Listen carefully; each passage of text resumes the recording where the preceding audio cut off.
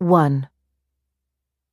Father Aidan O'Brien was hearing confessions in the lower church of St. Francis of Assisi on West 31st Street in Manhattan. The 78-year-old Franciscan friar approved of the alternate way of administering the sacrament, that of having the penitent sit in the reconciliation room with him, rather than kneeling on the hard wood of the confessional with a screen hiding his or her identity.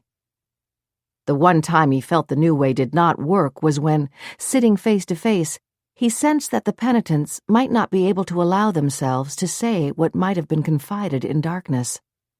This was happening now on this chilly, windswept afternoon in March. In the first hour he had sat in the room, only 2 women had shown up, regular parishioners, both in their mid-80s, whose sins, if any had ever existed, were long behind them. Today, one of them had confessed that when she was 8 years old, she remembered telling a lie to her mother. She had eaten 2 cupcakes and blamed her brother for the missing one.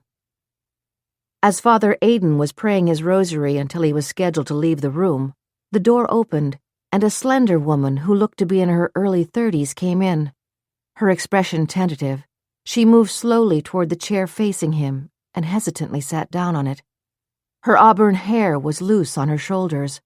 Her fur-collared suit was clearly expensive, as were her high-heeled leather boots. Her only jewelry was silver earrings.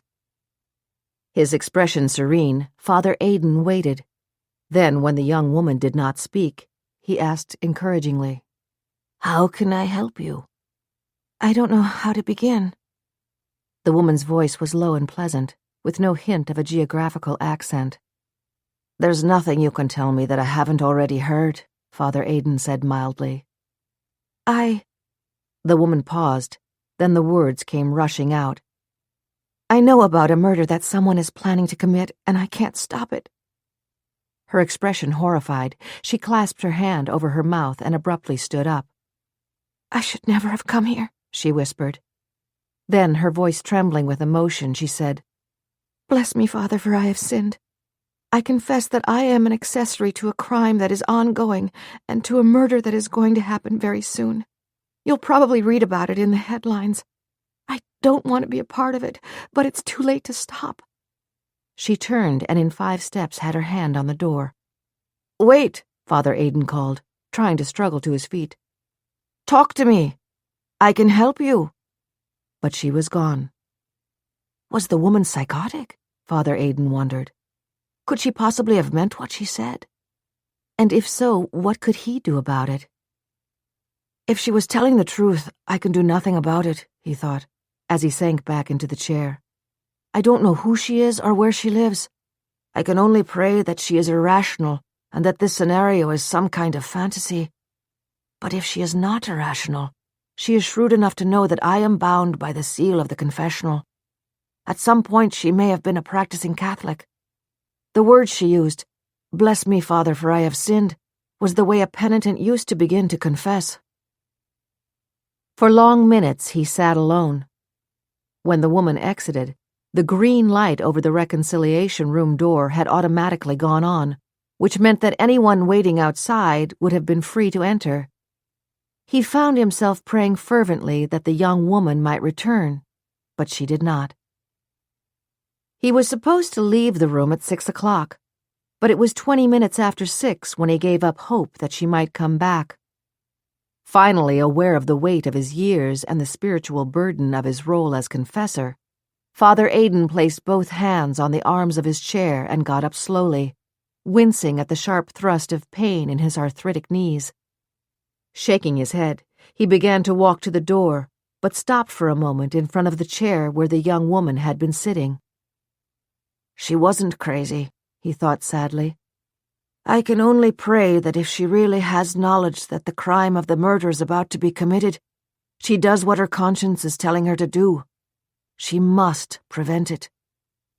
He opened the door and saw 2 people lighting candles in front of the statue of St. Jude in the atrium of the church. A man was kneeling on the prie-dieu in front of the shrine of St. Anthony, his face buried in his hands. Father Aidan hesitated, wondering if he should ask the visitor if he wanted to go to confession. Then he reflected that the posted hours for hearing confessions had been over for nearly half an hour.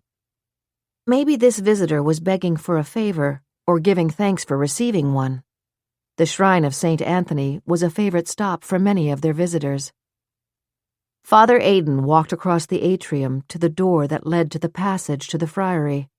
He did not feel the intense gaze of the man who was no longer deep in prayer, but had turned, pushed up his dark glasses, and was studying him intently, taking note of his rim of white hair and slow gait. She was only in there less than a minute, the observer thought. How much did she tell that old priest, he wondered.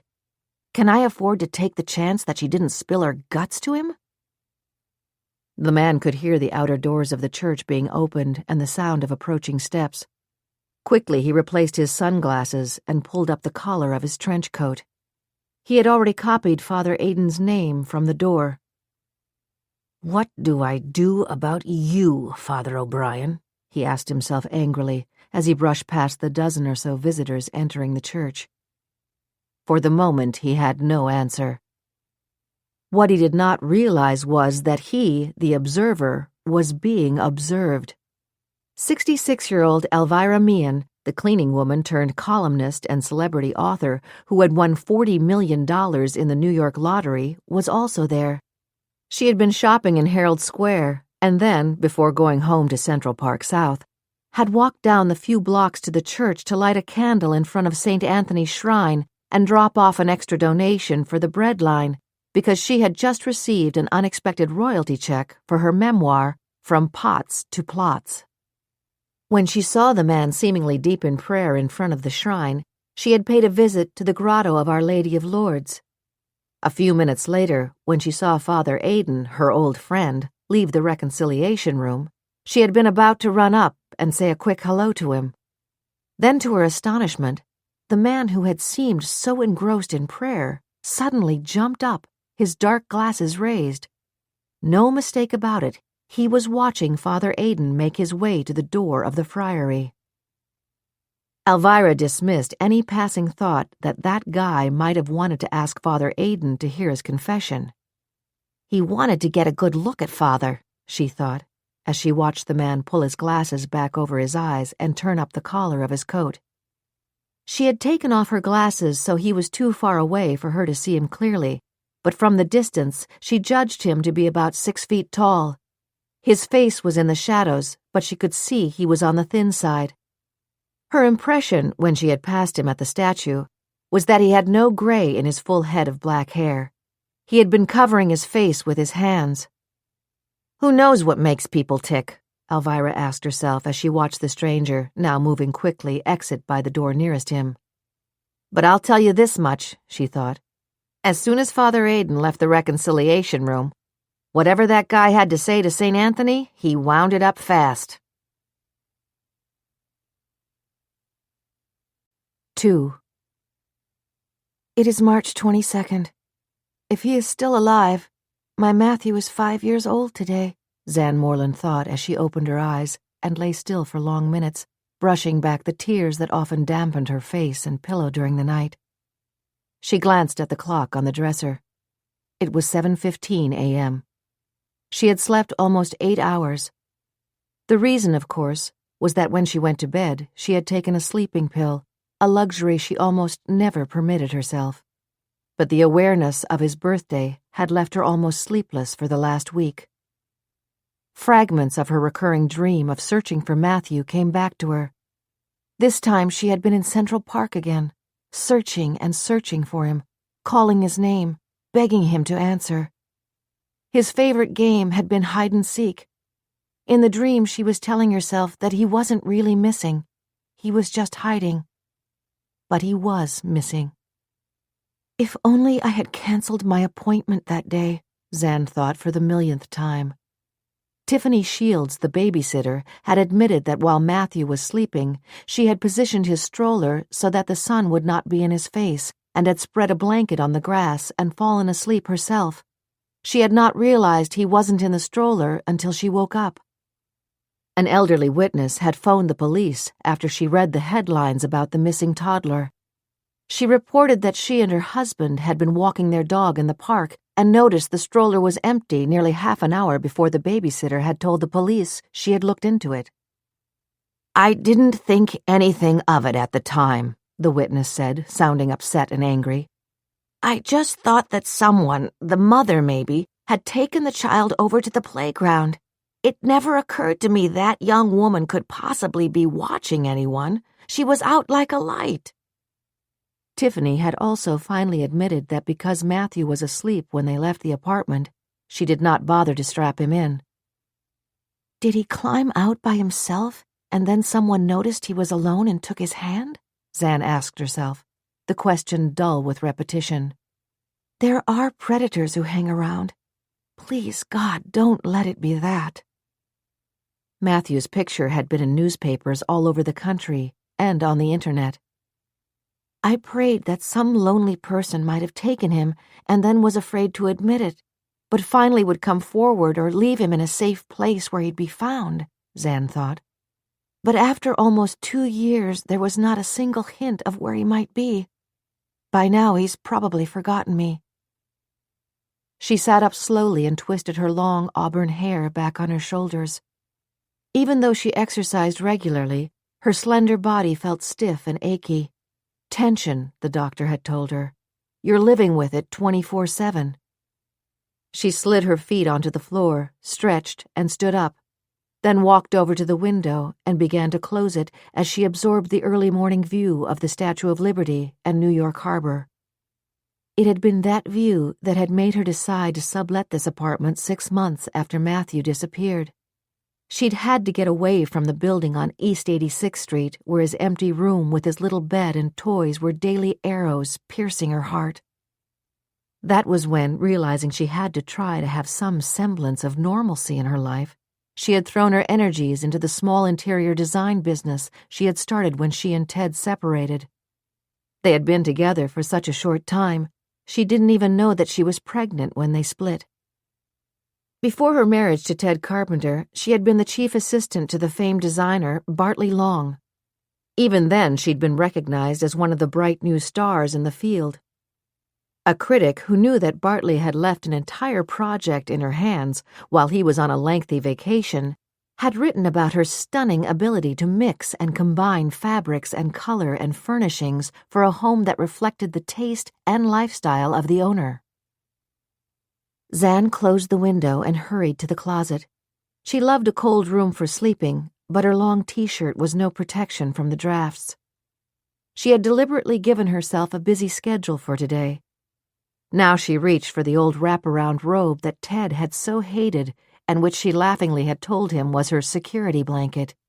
To her, it had become a symbol. When she got out of bed and the room was freezing, the minute she put on the robe, she was warm as toast. Cold to warm, empty to overflowing, Matthew missing, Matthew found. Matthew in her arms, home with her. Matthew had loved to snuggle inside it with her. But no more hide and seek, she thought, blinking back tears as she knotted the belt of the robe and wiggled her feet into flip-flops. If Matthew climbed out of the stroller himself, was that what he was trying to play? But an unattended child should have been noticed by other people. How long was it before someone took his hand and disappeared with him? It had been an unseasonably hot day in June, and the park had been filled with children. Don't get into that, Zan warned herself as she walked down the hallway to the kitchen and headed straight for the coffee maker. It had been set to go at 7 o'clock, and now the pot was full. She poured a cup and reached into the refrigerator for the skim milk and the container of mixed fruit she had bought at the nearby grocery store. Then, on second thought, she ignored the fruit. Just coffee, she thought. That's all I want now. I know I should eat more than I do, but I'm not planning to start today. As she sipped the coffee, she mentally ran through her schedule. After she stopped at the office, she was meeting the architect of a stunning new condominium high-rise on the Hudson River to discuss decorating 3 model apartments for him, a significant coup if she got the job. Her principal competition would be her old employer, Bartley, whom she knew bitterly resented her opening her own business instead of coming back to work for him. You may have taught me a lot, Zan thought, but boy, that nasty temper of yours wasn't anything I was going to be around again, not to say anything about the way you came on to me. Then she closed her mind to that embarrassing day when she had had a breakdown in Bartley's office. She carried the coffee cup to the bathroom, laid it on the vanity, and turned on the shower. The steaming water took some of the tautness out of her muscles, and after she poured shampoo on her hair, she massaged her scalp with deep pressure from her fingertips. Another trick for reducing stress, she thought sardonically. There's really only one way for me to reduce stress. Don't go there, she warned herself again. When she was toweling dry, she picked up the pace, briskly drying her hair, then back in her robe, she applied the mascara and lip gloss that were her only makeup. Matthew has Ted's eyes, she thought, that gorgeous shade of dark brown. I used to sing him that song, Beautiful Brown Eyes. His hair was so light, but I think it was starting to get some reddish tones in it. I wonder if he'll get the bright red hair I had as a kid. I hated it. I told Mom that I looked like Anne of Green Gables, stick thin and with that awful carrot hair. But on him it would look adorable. Her mother had pointed out that when Anne grew up, her body had filled out and her hair had darkened to a warm, rich auburn shade. Mom used to joke and call me Green Gables Annie, Zan thought. It was another memory not to be dwelt on today. Ted had insisted they have dinner tonight, just the two of them. Melissa will certainly understand, he'd said when he phoned. I want to remember our little boy with the only other person who knows how I'm feeling on his birthday. Please, Zan. They were meeting at the Four Seasons at 7:30. The one problem with living in Battery Park City is the traffic jams to and from Midtown, Zan thought. I don't want to bother coming back downtown to change, and I don't want to bother dragging a different outfit with me to the office. I'll wear the black suit with the fur collar. It's dressy enough for the evening. 15 minutes later, she was on the street, a tall, slender young woman of 32, dressed in a black fur-collared suit and high-heeled boots, wearing dark sunglasses, her designer shoulder bag in hand, her auburn hair blowing across her shoulders as she stepped down from the curb to hail a cab. 3. Over dinner, Alvirah had told Willy about the funny way that guy was looking at their friend, Father Aidan, when he was leaving the reconciliation room, and at breakfast she brought it up again. I was dreaming about that guy last night, Willy, she said, and that's not a good sign. When I dream about a person, it usually means there's going to be trouble. Still in their bathrobes, they were sitting cozily at the round table in the dining area of their Central Park South apartment. Outside, as she had already pointed out to Willy, it was a typical March day, cold and blustery. The wind was rattling the furniture on their balcony, and they could see that across the street, Central Park was almost deserted. Willy looked affectionately across the table at his wife of 45 years. Often referred to as the image of the late legendary Speaker of the House, Tip O'Neill, he was a big man with a full head of snow-white hair, and as Alvirah told him, the bluest eyes under the sun. In his fond eyes, Alvirah was beautiful. He didn't notice that no matter how hard she tried, she'd always been trying to lose 10 or 15 pounds. Neither did he notice that only a week after coloring her hair, the gray roots became visible around her hairline, the hair that, thanks to Dale of London, was now a subdued russet brown. In the old days, before they won the lottery, when she colored it herself over the bathroom sink in their apartment in Queens, it had been a flaming red-orange shade.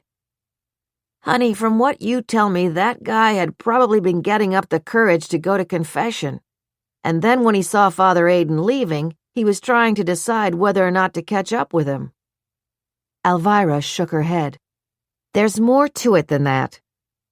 She reached for the teapot and poured herself a second cup, and her expression changed. You know that today is little Matthew's birthday. He'd be 5 years old. Or is 5 years old, Willy corrected her. Alvirah, I have intuition, too. I say that little guy is alive somewhere. We talk about Matthew as if we know him, Alvirah sighed as she added a sugar substitute to her cup. I feel as though we do know him, Willy said soberly. They were silent for a minute, both remembering how nearly 2 years ago, after Alvirah's column about the missing child in the New York Globe had been posted on the internet, Alexandra Moreland had phoned her. "Mrs. Meehan," she had said, "I can't tell you how much Ted and I appreciate what you wrote. If Matthew was taken by someone who desperately wanted a child, you conveyed in that article how desperately we want him back. The suggestions you made about how someone could leave him in a safe place and avoid being recognized on security cameras might just make a difference." Alvirah had agonized for her. "Willy, that poor girl is an only child, and she lost both her parents when their car crashed on their way to pick her up at the Rome airport. Then she splits with her husband before she realizes she is pregnant, and now her little boy disappears. I just know she must be at the point where she doesn't want to get up in the morning. I told her that if she ever wanted to have someone to talk to, she should just call me, but I know she won't." But then, shortly thereafter, Alvirah read on page 6 of the Post that the tragedy-haunted Zan Moreland had gone back to work full-time at her interior design firm, Moreland Interiors, on East 58th Street. Alvirah immediately informed Willy that their apartment needed to be redone. "I don't think it looks so bad," Willy had observed. "It's not bad, Willy, but we did buy it furnished 6 years ago, and to tell you the truth, having everything white, curtains, rugs, furniture, has made me feel sometimes as though I'm living in a marshmallow. It's a sin to waste money, but I think in this case it's the right thing to do." The result was not only their transformed apartment, but also a close friendship with Alexandra Zan Moreland. Now Zan called them her surrogate family, and they saw her frequently. "Did you ask Zan to have dinner with us tonight?" Willy asked now. "I mean, this has got to be a horrible day for her." "I did ask," Alvirah replied, "and at first she said yes. Then she phoned back. Her ex-husband wants to be with her, and she didn't think she could refuse. They're meeting at the Four Seasons tonight." I could see where the two of them might be some comfort for each other on Matthew's birthday. On the other hand, that's a pretty public place, and Zan is too hard on herself about letting her emotions show. When she talks about Matthew, I wish she'd let herself cry once in a while, but she never does, not even with us. "I'll bet there are many nights when she cries herself to sleep," Willy said. "And I agree it won't do her any good to be with her ex tonight. She told us that she's sure Carpenter has never forgiven her for allowing Matthew to go out with such a young babysitter. I hope he won't bring that up again on Matthew's birthday." "He is, or was, Matthew's father," Alvirah said. Then more to herself than to Willy added, "From everything I've ever read, in a case like this, even if they're not present, one parent takes the blame for the situation, be it a careless babysitter or being away when he or she had wanted to stay home that day. Willy, there's always blame, more than enough to go around when a child is missing, and I just pray God that Ted Carpenter doesn't have a couple of drinks and start in on Zan tonight." "Don't borrow trouble, honey," Willy cautioned. "I know what you mean." Alvirah debated, then reached for the other half of her toasted bagel. "But Willy, you know it's true that when in my bones I feel trouble coming, it always does come. And I just know, that impossible as it seems, Zan is going to be hit real hard with something more." 4. Edward, Ted Carpenter, nodded to the receptionist without speaking as he strode through the outer room of his 30th floor suite on West 46th Street. The walls of the room were filled with pictures of his current and former celebrity clients, covering the past 15 years. All were inscribed to him. Usually he made a left turn into the large room where his 10 publicity assistants worked, but this morning he headed directly for his private office. He had warned his secretary, Rita Moran, not to bring up the subject of his son's birthday to him, and not to bring any newspapers to work. But when he approached her desk, Rita was so absorbed in reading a news story on the internet that she did not even see him when he stood over her at the computer. She had an image of Matthew pulled up on her screen. When she finally heard Ted, she looked up. Her face turned crimson as he leaned over her, grabbed the mouse, and turned off the computer. In quick strides, he went into his office and took off his coat. But before he hung it up, he went to his desk and stared at the framed picture of his son. It had been taken on Matthew's 3rd birthday. Even then he looked like me, Ted thought. With that high forehead and dark brown eyes, there was no mistaking that he was my son. When he grows up, he'll probably look just like me, he thought as he angrily turned the frame face down. Then he went to the closet and hung up his coat. Because he was meeting Zan at the Four Seasons, he had chosen to wear a dark blue suit instead of his preferred sport jacket and slacks. At dinner last night, his most important client, the rock star Melissa Knight, had been visibly upset when he told her he could not escort her to some affair this evening. "You're having a date with your ex?" she had said, her tone apprehensive and angry. He could not afford to antagonize Melissa. Her first 3 albums had all hit over 1 million sales, and thanks to her, other celebrities were signing up with his public relations firm. Unfortunately, somewhere along the way, Melissa had fallen, or thought she had fallen, in love with him. "You know my plans, Princess," he had said, trying to keep his tone mild, and then added with the bitterness he could not conceal, "And you certainly should understand why I'm meeting the mother of my son on his 5th birthday." Melissa had been instantly remorseful. "I'm sorry, Ted. I'm truly sorry. Of course I know why you're meeting her. It's just—" The memory of that exchange was grating. Melissa's suspicion that he was still in love with Zan was always there, a constant jealousy that caused her to explode regularly. And it was getting worse. "Zan and I separated because she said our marriage was just an emotional reaction to her parents' sudden death," he thought. "She didn't even realize she was pregnant when we broke up. That was well over 5 years ago. What has Melissa got to be upset about? I can't afford to let her get angry at me. If she were to walk out, it would be the end of this place. She'd take all her friends with her, which would mean the most lucrative ones we have. If only I hadn't bought this damn building, what was I thinking?" A subdued Rita was carrying in the morning mail. "Melissa's accountant is a dream," she said with a tentative smile. "The monthly check and all the expenses came in this morning right on time. Don't we wish all our clients were like that?" "We sure do," Ted said heartily, knowing that Rita had been upset by his curtness when he arrived.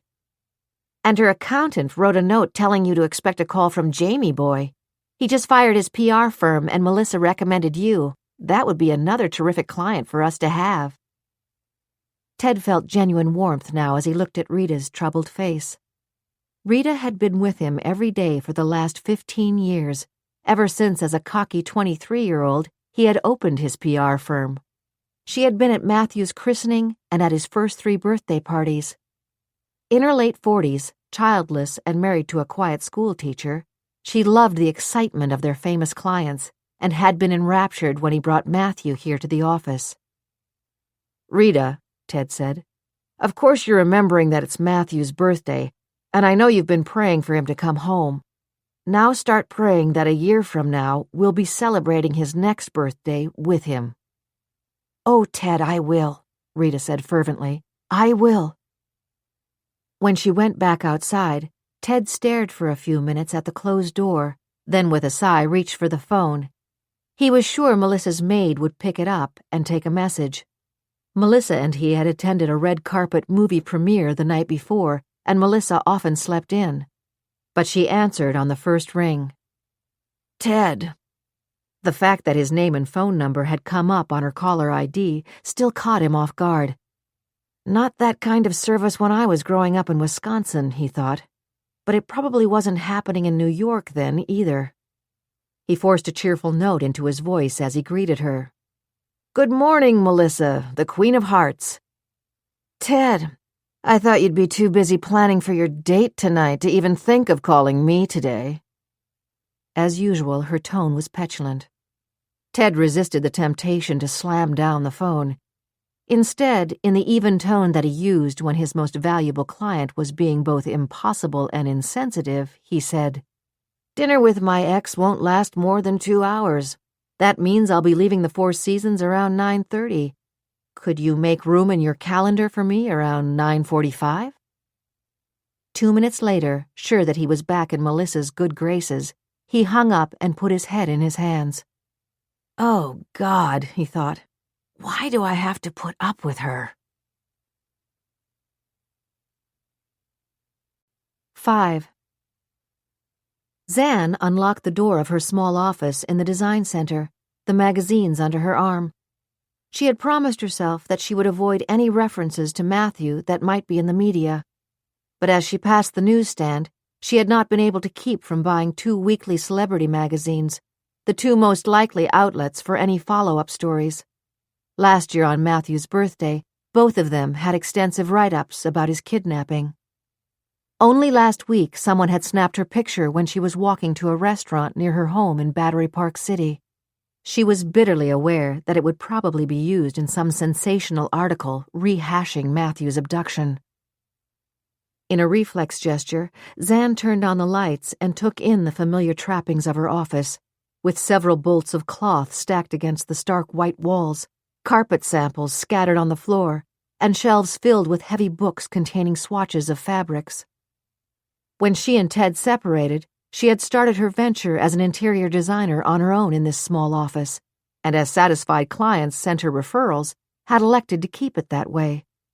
The antique desk with the 3 Edwardian chairs surrounding it was wide enough for her to sketch suggested designs for homes and rooms and lay out possible color combinations for a client's approval.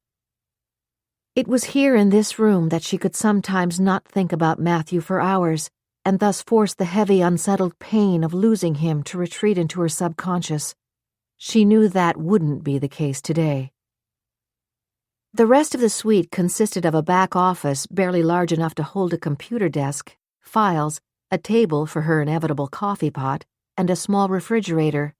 The clothes closet was opposite the lavatory. Josh Green, her assistant, had observed with ironic accuracy that the dimensions of closet and lavatory were exactly the same. She had resisted Josh's suggestions that they lease the suite next door when it became available. She wanted to keep her overhead to a minimum. That way she would be able to hire yet another private detective agency that specialized in finding lost children to look for Matthew. She had gone through what was left of the money that she had received from her parents' modest life insurance in the first year that Matthew had been missing, spending it wildly on private investigators and psychic quacks, none of whom had turned up a shred of evidence that might lead to finding him. She hung up her coat. The fur trimming on the collar was one more reminder that she was going to meet Ted tonight for dinner. "Why does he bother?" she asked herself impatiently. "He blames me for letting Tiffany Shields take Matthew out to the park." But he loved Matthew passionately, and no amount of blame that he could throw at her could possibly match the blame and guilt she carried herself. To get it out of the way, she opened the celebrity magazines and scanned them quickly. As she had suspected, one of them was carrying the picture of Matthew that had been released to the media when he vanished. The caption read, "Is Matthew Carpenter still alive and celebrating his 5th birthday?" The article ended with a quote Ted had made the day Matthew disappeared, a caution to parents about leaving their children with a young babysitter. Zan ripped out the page, crumpled it, and threw both magazines in the wastebasket. Then, wondering why she had subjected herself to looking for this kind of article, she hurried to the big desk and settled in a chair. For the 100th time in the past few weeks, she unrolled the drawing she was going to submit to Kevin Wilson, architect and part owner of the 34-story apartment building that overlooked the new walkway bordering the Hudson River on the Lower West Side. If she did get the job of furnishing 3 model apartments, it would not only be a major breakthrough for her, it would be her first successful toe-to-toe with Bartley Long. It still was incomprehensible to her that the employer who had so valued her while she was his assistant had so utterly turned on her. When she first began to work for him 9 years ago, right after she graduated from FIT, the Fashion Institute of Technology, she had eagerly embraced the demanding schedule and put up with his volatile temper because she knew she was learning a lot from him. Divorced, then in his early 40s, Bartley was very much a man about town. He had always been extremely difficult. But it was when he turned his attention to her and she made it clear that she was not interested in an involvement that he had begun to make her life miserable with his biting sarcasm and endless criticism. I kept putting off going to see Mom and Dad, who were living in Rome, Zan thought. Bartley would get furious if I said I needed a couple of weeks off. I delayed that trip for 6 months. Then when I finally told him I was going, whether he liked it or not, it was too late. She had been in the airport in Rome when the car her father was driving to meet her had crashed into a tree, killing him and her mother instantly. An autopsy showed that her father had suffered a heart attack at the wheel. Don't think about them today, she warned herself. Concentrate on the model rooms. Bartley will be submitting his plans. I know the way he thinks. I'll beat him at his own game.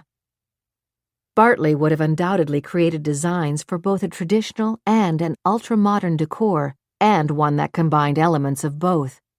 She made herself concentrate to see if there were any better way she could find to improve the sketches and color samples she would be offering. As though it mattered. As though anything mattered except Matthew. She heard a key turn in the door. Josh was there. Her assistant was also a graduate of FIT. 25 years old, smart, looking more like a college kid than a gifted interior designer, Josh had become something of a younger brother to her. It almost helped that he had not been with her when Matthew disappeared. Somehow she and Josh just clicked. But today the expression on his face made Zan realize that the concern she was seeing was different. Josh began without a greeting. Zan, I stayed here last night catching up on the monthly statements. I didn't want to call you because you said you were going to take a sleeping pill. But Zan, why did you buy a one-way ticket to Buenos Aires for next Wednesday? 6. The little boy heard the sound of a car coming down the driveway even before Glory heard it.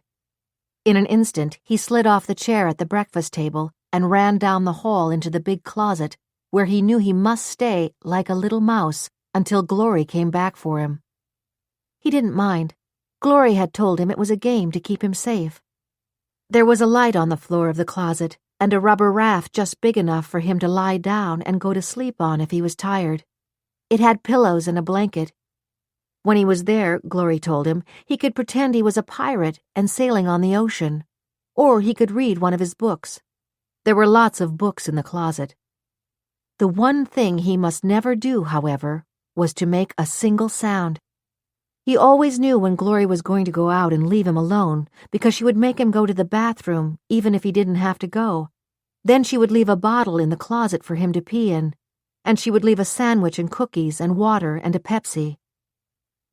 It had been that way in the other houses, too. Glory always made a place for him to hide, then put some of his toys and trucks and puzzles and books and crayons and pencils in it. Glory told him that even though he never played with other children, he was going to be smarter than all of them. You read better than most 7-year-olds, Maddie, she told him. You're really smart, and it's because of me that you're so smart. You're really lucky.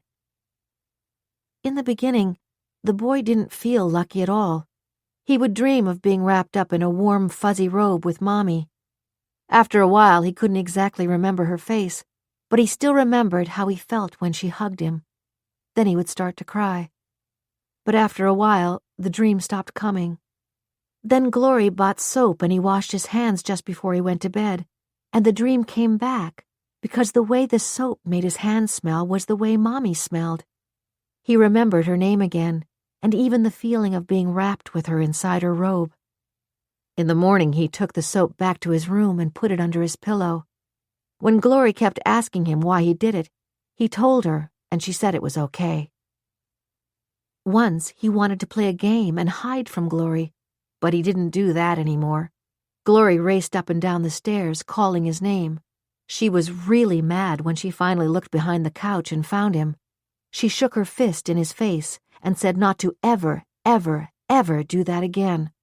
Her expression was so angry that he was really scared. The only time he saw other people was when they were driving in the car, and that was always at night. They didn't stay long in any place, and wherever they stayed, there weren't other houses around them. Sometimes Glory would take him out in the back of the house and play a game with him and take his picture. But then they would move to another house, and Glory would make a new secret room for him again. Sometimes he would wake up after Glory had locked him in his room at night and hear her talking to someone. He wondered who it was. He could never hear the other voice. He knew it couldn't be Mommy, because if she was in the house, she would definitely come upstairs to see him. Whenever he was sure someone was in the house, he would hold the soap in his hand and pretend it was Mommy. This time the door of the closet opened almost right away. Glory was laughing. The owner of this place sent over the guy from the security system to make sure it works. Isn't that a riot, Maddie? 7. After Josh told Zan about the airline charge to her credit card, he suggested they check all the other cards in her purse. Bergdorf Goodman had new purchases of expensive clothing charged to her account, clothing that was in her size, but that she knew nothing about. On this day of all days, Josh muttered as he notified the store to cancel the card. Then he'd added, Zan, do you think you can handle this appointment alone? Maybe I should go with you. Zan promised she would be okay, and promptly at 11 o'clock, she was standing at the door of the office of Kevin Wilson, the architect of the stunning new building overlooking the Hudson River. The door was partially open. She could see that the office was a makeshift space on the main floor of the new building, the kind an architect would keep for convenience to observe the progress of an ongoing project. Wilson's back was to her, his head bent over the papers on the table behind the desk. Were they Bartley Long's drawings? Zan wondered. She knew his appointment had been earlier than hers. She knocked on the door, and Wilson, without turning around, called out for her to come in. Before she reached his desk, Wilson swiveled around in the chair, stood, and pushed his glasses up on his head. Zan realized that he was younger than she expected, certainly not more than mid-30s. With his tall, lanky frame, he looked more like a basketball player than an award-winning architect.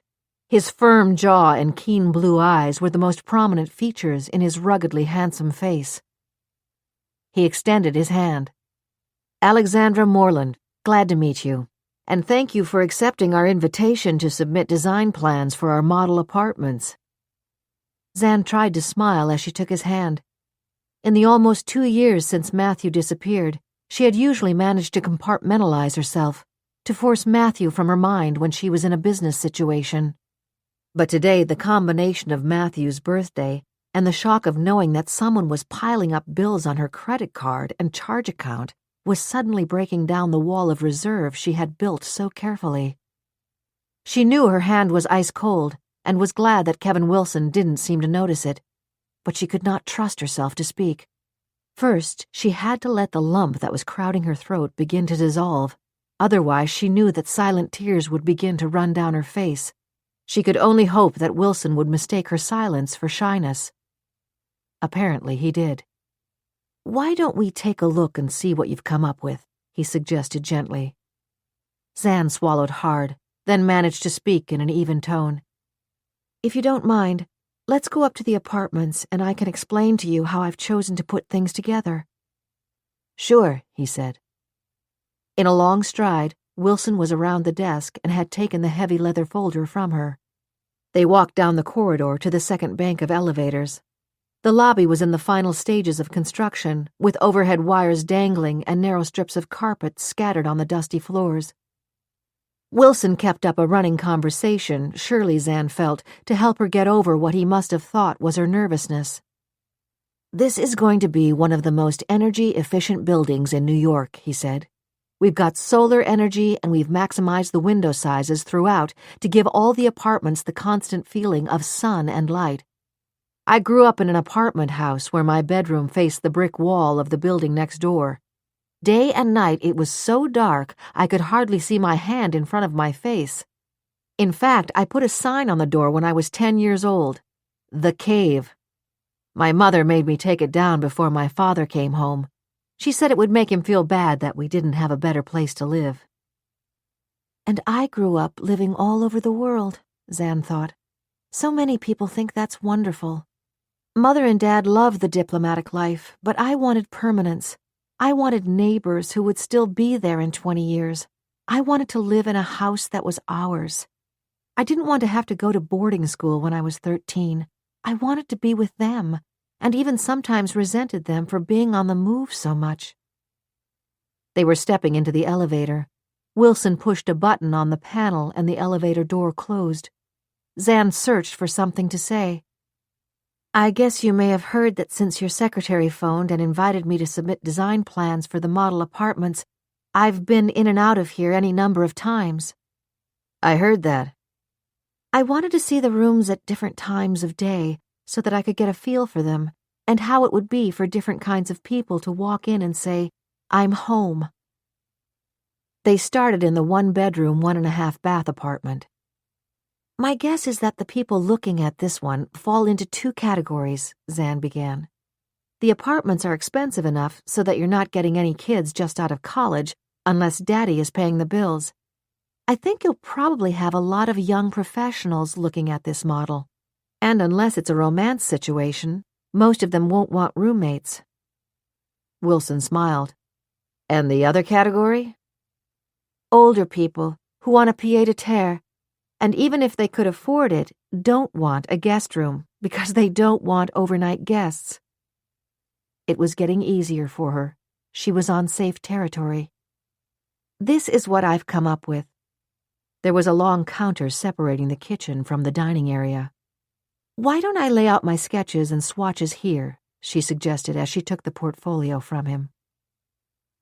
She was with Kevin Wilson for nearly 2 hours as she explained her alternate approaches for each of the 3 model apartments. When they were back in his office, he laid her plans on the table behind his desk and said, You've put an awful lot of work into this, Zan. After the first time he had called her Alexandra, she had said, Let's keep it simple. Everybody calls me Zan. I guess because when I was starting to talk, Alexandra was too big a mouthful for me.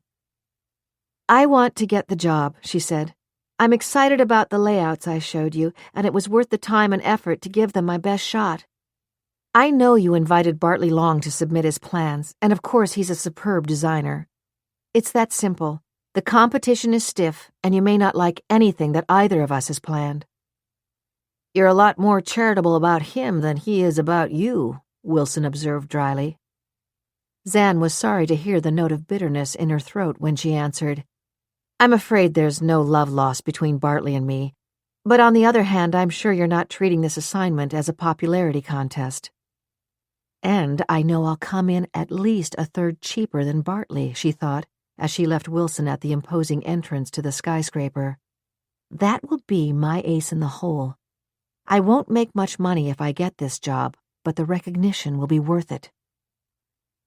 In the cab going back to the office, she realized that the tears she had been able to hold back were streaming down her cheeks now. She grabbed her sunglasses out of her shoulder bag and put them on.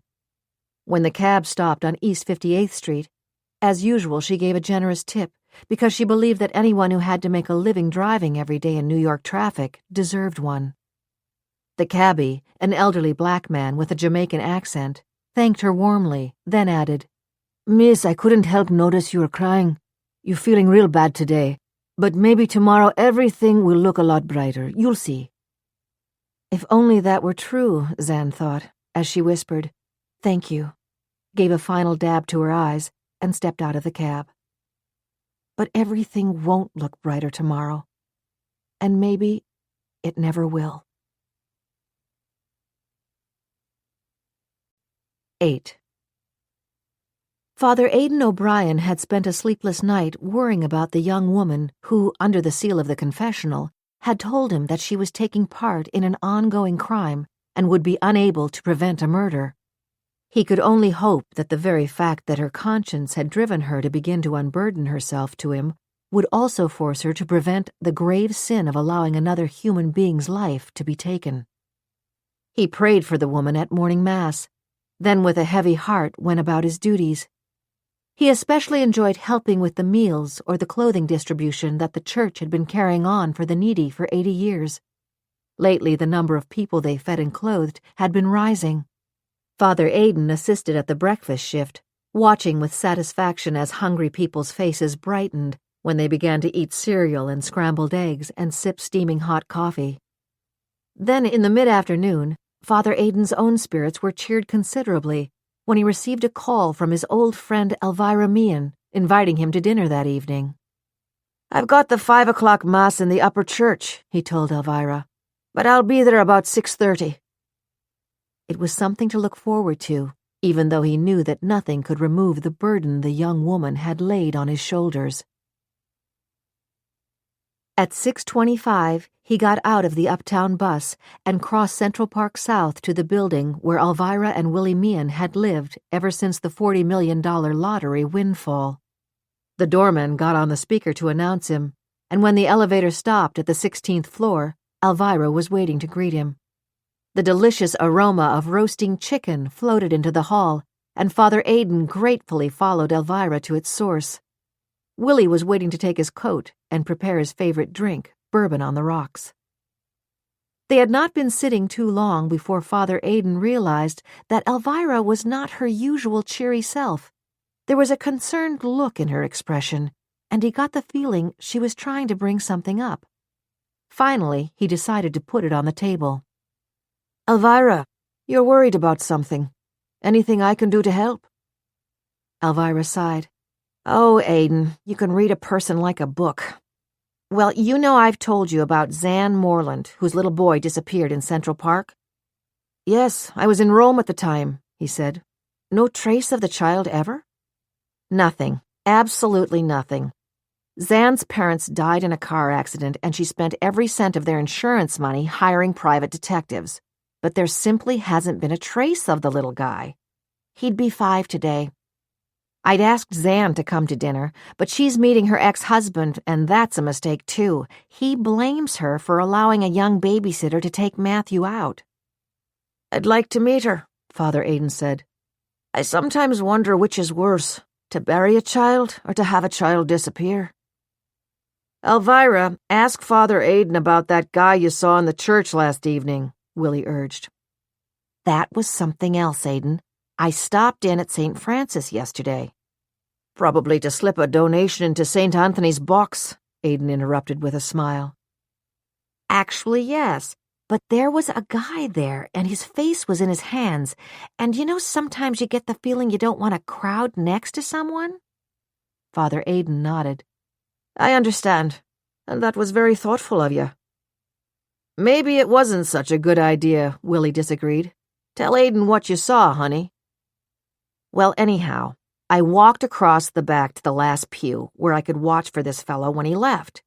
Unfortunately, I didn't get a good look at him, but then you came out of the reconciliation room and started across the atrium to the friary.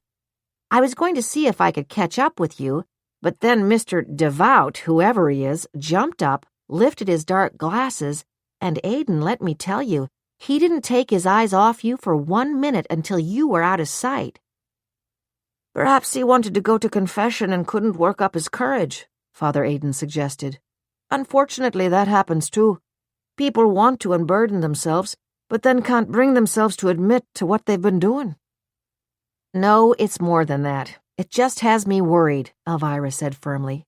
"I mean, it does happen sometimes that some crazy person decides he's mad at a priest. If there's anyone you know who's mad at you, keep an eye out for him." The wrinkles on Father Aidan's forehead deepened as a thought occurred to him. "Alvirah, you say that this person was kneeling at the shrine of St. Anthony for a few minutes before I left the reconciliation room?" "Yes." Alvirah put down the glass of wine in her hand and leaned forward. "You suspect someone, don't you, Aidan?" "No, Father Aidan protested unconvincingly. That young woman, he thought. She said she was powerless to prevent someone from being murdered. Was she followed into church, or did someone accompany her? She had rushed into the reconciliation room. Maybe she came in on an impulse and then obviously regretted it. Aidan, do you have security cameras at the church? Alvirah asked. Yes, at all the doors that lead into the church. Well, couldn't you check them and see who might have come in between 5:30 and 6:30? I mean, there weren't many people there. Yes, I could do that, Father Aidan agreed. Would you mind if I took a look at them tomorrow morning? Alvirah asked. I mean, I couldn't see that guy's face, but I did get an impression of him. On the tall side, an all-weather coat like a Burberry. He did have a lot of black hair. A tape will also show that young woman coming into church, Father Aidan thought. Not that I have any hope of learning who she is, but it would be interesting to get a sense of whether she was being followed. The burden of concern that he had been carrying all day deepened. Of course, Alvirah. I'll meet you in the church at 9 a.m. If someone followed the young woman and was afraid of what she might have told him, would that young woman's own life be in danger now?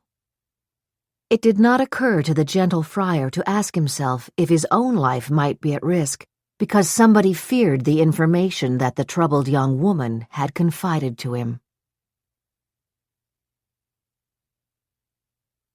9. Promptly at 7:30 p.m., Zan was at the desk of the Four Seasons restaurant. She had only to scan the grill room to see that Ted was already there, as she had expected he would be. 7 years ago, when they began to date, he had told her that always being early for an appointment was good business. If it's a client situation, I'm sending a message that I value their time. If it's someone looking for something from me, that person is already nervous, and it puts them at a disadvantage. Even if they're on time, they feel as if they're late. What would someone want from you? She had asked him. Oh, the manager of a would-be actor or singer who wants me to handle his client, that kind of thing. Ms. Moreland, nice to see you again. Mr. Carpenter is waiting. The maitre d' led her across the room to the table for two that Ted always booked. Ted was on his feet when she reached the table. He leaned over to kiss her cheek. Zan. His voice was husky. When they sat down, his shoulder brushed against hers. How bad a day have you been having? He asked. She had decided not to say a word about the charges on her credit cards. She knew that if Ted learned about them, he would want to help, and she would not want to initiate anything that would keep them in contact, except, of course, if it involved Matthew. Pretty bad, she said quietly. Ted's hand closed over hers. I will not give up hope that someday the phone will ring and it will be good news. I make myself believe that, but then I think that by now Matthew has probably forgotten me. He was only 3 years and 3 months old when he disappeared. I've lost nearly 2 years of his life. She stopped. I mean, we've lost nearly 2 years, she added carefully. She saw the flash of anger in Ted's eyes and was sure she knew what he was thinking. The babysitter. He would never forgive her for the careless babysitter she had hired because she had an appointment with a client. When would it come up? After he had had a couple of drinks? There was a bottle of her favorite red wine by the table. At Ted's nod, the waiter began to pour it. When Ted picked up his glass, he said, To our little boy. Don't, Zan whispered. Ted, I can't talk about him. I simply can't. We both know what we are feeling today. Ted took a long sip from his glass without answering. As Zan studied him, she thought for the second time that day that Matthew would grow up to look like him, with those wide-spaced brown eyes and even features. By any standards, Ted was a handsome man. Then she forced herself to realize that just as badly as she did not want to talk about Matthew, Ted needed to share some memories of him. But why here, she asked herself bitterly. I'd have cooked dinner for him at my apartment. No, I wouldn't, she corrected herself. But we could have gone to some small, out-of-the-way place where you don't get the feeling that the other diners may be people watching. How many of them in this room might have seen the articles in those magazines today? She knew she had to allow Ted to talk about Matthew. "This morning, I was thinking how when he grows up, he's going to look just like you," she said tentatively. "I agree. I remember one day only a few months before he disappeared, I picked him up from you and took him for lunch. He wanted to walk, and I had his hand going down Fifth Avenue. He was so darn cute that people were looking at him and smiling. I ran into one of my old clients, and he joked, 'You'll never be able to deny that child.'" "I don't think you'd ever have denied him," Zan tried to smile. As if he realized what an effort she was making, Ted changed the subject. "How's the design business going? I read somewhere that you were bidding to decorate those model apartments in the Kevin Wilson building." It was safe ground. "I honestly think it went well." Because she thought Ted was genuinely interested, and because she absolutely had to steer the conversation away from Matthew, Zan described the designs she had suggested and said she felt she had a good shot at getting the job. "Of course, Bartley Long is in there pitching, and from a chance remark Kevin Wilson made, I guess he's been bad-mouthing me again." "Zan, that man is dangerous. I've always felt that about him. He was jealous of me when we started going out together. It isn't just that he's a business rival now. He didn't want to let you out of his sight then, and I would bet anything he's still crazy about you." "Ted, he's 20 years older than I am. He's been divorced and has had numerous affairs. He's got a nasty temper. If he has any feelings about me, it has to do with the fact that I didn't feel flattered by his attention when he decided to try to hit on me. The great regret of my life is that I kept allowing him to bully me when something in my very soul was telling me to fly to Rome and visit Mom and Dad." She remembered it all. Arriving at Da Vinci Airport, looking for their faces when she came through security. The letdown, then the worry, then collecting her bags and waiting uncertainly in the terminal. Then the call on her international cell phone, the Italian authorities telling her about the accident that had killed them. The hustle and bustle of Rome at the airport in the early morning. Zan could see herself, standing with the phone frozen at her ear, her mouth shaped into a silent scream. "And then I called you," she told Ted. "I'm glad you did. When I got to Rome, you were absolutely out of it." "I was out of it for months," Zan thought. "Ted took me in like some kind of stray. That's how good he is. There were plenty of women who would have loved to marry him. And you married me to take care of me, and I rewarded you by allowing an inexperienced babysitter to lose your son." Zan could not believe she had said those words. "Zan, I know I said that the day Matthew disappeared. Can't you ever understand that I was distraught?" "Around and around we go, and where we stop, nobody knows," she thought. "Ted, no matter what you say, I still blame myself. Maybe none of those private detective agencies I hired did us any good." "They were a waste of money, Zan. The FBI has the case open and so does the NYPD. You fell for every charlatan who claimed they could find Matthew, even that weird psychic who had us riding down Alligator Alley in Florida." "I don't think anything that might help us find Matthew is ever a waste of money. I don't care if I have to consult every private agency in the phone book. Maybe I'll eventually find the one person who can follow Matthew's trail. You asked me about this model apartment job. If I get it, it will open a lot of doors. I'll be making more money, and every cent I make over my living expenses will be spent trying to find Matthew. Somebody must have seen something. I still believe that." She knew she was trembling. The maitre d' was standing near them. She realized her voice had been raised and he was discreetly trying to pretend that he had not overheard her. "Ready for the specials?" he asked now. "Yes, we are," Ted said heartily. Then he whispered, "For God's sake, Zan, try to keep it down. Why do you keep torturing yourself?" A surprised look came over his face, and she turned. Josh was hurrying across the room. His face ashen, he stopped at their table. "Zan, I was just leaving the office when some reporters with cameras from Tell All Weekly came in looking for you. I said I didn't know where you were." Then they told me some guy from England who was in the park the day Matthew disappeared just had some photos he took that day enlarged for his parents' wedding anniversary. The reporter told me this guy realized that in the background of a couple of those enlarged photos, you can see a woman lifting a child out of a stroller that was parked beside a woman asleep on a blanket. "Oh, dear God," Ted cried. How much can they tell from them? When they blew them up even more, other background details were clear. The boy's face isn't visible, but he's wearing a matching blue plaid shirt and shorts. Zan and Ted stared at Josh. Through lips almost too dry to form words, Zan said, "That's what Matthew was wearing. Did that man bring the photos to the police?" "No, he sold them to that rag tell-all. Zan, this is crazy, but they swear that you're the woman who's picking up the child. They say there's no mistaking that it's you." As the sophisticated diners in the Four Seasons grill room turned their heads to find the source of the sudden outburst, Ted grabbed Zan by the shoulders and pulled her to her feet. Damn you, you self-pitying lunatic," he shouted. "Where is my son? What did you do to him?" 10.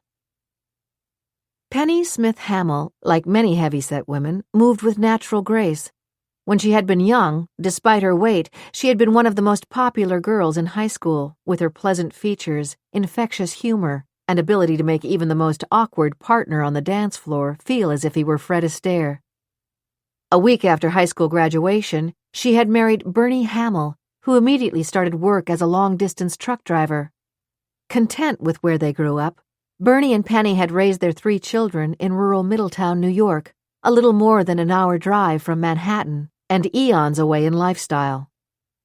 Now 59 years old, the children and grandchildren scattered from Chicago to California, and with Bernie on the road so much, Penny had kept happily busy by being available as a babysitter. She loved all her charges, giving them the affection that she would have showered on her grandchildren if they had lived nearby. The only real excitement in her life had occurred 4 years ago, when she and Bernie, together with Bernie's 10 fellow drivers, had won $5 million in the lottery. They were one of the larger groups ever to win, and after taxes, it netted them each about $300,000, which Bernie and Penny immediately put into a college fund for their grandchildren. Part of the excitement was that they accepted an invitation to go into Manhattan and meet Alvirah and Willy Meehan and attend a meeting of their lottery winners support group. The Meehans had started the group to help people learn not to squander their winnings on crazy investments or by playing Santa Claus to newly discovered relatives. Penny and Alvirah had immediately realized they were kindred souls and kept in touch regularly. Penny's best friend since childhood, Rebecca Schwartz, was a real estate agent who kept Penny informed about houses being bought or sold in her local neighborhood. On March 22nd, she and Penny had lunch in their favorite diner, and Rebecca filled Penny in on the fact that the farmhouse on the dead-end road near her had finally been rented. The new tenant had moved in on March 1st. "Her name is Gloria Evans," Rebecca confided. "About 30, really attractive, natural blonde. You know, I can always tell when it's being helped along. Great shape, not like you and me. She just wanted a 3-month rental, but I told her that Cy Owens wouldn't dream of renting it for less than a year. She didn't bat an eye, just said she was willing to pay for the year in advance because she's finishing a book and needs to be by herself without interruptions." "Not a bad deal for Cy Owens," Penny commented. "Then I guess he rented it furnished?" Rebecca laughed. "Oh, sure. What else would he do with all that tacky stuff? He wants to sell that place as is, lock, stock, and barrel. You'd think it was Buckingham Palace." As was her custom with any new neighbors, the next day Penny drove over to welcome Gloria Evans with a plate of her homemade blueberry muffins. When she knocked on the door, even though there was a car in the breezeway, it was a few minutes before the door was cautiously opened. Penny had one foot poised to step inside, but Gloria Evans kept the door partially closed, and Penny could tell right away that this woman wasn't the least bit happy at the interruption. Penny was immediately apologetic. "Oh, Miss Evans, I know you're writing a book, and I'd have called if I had your cell phone number. I just want to welcome you to town with some of my famous blueberry muffins, but please don't think I'm one of those people who will be pestering you with phone calls or drop-in visits. That's nice of you. I did come here to be completely isolated, Evan snapped, as with obvious reluctance she took the plate of muffins from Penny's extended hand. Refusing to be affronted, Penny continued. Don't worry about the plate. It's a throwaway. I wrote my phone number for you on a post-it I stuck on the bottom, just in case you should ever have an emergency. That's very kind, but unnecessary, Evans replied stiffly. She had been forced to open the door wider to accept the plate, and looking past her, Penny spotted a toy truck on the floor. Oh, I didn't know you had a child, Penny exclaimed. I'm a good babysitter if you ever need one. I have references from half the people in town. I don't have a child, Evans snapped. Then following Penny's glance, she turned and saw the toy truck. My sister helped me get settled. That belongs to her son. Well, if she ever visits and you two want to go off for lunch, you have my phone number, Penny said amiably. The last 3 words were addressed to the door that had closed in her face. For the moment she stood uncertainly, then wishing she had the courage to ring the bell again and grab her blueberry muffins out of the woman's hand, she turned and hurried back to her car. I hope Gloria Evans isn't writing a book on manners, she sniffed, as thoroughly humiliated, she backed up her car, turned it around, and sped away. 11. Alvirah and Willy heard the breaking news that Zan Moreland might have been responsible for the disappearance of her son on the 11 o'clock news that night. They had been preparing for bed after their dinner with Father Aidan. Shocked, Alvirah called Zan and left a message when she did not answer her cell phone. In the morning, Alvirah met Father Aidan in the friary adjoining St. Francis of Assisi Church. Together with Neil the handyman, they went into the office to view the playback of the tapes from the security cameras starting at 5:30 p.m. on Monday evening. For the first 20 minutes, there was nothing unusual in the frames of people entering or leaving the chapel. As she waited, Alvirah, her voice filled with concern, told Father Aidan that the media was reporting that Zan might have been involved in Matthew's disappearance. Aidan, Alvirah said insistently, they might just as well be saying that Willy and I stole Matthew from his stroller. It's so absolutely ridiculous that you wonder how anyone would swallow it. If they have some kind of pictures, I can only say that that guy in England doctored them to make money from that magazine. Then she leaned forward and gasped. Neil, can you stop the video? That's Zan. She must have paid a visit here on Monday evening. I know how upset she had to have been because Matthew was turning 5 yesterday. Father Aidan O'Brien had also recognized the expensively dressed young woman in the dark glasses with the long hair. It was the woman who had come into the reconciliation room and told him that she was involved in an ongoing crime and that there was a murder about to be committed. He tried to keep his voice calm as he asked Alvirah, Are you sure that is your friend Zan? Aidan, of course I'm sure. Look at that suit. Zan bought it last year after it was reduced. She's so careful about money. She went through every cent her mother and father left her, spending it on private detectives to help find Matthew. Now she's saving so she can get someone new to start hunting for him. Before Aidan could reply, Alvirah urged Neil to start running the tape again. I'm dying to see if I can pick up the guy who was eyeing you, Aidan. Aidan phrased his words carefully. Do you think he might have been accompanying or following your friend, Alvirah? Alvirah seemed not to have heard the question.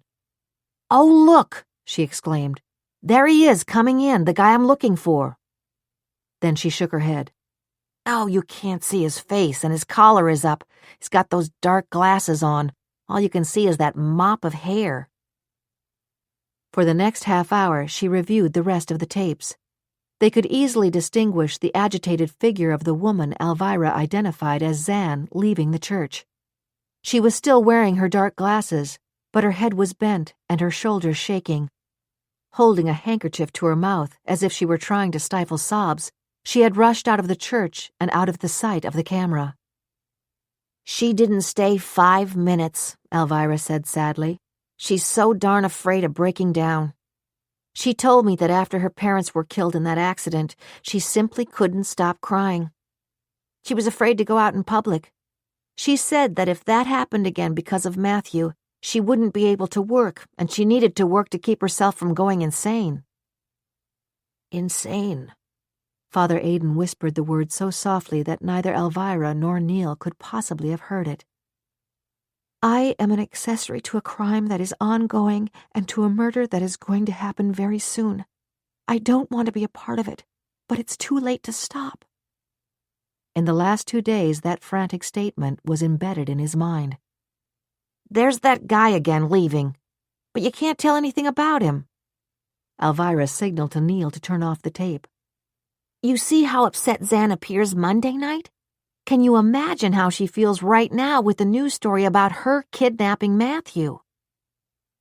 That was the other thing the young woman told him, Father Aidan thought. You'll read about it in the headlines. Had the murder she claimed she could not prevent already been committed? Had she already killed her own child? Or probably even worse, was the poor thing still alive and about to die? 12.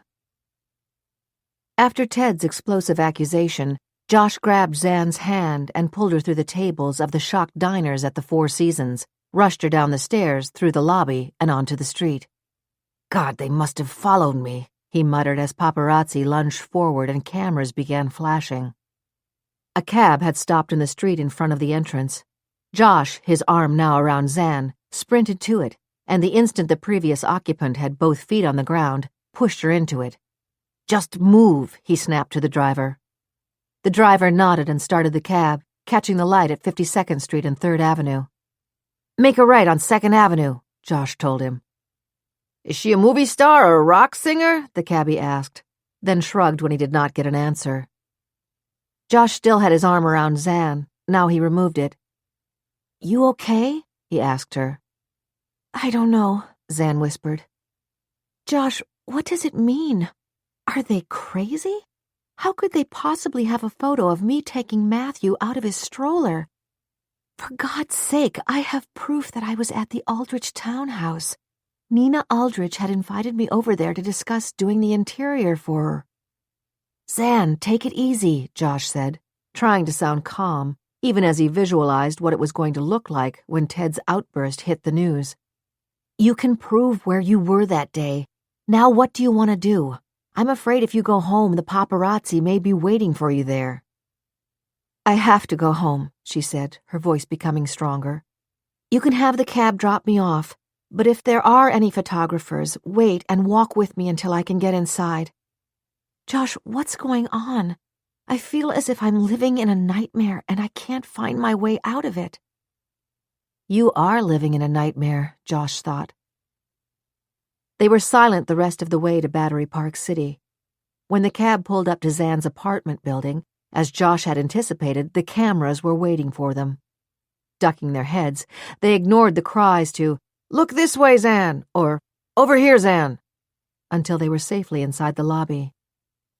Josh, the cab is waiting. You go ahead home, Zan told him as they stood at the elevator. Are you sure? I'm sure. Zan. Josh bit off what he was about to say. He was going to warn her that the police would undoubtedly want to question her again, and that before she spoke to them, she had better get a lawyer. Instead, he squeezed her hand and waited until she was safely inside the elevator before he left. Outside, the paparazzi, seeing him alone and sensing there would be no more photo opportunities, were beginning to disperse. They'll be back, Josh thought, as he got back in the cab. If there's anything at all we can be sure of, it's that they'll be back. Damn them. 13.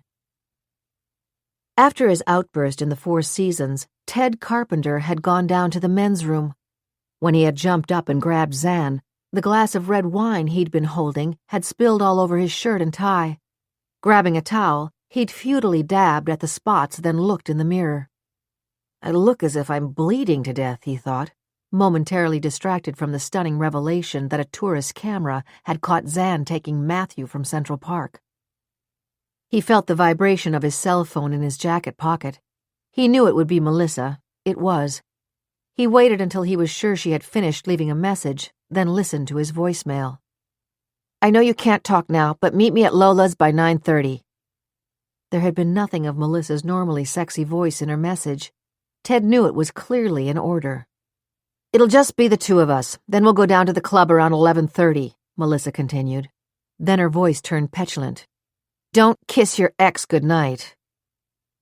"I can't be seen out partying when it's just been reported that my ex-wife has kidnapped and probably hidden my child," he thought, aghast. "When I call Melissa back and tell her what has happened, she'll surely understand that." The photos. She probably hasn't heard about them yet. Why am I worried about Melissa? He asked himself. The question I should be screaming is, are those photos fakes? I know how photos can be manipulated. How many times have we eliminated unimportant people from our publicity shots? If you can take them out, you can put them in, too. It's common practice to put a star's face on a better-shaped body. Is this claim that Zan took Matthew just trick photo editing? How much did that tourist get for selling them to that tell-all rag? A man entering the restroom looked at Ted sympathetically. Ted exited quickly, not wanting to engage in conversation. If those photos turn out to be phonies, I'll look despicable for attacking Zan the way I did, he thought in near despair. I'm supposed to be a master of public relations when it comes to crisis management. He had to talk to Melissa. He would meet her. He had time to go home, change his shirt, and meet her at Lola's. If the media was waiting outside, he would tell them that, on reflection, he abjectly begged Matthew's mother's pardon that he had been so quick to believe she had abducted their son. Bracing himself, he walked out the lobby door where, as he had expected, camera crews were waiting for him. A microphone was stuck in his face. "Please," he said, "I want to make a statement, but can't if you won't give me room." As the shouted questions diminished, he took the microphone from the hand of one reporter. His voice firm, he said, "First, I must apologize to Matthew's mother, my former wife, Alexandra Moreland, for my unspeakable behavior this evening. Both of us are desperate to find our little boy. When I heard that there were photographs in existence showing that Matthew's mother had taken him, I quite literally lost it. A moment of reflection would have made me realize that those photos have got to be fake or doctored, whatever name you want to give it." Ted paused, then added, "I am so sure that the photos are a hoax that I am going now to meet my client, the talented and beautiful Melissa Knight, for dinner at Lola's Cafe. As you can see in my unfortunate response to hearing about those pictures, I spilled wine on my shirt. I am going home to change, then to Lola's." Ted could not conceal a tremor in his voice. "My son, Matthew, is 5 years old today. Neither his mother nor I believe that he is dead. Someone, perhaps a lonely woman who desperately wanted a child and seized the opportunity to steal him, is with him at this moment. If that person is watching us, please tell Matthew how much Mommy and Daddy love him and long to see him again." The reporters kept a respectful silence as Ted walked to the curb where Larry Post, his high school friend and longtime driver, was holding the car door of the back seat open for him. 14. After Josh left her, Zan went upstairs, double-locked the door of the apartment, and stripped off her clothes, wrapping herself in her warm old bathrobe as she had done when she woke up in the morning. The message light was blinking on the telephone. She walked over and turned off the ringer. For the rest of the night, she sat in the bedroom chair with one single light shining on Matthew's picture. Her eyes searched each feature on his face longingly. The spike of hair that by now had probably developed into a cowlick, the hint of red in that mop of sandy hair. Was he now an out-and-out redhead? He had always been a friendly child, sunny and welcoming to strangers, not like some children who are naturally shy at age 3. Dad was an extrovert, Zan thought. So was Mother. What happened to me? So many of those months after they died are a blur. Now they are saying that I took Matthew out of his stroller that day. Did I? She whispered aloud. The shock of the question, the enormity that she could actually voice it, stunned her. She forced herself to ask the logical next question. But if I took him, what did I do with him? She had no answer. I would never have hurt him, she told herself. I never laid a finger on him. Even when I had given him a time out if he was behaving badly, my heart would melt for him, sitting in his little chair, looking so miserable. Is Ted right? Do I wallow in self-pity and want other people to pity me? Does he mean that I'm one of those crazy mothers who harm their children because they need to be pitied and comforted? She had thought she was beyond it, that sense of numbness, the feeling that she was withdrawing into herself from the pain. In the airport in Rome that day, when she had called Ted only minutes after she learned of her parents' death, she had felt her legs crumble under her. But even though she could not reach out to the people who had gathered around her, who had lifted her onto a stretcher, who had rushed her to the hospital in an ambulance, she had been aware of every word they said. It was just that she couldn't open her eyes, or make her lips form words, or lift her hand. It was as if she had been in a sealed room and could not find her way back to tell them that she was still with them. Zan knew that was happening to her again. She leaned back in the soft armchair and closed her eyes. A merciful emptiness engulfed her as she whispered his name. Matthew. Matthew. Matthew. 15. How much had Gloria told that old priest? It was the question that haunted him day and night. She was beginning to crack, and now at this crucial time when it was all coming to a head, when everything he had planned during these 2 years was about to happen, she had rushed into that room. He had been born a Catholic, and he knew that if what Gloria said was under the seal of the confessional, the priest would have to keep his mouth shut. But he wasn't sure if Gloria was a Catholic, and if she wasn't, and had just gone in for a little heart-to-heart chat, maybe the old priest would consider it okay to say that Zan had a look-alike, someone who was impersonating her. If that happened, the cops would keep digging, and it would soon be all over. The old priest.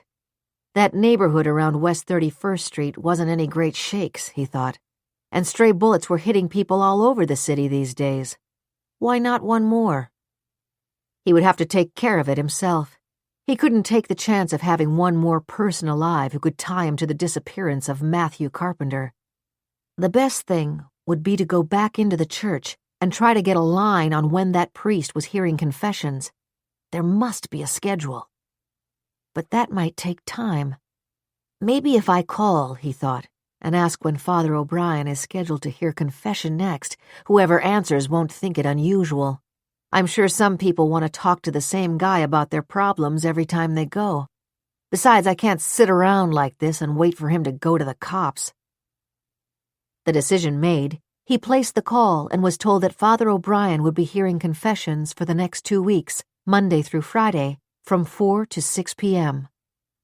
It's about time for me to go to confession, he thought. Before he paid Gloria to mind the child, he'd known that she was a consummate makeup artist. She told him that she sometimes made up herself and her friends to look like celebrities, and that they'd fooled everyone. She said they all had a good laugh when, according to page 6 of the Post, the celebrities they were mimicking were cited having a quiet dinner at an out-of-the-way spot and graciously signing autographs. You wouldn't believe how often we don't get a check, she had giggled. I always wear the wig she gave me when we meet in town, he thought. With that wig and the raincoat and dark glasses, even my best friends wouldn't know me. He laughed aloud. As a kid, he'd always enjoyed being in plays. His favorite was when he had played Thomas à Becket in Murder in the Cathedral. 16. After speaking to the reporters outside the Four Seasons, Ted Carpenter turned on his iPhone on his way downtown and found the photos of the person who seemed unmistakably to be Zan taking Matthew from the stroller. Shocked, he stopped at his duplex condo in the newly gentrified meatpacking district of Lower Manhattan. There he had agonized briefly about whether or not to meet Melissa at Lola's cafe. What will it look like for me to be there when these photos are showing my ex-wife stealing my child? He phoned the Central Park precinct and was put through to a detective who told him that it would be at least 24 hours before they could verify that the pictures were not doctored. At least if I'm questioned by the paparazzi, I can tell them that, he thought, as he changed his shirt and rushed back to the car. The paparazzi on the sidewalk outside the popular cafe were kept back behind velvet ropes. One of the bouncers had held the door of his car open, and he had ducked out toward the entrance. But then he stopped, unable to ignore the shouted question, "Have you seen those photos yet, Ted?" "Yes, I have, and I have been in touch with the police. I believe they are a cruel hoax," he snapped. Inside the cafe, he braced himself, knowing he was a half-hour late meeting Melissa. He fully expected to find her in a filthy mood, but she was sitting at a large table with 5 old friends from the band she had once been in as the lead singer. She was clearly enjoying their adulation. Ted knew all of them and was grateful for their presence. If Melissa had been waiting alone, there would have been hell to pay. Her greeting to him, "Hey, you're getting more coverage than I am," was met with hoots of laughter from her table mates. Ted leaned over Melissa and kissed her on her lips. "What'll you have, Mr. Carpenter?" The waiter was at the table. There were already 2 bottles of their most expensive champagne chilling in a bucket beside him. "I don't want that damn champagne," Ted thought as he sat down next to her. "I always get a headache from it." "A gin martini," he said. "Only one," he promised himself. "But I need it. What in hell does it look like for me to be here when there may be a break in the search for my son?" He was careful to drape his arm lovingly around Melissa and keep his eyes fixed on her for the benefit of the stringers who were paid to contribute items to the columnists. He knew that tomorrow Melissa would want to read something like, "Top recording artist Melissa Knight has bounced back from her well-publicized breakup with rock singer Leif Erikson and is now madly in love with public relations dynamo Ted Carpenter. They were canoodling at Lola's last night." I remember hearing about the time Eddie Fisher, then married to Elizabeth Taylor, sent a telegram from Italy signed, "The Princess and Her Love Slave," Ted thought. That's the kind of rot I'm supposed to provide for Melissa. She's kidding herself into thinking that she's in love with me. But I need her. I need her nice fat check every month. If only I hadn't bought the building when our lease was up. It's been draining me dry. Melissa will move on from me fast enough, he thought, as he gulped rather than sipped the gin martini. The trick is to make sure that when she decides to drop me, she doesn't go to another PR firm and take her buddies with her. "The same, Mr. Carpenter?" the waiter asked when he came by. "Why not?" Ted snapped. At midnight, Melissa decided to leave for the club. Another 4 a.m. morning once they settled there. Ted knew he had to escape. There was only one way he could do it. "Melissa, I feel lousy," he said, speaking under the din of the noisy cafe. "I think I may be getting a bug or flu or something. I can't expose you to it any longer. You've got a full schedule and you can't afford to get sick." Keeping his fingers crossed, he saw the appraising look she gave him. Odd how her genuinely exquisite features could suddenly become distorted and lose all semblance of beauty when she was upset or angry. Her depth of the ocean dark blue eyes narrowed, and she twisted her long blonde hair into a single curl that she pulled forward over her shoulder. She's 26 years old and as totally self-centered as any personality I've ever dealt with in this business, Ted thought. I wish I could tell her to go to hell. "You're not hooking up with your ex, are you?" she demanded. "My ex-wife is the last woman I want to see right now. You ought to know by now that I'm crazy about you." Taking a chance, Ted deliberately let a note of irritation creep into his expression and tone of voice. He could afford to do that only occasionally, but he knew when he did, it sent the message to her that it would be insane to imagine he could look at another woman. Melissa shrugged and turned to the others at the table. "Teddy's chickening out," she laughed. "Everyone who's going with me to the club, let's split. They all got up. "You have your car?" Ted asked. "No, I walked. For God's sake, of course I have my car." She tapped him on the cheek, a playful slap for the benefit of the onlookers. Ted signaled to the waiter to put the bill on his house account as usual, and the group left the cafe together. Melissa held his hand and stopped to smile for the paparazzi.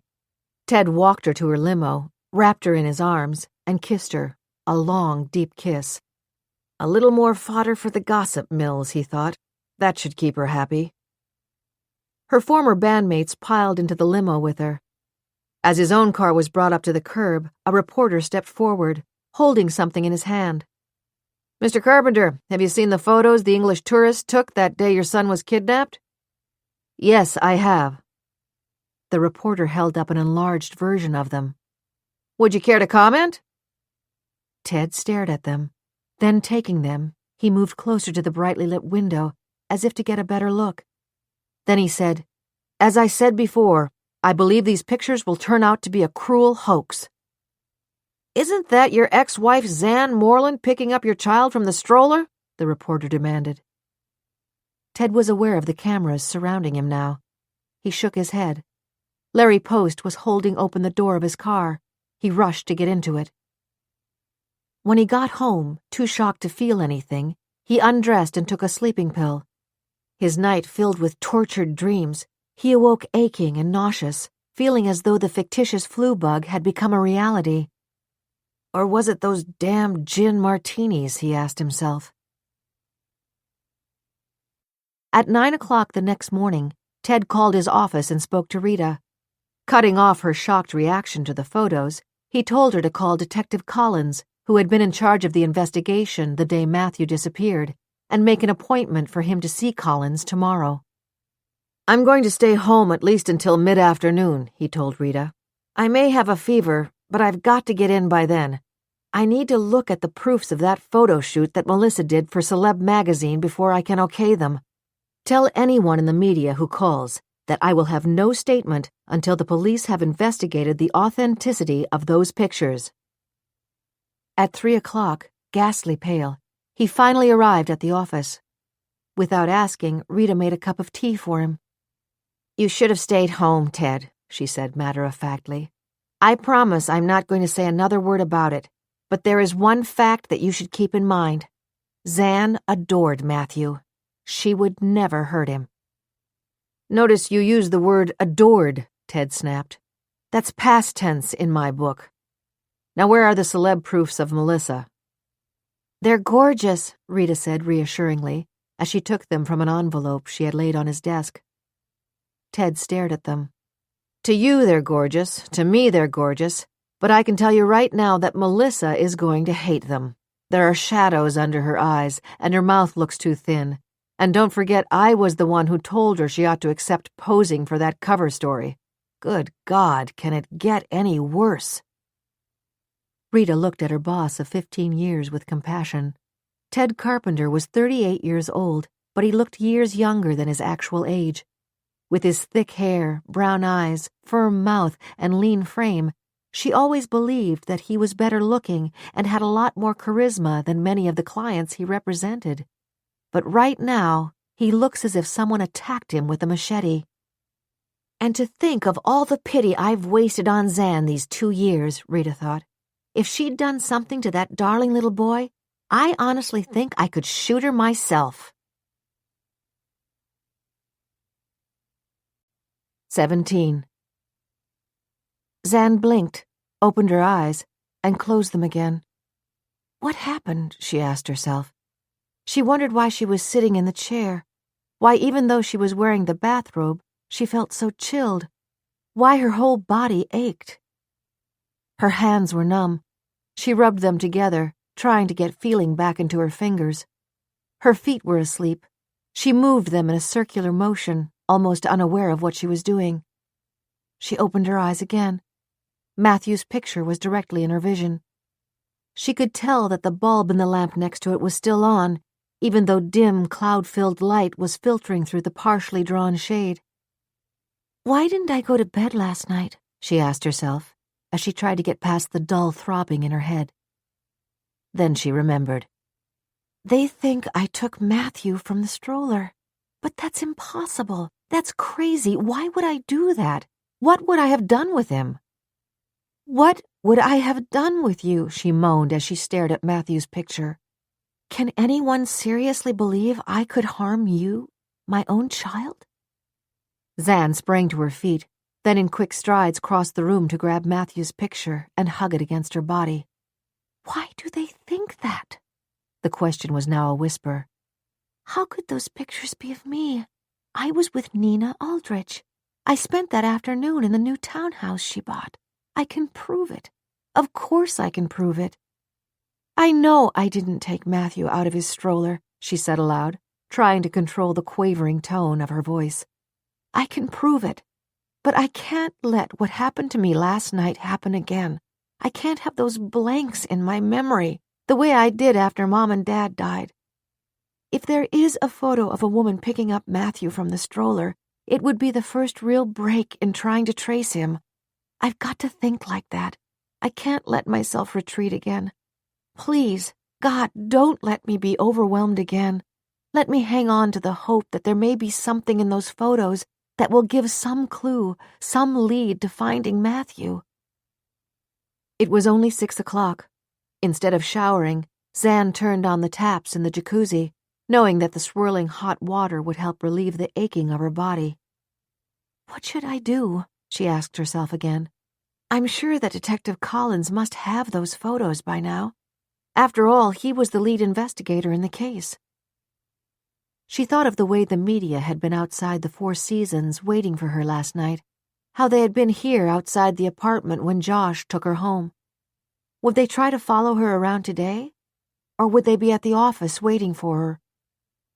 She turned off the taps of the jacuzzi, tested the water, then realized it was too hot. The phone, she thought.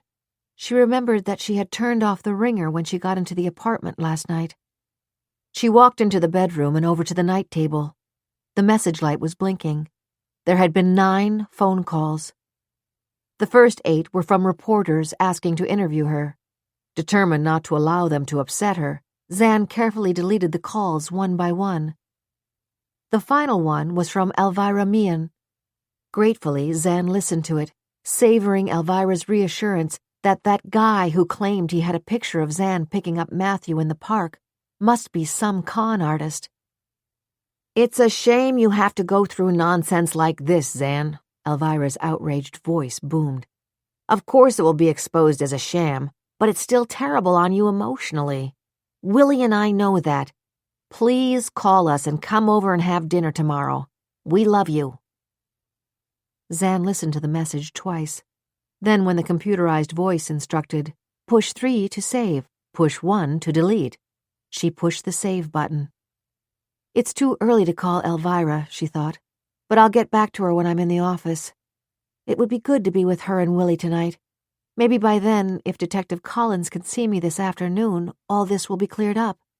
And maybe, oh, please, God, if that man from England was snapping photos when someone was taking Matthew from the stroller, Detective Collins will have something to go on. Somewhat comforted at the thought, Zan reset the coffee pot from the 7 o'clock setting so that it would begin to brew at once. She got into the jacuzzi and felt the healing warmth of the water begin to deflate the tension in her body. Coffee cup in hand, she dressed in slacks, a turtleneck sweater, and low-heeled boots. When she was dressed, it was still only a few minutes before 7, but she realized it might be early enough to leave the apartment without running into reporters.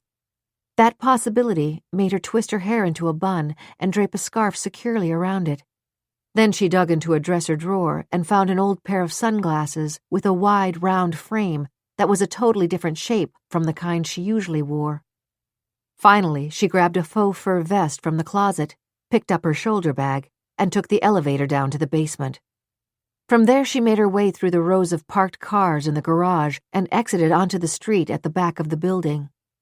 With swift steps, she hurried toward the West Side Highway, encountering only the early morning dog walkers and joggers. When she was sure she was not being followed, she hailed a cab and started to give the office address on East 58th Street, then changed her mind. Instead, she directed the cabbie to drop her on East 57th Street. If there's any sign of the media, I can go in through the delivery entrance, she thought.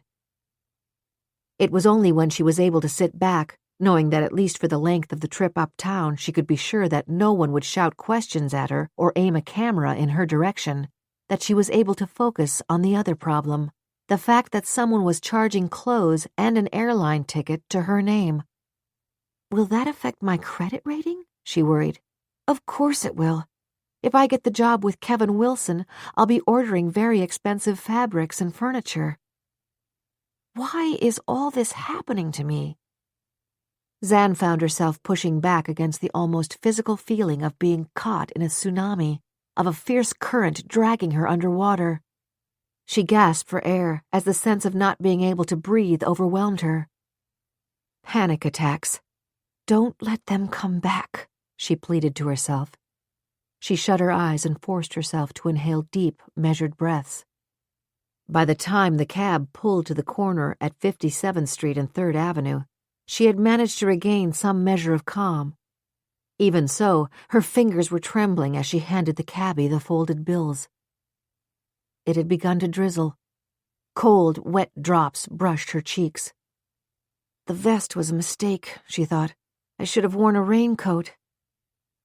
Ahead of her, a woman was hurrying a little boy who looked to be about 4 years old toward a waiting car.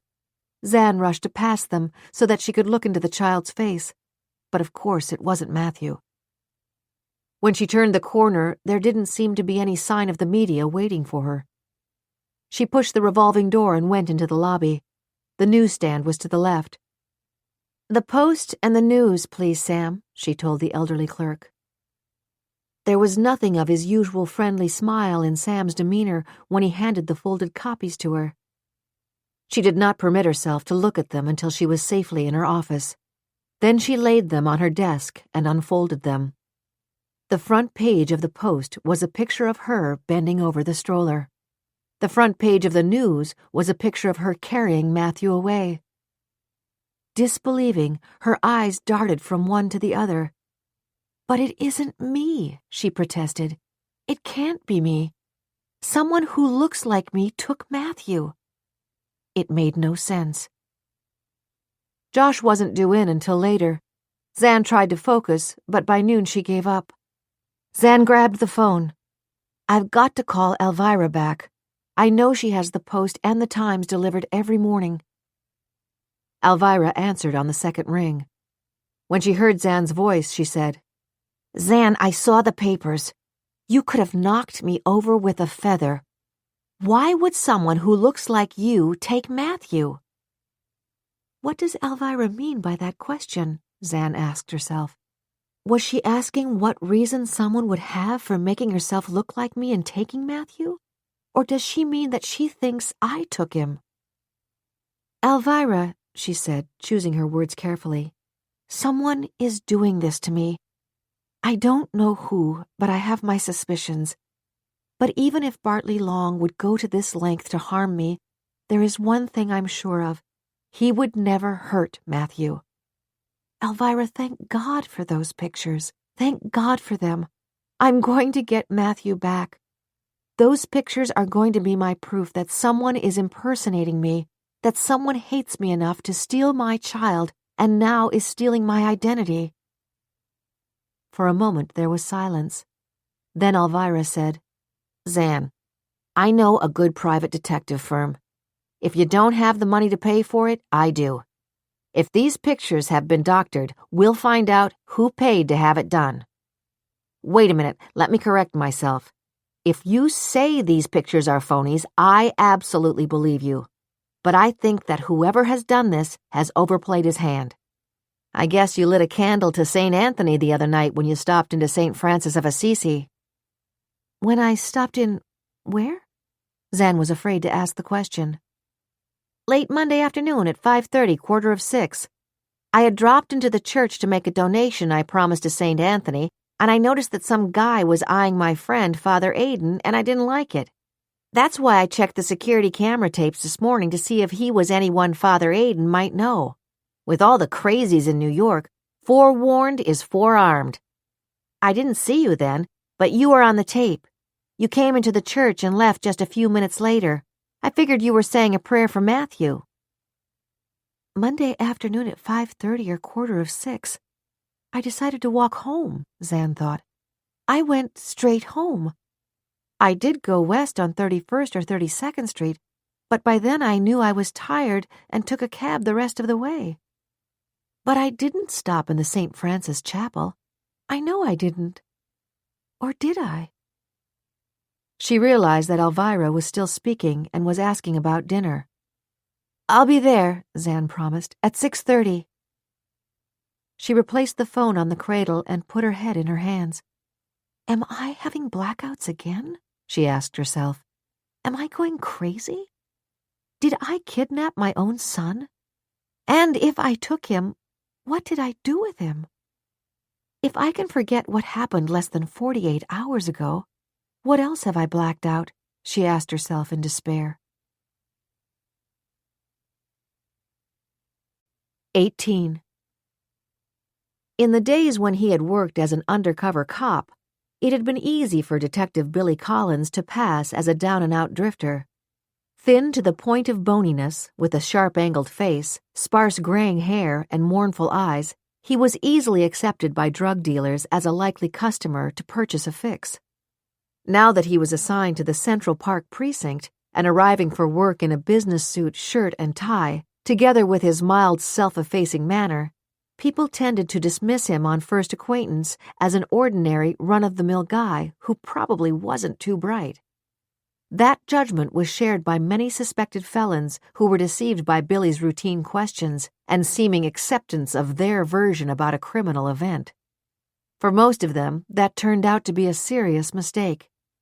Billy's 42-year-old steel-trap mind retained information that had seemed trivial and unimportant at the time it was given, but when circumstances changed, he could retrieve that data from his memory bank in a heartbeat. Billy's private life was simple. Despite his funereal appearance, he had a keen sense of humor, was a good storyteller, and was devoted to his wife, Eileen, whom he'd started dating when they were in high school. He said she was the only person alive who considered him handsome, and that was the reason he had fallen permanently in love with her. His two sons, who fortunately for them resembled their very attractive mother, were both students at Fordham University. Billy had been the first detective to arrive on the scene when the 911 call came that a 3-year-old was missing in Central Park nearly 2 years ago. He had rushed there with a sinking heart. For him, the worst part of his job was to respond to a crime involving a dead or missing child. That hot summer day in June, it had been Tiffany Shields, the babysitter, who sobbed hysterically that she had fallen asleep next to the stroller, and when she woke up, Matthew was gone. While every inch of the park was being searched and nearby visitors questioned, the divorced parents had arrived separately. Ted Carpenter, the father, had been on the verge of attacking Shields, who admitted she had fallen asleep. Zan Moreland, the mother, had been eerily calm, a reaction that Billy had attributed to shock. Even as the hours had passed without a trace of Matthew, and not one single witness who might have observed him being taken had come forward, the mother had remained impassive in demeanor. In the nearly 2 years since that day, Billy Collins had kept Matthew's file on top of his desk. He had scrupulously followed up on both parents' explanation of where they had been when their child disappeared, and both their statements were backed up by other witnesses. He asked them about any enemies who might have hated them enough to kidnap their child. Zan Moreland had hesitantly confided that there was one person she did consider an enemy. He was Bartley Long, a prominent interior designer, who had scoffed at the idea that in any way he would kidnap the child of a former employee. "That statement from Zan Moreland validates everything I have ever said about her," Long had told Billy, his tone furious and disgusted. "First, she practically accused me of causing her parents' deaths, because if they hadn't been on their way to pick her up at the airport, her father might have had his heart attack at home and wouldn't have been in the accident. Then she told me that it was because she was working for me that she didn't see her parents more often. Now she's telling you that I kidnapped her child? Detective, do yourself a favor. Don't waste your time looking anywhere else. Whatever happened to that poor child was because his deranged mother made it happen." Billy Collins had listened, but then trusted his own instincts. From what he had learned, Bartley Long's anger at Zan Moreland was triggered by the fact that she had become his business competitor. But Billy had quickly decided that neither Long nor Moreland had anything to do with the little boy's disappearance. In his heart and soul, he firmly believed that Zan was a victim, a deeply wounded victim, who would have moved heaven and earth to get her child back. That was why, when he received a call on Tuesday evening about a breaking development in the Matthew Carpenter case, Billy had been tempted to jump in his car and drive from his home in Forest Hills, Queens, to the precinct. His boss told him to stay put. "For all we know, those photos that were sold to that gossip magazine may have been doctored. If they're on the level, you need to have a clear mind to start reworking the case." On Wednesday morning, Billy woke at 7 a.m. 20 minutes later, showered, shaved, and dressed, he was on his way into the city. By the time he arrived there, the photos that were published in Tell All Weekly and online were on his desk. There were 6 in all, the original 3 the English tourist had taken, plus the 3 he had blown up for the family album. They were the ones whose background seemed to indicate that Zan Moreland had kidnapped her own son. Billy whistled softly, his only physical response to the fact that he was both shocked and chagrined. "I really did believe that sob sister," he thought as he studied the 3 photos that showed Zan bending over the stroller, then picking up the sleeping child, and finally walking down the path away from the camera. "There's no mistake," Billy thought as he went from one photo to the next. "The long, straight auburn hair, the slender frame, the fashionable sunglasses." He opened the file that was always on the corner of his desk. From it, he extracted pictures that had been quietly taken of Zan by the police photographer when she rushed to the crime scene. The short, flowered dress and the high-heeled sandals she was wearing when she arrived in the park that day were identical to the clothing worn by the kidnapper. Billy normally patted himself on the back that he was an excellent judge of human nature. His sharp sense of disappointment in his own bad judgment was immediately vanquished by his overriding concern about what Zan Moreland might have done with her own son. Zan's alibi about her whereabouts that day had seemed straightforward. Clearly, he had missed something. "I'm starting with the babysitter," Billy thought grimly. "I'll pick apart Zan Moreland's account of every minute of that day and find out how she's gotten away with lying. Then, by God, I'm going to make her tell me what she did with that little kid." 19. Tiffany Shields was still living at home, completing her 2nd year at Hunter College. The day that Matthew Carpenter disappeared had been a turning point in her life. It wasn't only that she had been in charge of Matthew and had fallen asleep. It was that whenever the case came up in the media, she was branded as the careless babysitter who had not only not bothered to strap him into the stroller, but who had stretched out on a blanket and, as one reporter wrote, passed out. Almost every article referred to the hysterical call she had made to 911. The tape of it was played on some of the TV coverage. In the past 2 years, when a child was missing anywhere, Tiffany had been forced to read or hear that it was or wasn't a Tiffany Shields sleeping babysitter kind of situation. Whenever she read or heard those media reports, Tiffany's anger at the unfairness of it grew into a block of solid fury. The day was still vivid in her mind. She woke with what felt like the beginnings of a cold. She canceled plans to meet some of her girlfriends to celebrate their impending graduation from Cathedral High School. Her mother had gone to work at Bloomingdale's, where she was a sales clerk. Her father was the superintendent of the apartment building where they lived on East 86th Street. At noon, the phone rang in their apartment. If only I hadn't answered it, Tiffany thought over and over again in the next 21 months. I almost didn't. I figured it was some tenant calling to complain about some damn leaking faucet. But she did answer it. It was Zan Moreland. "Tiffany, can you possibly help me?" she had pleaded. Matthew's new nanny was supposed to start this morning and just phoned that she can't be here until tomorrow. I've got a terribly important appointment. It's with a potential client, and she's not the kind of person who would care about my babysitting problems. Would you be an angel and take Matthew out to the park for a couple of hours? I just fed him, and it's his nap time.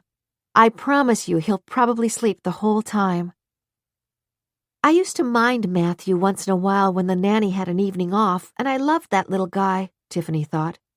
But that day I told Zan that I thought I was getting sick, but she was so insistent that I finally gave in, and ruined my life in the process.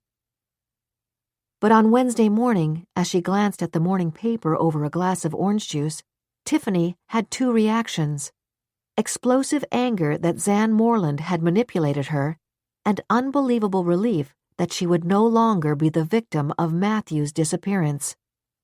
I told the cops that I had taken some antihistamines and felt kind of groggy, and that I didn't really want to babysit, she thought. But if they come back and talk to me again, I'm going to rub it into them that Zan Moreland knew I was feeling tired. When I picked up Matthew, she offered me a Pepsi. She said it would make me feel better, that the sugar in it was beneficial when a cold was coming on. Looking back, Tiffany thought, I wonder if Zan may have put something in that soda to make me really sleepy. And Matthew never even stirred while he was in the stroller. That's why I didn't bother to put the strap on. He was out like a light. Tiffany reread every word of the story and studied the photos carefully. That's the dress Zan was wearing, she thought. But the shoes aren't the same. By mistake, Zan had bought two pairs that were alike and had another pair that was almost the same. All of them were high-heeled beige step-in sandals. The only difference between the two styles was that one crossover strap was narrower than the other. She gave me one of the identical pairs with the narrower strap. We were both wearing them that morning. I still have them. I'm not going to tell that to anyone. If the cops knew, they may want my sandals, and by God, I earned them. 3 hours later, when she checked the messages on her cell phone after her history class, Tiffany saw that one of them was from that Detective Collins who had questioned her over and over again when Matthew disappeared. He wanted to talk with her again. Tiffany's narrow mouth hardened into a slit. Her normally pert features suddenly lost their attractive, youthful expression. She pressed the button to return Billy Collins' call. I want to talk to you too, Detective Collins, she thought. And this time, I'll be the one to make you squirm. 20. Glory was putting that gooey stuff on his hair again. Matthew hated it. It made his scalp feel burned, and some of it almost got in his eye. Glory rubbed hard to catch it, but the washcloth went in his eye and it hurt. But he knew that if he said he didn't want her to put the stuff in his hair, she would only say, I'm sorry, Maddie, I don't want to do it, but I have to. Today he didn't say one single word. He knew Glory was really mad at him. This morning when the doorbell rang, he had run into the closet and closed the door. He didn't mind this closet at all because it was bigger than some of the other ones, and it had a light big enough that he could see everything. But then he remembered he had left his favorite truck in the hall. It was his favorite because it was bright red and had 3 speeds, so when he played with it in the hall, he could make it go very fast or really slow. He had opened the closet door to run and get it. Just then, he saw that Glory was closing the door and saying goodbye to some lady. After Glory locked the door, she turned around and saw him. She looked so mad, he was scared that she would hit him. Next time, I'll stick you in the closet and never let you out, she had said in a mean, low voice. He'd been so scared that he ran back into the closet and started to cry so hard that he couldn't get his breath. Even after a while, when Glory said it was all right to come out, that it wasn't really his fault, that he was just a little kid, and that she was sorry she had yelled at him, he still couldn't stop crying. He was saying, Mommy, Mommy, over and over, and he wanted to stop, but he couldn't. Then later, when he was watching one of his DVDs, he heard Glory talking to someone. He tiptoed to the door of his room, opened it, and listened. Glory was on the phone. He couldn't hear what she was saying, but her voice sounded really mad. Then he heard her shout, "I'm sorry! I'm sorry!" And he could tell she was really scared. Now he sat with the towel around his shoulders and the stuff dripping on his forehead and waited until Glory told him to get over to the sink, that it was time to rinse out his hair. Finally, she said, "Okay, I guess you're about ready."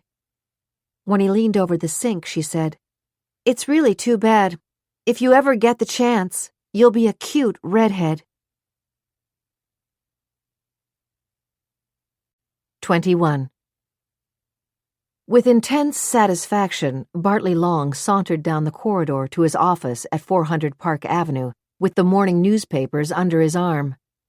52 years old, with silver threads in his light brown hair, ice-blue eyes, and an imperious manner, he was the kind of man who could intimidate a head waiter or a subordinate with a single chilling glance. On the flip side of his personality, he was a charming and welcome guest among his many clients, both the current celebrities and the quietly wealthy. His staff always nervously anticipated his 9:30 a.m. arrival. What kind of mood would Bartley be in? A furtive peek at him answered that question. If his expression was pleasant, and he graced them with a hearty "good morning," they relaxed at least for the present. If he was frowning and tight-lipped, they knew something had displeased him, and that somebody was in for a nasty dressing down. By now, every one of the 8 full-time employees had read or heard the stunning news that Zan Moreland, who had once worked for Bartley, was a person of interest in the disappearance of her own son. They all remembered the day she had burst into the office after her parents died in that accident and screamed at Bartley, "I hadn't seen my mother and father in nearly 2 years, and now I'll never see them again. You made it impossible for me to leave because you said I was too valuable on this project or that project. You're a nasty, self-centered bully. You're more than that. You're a stinking devil, and if you don't believe it, ask any of these people who work for you. I'm going to open up my own firm, and you know what, Bartley? I'm going to rub your nose in my success." She had broken into racking sobs, and Elaine Ryan, Bartley's longtime secretary, had put an arm around her and taken her home. Now Bartley opened the door of his office, the smirk on his face a clear signal to both Elaine and the receptionist, Phyllis Garrigan, that all was well for his employees, at least for the present. "I guess unless you're deaf, dumb, and blind, you know about Zan Moreland?" Bartley asked the women. "I don't believe a word of it," Elaine Ryan said flatly. 62 years old, her dark brown hair stylishly shaped, her hazel eyes the best feature in her narrow face, she was the single employee in the office with enough courage to occasionally challenge Bartley. As she often told her husband, the only thing that kept her working for Bartley was the good pay and the fact that at any time she could afford to walk out if he got too nasty. Her husband, a retired state trooper, was now head of security at a discount department store. Any time Elaine came home fuming at something Bartley had said or done, he silenced her with one word: "Quit." "It doesn't matter what you believe, Elaine. The proof is in the photos. You don't think that magazine would have bought them if there was any doubt about what they show, do you?" The smirk was leaving Bartley's face. "It is clear now that Zan picked up her own little boy and walked out of the park with him. It's up to the police to find out what she did with him after that. But if you want my theory, I'll give it to you." Bartley Long pointed his finger at Elaine for emphasis. "When she worked here, how often did you hear Zan whine that she wished she had grown up in one home in the suburbs instead of moving from place to place because of her father's job?" he demanded. "My theory is that all the sympathy she got after her parents' death was over and she needed a new tragedy in her life." "That's absolutely crazy," Elaine said heatedly. "Zan may have mentioned that she would have preferred not to have moved around all the time, but she said it in a general way when we were talking about our backgrounds. It certainly doesn't mean she said it all the time to gain sympathy. And she was crazy about Matthew. What you're insinuating is disgusting, Mr. Long." Elaine realized that Bartley Long's cheeks were becoming flushed. Thou shalt not contradict the boss, she thought. But how could he possibly suggest that Zan might have kidnapped Matthew to get sympathy? I forget how partial you were to my former assistant, Bartley Long snapped. But I will bet you that, as we speak, Zan Moreland is hunting for a lawyer. And I can assure you that she's going to need a good one. 22. Kevin Wilson admitted to himself that it was almost impossible to concentrate on the drawings on his desk. He was looking at the landscaper's sketches for the plantings in the lobby of 701 Carlton Place, as the new apartment complex would be called. The name had been agreed upon only after a heated discussion with the directors of Jarrell International, the multi-billion-dollar company that was financing the building. Several members of the board of directors had suggestions of names they thought would be more appropriate. Most of them were in the romantic or would-be historical vein: Windsor Arms, Camelot Towers, Le Versailles, Stonehenge, even New Amsterdam Court. Kevin had listened with increasing impatience. Finally, it had been his turn. What is considered to be the most exclusive address in New York? He had asked. 7 of the 8 board members named the same address on Park Avenue. Exactly, Kevin had told them. My point is that we've got a very expensive building to fill. As we speak, there are many very expensive residential buildings in Manhattan under construction. I don't have to remind you that this is a tough economy, or that it's our job to make our pitch to potential buyers a very special one. Our location is spectacular. Our views of the Hudson River and of the city are spectacular. But I want us to be able to tell our prospective buyers that when the name 701 Carlton Place is mentioned, everyone hearing that address will know that the person giving it is lucky enough to be living in a privileged location. I guess I carried the day, he thought as he turned his chair from the table to the desk, shaking his head. Dear God, if Pop were around, what would he think if he heard that spiel? His grandfather had been the superintendent of the building next door to where he and his parents had lived. The name, Lancelot Towers, had been carved in stone over the 6-story walk-up, with its dreary railroad flats, creaking dumbwaiters, and ancient plumbing on Webster Avenue in the Bronx. Pop would have thought I was crazy, Kevin acknowledged, and so would Dad if he were still alive. Mom is used to my salesmanship pitch by now. After Dad died, when I finally got her to move to East 57th Street, she said I could sell a dead horse to a mounted policeman. Now she loves Manhattan. I swear she falls asleep at night humming New York, New York. All these random thoughts are going nowhere, he acknowledged silently, as he leaned back in his chair. From down the hall he could hear the relentless sound of hammering and the shrill, ear-piercing whine of machines beginning to polish the marble floors. To Kevin, the din of construction was more beautiful than hearing a symphony in Lincoln Center. From the time I was a kid, I told Dad I'd rather go to a construction site than to the zoo, he thought. Even then, I knew I wanted to design buildings. The landscaper's sketches weren't right, he decided. He'll have to start all over, or I'll get someone else. I don't want the entrance to look like a conservatory, Kevin thought. This guy just doesn't get it. The model apartments. Last night he had studied both Long's and Moreland's submissions for hours. They were both mighty impressive. He could understand why Bartley Long was considered one of the foremost interior designers in the country. If he got the job, the apartments would be spectacular. But Zan Moreland's sketches were marvelously attractive, too. He could see how she had studied under Long, but then broken off from his ideas to pursue her own. There was more warmth, more of a sense of, this is my home, in the deft way she put small touches in her layouts. And she was 30% cheaper in her prices.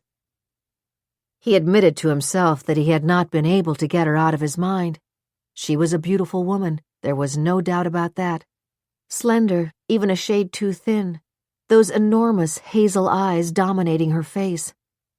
Odd that she was so shy, almost to the point of diffidence, until she got into explaining her vision for the model apartments. Then it was as if a light turned on and her face and voice became animated. When she left yesterday, I watched her walk out to the curb and hail a cab, Kevin thought. It had gotten so windy that I wondered if that suit she was wearing was warm enough for her, even though it had a fur collar. I had the feeling that a strong gust of wind would have knocked her to the ground. There was a tap on the door of his office. Before he could respond, his secretary, Louise Kirk, was in the office and walking to his desk. "Let me guess, it's exactly 9 o'clock, he said. Louise, a 45-year-old pear-shaped dynamo with a head of fluffy blonde hair, was the wife of one of the construction chiefs. "Of course it is," she replied briskly. Kevin was sorry he had given Louise that opening. Now he hoped she wouldn't repeat her oft-told comparison of herself to Eleanor Roosevelt. As Louise, a history buff, explained it, Eleanor was always exactly on time. Even to the moment when she descended the stairs in the White House to arrive precisely when the ceremony at FDR's casket in the East Room was about to begin. But today Louise clearly had other things on her mind. "Did you have a chance to read the papers?" she asked. "No, the breakfast meeting started at 7 o'clock, Kevin reminded her. "Well, then take a look at this." Gleeful at being able to be the bearer of startling news, Louise laid out the morning papers, the New York Post and the Daily News, on his desk. Both of them had a picture of Zan Moreland on the front page. Their headlines were similar and sensational. Both alleged that Zan Moreland had kidnapped her own child. Kevin stared at the photos in disbelief of what he was seeing. "Did you know her child was missing?" he asked Louise. "No, I didn't connect her name with it," Louise said. "Don't forget, I was in the main office yesterday. Of course, I knew the child's name, Matthew Carpenter. The papers were full of the story when he disappeared. But as I remember, they always referred to the mother as Alexandra. I didn't put two and two together. What are you going to do about it, Kevin? She's bound to be arrested. Should I return her sketches to her office?" "I would say that we have no choice," Kevin said quietly, then added, "The funny thing is, I just about decided to give her the job." 23. On Wednesday morning, after celebrating the 7 o'clock Mass, Father Aidan watched CNN News as he sipped a cup of coffee in the kitchen of the friary. Deeply disturbed, he shook his head as the breaking news unfolded that Alexandra Moreland had kidnapped her own child. He watched as the camera showed the same young woman who had come into the reconciliation room Monday leave the Four Seasons restaurant last night. She tried to hide her face when she was rushing into a cab past the reporters and photographers, but there was no mistaking her. Then he saw the photos that seemed to be the unmistakable proof that she had abducted little Matthew. "I am involved in an ongoing crime, and I am unable to prevent a murder that is about to be committed," she had said. Was the ongoing crime the fact that Alexandra Moreland had taken her own son and lied to the authorities about his disappearance? Father Aidan watched as the news anchorman spoke to June Langren, a nearby diner in the Four Seasons, about the shocking outburst by Ted Carpenter. "I honestly thought he was going to attack her," Langren said breathlessly. "My boyfriend jumped up to restrain him if necessary." In the 50 years he had been hearing confessions, Father Aidan thought he had heard virtually the full range of iniquities that the human spirit is capable of committing. Many years ago, he had listened to the wrenching sobs of a young woman, little more than a girl herself, who had given birth to a child and, in fear of her parents, had left it to die in a garbage bag in the dumpster. The saving mercy was that the child had not died, that a passer-by had heard the cries of the wailing infant and saved it, he reflected. This was different. "A murder is about to be committed." She did not say, "I am going to commit a murder," Father Aidan thought. She spoke of herself as an accomplice. Maybe now that those pictures have proven that she stole the child, whoever she is involved with will be frightened off. I can only pray that that will be the case. Later that morning, after he had reviewed the security tapes with Alvirah and she had gone home, Father Aidan opened his calendar. He had several dinner appointments in the next week with generous sponsors of the Friars' ongoing food and clothing charity who had become close personal friends. He wanted to verify the time he was meeting the Andersons this evening. His memory was accurate. 6:30 at the New York Athletic Club on Central Park South. Right down the street from Alvirah and Willy, he thought. That's perfect. I just realized I left my scarf in their apartment last night. I guess Alvirah didn't notice it or she would have mentioned it when she was here. After dinner I'll give them a call and if they're home I'll run over and get it. His sister Veronica had knitted that scarf for him, and if she noticed that he wasn't wearing it on a cold day, he'd be in big trouble. As he was leaving the friary after lunch, Neil was coming out of the chapel, a dustcloth and can of furniture polish in his hands. Father, did you see that the woman, the one your friend recognized on our security tape this morning, is the one who stole her own kid? Yes, I did, Father Aidan said abruptly, making it very clear to Neil that he did not wish to hear anything more about it. Neil had been about to make the comment that when he had seen the tape, it had jostled something in his mind. He'd been walking home to his apartment on 8th Avenue Monday night, around the time that Moreland woman had been caught on the security tape. But just as he got to the corner, a young woman who was walking ahead of him had darted out in traffic and hailed a cab. She damn near got hit by a car, he thought. I got a good look at her. That was why he had gone back and run the security tape again, stopping it where Elvira Meehan had recognized her friend. You'd swear the woman getting in the cab was the one who's on the tape, he thought. But unless she can change clothes in the middle of the street, it can't be the same person.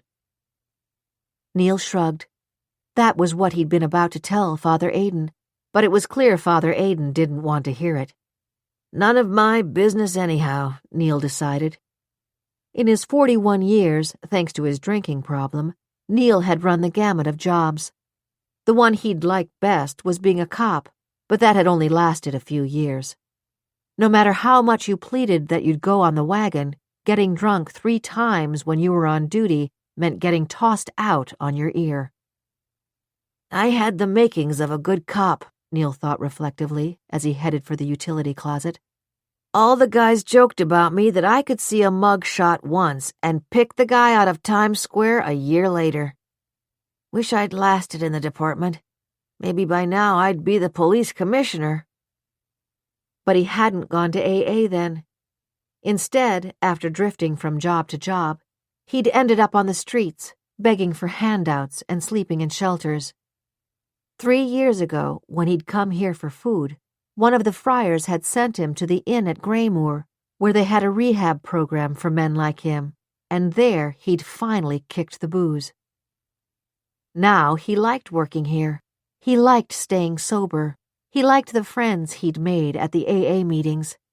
The friars called him their major domo, a fancy way of saying handyman, but still it had a certain dignity.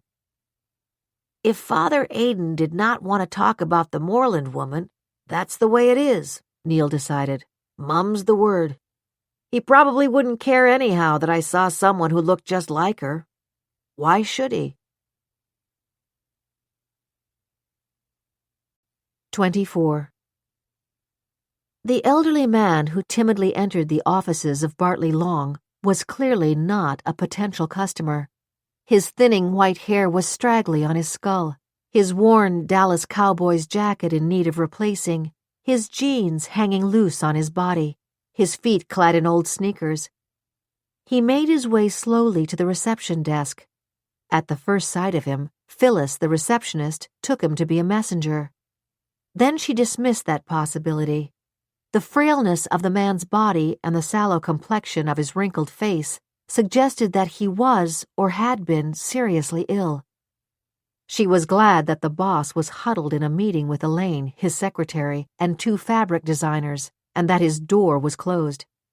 Bartley Long would have thought that whatever this man wanted, he didn't belong in the rarefied atmosphere of these surroundings. Even after 6 years, kind-hearted Phyllis cringed at the way Bartley treated any person with a shabby appearance. Like her pal Elaine, Phyllis stayed at the job for the pretty decent salary and the fact that Bartley was out of the office often enough to give them all a break. She smiled at the obviously nervous visitor. "How can I help you?" "My name is Toby Grissom. I'm sorry to bother you. It's just that I haven't heard from my daughter in 6 months, and I can't sleep at night because I'm so worried that maybe she's in some kind of trouble. She used to work here about 2 years ago. I thought someone in your office maybe might have heard from her." "She worked here?" Phyllis asked, as she mentally reviewed the list of employees who might have quit or been fired around 2 years ago. "What is her name?" "Brittany Lamont. At least that's her stage name. She came to New York 12 years ago. Like all kids, she wanted to be an actress, and she did get a little part off Broadway now and then." "I'm sorry, Mr. Grissom, but I've been here 6 years, and I can absolutely tell you that no one named Brittany Lamont was working in this office 2 years ago." As though afraid of being dismissed out of hand, Grissom explained. "Well, not exactly worked for you here. What I mean is that she made her living as a makeup artist. Sometimes when there were cocktail parties to show off those model apartments Mr. Long decorated, he asked Brittany to do the makeup for the models. Then he invited her to be one of the models. She's a real pretty girl." "Oh, that could be why I never met her," Phyllis said. "What I can do is ask Mr. Long's secretary about her. She's at all those model apartment parties, and she has a phenomenal memory. But she's tied up in a meeting now, and I know she won't be free for a couple of hours. Can you come back later?" "Make it after 3, Phyllis reminded herself. "King Tut said he was going to his place in Litchfield tonight, and he's leaving after lunch." "Mr. Grissom, any time after 3 would work," she said sweetly. "Thank you, ma'am. You're very kind. You see, my daughter always wrote to me regularly. She did say she was going on a trip 2 years ago and sent me $25,000 to make sure I had something in the bank. Her mother passed away a long time ago, and my little girl and I have been real pals. She said she wouldn't be in touch too often. Every once in a while I would get a letter from her. The postmark would be New York, so I know she's been back here. But like I say, it's been 6 months and no letter, and I've just got to see her. The last time she was in Dallas was almost 4 years ago now." "Mr. Grissom, if we have an address for her, I promise we'll have it for you this afternoon," Phyllis said. Even as she spoke, she knew that there probably wasn't any financial record of payment to Brittany Lamont. Bartley always paid people like her off the books so that he could get away cheaper than paying union wages. "You see, I just got a pretty bad report from my doctor," Grissom explained as he turned to go. "That's why I'm here. I don't have long, and I don't want to die before I see Glory again, and I'm sure she's okay." "Glory? I thought you said her name was Brittany." Toby Grissom smiled reminiscently. "Her real name is Margaret Grissom, after her mother. Like I said, her stage name is Brittany Lamont. But when she was born, I took one look at her and said, 'Little girl, you're so gorgeous your mama may call you Margaret, but my name for you is Glory.'" 25. At 12:15, a few minutes after they had spoken, Alvirah called Zan back. "Zan, I've been thinking," she said. "There's no question but that the police are going to want to talk to you. But before they do, you need to have a lawyer." "A lawyer? Alvirah, why?" "Zan, because the woman in those pictures looks just like you. The police are going to be knocking at your door. I don't want you answering questions without a lawyer beside you." Zan felt the numbness that had pervaded her mind and body begin to change into a deadly calm. "Alvirah, you really aren't sure whether I'm the woman in those pictures, are you?" Then she added, "You don't have to answer that. I understand what you're saying. "Do you know a lawyer you would recommend?" "Yes, I do. Charlie Shore is a top-drawer criminal defense attorney. I did a column on him for my newspaper, and we became good friends." "Criminal defense lawyer," Zan thought bitterly. Of course, if I did take Matthew, I committed a crime. Did I take Matthew? Where would I have taken him? Who would I have given him to? Nobody. It can't have happened that way. I don't care if I forgot that I stopped in at St. Francis's the other night. I was so desperately unhappy with Matthew's birthday coming up that maybe I did go in and light a candle for him. I've done that before. But I know that I never could have taken him out of that stroller and put him out of my life. Zan, are you still there? Yes, Alvirah. Can you give me that lawyer's number? Sure, but don't call him for 10 minutes. I'll get in touch with him first. After I speak to him, he'll want to help you. I'll see you tonight. Slowly, Zan put the phone back on the cradle. A lawyer will cost money, she thought. Money I could use to hire someone new to search for Matthew. Kevin Wilson. The thought of the architect's name made her sit bolt upright. Of course he would see those photos and think that she had kidnapped Matthew. Of course he would expect her to be arrested. He'll give the job to Bartley, Zan thought. I've spent so much time on it. I can't lose it. I'll need the money more than ever. I've got to talk to him. She wrote a note for Josh and hurried out of the office, going down in the service elevator and leaving the building by the service entrance.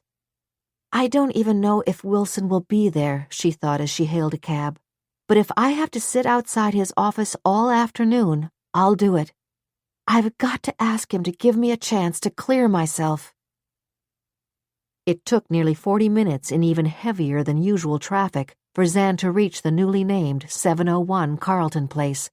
The cab fare with tip was $22. It's a good thing I have a credit card, she thought, as she looked in her wallet and realized she had only $15 in the billfold section. It had been her cardinal rule to use the credit card as sparingly as possible. Whenever she could, she walked to her appointments.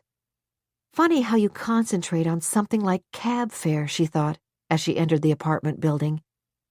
It's like when Dad and Mother died. At the funeral mass, I kept thinking there was a spot on the jacket I was wearing. I kept asking myself why I hadn't noticed it. I had another black jacket that I could have worn. Why is it that I'm taking refuge in trivia again? She asked herself, as she pushed the revolving door and walked into the deafening sound of the machines polishing marble in the lobby. Kevin Wilson obviously only wants working space, she thought, as she walked down the equipment-laden corridor to the room he was using as an office. She knew that when everything was in place, that area would serve as a delivery drop for tenants' packages. The door of his temporary office was partially open. She knocked, and without waiting for a response, went in. There was a woman with blonde hair standing at the table behind Wilson's desk. From the astonished expression on her face when she turned around and saw her, Zan knew she had read the morning papers. Even so, she introduced herself. I'm Alexandra Moreland. I met with Mr. Wilson yesterday. Is he here? I'm his secretary, Louise Kirk. He's in the building, but... Trying not to cringe as she saw the agitation that was exuding from the other woman, Zan interrupted her. It's a beautiful building, and from what I saw of it yesterday, the people who move in here will be very, very happy. I certainly hope to be part of it. I don't know how I can sound so calm, she thought. And then immediately she had the answer. Because I must get this job. Zan waited silently, her eyes fixed on the other woman's face. Ms. Moreland, Kirk began, hesitantly, there really isn't any point in your waiting to see Mr. Wilson. Earlier this morning he asked me to pack your proposal and return it to you. In fact, it's right there if you want to take it now, or else I'll have it delivered to you, of course. Zan did not look at the package on the table. Where is Mr. Wilson? Ms. Moreland, he really doesn't... He's in one of the model apartments, Zan thought. I know he is. She turned, walked around the desk, and picked up the package of her fabrics and sketches. "Thank you," she said. In the lobby, she headed straight for the elevators. Wilson was not in the first apartment or in the second. She found him in the third, the largest unit. Sketches and fabric samples were laid out on the kitchen counter. Zan knew they had to be Bartley Long's designs for this apartment. She walked over to stand next to Wilson and set her package down. Without greeting him, she began. "I'm going to tell you right now," she said. "If you go with Bartley, the effect will be ravishing and damn hard to live with." She picked up a sketch. "Beautiful," she said. "But take a look at that love seat. It's too low. People will avoid it like the plague. Look at those wall hangings. Simply gorgeous and so formal. But this is a very large apartment.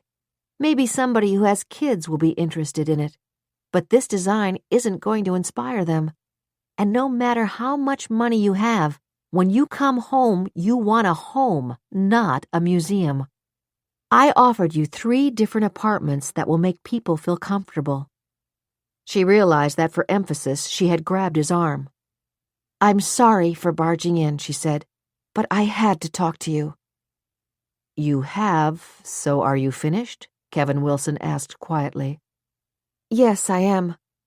You've probably heard that photographs have surfaced that appear to show me kidnapping the child I've been hungering to find for almost 2 years.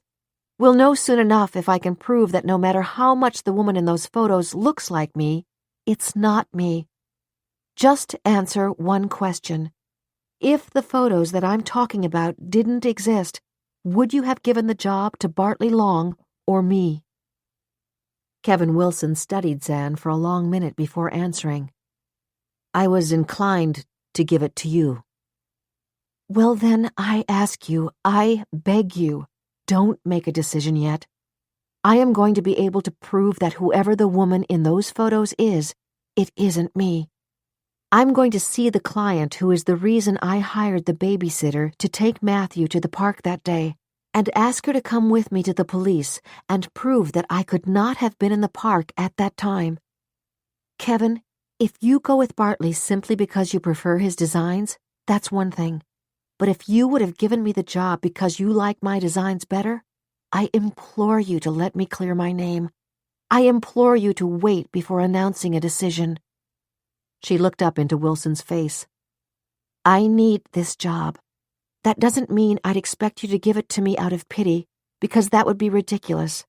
But every cent I can save is being squirreled away so that I can hire another agency to try to find my Matthew. And something else that you should think of. I bet I'm 30% cheaper than Bartley. That ought to count for something." Suddenly, all the energy and fire was gone from her. She pointed to the package with her samples and sketches on the counter. "Would you consider looking at them again?" she asked. "Yes." "Thank you," Zan said, and without looking at Kevin Wilson again, left the apartment. As she passed the floor-to-ceiling window at the elevator bank, she could see that the earlier drizzle had turned into a hard, driving rainstorm. She stopped for a moment to look out. A helicopter was hovering over the west side heliport, preparing to land. She watched as the wind tossed it from one side to another. Finally, it settled down safely on the tarmac. "It made it," she thought. "Dear God, please let me make it through this storm, too." 26. Billy Collins' partner was Detective Jennifer Dean, a handsome African-American woman his own age, whom he had met at the police academy, where they had become fast friends. After a stint in the narcotics division, Jennifer had been promoted to detective and transferred to the Central Park precinct. There, to their mutual satisfaction, she had been assigned to be his partner. Together, they met with Tiffany Shields at Hunter College during her lunch break. By that time, Tiffany had convinced herself that Zan Moreland had deliberately drugged both her and Matthew. "Zan insisted I have that Pepsi that day," she told them, her mouth tightened into a narrow line. "I felt lousy. I didn't want to babysit. She gave me a pill. I thought it was Tylenol for colds, but I think now it was the kind that makes you sleepy. And let me tell you something else. Matthew was out like a light. I bet anything she drugged him too, so that when she grabbed him out of the stroller, he wouldn't wake up. Tiffany, you didn't tell me that you thought Zan Moreland drugged you the day Matthew disappeared. You never hinted that you thought that, Billy said quietly. His tone did not reflect the fact that to him what the girl was saying made sense. If Moreland had been looking for a way to kidnap her own child, Tiffany may have given her a priceless opportunity. That day was unseasonably warm, the kind that made anyone sleepy, never mind someone who was drowsy from having a cold and then possibly drugged. There's something more I've been thinking about, Tiffany went on, her voice sullen. Zan put an extra blanket at the foot of the stroller just in case I wanted to sit on the grass. She said that it was so warm that every bench in the park would probably be filled.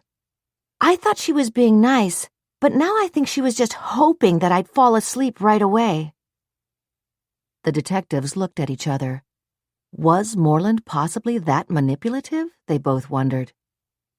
Tiffany, you never suggested the day Matthew disappeared or any time after that when we spoke to you that you had been drugged, Jennifer Dean reminded her calmly. I was hysterical. I was so scared. All those people and cameras around, and then Zan and Mr. Carpenter coming, and I knew they were blaming me. Because of the heat, the park had been unusually crowded that day, Billy thought. If Moreland had waited her chance, then casually walked past the stroller and picked up Matthew, no one would have thought it unusual. Even if Matthew had awakened, he wouldn't have cried. We attributed Moreland's calm to shock. When Ted Carpenter arrived on the scene, he did what most fathers in his position would have done. He tore into the babysitter for falling asleep. I've got a class, Tiffany said as she stood up. I can't be late for it. We don't want you to be late for it, Tiffany, Billy agreed, as he and Jennifer rose from the hallway bench where they had been sitting. Detective Collins, those photos prove that Zan Moreland took Matthew and set me up to be the fall guy. You don't have a clue how miserable these 2 years have been for me. Try listening to my 911 call to you. You can still find it on the internet. Tiffany, we can understand how you feel. Jennifer Dean's tone was soothing. No, you can't. No one can. But do you think Matthew might still be alive?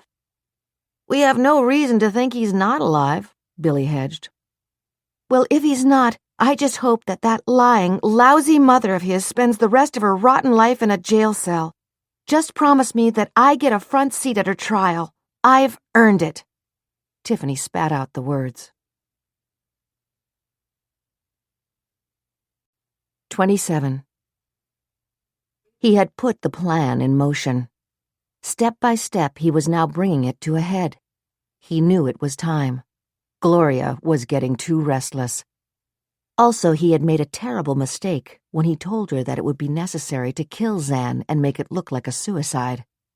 Gloria had only gotten into it for the money he promised her. She didn't understand that it would not be enough simply to make Alexandra Moreland dangle in the wind to public ridicule. He would not be happy until Zan was dead. Last night, when he called Gloria, he told her that he was planning to have her come back to the church with him soon, but he didn't tell her why. She started to object, and he shouted her down. He didn't tell her that he planned to get rid of the old priest, and that she had to be caught looking like Zan on the security cameras. Zan's suicide would be believable. The plan was that on the same day, Gloria would abandon Matthew in a public place where he would be noticed. He could see the headlines already. Missing child found hours after mother's suicide. He could savor the story that would follow. Alexandra Zan Moreland was found dead in her apartment in Battery Park City, an apparent suicide. The troubled interior designer, suspected of kidnapping her own child. Those photos that the tourist has taken, why had they come to light now? The timing couldn't be worse. On the other hand, they could be a magnificent, unexpected gift. He had pored over them himself, studied them, enlarged them on his computer. Gloria looked just like Zan. If the cops believed they were authentic, Zan's denials about making all the purchases to her credit cards would only be one more proof that she was crazy, that she had staged the kidnapping herself. By now they were undoubtedly wondering if she might have done away with her own child. But if the cops or anyone else could find one single discrepancy in those photos, they wouldn't believe that any of the rest was true. The whole thing would fall apart. Would they interview the babysitter again? Of course they would. Would they interview Nina Aldridge, the potential client Zan claimed to have been with when her son disappeared? Of course they would. But Nina Aldridge had had a good reason to be vague about that time frame 2 years ago, and that reason still existed. She wouldn't want to be pinned down now, he thought. The greatest threats to him were Gloria herself and the photos that tourist had taken. He never phoned Gloria during the day. There was always the chance that the boy might be within earshot, and no matter how much he warned her, Gloria had a bad habit of calling him by name when they talked. He looked at the clock. It was almost 5.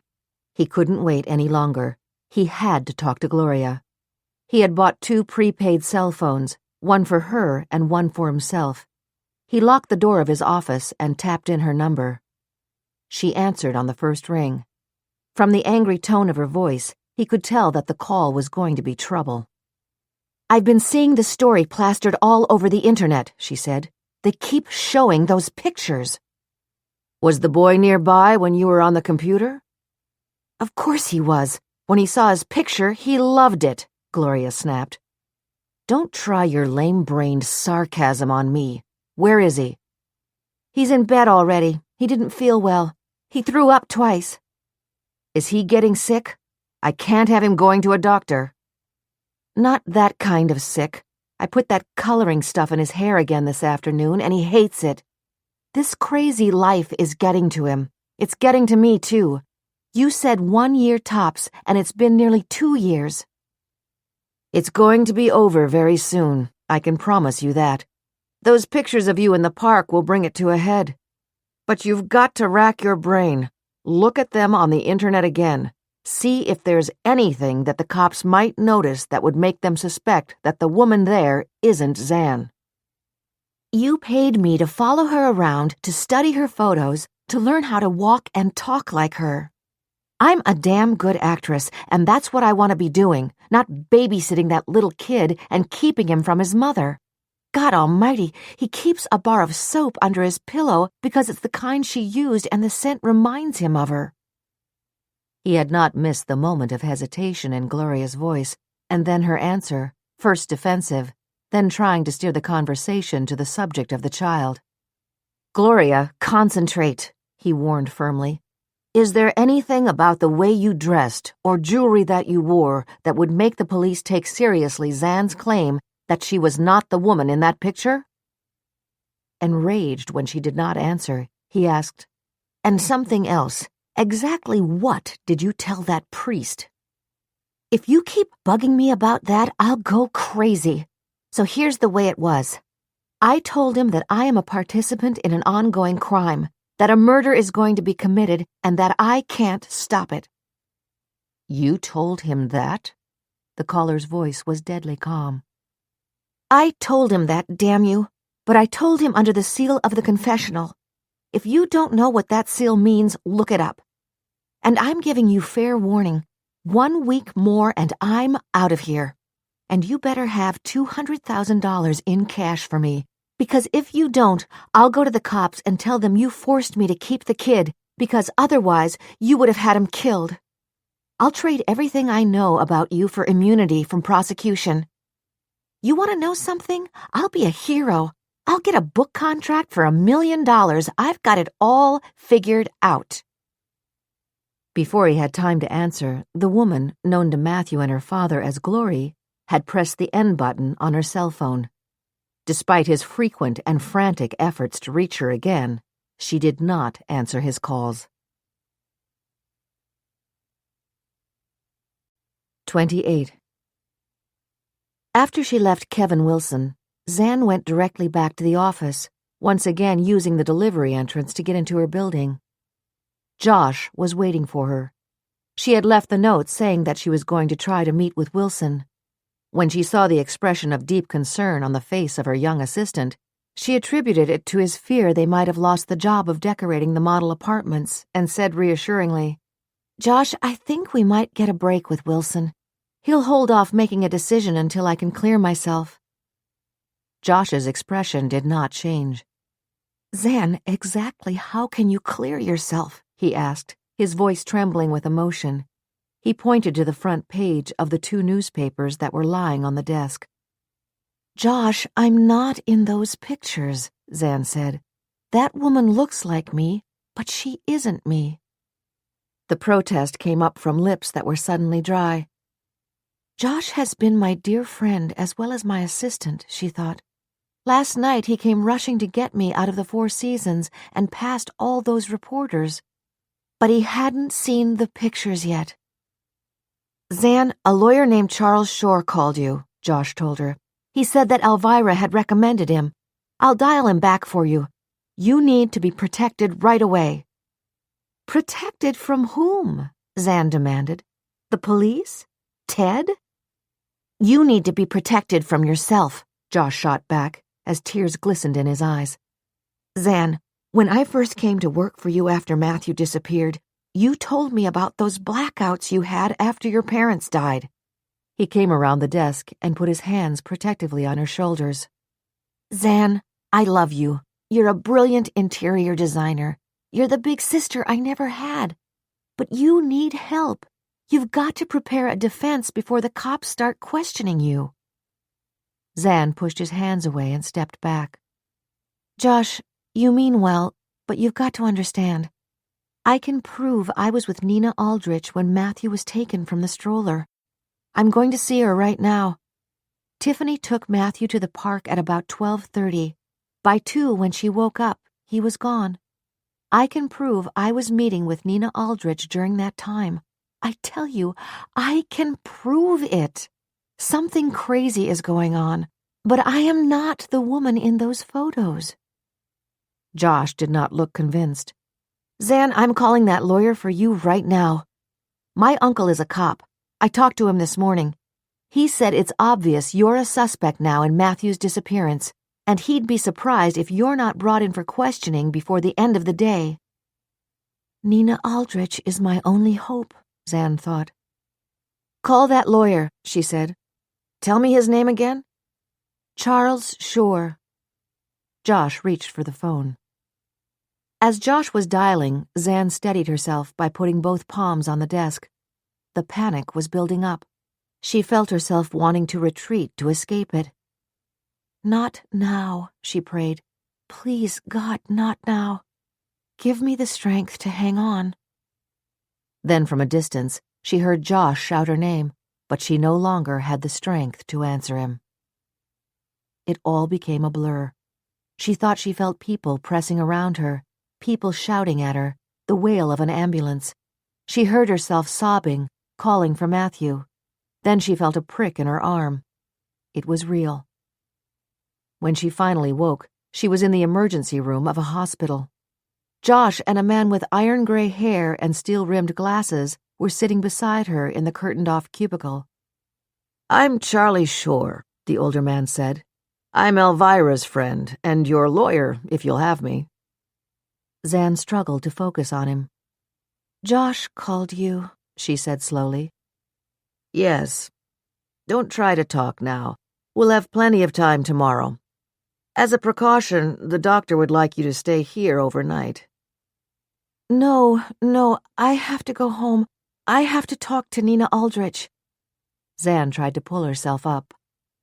"Zan, it's nearly 6 o'clock." Shore's voice was soothing. "We'll talk to Mrs. Aldrich tomorrow. It would be better if you stayed here, I promise you." "It would be so much better if you stayed, Zan," Josh told her soothingly.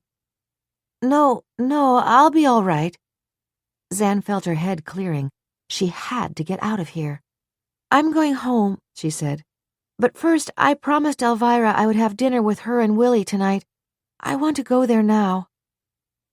"Alvirah will help me," she thought. "She'll help me prove that I am not the woman in those photos." Things were coming back to her. "I fainted, didn't I?" she asked. And then I was in an ambulance? That's right. Josh covered her hand with his. Wait a minute. Am I wrong, or were people crowding around me? Were reporters there when they took me out to the ambulance? Yes, Zan, Josh admitted. I had another blackout. Zan pulled herself up, then realized a hospital gown was hanging loosely from her shoulders. She folded her arms, hugging herself. I'll be okay. If you two will just wait outside, I'll get dressed. Of course. Charles Shore and Josh rose quickly, but were stopped by her sudden, anxious question. What is Ted saying about all this? Obviously he's seen the photos himself by now. Zan, get dressed, Shore told her. We'll talk on the way to Alvirah and Willy's place. As they left the emergency room, Zan realized, in a moment of absolute clarity, that neither Josh nor Charlie Shore had responded to her insistence that Nina Aldridge would verify the fact that she had been with her when Matthew disappeared. 29. On Wednesday afternoon, Penny Hamill phoned her friend Rebecca Schwartz and invited her to come over for dinner. I cooked a nice pot roast for Bernie because the poor guy's been on the road for 2 weeks and it's his favorite meal, she explained. He was supposed to be home by 4 o'clock, but wouldn't you know it, his darn truck started having problems in Pennsylvania. He's got to stay in King of Prussia overnight while they figure out what's wrong. Anyhow, I pulled out all the stops for the dinner, and I'm not going to eat it alone. I'll be there with bells on, Rebecca assured her. I don't have anything in the house for dinner as it happens. I was going to get takeout from Sun Yuan, but honest to God, I do that so often I feel as if I'll turn into a fortune cookie. At 6:15, the two friends were sipping Manhattans in Penny's combined kitchen family room. The mouth-watering aromas emanating from the stove combined with the warmth of the fireplace filled both women with a sense of well-being. Oh, have I got a story to tell you about the new tenant in Cy's farmhouse, Penny began. Rebecca's expression changed. Penny, that woman made it clear that she was holing up there to finish her book. You didn't go over, did you? Even as she asked the question, Rebecca knew the answer. She should have guessed that Penny would want to get a look at the new tenant. I had no intention of paying a visit, Penny said defensively. I brought over 6 of my blueberry muffins just to be neighborly, but that woman was downright rude. I mean, I started by saying that I didn't want to interrupt her, but thought she might enjoy the muffins, and I'd put my phone number on a post-it on the bottom of the plate.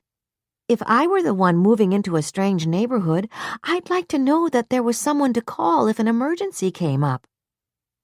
That was real nice of you, Rebecca conceded.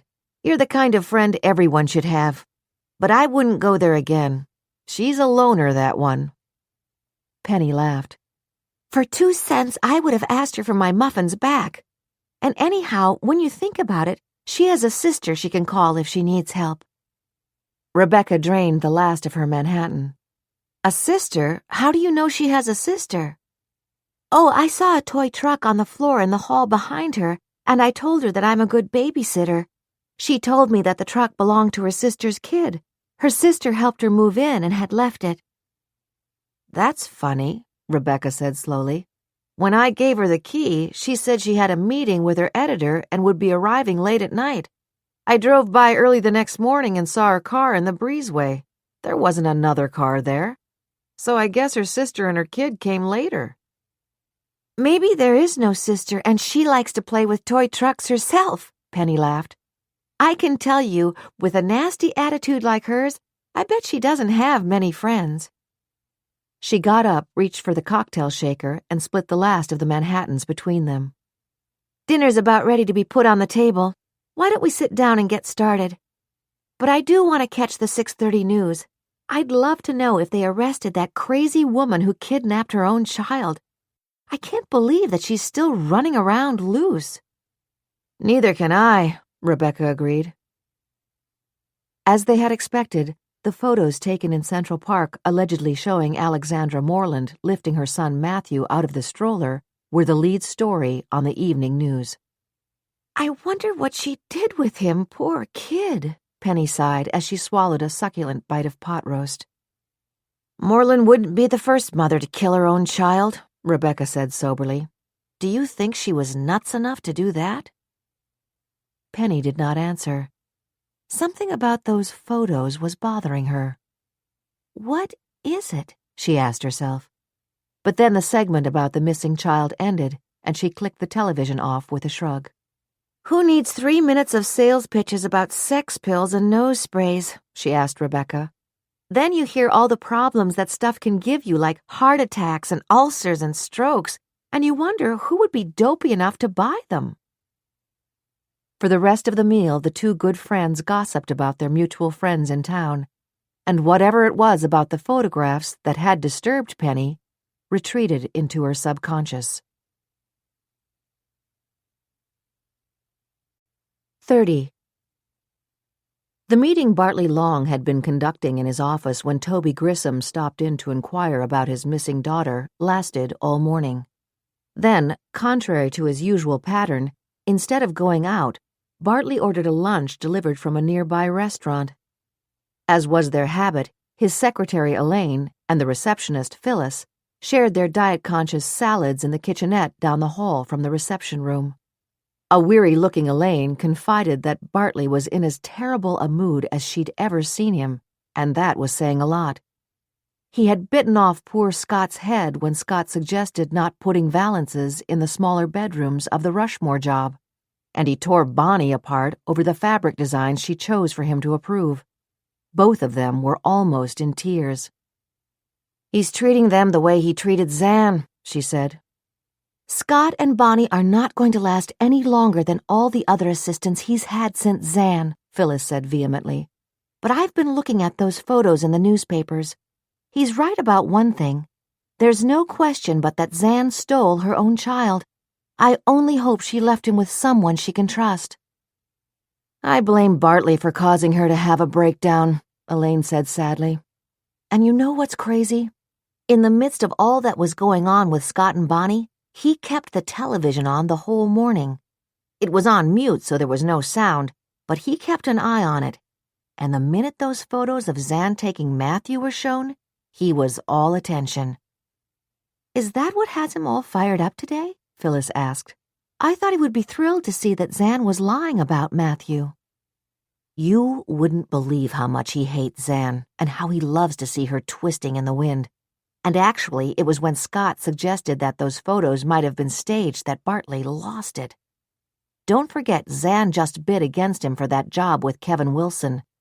If Zan could somehow prove those photos are phonies and she gets that job, it will be a horrible blow for Bartley. There's no question about that. There are at least 4 younger designers besides Zan who have been cutting into his business. Phyllis glanced at her watch. I'd better get back to the desk. I swear he begrudges me breaking for lunch, even though if anyone rings the doorbell, I can buzz it open in about 10 seconds. But first, do you remember someone named Brittany Lamont? Elaine sipped the last of her diet soda. Brittany Lamont? Oh, sure I do. She started out doing makeup for the models or would-be actresses that Bartley hired to serve cocktails and hors d'oeuvres when he was showing off those model apartments a couple of years ago. Just between us, I think Bartley took a big shine to Brittany. He told her he thought she was prettier than the girl she was making up and gave her a job passing out champagne. I always thought he was seeing her on the side. We haven't done one of those apartments in at least a year, and he's never brought her to any of his other events. I guess he dumped her the way he dumps all of them. Brittany's father, Toby Grissom, was in this morning looking for her, Phyllis explained. The poor old guy's worried. The last postcard he got from her was 6 months ago from Manhattan. He's sure she's in trouble. I told him I'd talk to you because you would remember her if she worked on any of those jobs. He's coming back after 3. I figured Bartley would be on his way to Litchfield by then. What can I tell Grissom? Only that she did some freelance work for us a few years ago and that we have no idea where she might be working or living now, Elaine said. That's the truth. But if you think Bartley might have had a thing going with Brittany, could you ask him if he's been in touch with her? The father said that he's had some bad news about his health, and I can tell he's desperate to see her." "I'll ask Bartley," Elaine agreed nervously. "But if there was any romance going on between them, he won't like to have her name brought up. He's still steaming about that model who sued him for sexual harassment. He settled big on that one and might be afraid that this will develop into that kind of problem. Was there a postmark on the card Brittany sent her father?" "Yes, New York. That's why he's here. But Mr. Grissom did say that just about 2 years ago, Brittany told him that she had some kind of job and wouldn't be in touch with him often." "Oh, brother," Elaine sighed.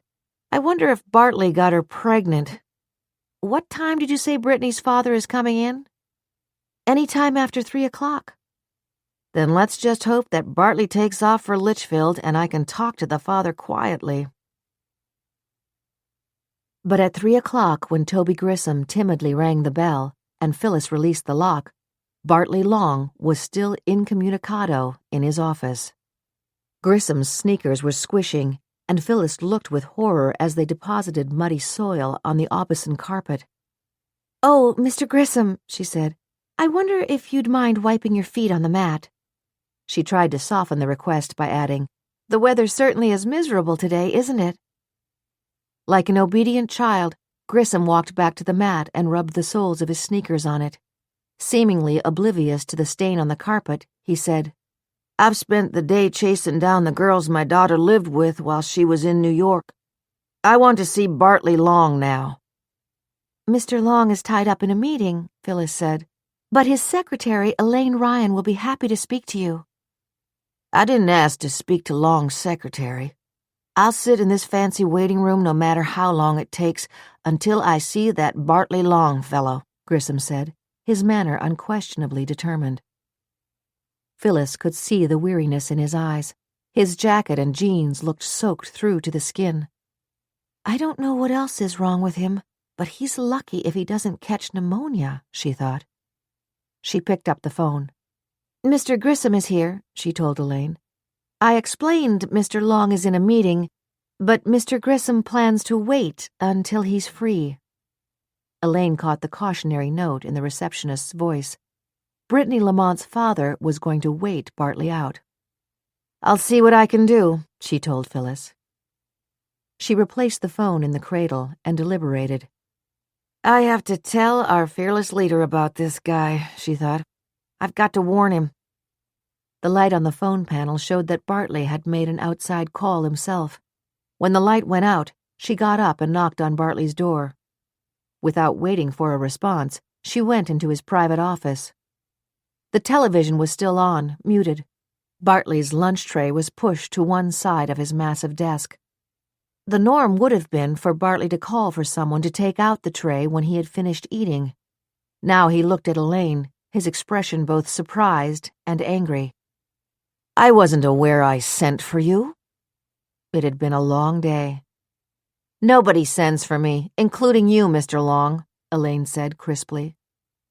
"Fire me if you don't like that," she thought. "I'm sick of the sight of you." She did not wait for Long to react before continuing.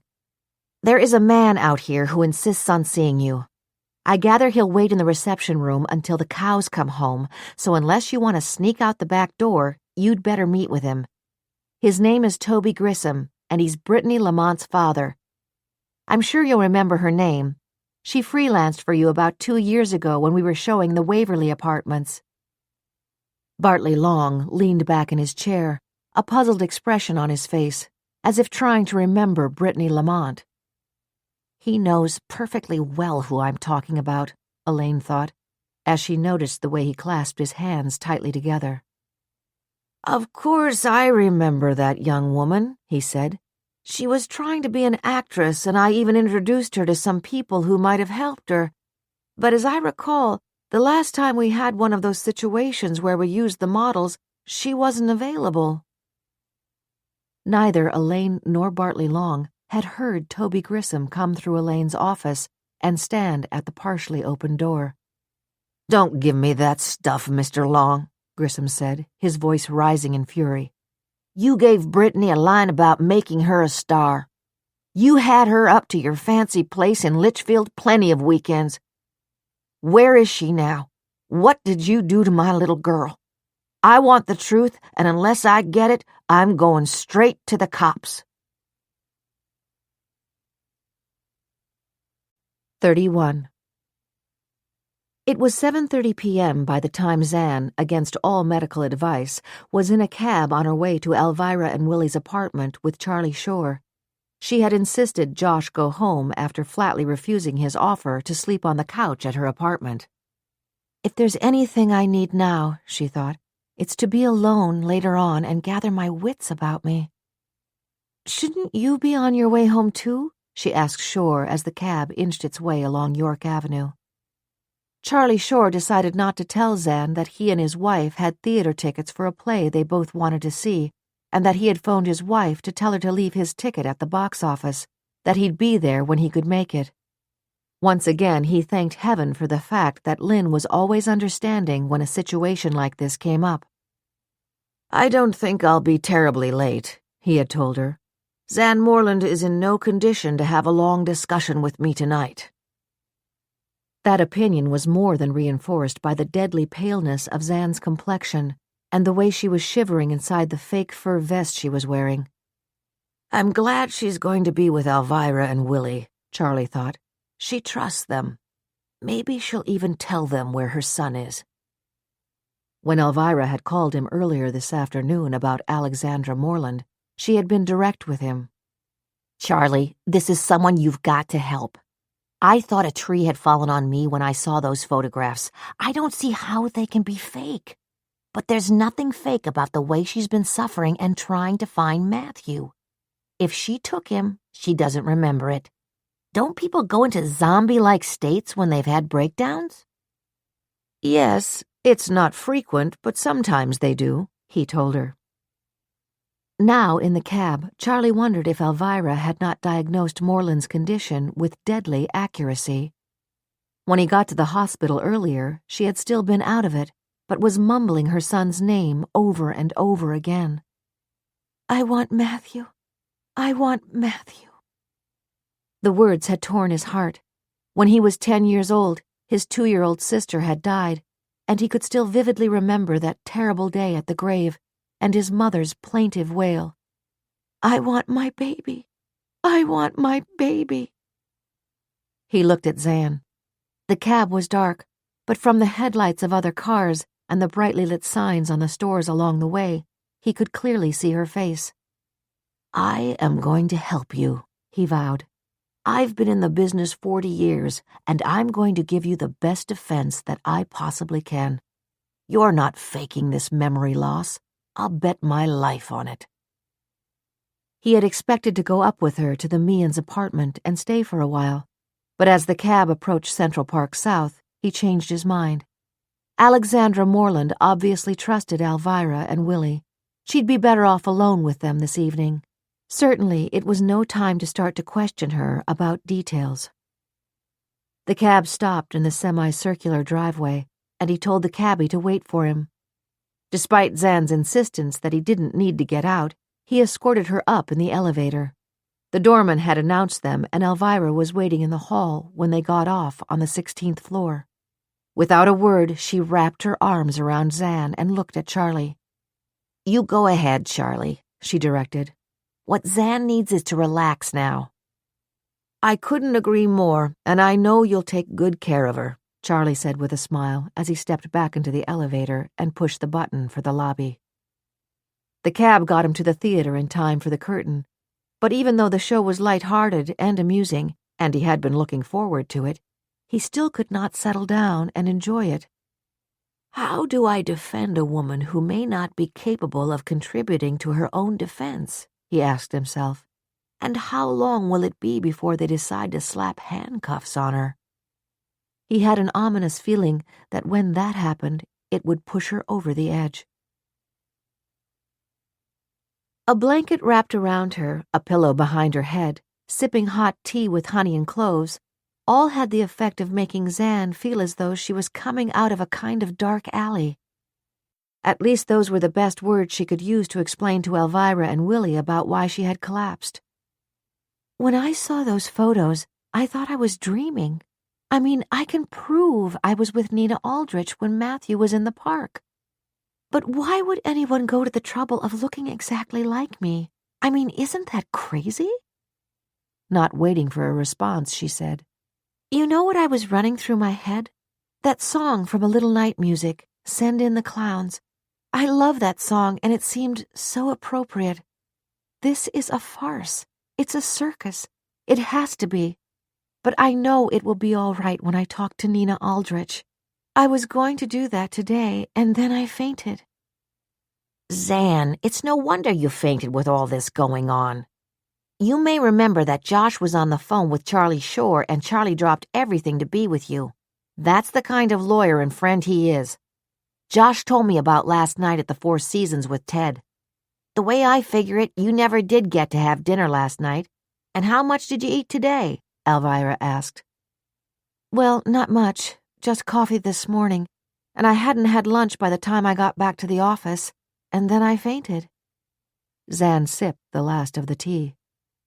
Alvirah, Willy, you both believe that those photos show me taking Matthew. I heard it in your voice this afternoon, Alvirah.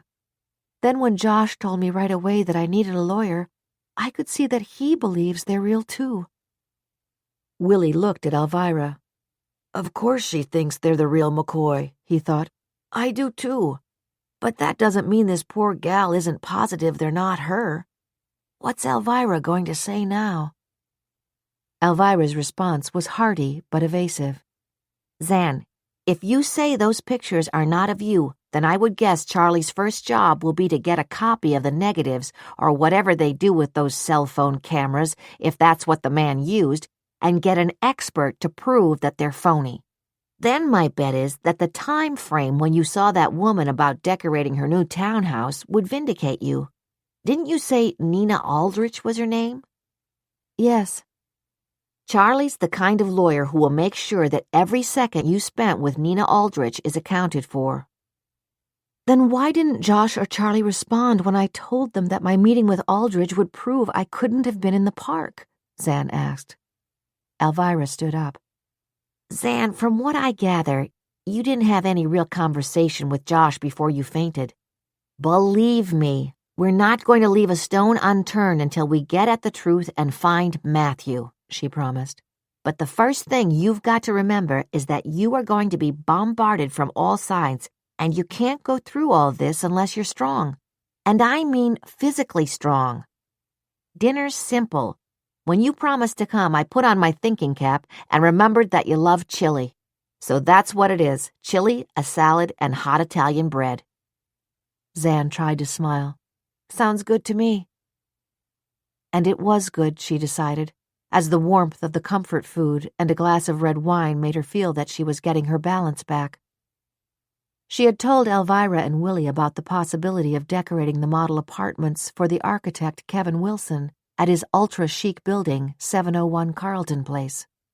It's between me and Bartley Long, she explained.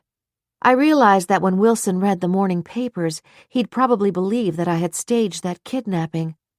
I went straight to his office and asked him to give me a chance to prove that I couldn't have taken Matthew that day. Alvirah knew she had only a small sense of how much Zan had worked on her designs for those apartments. Did he give you that chance? Zan shrugged. We'll see. He let me leave my sketches and fabrics, so I guess I'm still in the running. They all passed on dessert, deciding to have just cappuccino. Knowing that Zan would be getting ready to leave, Willy got up from the table, went into the bedroom, and quietly picked up the phone and ordered a car to take her to Battery Park City, then bring him back. Just in case they're hanging around her building, there's no way I'm letting that girl face a battery of reporters and photographers alone, he decided. I'm going to escort her home and get her upstairs. 15 minutes, Mr. Meehan, the car dispatcher assured him. Willy had just gotten back to the table when the phone rang. It was Father Aidan. I'm crossing the street from the club, he announced. If it's still all right, I'd like to pick up my scarf. Oh, that's perfect, Alvirah assured him. There is someone here I've been hoping you'd arrive in time to meet. Zan was finishing the last of her coffee. As Alvirah replaced the phone, Zan said, "Alvirah, I honestly don't want to meet anyone. Please let me get away before whoever that is arrives." "Zan, this isn't just anyone," Alvirah pleaded. "I didn't say anything, but I was really hoping that you'd still be here when Father Aiden dropped by. He's an old friend, and he left his scarf here last night, and because he had dinner practically across the street, he's stopping by to pick it up. I don't want to interfere with your plans, but I'd love it if you got to know him. He's a wonderful priest at St. Francis, and I think he could be a real comfort to you." "Alvirah, I'm not feeling very religious these days," Zan said, "so I'd like to just slip away fast." "Zan, I called a car. I'm riding home with you. That's that," Willy said. The phone rang. It was the doorman to announce Father O'Brien. Alvirah rushed to open the door, and a moment later the elevator stopped at their floor. A smiling Father O'Brien was hugged by Alvirah, shook hands with Willy, and then turned to be introduced to the young woman who was their guest. The smile vanished from his face. "Holy Mother of God," he thought. "She's the woman who's involved in a crime. She's the one who claims she can't prevent a murder." 32. On the short drive over from Hunter College to the Aldridge townhouse on East 69th Street, detectives Billy Collins and Jennifer Dean admitted to each other that never for 1 minute had either of them suspected that Zan Moreland had abducted her own child. They reconstructed the day Matthew Carpenter disappeared. "All I was thinking is that we were looking for a predator who sized up the situation and acted on it," Billy said somberly. "The park was crowded, the babysitter asleep on the grass, the little boy asleep in the stroller. I saw it as a perfect setup for a pervert on the lookout for a child."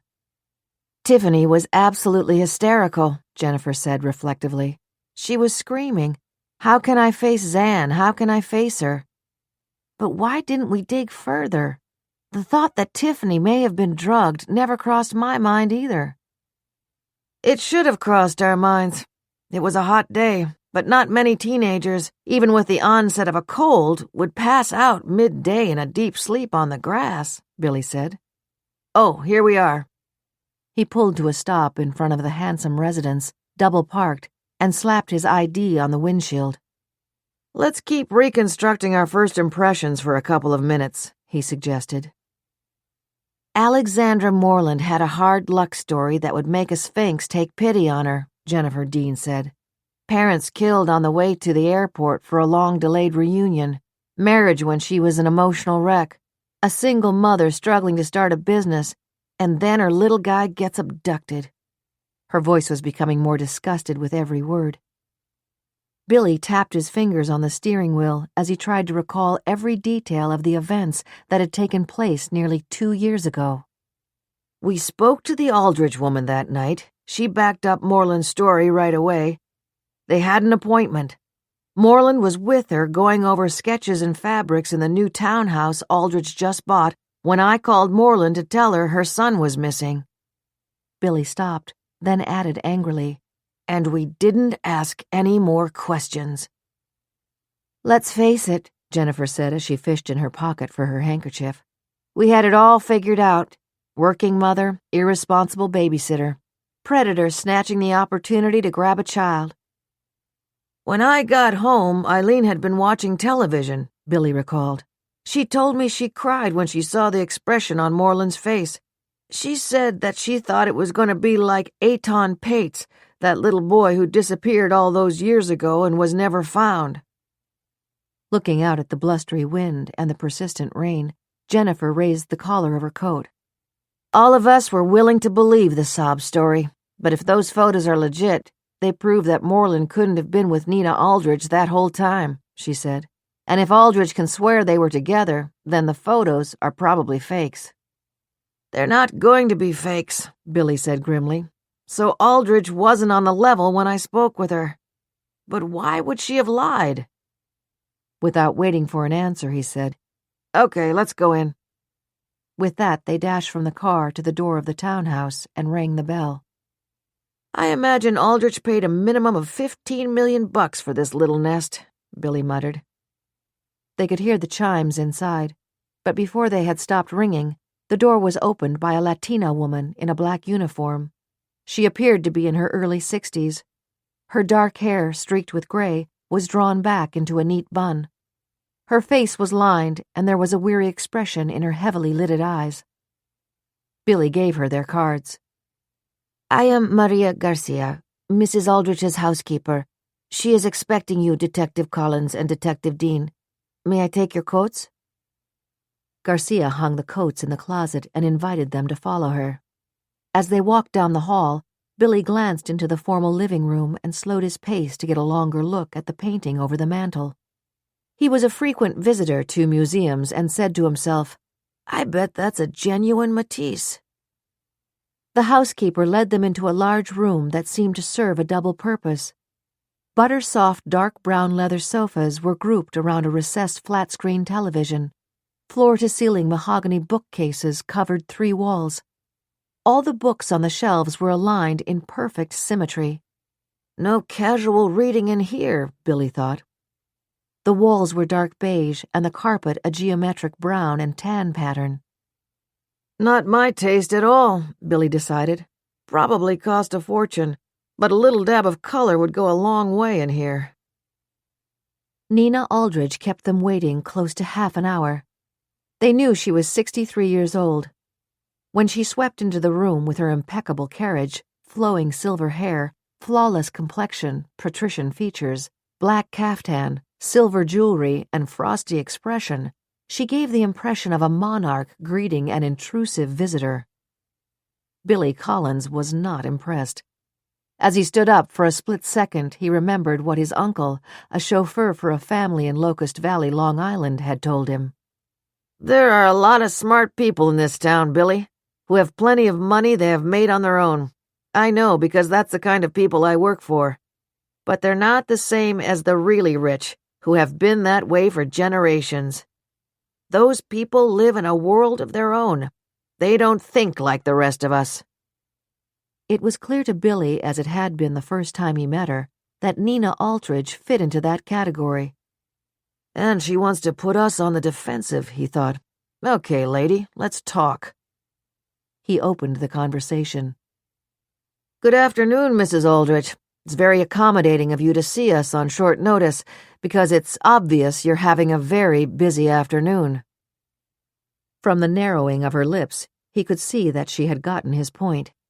Without being invited, he and Jennifer Dean both sat down again. After a moment's hesitation, Nina Aldrich took a seat behind the narrow antique desk opposite them.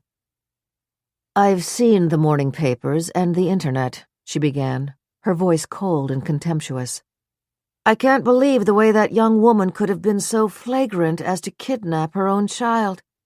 When I think of the sympathy I felt for her and the caring note I wrote to her, I am simply outraged. Jennifer Dean opened the questioning. Mrs. Aldrich, when we spoke to you hours after Matthew Carpenter disappeared, you verified that you had an appointment with Alexandra Moreland and that she was with you when I first phoned her to tell her that her child was missing. Yes, that was about 3 o'clock in the afternoon. What was her reaction to our call? Looking back after having seen those photos, I can tell you that she is quite a marvelous actress. As I told you at our previous meeting, after speaking to you, Ms. Moreland went white as a sheet and jumped up. I wanted to call a cab, but she ran out of the house and raced to the park on foot. She left all her books with her fabric and paint samples and pictures of antique furniture and lamps and carpets and so forth scattered here. I see. The babysitter took Matthew to the park between 12:30 and 12:40. From my notes, I see that your appointment with Ms. Moreland was at 1 p.m., Jennifer continued. That's right.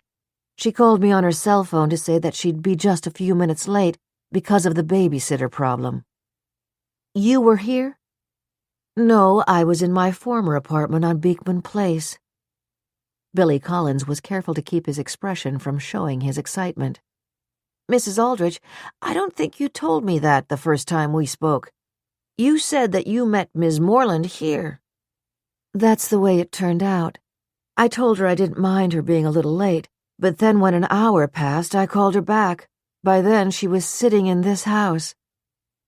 "Mrs. Aldrich, you are now telling me that when Alexandra Moreland spoke to you after 2 o'clock, that you still hadn't seen her?" Billy persisted. "That's exactly what I'm saying. Let me explain. Zan Moreland had a key to this house. She had been letting herself in while she was preparing to submit her suggestions for the decor. She just assumed we were meeting here. So actually it was closer to an hour and a half before we got together. When we finally did talk, she apologized for the confusion and offered to come to Beekman Place, but I was meeting friends at the Carlisle for cocktails at 5, so I told her I would come meet her up here. Frankly, by then I was getting pretty irritated with her." "Mrs. Aldrich, do you keep a written record of your appointments?" Dean asked. "Of course I do. I keep them in one of those daily planners." "Would you happen to have kept yours from 2 years ago, and is it on hand?" "Yes, it would be upstairs." With an impatient sigh, Nina Aldrich got up, walked to the door of the room, and called the housekeeper. Glancing at her watch, a gesture Billy Collins was sure was intended for them, she directed Garcia to go to her desk, open the top drawer, and get the appointment book for the year before last. While Nina Aldrich and the detectives waited, she said, "I do hope we're not going to be involved in this situation beyond this meeting. My husband despises this sort of sensationalism, and he was not happy when the papers made so much of the fact that Moreland's meeting was with me that day." Billy did not deem it wise to tell her that if this came to trial, she would end up being a star witness. Instead, he said quietly, "I'm sorry about the inconvenience." Maria Garcia returned, a small red leather book in her hand. She had already opened it to June 10th. "Thank you, Maria. Wait right here." Nina Aldrich glanced at the page and handed the book to Billy. Next to the 1 p.m. slot was Alexandra Moreland's name. "This doesn't say where you were planning to meet her," Billy observed. "If you were discussing decorating this house, why would you meet her at the other residence?"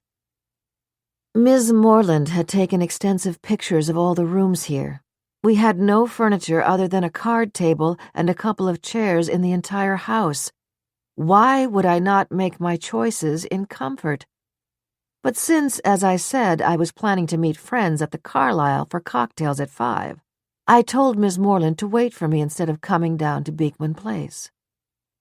"I see. Then you weren't here long before we called her?" Jennifer asked. "Little more than a half hour." "When you arrived here, how would you describe Miss Moreland's demeanor?" "Flurried, apologetic, anxious." "I see. And how big is this house, Mrs. Aldrich?" "It's 5 stories high and 40 feet wide, which, as you can see, makes it one of the larger townhouses in the area. The top floor is now an enclosed garden. We have 11 rooms." There was no mistaking the pleasure Nina Aldrich displayed in disclosing the dimensions of her townhouse. "What about the basement?" Billy asked.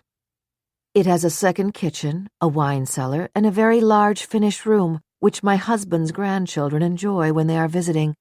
Also a storage area." "You say there were only a few chairs and a card table here the day Matthew disappeared and you met Miss Moreland here?" "Yes. The architectural renovation had been done by the previous owners. Because of sudden financial problems, the house went on the market and we bought it. For the most part, we were very satisfied with the architect's work and wanted no part of long delays by starting any further renovations.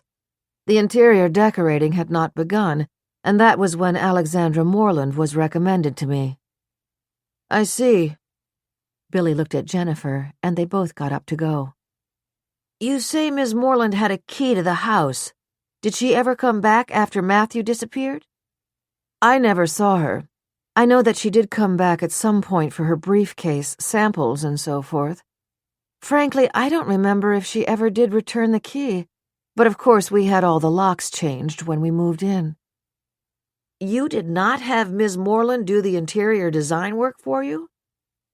I thought it was quite obvious that she would be in no emotional condition to take on such a project, and I wouldn't have expected it of her. And obviously I couldn't take a chance that she wouldn't have some kind of breakdown and leave me in a mess. May I ask who decorated this house? Bartley Long. Perhaps you've heard of him. He's quite brilliant. I guess what I'm asking is, when did he come on the job? Billy's mind was racing. This house had been empty the day Matthew disappeared. Zan Moreland had access to it.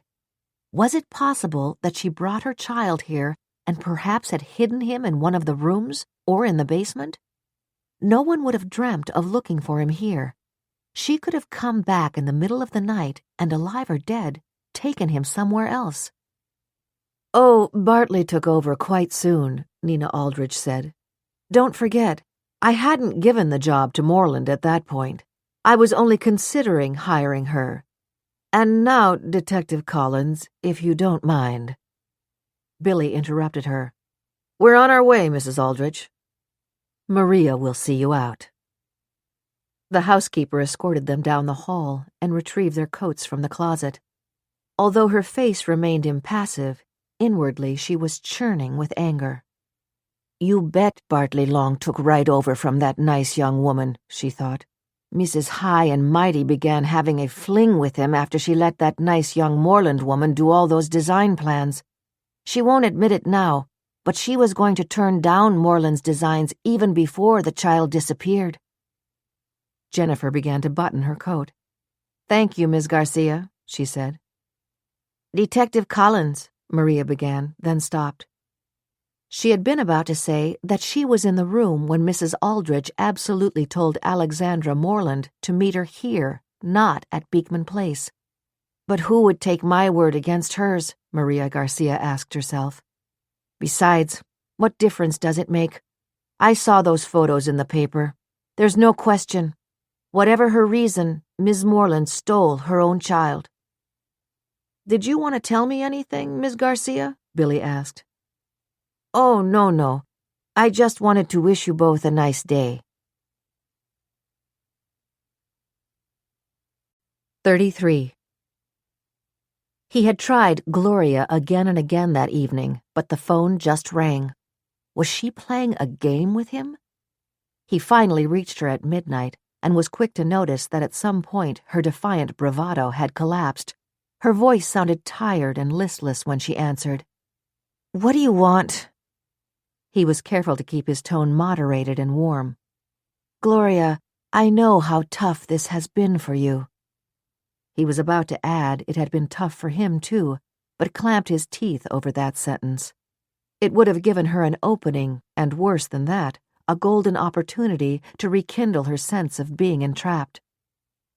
Gloria, he continued, I've been thinking. I'm not going to give you $200,000 as we agreed. I'm going to triple it. I'm going to give you $600,000 in cash by the end of next week. He was delighted to hear her astonished gasp. Was she stupid enough to really fall for it? You have only one more thing to do, he continued, and that is to show up in the Franciscan church one more time about 4:45. I'll let you know what evening. Aren't you afraid I'll go to confession again? If she were in this room, I'd kill her right now, he thought. Instead, he laughed. I looked it up. You're right about the seal of the confessional. Aren't you torturing Matthew's mother enough? Why do you have to kill her? Not for the same reason I'm going to kill you, he thought. You know too much. I'd never be sure that so-called conscience of yours wouldn't start bubbling to the surface. As for Zan, I won't be happy until they are planning her funeral. Gloria, I'm not going to kill her, he said. That was just angry talk. I don't believe you. I know how much you hate her. The edge of anger and even panic was creeping back into Gloria's voice. Gloria, how did we start this conversation? Let me remind you. I'm going to give you $600,000 in cash, in genuine U.S. dollars. that you'll be able to put in a safe deposit box and live on while you give yourself a chance to do the only thing you really want to do, and that is to walk across the stage in a Broadway play or on a movie set. You're a beautiful woman. Unlike most of the look-alike Barbie dolls in Hollywood, you're also a chameleon. You can look and walk and talk like someone else. You remind me of Helen Mirren in The Queen. You've got that level of talent. I'm asking you for a week, at the most 10 days. I'll want you to go to that church and I'll let you know what to wear. The minute you leave, it's all over. We'll meet someplace nearby and I'll give you $5,000 right away. That's as much cash as you should carry in case your bags are opened in an airport. Then what? You go back to Middletown. You wait until about 9 or 10 o'clock that night, then drop Matthew off in a department store or mall. After that, you're on a plane to California or Texas or wherever you like to start your new life. I know you're worried about your father. You can tell him you were on a mission for the CIA. Not more than 10 days. Now her voice was tentative, almost convinced. Then she added, But how will I get the rest of the cash? You'll never have that problem, he thought. I'll have the money packaged and mailed to you anywhere you want. But how can I trust that the package will arrive, or that, if it does, that it won't be stuffed with old newspapers? You can't trust me, he thought.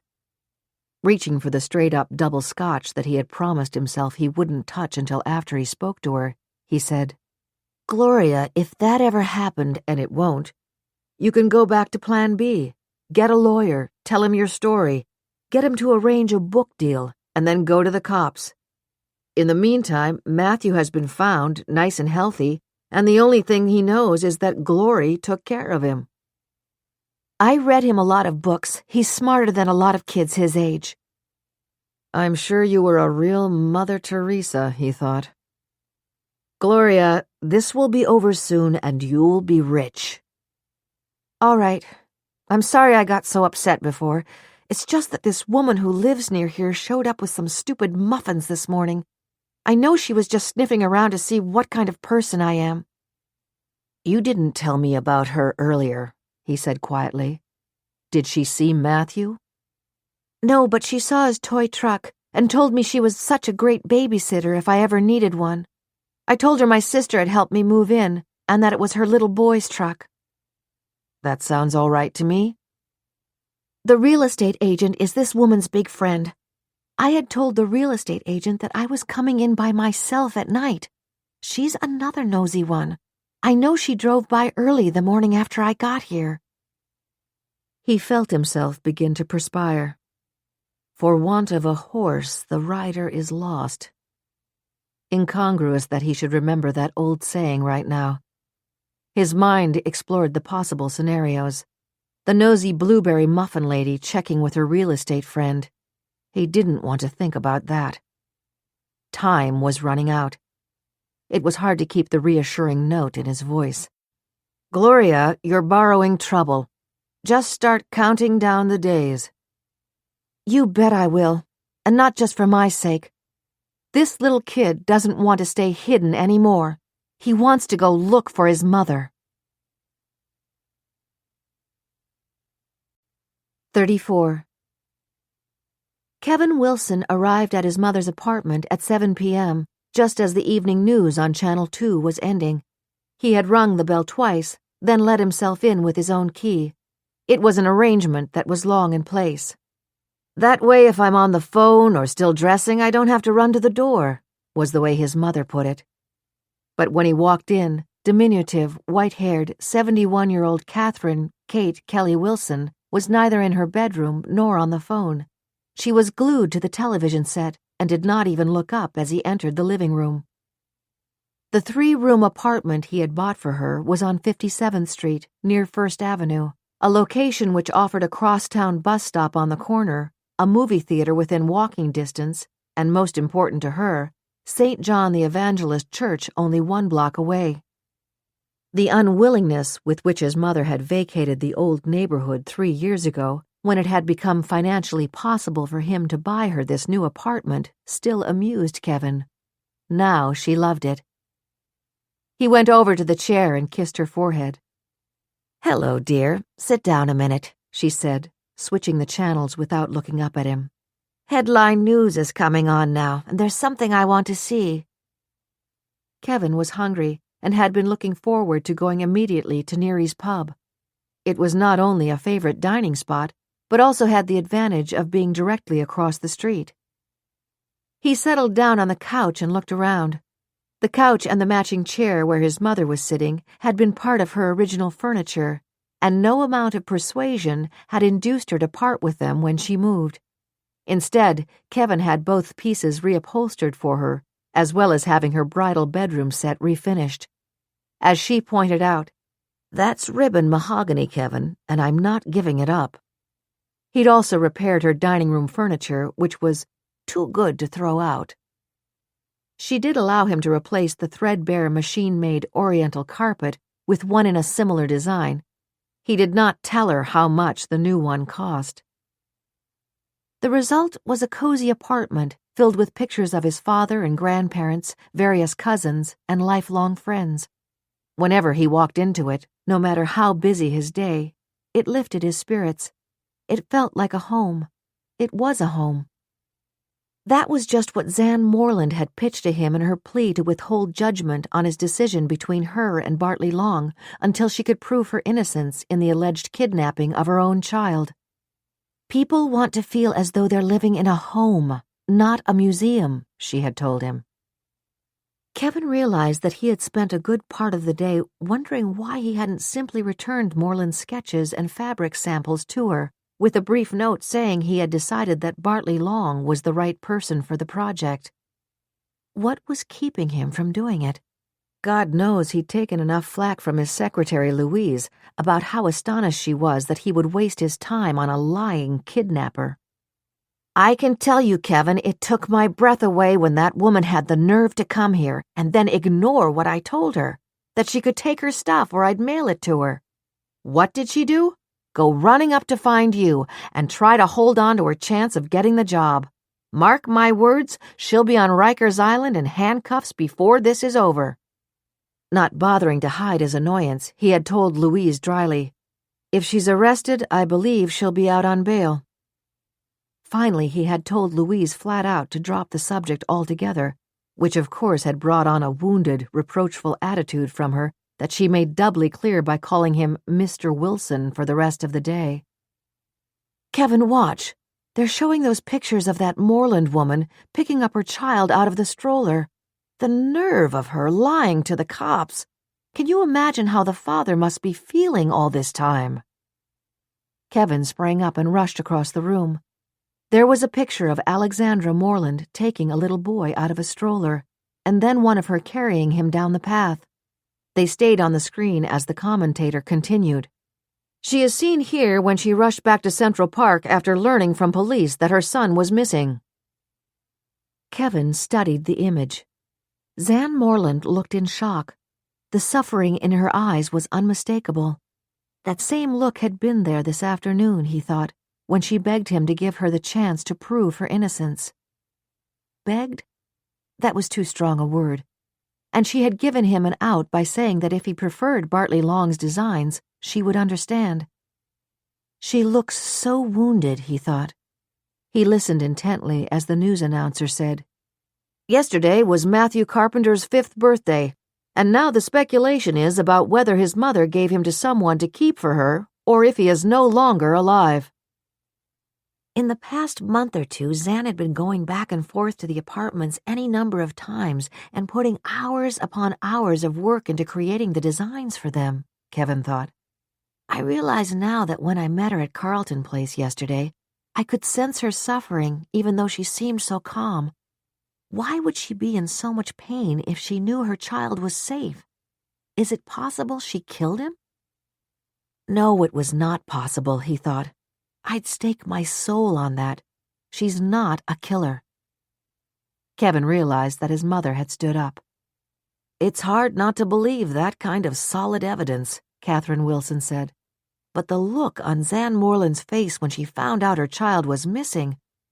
"Of course, you're too young to remember, But when the Fitzpatrick baby fell out of the window of our apartment building and was killed, that's the expression I saw in Joan Fitzpatrick's eyes. So much pain that you bled for her. That Moreland woman must be some actress. If she's acting. Kevin was surprised to hear himself defending her. Startled, his mother looked at him. What do you mean, if? You saw those pictures, didn't you? Yes, I did, and I don't know what I mean. Come on, Mom, let's eat. I'm starved. It was later, at their usual table in Neary's, that Kevin told his mother over coffee that he had been considering hiring Alexandra Moreland to decorate 3 model apartments. Well, of course, this ends that, Catherine Wilson said decisively. But tell me, what's she like? Her face would haunt you, Kevin thought. Those expressive eyes, that sensitive mouth. She's about 5'8", I would say. She's very slender and graceful. She moves like a dancer. Yesterday her hair was loose on her shoulders, the way you see it in the pictures. Today she had tied it back in a bun or chignon or whatever you call it. He realized he was describing Zan to himself as much as to his mother. My God, you sound as though you have a crush on her, his mother exclaimed. Kevin thought for a long moment. That's crazy, he decided. But there is something about Zan. He remembered the feeling of having her shoulder brush his when she was pointing out some of the aspects in Bartley Long's sketches that she felt would put off a prospective buyer. By then she had seen those photos from Central Park, and she knew what she was up against. She asked me to give her time to prove that those photos are fakes, he said. I don't have to make a decision between her and Bartley Long yet, and I'm not going to. I'm sticking to my guns and giving her the chance she asked for. Kevin, you've always been for the underdog, his mother said. But this may be carrying it too far. You're 37 years old, and I was beginning to worry that I would be stuck with an Irish bachelor on my hands. But for God's sake, don't get involved with someone in a hopeless situation. Just then their longtime friend, Jimmy Neary, stopped at their table to say hello. He'd caught Catherine's last words. I couldn't agree more with your mom, Kevin, he said. And if you're ready to settle down, I've got a list a mile long of young ladies who already have their eye on you. Do yourself a favor. Steer clear of trouble. 35. As he had promised, Willie took Zan home in a hired car. He offered to drop Father Aidan along the way, but he did not accept the ride. No, you go along. I'll visit with Alvirah for a little while, he said. When Father Aidan said goodbye to Zan, he looked directly into her eyes and said, I will pray for you. Then he reached out and took her hands in his. Pray that my little boy is safe, Zan answered. Don't bother to pray for me, Father. God has forgotten that I exist. Father Aidan did not try to reply. Instead, he stepped aside to let her pass into the hallway. I'll just stay 5 minutes, Alvirah, he promised after the door closed behind Zan and Willie. I could see that the young woman wanted no part of my company, and I didn't want to wish it on her even for a short ride in the car. Oh, Aidan, Alvirah sighed. I'd give anything if I could believe that Zan didn't take Matthew out of his stroller that day, but she did. There's no question about it. Do you think the child is alive? Father Aidan asked. I could no more conceive of her hurting Matthew than I could imagine running a knife through Willie. I think you told me that you only came to know Miss Moreland after her son disappeared, Father Aidan said. Be careful, he warned himself. There is no way you can possibly let Alvirah think that you've met Alexandra Moreland before. Yes, we became friendly because I wrote a column about her, and she phoned to thank me for it. Oh, Aidan, I believe that Zan must have been in some sort of catatonic state, or maybe even has a split personality. The point is, I don't know anyone she has ever mentioned who might be raising Matthew for her.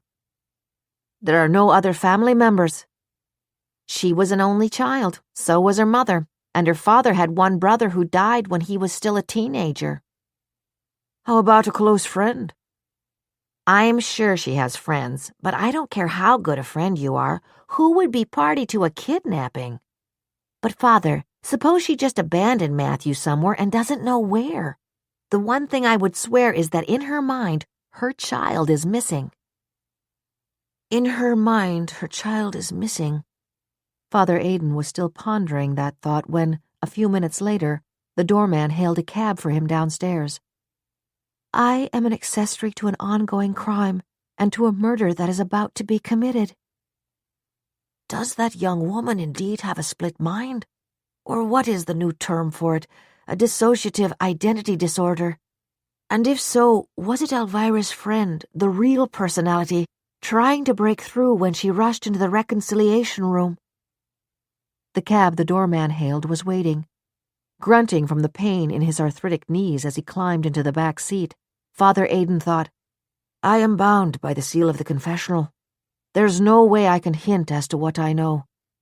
She asked me to pray for her child, but oh dear Lord, if a murder is in the offing, I beg you to intercede and stop it.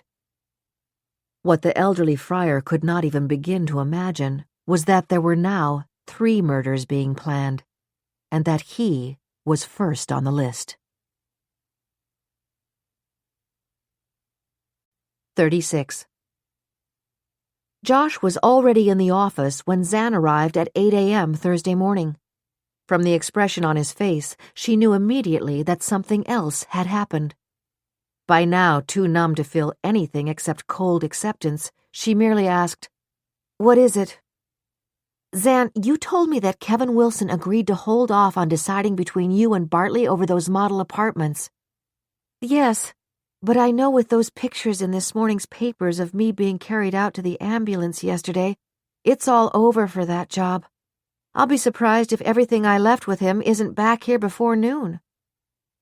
Zan, Josh said passionately, that's probably true, but it's not what I'm talking about. Zan, how could you have ordered all the fabrics and furniture and wall hangings for those apartments before you got the okay on the job? You've got to be joking, Zan said flatly. Zan, I wish I were. You put the order in for the fabrics and the wall hangings and the custom furniture and the fixtures. My God, you've ordered everything. We've got delivery notices on the fabrics. Forget the money. Where are we going to put all that stuff? They never would have begun delivering without being paid, she said. This, at least, I can prove is a mistake, Zan thought frantically. Zan, I called Wallington Fabrics. They have a letter from you requesting deferment of the usual 10% down because time is of the essence, and saying you'll be able to pay in full as soon as the contract with Kevin Wilson comes in. You claim he's already signed it, and the check will be arriving very soon. Josh grabbed a paper from his desk. I asked them to fax me a copy of the letter. Here it is, on our stationery, and that's your signature. I didn't sign that letter, Zan said. I swear on my life that I didn't sign that letter, and I didn't order anything for those model apartments. Absolutely all I ever took from any of our suppliers were the upholstery fabric, drapery, and wall-hanging samples, and pictures of the furniture and Persian carpets and window treatments that I would use if we got the job. Zan, Josh began, then shook his head. Look, I love you like you're my own sister. We've got to call Charlie Shore right now. When I phoned Wallington Fabrics, I thought someone had made a mistake. Now they're going to start worrying about getting paid. And you did send minimal deposits to hold the carpets and some of the antiques. You must have written the checks from your personal account. I didn't sign that letter, Zan said, her voice now quiet. I didn't write any checks from my personal account, and I am not crazy. She saw the look of combined disbelief and concern on the face of her associate. Josh, I accept your resignation. If this is going to turn out to be a scandal with our suppliers suing us, I don't want you caught in it. They might accuse you of being in some kind of rip-off scheme along with me. So why don't you get your stuff together and take off? As he stared at her, she added sarcastically, Admit it. You think I kidnapped my own son and that I've lost my mind. Who knows? Maybe I'm dangerous. Maybe I'll clobber you over the head when your back is turned." "Zan," Josh snapped, "I'm not leaving you, and I'm going to find a way to help you." The phone rang, a sharp, ominous sound. Josh picked up the receiver, listened, then said, "She's not here yet. I'll give her the message." Zan watched as Josh scribbled a phone number. When he hung up, he said, "Zan, that was Detective Billy Collins. He wants you to come to the Central Park precinct with your lawyer today, as soon as possible. I'm going to call Charlie Shore right now. It's early, but he told me he always gets to his office by 7:30. Yesterday I fainted, Zan thought. I won't do that again. During the night, after Willie dropped her off, she lay up in bed in quiet, absolute despair, a single light shining on Matthew's picture again. For some reason, the look of compassion in the eyes of the priest, who was Alvirah's friend, kept coming back to her. I was rude to him, she thought, but I could feel that he wanted to help me. He said he'd pray for me, but I told him to pray for Matthew instead. When he took my hands, it felt as though he were blessing me. Maybe what he was doing was helping me to face the truth. All night long, except for brief periods when she dozed off, Zan had kept her vigil, looking at Matthew's picture. As dawn was breaking, she said quietly, "Little guy, I don't believe that you're still alive. I've always sworn that I would know if you were dead, but I've been fooling myself. You are dead, and it's over for me too. I don't know what's happening, but I can't fight anymore. I guess in my soul all these many months, I've really believed that you were grabbed by a predator who abused and then killed you. I wouldn't have thought I would come to this, but there is a bottle of sleeping pills in this drawer that will bring us back together. It's time to take them." A sense of relief and exhaustion had come over her, and she finally closed her eyes. With Father Aidan's face before her, she had prayed for forgiveness and understanding before she reached for the pills. It was then that she heard Matthew's voice calling out to her, "Mommy! Mommy!" She had leapt up from the bed screaming, "Matthew! Matthew!" In that moment, against all rational belief, she knew with absolute certainty that her little boy was still alive. "Matthew is alive," she thought fiercely, as she heard Josh talking to Charlie Shore. When he replaced the receiver, Josh said, "Detective Collins wants to question you this morning. Mr. Shore will pick you up at 10:30. Zan nodded. "You said that I must have paid any deposits on the furnishings for the model apartments out of my savings account. Pull my bank account up for me on the computer." "I don't have the password for your account." "You'll have it now. It's Matthew. I have a little over $27,000 in it." Josh sat down in front of the computer and began to send his fingers flying across the keyboard. Zan saw the expression on his face, troubled but not surprised. "What is my balance?" she asked. $233.11. "Then there is a computer hacker at work," she said flatly. Josh ignored that. "Zan, what are we going to do about all the orders you placed?" he asked. "You mean, what are we going to do about all the orders I didn't place?" Zan said. "Look, Josh, I'm not afraid to go to the police station and talk with Detective Collins. I believe there is an answer to all this. Somebody hates me enough to try and destroy me, and his name is Bartley Long. I told Detective Collins and his partner about him when Matthew disappeared. They didn't take me seriously. I know they didn't. But if Bartley hates me enough to try to destroy my reputation and my business, I think he may hate me enough to kidnap my son and maybe turn him over to a friend who wanted a child." "Zan, don't repeat that to the cops. They'll turn that kind of talk against you in a heartbeat," Josh implored. The intercom phone rang. Josh picked up the receiver. It was the service manager of the building. "Shipment arriving for you. It's a large load and pretty heavy." 10 minutes later, 20 long rolls of fabric were delivered to the office. Zan and Josh had to push the desk to one side and pile the chairs in the back room in order to make room for it. When the delivery men left, Josh opened the statement that was attached to one of the rolls and read it aloud. 100 yards of discontinued fabric at $125 a yard. Special arrangement non-refundable purchase agreement. Full payment due within 10 days. Total including tax, $13,874. He looked at Zan. We have $40,000 in the bank and $16,000 in accounts receivable.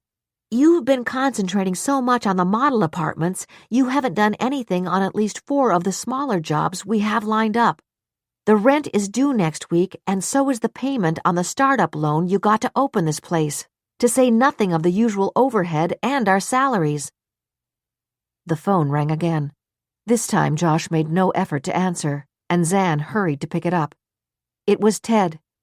His voice bitter and angry, he snarled. Zan, I'm on my way to meet Detective Collins. I have rights as Matthew's father, rights that you have willfully taken from me. I'm going to insist that they arrest you immediately, and I'll move heaven and earth to make you tell me what you have done with my son. 37. Toby Grissom pushed open the door of the 13th precinct in Manhattan, and ignoring the comings and goings in the busy reception area, approached the sergeant behind the desk. I'm Toby Grissom, he began timidly, but there was nothing timid in his voice when he added, My daughter is missing, and I think some big-shot interior decorator may be the reason for it. The sergeant looked at him. How old is your daughter? 30 last month. The sergeant did not show the relief he felt. He'd been afraid that it might be another case of a young teenage runaway who sometimes gets picked up by a pimp and ends up a hooker or disappearing for good. Mr. Grissom, if you'll just take a seat, I'll ask one of our detectives to take down the information. There were a couple of benches in the area near the desk. Toby, his wool cap in hand, a manila envelope under his arm, sat on one of them and watched with detached curiosity as uniformed cops went in and out of the building, sometimes accompanying people in handcuffs. 15 minutes later, a large-framed man in his mid-30s with thinning blonde hair and a quiet manner approached Toby. Mr. Grissom, I'm Detective Wally Johnson. Sorry to keep you waiting. If you follow me to my desk, we can talk. Obediently, Toby stood up. I'm used to waiting, he said. Seems to me I've been waiting for one thing or another most of my life. I think we all have times when we feel like that, Wally Johnson agreed. It's this way. The detective's desk was one of many in a large cluttered room. Most of the desks were empty, but the files strewn on them suggested that each of the missing occupants was actively working cases. We got lucky, Johnson said, as arriving at his desk, he pulled up a chair beside it. I not only got promoted to being next to the window with the view, such as it is, but it's one of the quieter spots in the whole precinct. Toby did not know where he got his courage to speak up. Detective Johnson, I don't really care if you like where you sit. I'm here because my daughter is missing, and I think either something has happened to her or she's mixed up in some kind of trouble that she has to get out of. Can you explain what you mean by that, Mr. Grissom? By now, after visiting Bartley Long's office and speaking with the 2 young women Glory had been living with when she disappeared, Toby felt as though he could not go through the full story again. But that's crazy, he told himself. If I don't come across to this detective as a guy to believe, he'll just blow me off. My daughter's legal name is Margaret Grissom, he began. I always called her Gloria because she was such a glorious, beautiful baby, if you know what I mean. She left Texas when she was 18 to come to New York. She wanted to be an actress. She won Best Actress in the senior play at her high school. Oh, God, Johnson thought. How many of those kids who were Best Actress in the school play come running to New York? Talk about the field of dreams. It was an effort to keep his mind on what Grissom was telling him, about his daughter taking the name of Brittany Lamont, and what a good person she was. She was so pretty she was offered jobs in porno films but wouldn't touch them.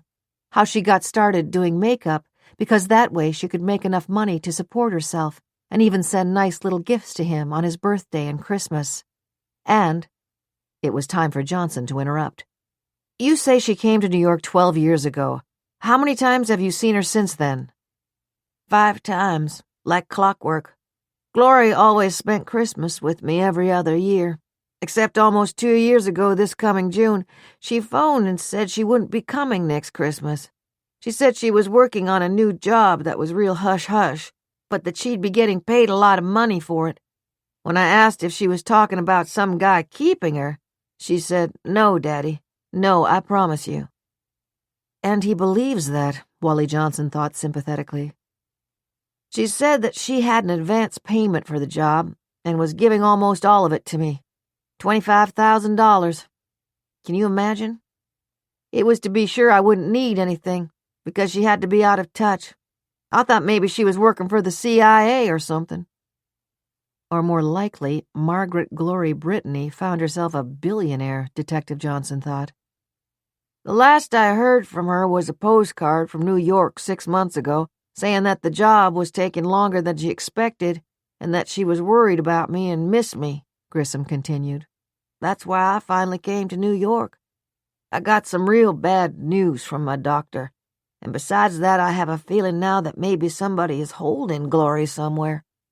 I went to see the girl she shared an apartment with, and they told me that this big-shot designer was snowing her about how he'd introduce her to theater people and make her a star.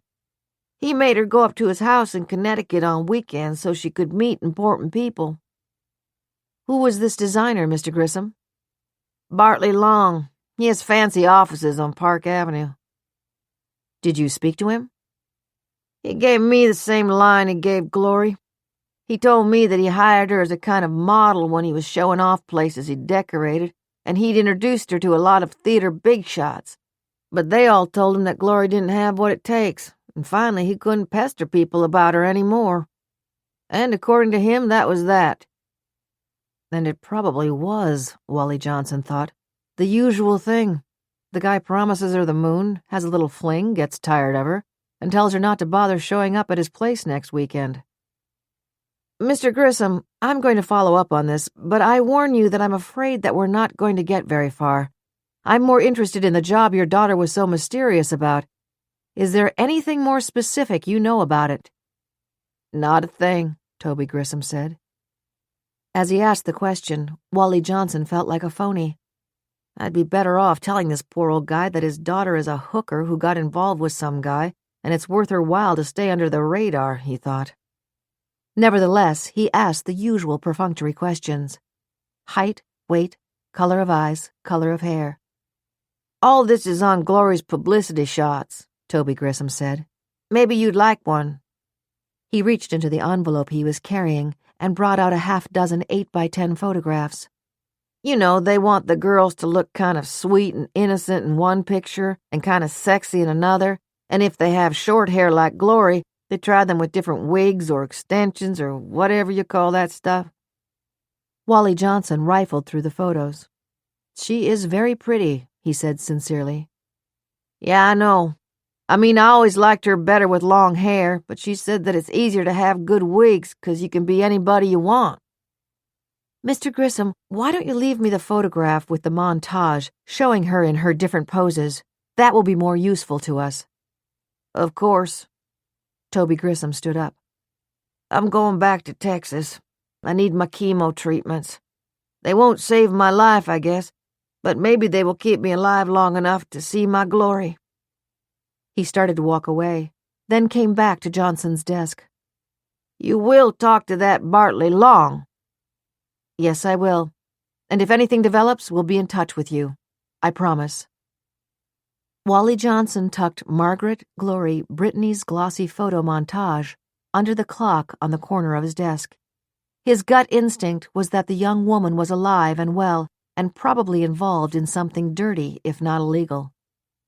I'll give that Long guy a call, Johnson thought. Then I'll put Glory's picture where it belongs, in the dead letter file. 38. At 9 a.m. Thursday, Ted Carpenter arrived at the Central Park precinct. Haggard and worn from the events and the emotional seesaw of the past day and a half, his tone was brusque when he said he had an appointment with Detective Billy Collins. And I believe he said something about his partner would be with him, Ted added before the desk sergeant could respond. Detectives Collins and Dean are expecting you, the sergeant said, ignoring the hostility in Carpenter's voice. I'll let them know that you're here. Less than 5 minutes later, Ted was sitting at a conference table in a small office, facing Billy Collins and Jennifer Dean. Billy thanked him for coming in. I hope you're feeling better, Mr. Carpenter. I know that when your secretary phoned yesterday to make an appointment, she said you were ill. I was, and I am, Ted replied, and it's not just physical. Knowing what I've gone through for almost 2 years, to see those photos and realize that my ex, Matthew's mother, has been guilty of abducting my son, just about drove me over the edge. An unmistakable note of anger crept into his voice. I have wasted my time blaming that babysitter who fell asleep when she was supposed to be minding my son. Now I have begun to wonder if she wasn't in collusion with my ex-wife. I know Zan regularly gave Tiffany clothes she no longer wore. Billy Collins and Jennifer Dean were trained not to show surprise at anything that was said to them, but each knew the other's thoughts. Was this an angle they had not considered? And if there was any truth to it, what made Tiffany Shields turn on Zan to the point of suggesting that both she and Matthew had been deliberately drugged that day? Billy chose not to follow up on Ted Carpenter's reasoning that Shields was involved. Mr. Carpenter, you and Ms. Moreland were married for how long? 6 months. What has that got to do with it? Her mental health is what we're getting at. At the time of Matthew's disappearance, she told us that after her parents' death, you flew to Rome and saw her through the funeral, the packing of their personal items, the usual details following a demise. She made it clear that she was very grateful to you. Grateful? That's one way of putting it. She didn't want me out of the room. She had hysterical crying fits and fainting spells. She blamed herself for not having visited her parents sooner. She blamed Bartley Long for not letting her take a vacation. She blamed the traffic in Rome for causing her father's heart attack. But with that kind of emotional baggage, you still chose to marry her? Jennifer Dean asked quietly. Zan and I had been dating, somewhat casually, but we were definitely becoming interested in each other. I guess I was half in love with her then. She is a beautiful woman, as I'm sure you've observed, and very intelligent. She is a gifted interior designer, thanks, I might add, to the fact that Bartley Long took her on after she graduated from FIT and gave her the chance to be his right-hand apprentice. Then you don't feel that Ms. Moreland was fair when she blamed Bartley Long for making it impossible to visit her parents earlier? No, I don't. She knew perfectly well that much as he might rant and rave if she took a few weeks off, he never would have fired her. She was far too valuable to him. You say you were dating and half in love with Ms. Moreland during that time. Did you express your feelings about her job with Long at that time? Of course I did. The fact is, Long had given her the chance of a lifetime for a young designer. He had taken on a high-profile job to decorate the Tribeca penthouse of Toki Swan, the rock star. But because he was up to his elbows doing a Palm Beach mansion, he virtually turned the job over to Zan. She was thrilled. You couldn't have dragged her onto a plane at that point. Did Ms. Moreland show any signs of overwork or of approaching a breakdown before she flew to Rome? From what I understand, after she finished that job, Long wanted her to stay a few weeks longer and help him finish the Palm Beach place. That's when the big quarrel took place and she quit. As I just told you, that so-called firing was a joke. After her parents' death, couldn't you have helped her without marrying her? Jennifer Dean asked. That's like asking a bystander watching someone trapped in a burning car, why didn't you dial 911 instead of taking immediate action? Zan needed to feel as if she had a home and family. I gave that to her. But she left you very quickly. Ted bristled. I didn't come in here to have a consultation about my brief marriage to the woman who abducted my son. Zan felt that she had taken advantage of me and decided to move out. It was only after she was gone that she realized she was pregnant. What was your reaction? I was pleased. By then I realized there was nothing between us, and I told her I would give her generous support so that she could always live comfortably and raise our child. She told me she intended to open her own interior design business. I understood that, but after my son was born, I did insist on meeting the nanny she planned to hire so I could judge for myself if that person was competent. Did you do that? Yes, and the nanny, Gretchen Voorhees, was a blessing. Frankly, I would say she was more of a mother to Matthew than Zan. Zan was consumed with her need to beat out Bartley Long for jobs. I can tell you the amount of time she spent working to get that job with Nina Aldrich was unconscionable. How do you know that? Gretchen told me that on the last day she worked for Zan. I was picking Matthew up for the afternoon. Gretchen was flying back to Holland because she was getting married. Had Ms. Moreland hired a new nanny, and if so, did you meet her? I met her once. Her references were good. She seemed perfectly pleasant. However, she was obviously not reliable. She didn't show up the first day for work, and Zan grabbed Tiffany Shields to take my son to Central Park so she could fall asleep on the grass, if indeed she did fall asleep. Ted Carpenter's face turned a deep crimson red. He swallowed, unable to go on. Then, his hands clenched into fists, his voice raised, he said, "I'll tell you what happened that day. Zan realized that Matthew was going to be in her way. Maybe she had realized it for a long time before that. Gretchen told me of the many times she had to work on her day off because Zan was too busy to stay home with her child. Zan was and is all about becoming a famous interior designer. That's it. She's well on her way to it. That baloney about spending every cent she can scrimp to have private detectives search for Matthew is strictly PR. If anyone should know, it's me. I'm in the business. Take a look at that article People magazine did on her last year on the first anniversary of Matthew's disappearance. She's showing them her modest 3-room apartment, whining about how she walks rather than takes cabs so that every cent she makes is saved to try to find Matthew and so on. Then notice how she always talks about what a great interior designer she is. You are saying that you believe your ex-wife got rid of your child because he had become a liability? That's exactly what I'm saying. She's a born martyr. How many people have lost their parents in an accident, and even though they're grieving, have gone on with their lives? If she had asked me to take full custody of Matthew, I would have done it in a heartbeat. Did you request full custody? That would have been like asking the earth to stop revolving around the sun. How would that have looked in the newspapers? I have nothing more to say to you except this. I assume that by now you have checked out those photos that were taken in Central Park.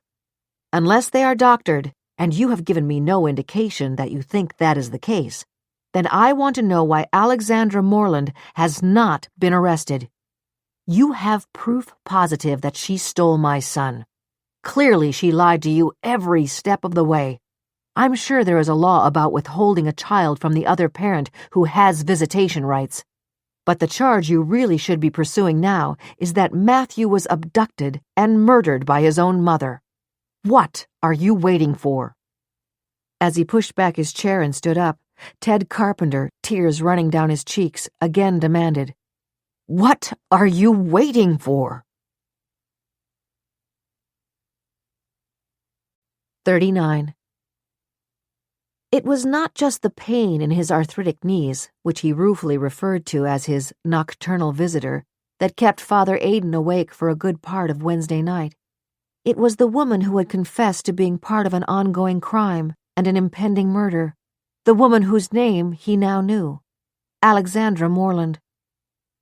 The incredible irony of meeting her at Alvirah and Willy's apartment. Between 2 and 4 in the morning, Father Aidan relived every second of those few moments they had been together. It was apparent to anyone that Zan, as Alvirah had called her, was suffering. The expression in her eyes was like that of a soul in hell, if such a comparison could be imagined. She had said, "God has forgotten that I exist." She truly believes that, Father Aidan thought. But she did ask me to pray for her child. If only I could help her. When she confessed, she was clear about what she was doing and about what was being planned. No mistake about it, and no mistake that it was her. Alvirah, who knew Zan well, had recognized her face on the security camera in the church and said that she was absolutely the person in those Central Park pictures. If I could only broach the subject that if Zan has a split personality, they might try to have a doctor give her some medication to release what is hidden in her mind, Father Aidan thought. But I cannot reveal anything, even if it would help her. He would pray that in another way, somehow, the truth would come out to save her child, if it was not already too late. After a while, his eyes began to close. Just before dawn, he woke again. Zan's face filled his mind. But there was something else, something he had dreamed, and it troubled him. There was a seed of doubt in him, and he didn't know where it was coming from. Once again he whispered a prayer for her and her little boy, then mercifully fell back asleep until his alarm woke him in time to be ready to celebrate the 8 o'clock Mass in the lower church. At almost 10:30, while Father Aidan was going through his mail on his desk, a call was put through to him. It was Alexandra Moreland. "Father," she said, "I'll have to make this quick. My attorney is going to be here in a minute to go with me to the police station. The detectives on Matthew's case want to talk to me. For all I know, I'm going to be arrested. I apologize for being so rude to you last night, and thank you for praying for Matthew. And I want you to know this.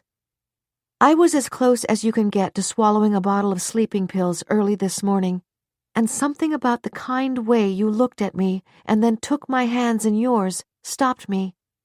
Anyhow, I won't think of that again. I had to say thank you, and please keep praying for Matthew. But if you don't mind, say a word for me as well." Then there was a click in his ear. Stunned, Father Aidan sat quietly at his desk. "That's what I've been trying to remember. The feel of her hands when I held them," he thought. "But what is it? What could it possibly be?" 40. After the cozy dinner she had shared with her friend Rebecca, and the fact that they both had enjoyed several glasses of wine, Penny had slept soundly through the night, and even allowed herself the luxury of bringing her morning cup of coffee back to bed. Propped up on pillows, she had watched the news on television. Once again, the Central Park photos of Zan Moreland taking her child out of the stroller and the others of her being carried to the ambulance were briefly shown. "Unless those photos are proven to be doctored, in my opinion, the arrest of Alexandra Moreland is imminent," the network's legal expert explained on the Today Show. "Should have happened yesterday," Penny barked to the television screen. "What are they waiting for? A sign from heaven?" Shaking her head, she got out of bed a second time, put on a warm robe, and carried the coffee cup to the kitchen, where she began to prepare her usual generous breakfast. Bernie phoned as she was running the last scrap of toast over the plate to catch the remnants of the yolk of her fried egg. His voice sounded disgruntled as he told her that it would be another couple of hours before the truck was fixed, so he wouldn't get home till mid-afternoon. "Hope you and Rebecca didn't eat all the pot roast," he told her. "More than plenty for you," Penny assured him before saying goodbye. "Men," she thought, shaking her head indulgently. "He's upset because he's stuck in a gas station in King of Prussia, and he's trying to find a reason to get mad so he can have a fight with me and get it off his chest. I should have told him that Rebecca and I ate the whole thing, and tonight we're having frozen pizza." As she loaded the dishwasher, Penny saw that the mailman was delivering to their box at the end of the driveway. After his van disappeared, she tightened the belt on her robe and hurried outside. "Spring may have just arrived, but boy, you'd never know it," she thought, as she opened the box, closed her hand on the small pile of letters, and at an even quicker pace made her way back to the warmth of the house. The first few envelopes were solicitations from various charities. The next contained a fingernail-sized sample of a new facial cream. The last envelope brought an unconscious smile to Penny's face. It was from Alvirah Willy. Quickly, she ripped it open. It was a notice that the semi-annual meeting of the Lottery Winners Support Group was being held the following week in Alvirah and Willy's apartment. Alvirah had written a personal note on the notice. Dear Penny, hope you and Bernie can make it. Always so good to be with you. We can make it, Penny thought happily as she mentally reviewed Bernie's schedule. I'd love to get her opinion on that Moreland woman now. I know Alvirah's been friendly with her. The sense of pleasant anticipation wore off as Penny went upstairs, showered, and dressed. Something was gnawing at her, and it had to do with that snippy Gloria Evans who was renting the Owens farmhouse. It wasn't just the fact that Gloria Evans had been so rude when I gave her the blueberry muffins, and it wasn't just the toy truck on the floor, Penny decided. That woman was supposed to be finishing a book, but even writers who want privacy don't practically slam the door in a person's face, do they? Penny was by nature thrifty. That was why another thing that Rebecca had told her about Gloria Evans, that Evans didn't bat an eye about paying for a year's lease when she only planned to stay for 3 months, seemed strange. There's something going on with that lady, she decided. She wasn't just being rude. She was downright nervous when she answered the door. I wonder if she's doing something illegal, like selling drugs out of there. No one would know if someone came late at night and turned onto that dead-end road. Size is the only house on it. I'd love to keep an eye on the place, she thought.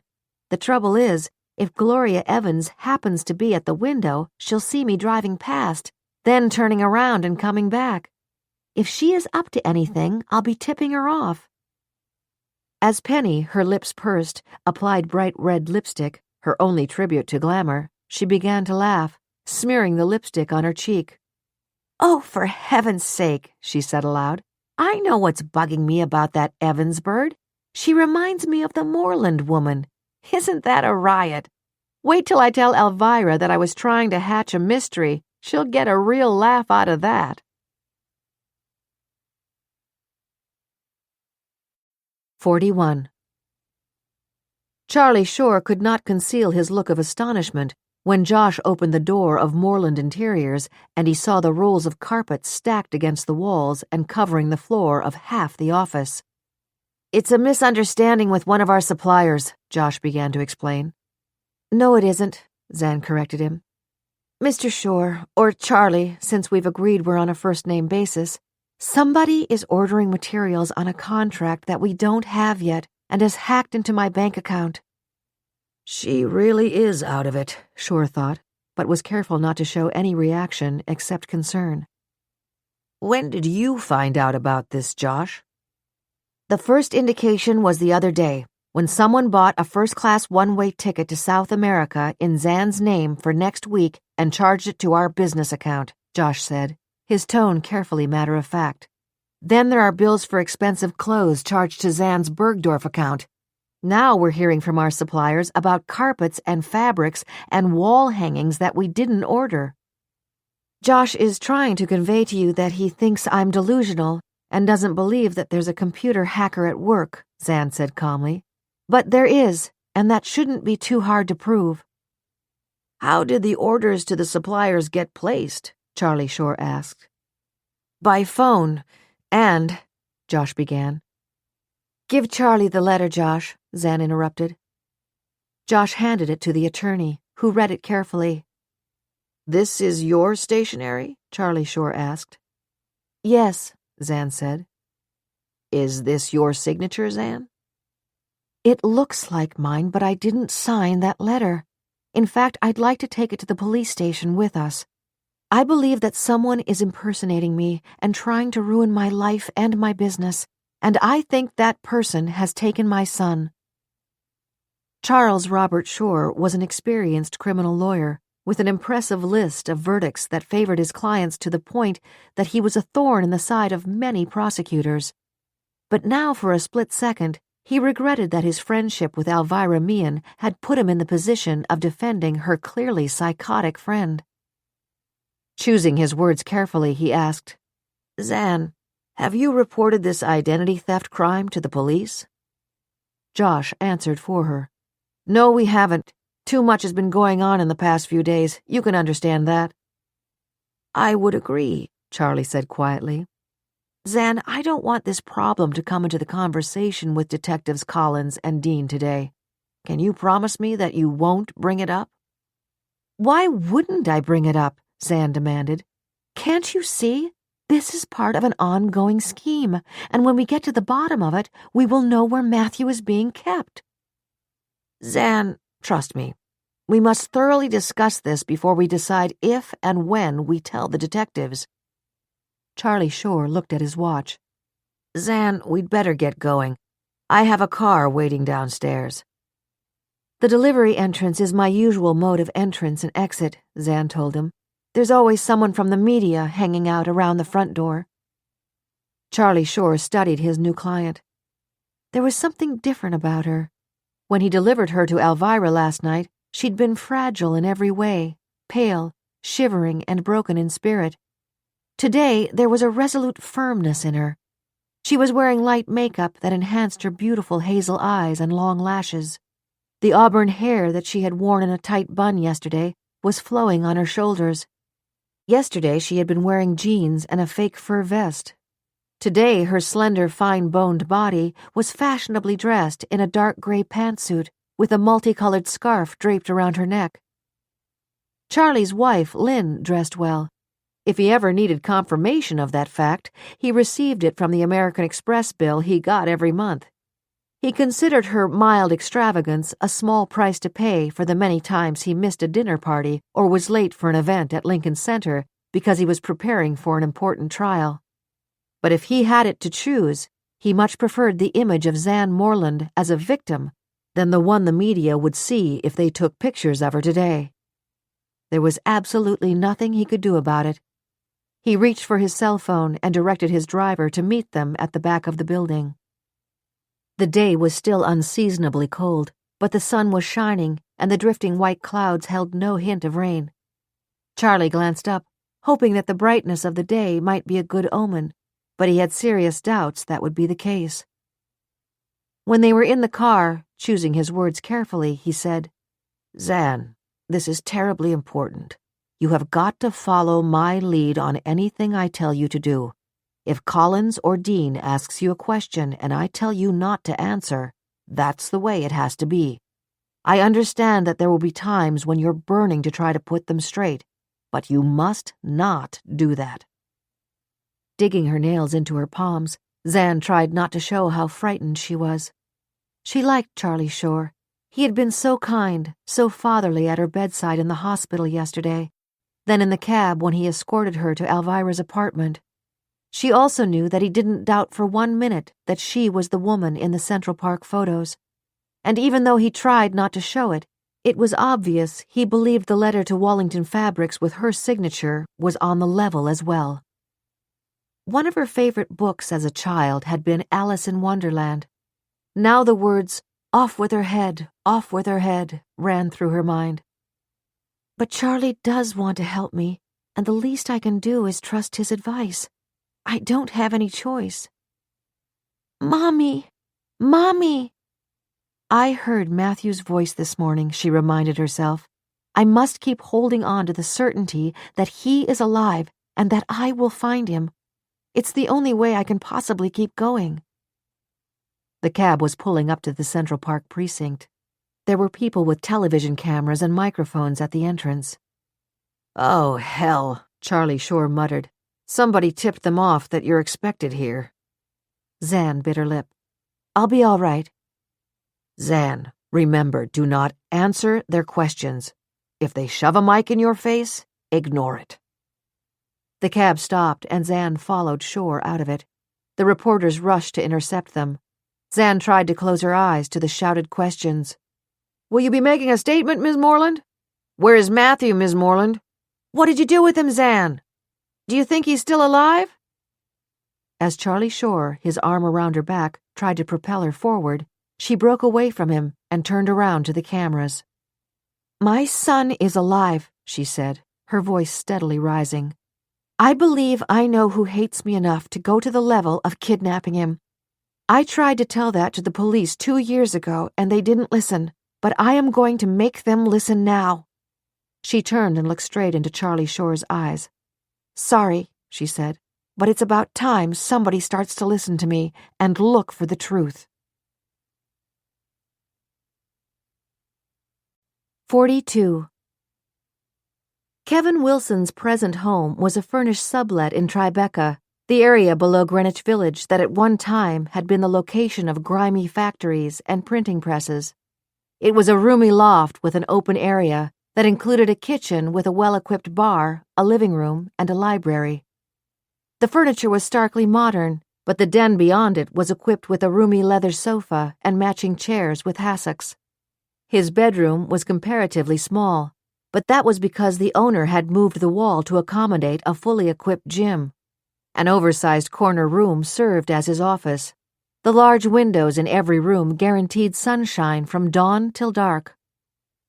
Kevin was happy to sublease the loft and recently had put in a bid to buy it. He already was making plans for the architectural changes he would make, like leaving the exercise room only big enough to hold a few pieces of equipment, enlarging the master bedroom and bath, and turning the corner room into 2 other bedrooms with a shared larger bath. As for the furnishings, he already was marking which ones he would keep and which would end up at Goodwill. His mother told him he was getting the nesting instinct. "You're the last one of your good friends to be single," she regularly reminded him.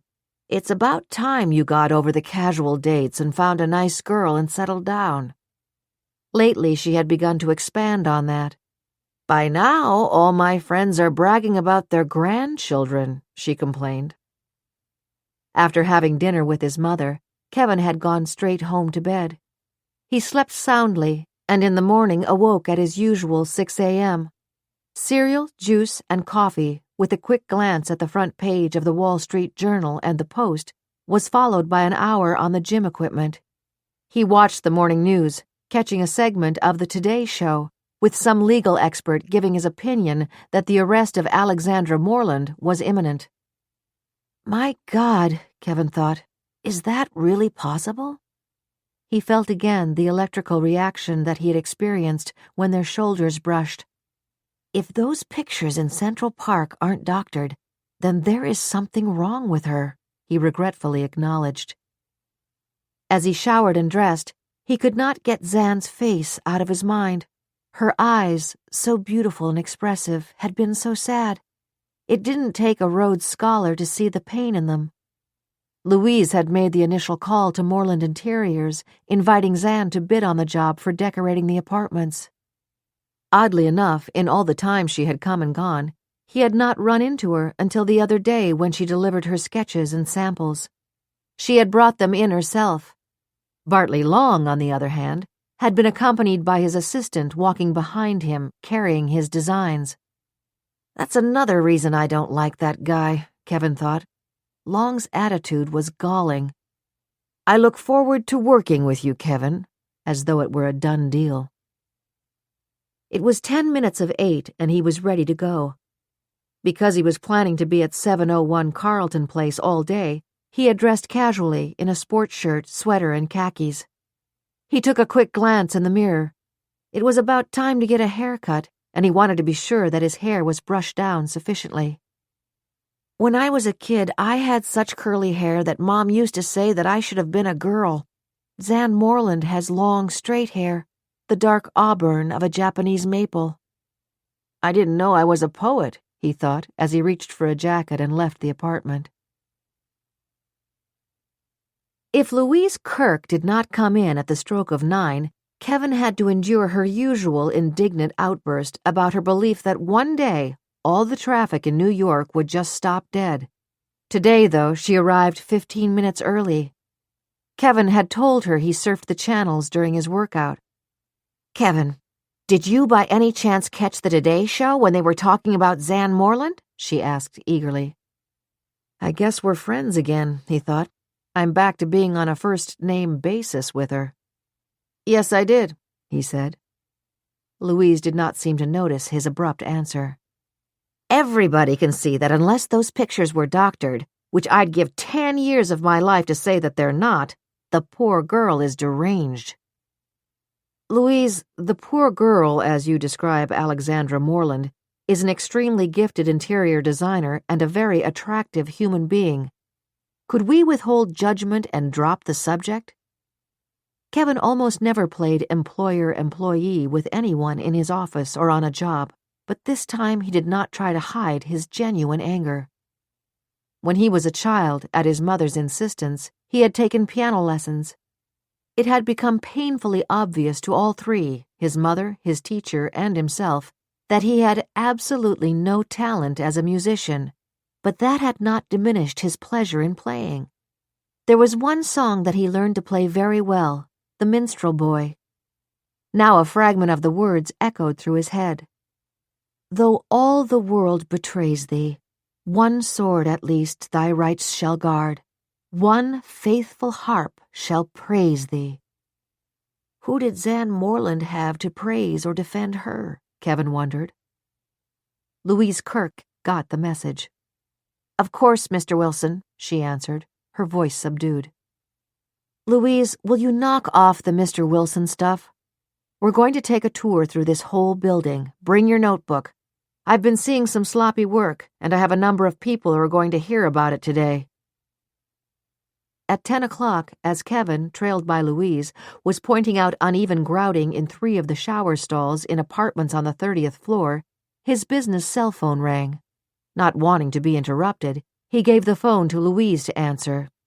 She listened, then said, I'm sorry, Mr. Wilson is not available, but I'll give him your message. She disconnected and handed him back the phone. That was Bartley Long, she said. He wants to invite you to have lunch with him today, or if that doesn't work, to have dinner this evening or tomorrow night. What shall I tell him? Tell him to forget it for now. Long's probably gloating that he has the job, he thought, and then reluctantly concluded that maybe he did. The model apartments needed to be finished. The consortium that owned the building was already grumbling about the cost overruns and the inevitable delays in construction.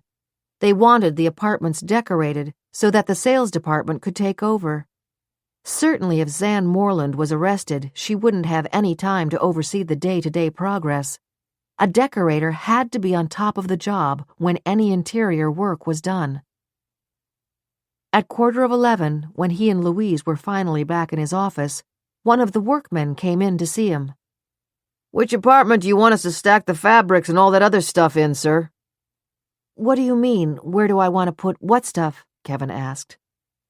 The workman, a leathery-faced man in his 60s, seemed bewildered by the question. I mean all the stuff that decorator ordered for the model apartments. It's starting to arrive. Louise answered for Kevin. Tell whoever is delivering anything for those model apartments to take it right back to where it came from. Not one single order has been authorized by Mr. Wilson. Kevin did not believe what he heard himself saying. Put any deliveries in the largest apartment. He looked squarely at Louise. We'll sort this out, he said. But if we don't accept whatever is coming, we'll be part of the sensational stories about Zan Morland. Those suppliers will go screaming to the media. I don't want potential buyers to see this building in that kind of light. Not daring to show what she was thinking, Louise Kirk nodded. You're attracted to that young lady, Kevin Wilson, she thought. Fools rush in. 43. Matthew had begun to be really scared of Glory. It had started yesterday when she yelled at him for forgetting his truck and leaving it where that lady saw it. He had run back into the closet, and then she locked him in, and then after a while she said she was sorry, but he couldn't stop crying. He wanted Mommy. He kept trying to think about Mommy's face, but it was like seeing shadows. But he could remember her wrapping him inside her bathrobe, and he could even remember when her long hair would tickle his nose and he would brush it away. If she was with him now, he wouldn't brush it away. He'd hold it so tight that he'd never let go, even if it hurt her. Later on, after Glory had put that smelly stuff in his hair, she gave him one of the muffins the lady brought. But afterward he felt sick and threw up. It wasn't the muffin, he knew that. It was because some days when Mommy didn't go to work, she used to bake muffins with him. It was like the soap that he kept under his pillow. The muffins made him think of Mommy. After that, Glory had tried to be nice. She read a story to him, but even though she told him he was really smart and read grown-up words better than any kid his age, he hadn't felt any better. Then Glory told him to make up a story. He did make up one, that a little boy had lost his mother and knew he had to go out and find her. Glory didn't like that. He could tell that she was tired of taking care of him. He was tired too, and went to sleep early. After he had been asleep for a long time, he woke up when he heard a phone ring. Even though his door was only opened a little, he could hear some of what Glory was saying. He heard her talking about keeping this kid from his mother. Was he the kid she was talking about? Was it her fault he wasn't with Mommy?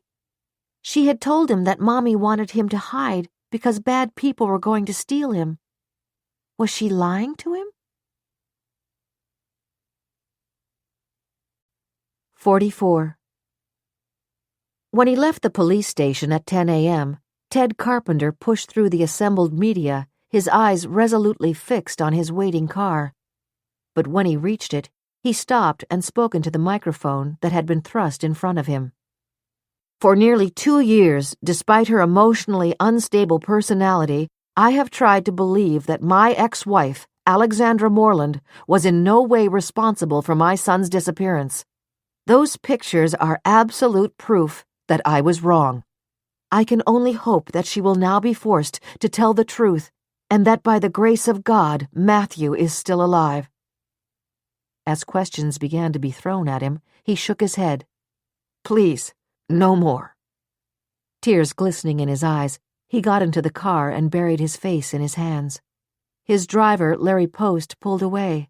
Then, when they were clear of the police station, asked, Will you be going home, Ted? Yes, I will. I can't face going into the office, he thought. I can't face talking to people. I can't face trying to persuade Jamie Boy, that no-talent, egocentric, crude jackass whose so-called reality show is making him millions, that he should sign up with me.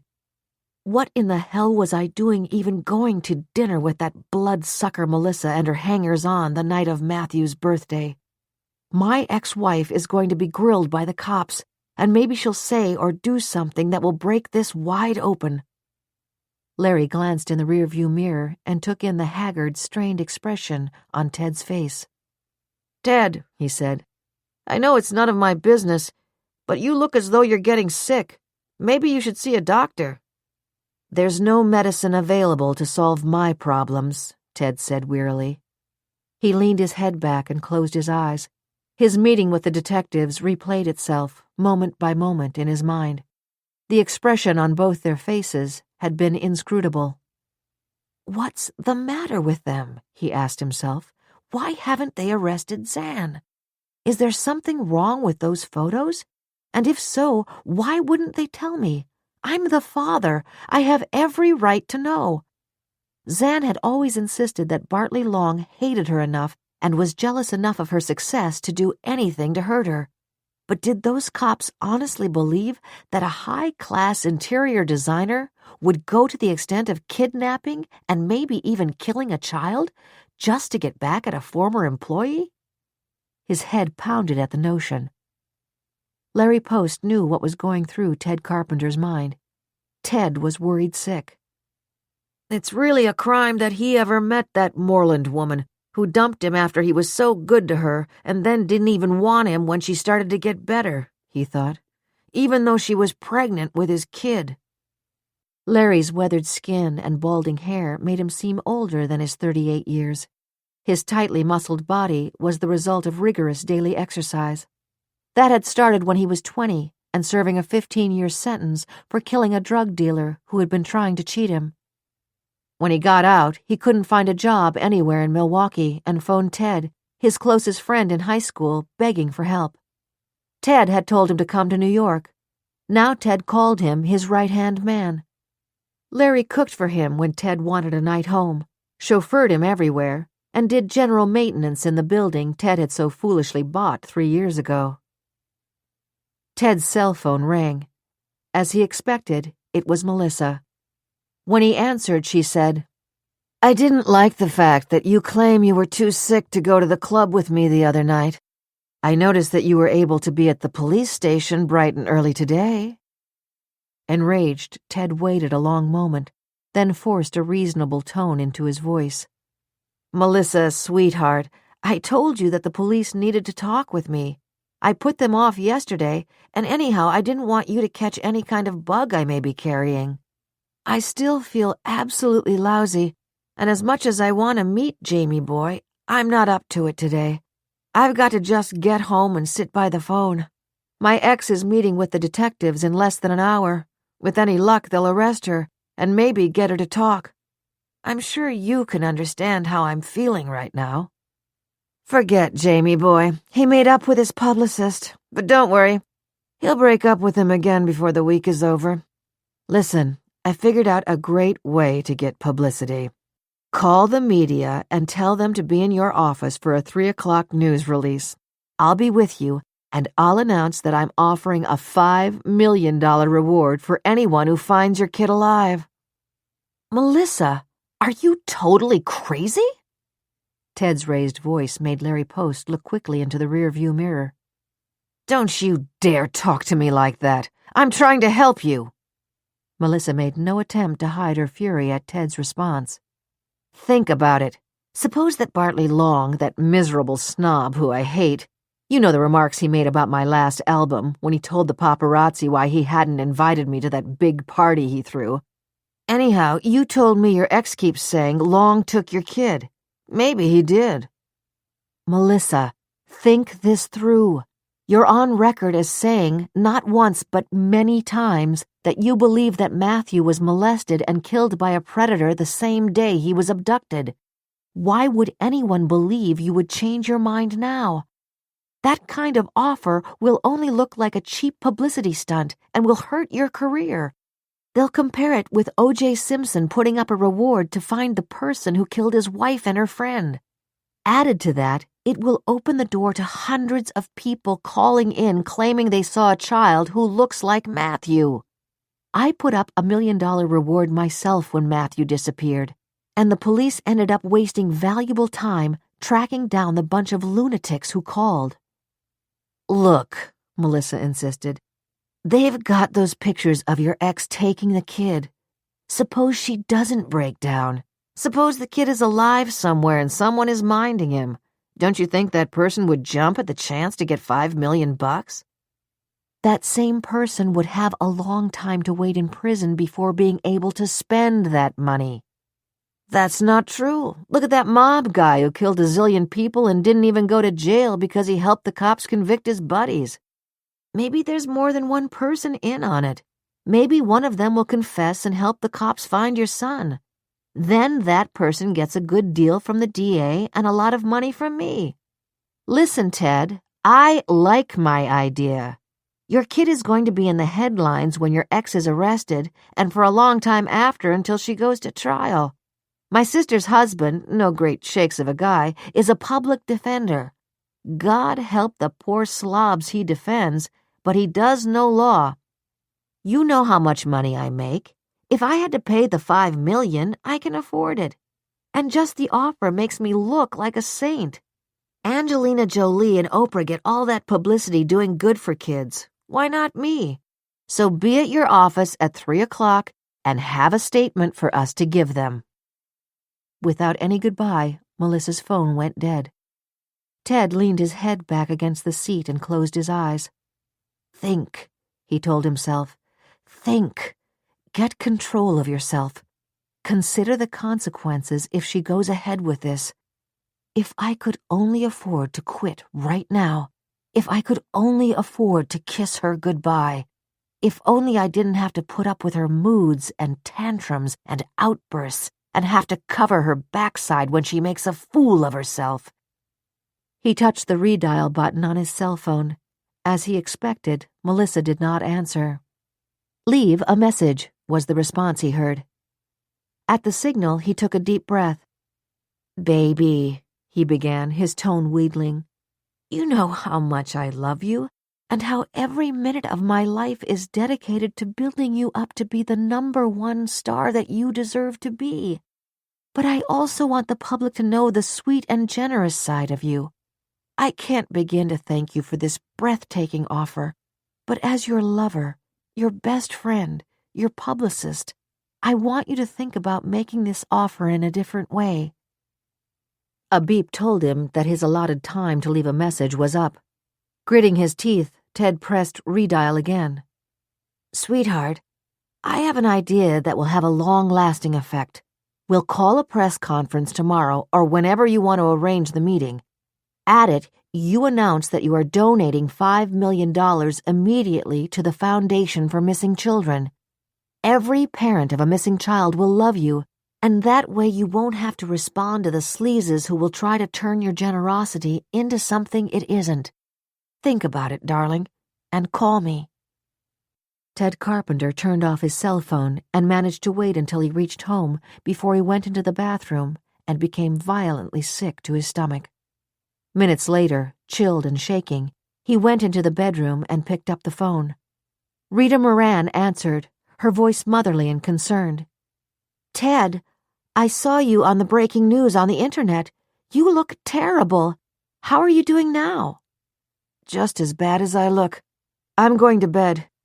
No calls at all unless—" Rita finished the sentence for him.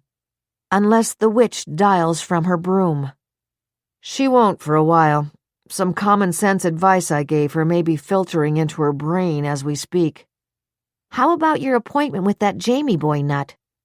"It's been canceled, or maybe just postponed." He knew that Rita understood the financial ramifications of losing that potential client. "Maybe it's just been postponed." Ted caught the false heartiness in her tone. She was the only one of his employees who knew the degree to which the purchase of the building had been a big drain and a horrible mistake. "Who knows?" he asked. "I'll talk to you later. Zan is being questioned by the detectives right now. If Collins or Dean happens to call, tell them they can reach me here." Stripping off his clothes to his underwear, he got into bed and pulled the covers around him until only the top of his head was showing. For the next 4 hours, he dozed intermittently. Then at 3 o'clock, his phone rang again. It was Detective Collins. 45.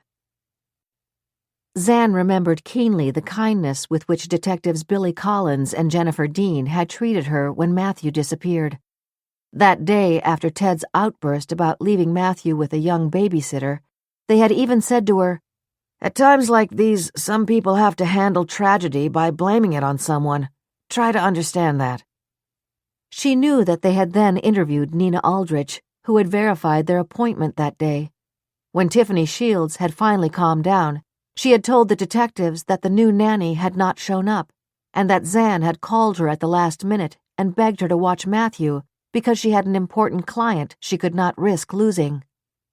Zan had told them that the only person who she felt honestly hated her was Bartley Long, but even then she had realized that they were dismissing him as a possibility. They had tried to suggest that Ted's outburst about hiring an inexperienced babysitter might suggest some underlying hostility, a scenario Zan had dismissed.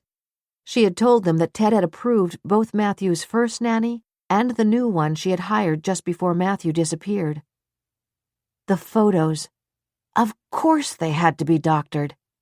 With her newfound strength in the sure knowledge that she had heard Matthew's voice early that morning, Zan, with Charlie Shore guiding her arm, followed Detectives Collins and Dean into the room where they would be questioning her. They all took seats, Charlie Shore next to her, Billy Collins and Jennifer Dean across from them. In the weeks immediately following Matthew's disappearance, Zan realized she had originally seen the detectives only in a blur. This time she studied them carefully. They were both in their early 40s. Billy Collins had the kind of face that blended into the crowd. He had no distinguishing features. His eyes were narrowly set, his ears a little too large for his long, thin face, his eyebrows shaggy, his manner low-key. He looked slightly rumpled, as though he hadn't taken the time to straighten his tie. When they were settled in the seats, Billy solicitously asked if they would like to have coffee or water. On the other hand, Jennifer Dean, his attractive African-American partner, immediately made Zan feel uncomfortable today. There was a crisp, no-nonsense air about her now. Zan remembered the warmth of her touch when Zan almost fainted shortly after she arrived in Central Park that day. Jennifer had been the one who rushed forward and grabbed her before she fell. Today she was wearing a dark green suit with a white turtleneck sweater. Her only jewelry was a wide gold wedding band and small gold earrings. Streaks of gray were untouched in her midnight black hair. Unsmiling, she looked appraisingly into Zan's face, as though she were seeing her for the first time. Zan had shaken her head at the offer of coffee, but the unexpected change in Dean's attitude startled her. "Maybe I will have that coffee," she said. "Sure thing," Collins said. "Anything in it?" "Nothing, thanks," Zan said. "I'll be back in a minute." It was a long minute. Detective Dean made no attempt to start a conversation. In a casual gesture, Charlie Shore gently placed his arm over the back of Zan's chair, a reassuring move that signaled to her that he was there to protect her. But protect her from what? Billy Collins was back with a paper cup filled with coffee that was little more than tepid. "Starbucks it's not," he commented. Zan nodded her thanks as Collins took his seat and handed her the enlarged photographs of a woman taking the sleeping Matthew from his stroller in Central Park. "Miss Moreland, is that you in these pictures?" "No, it isn't," Zan said firmly. "It may look like me, but it isn't me." "Miss Moreland, is this your picture?" He held up another one. Zan glanced at it. "Yes, that must have been taken right after I got to Central Park, after you called me and said that Matthew was missing." "Can you see any difference in the women in these pictures?" "Yes. The woman taking Matthew out of the stroller is an imposter. The one of me arriving in the park after he was kidnapped is genuine. You certainly must know that by now. I was with the client, Nina Aldrich. I know you checked that out immediately." "You did not tell us that instead of meeting Mrs. Aldrich at her Beekman Place home, where she waited for you for well over an hour, you were in her townhouse on East 69th Street alone for all that time," Jennifer Dean said, her tone accusing. "I was there because she told me to meet her there. I was not surprised she was late. Nina Aldrich was chronically late for her appointments, whether they were in the townhouse she was decorating or the apartment where she still lived." "The townhouse is minutes from the spot in Central Park from which Matthew disappeared, isn't it, Miss Moreland?" Billy Collins asked. "I would guess it's about a 15-minute walk. When I got the call from you, I ran all the way." "Miss Moreland, Mrs. Aldrich is very sure that she told you to meet her on Beekman Place," Detective Dean said. "That's not true. She told me to meet her at the townhouse," Zan said heatedly. "Miss Moreland, we're not trying to attack you," Collins said, his voice soothing. "You say Mrs. Aldrich was chronically late for appointments." "Yes, she was." "Do you know if she has a cell phone?" Collins asked. "She has a cell phone, of course she does," Zan answered.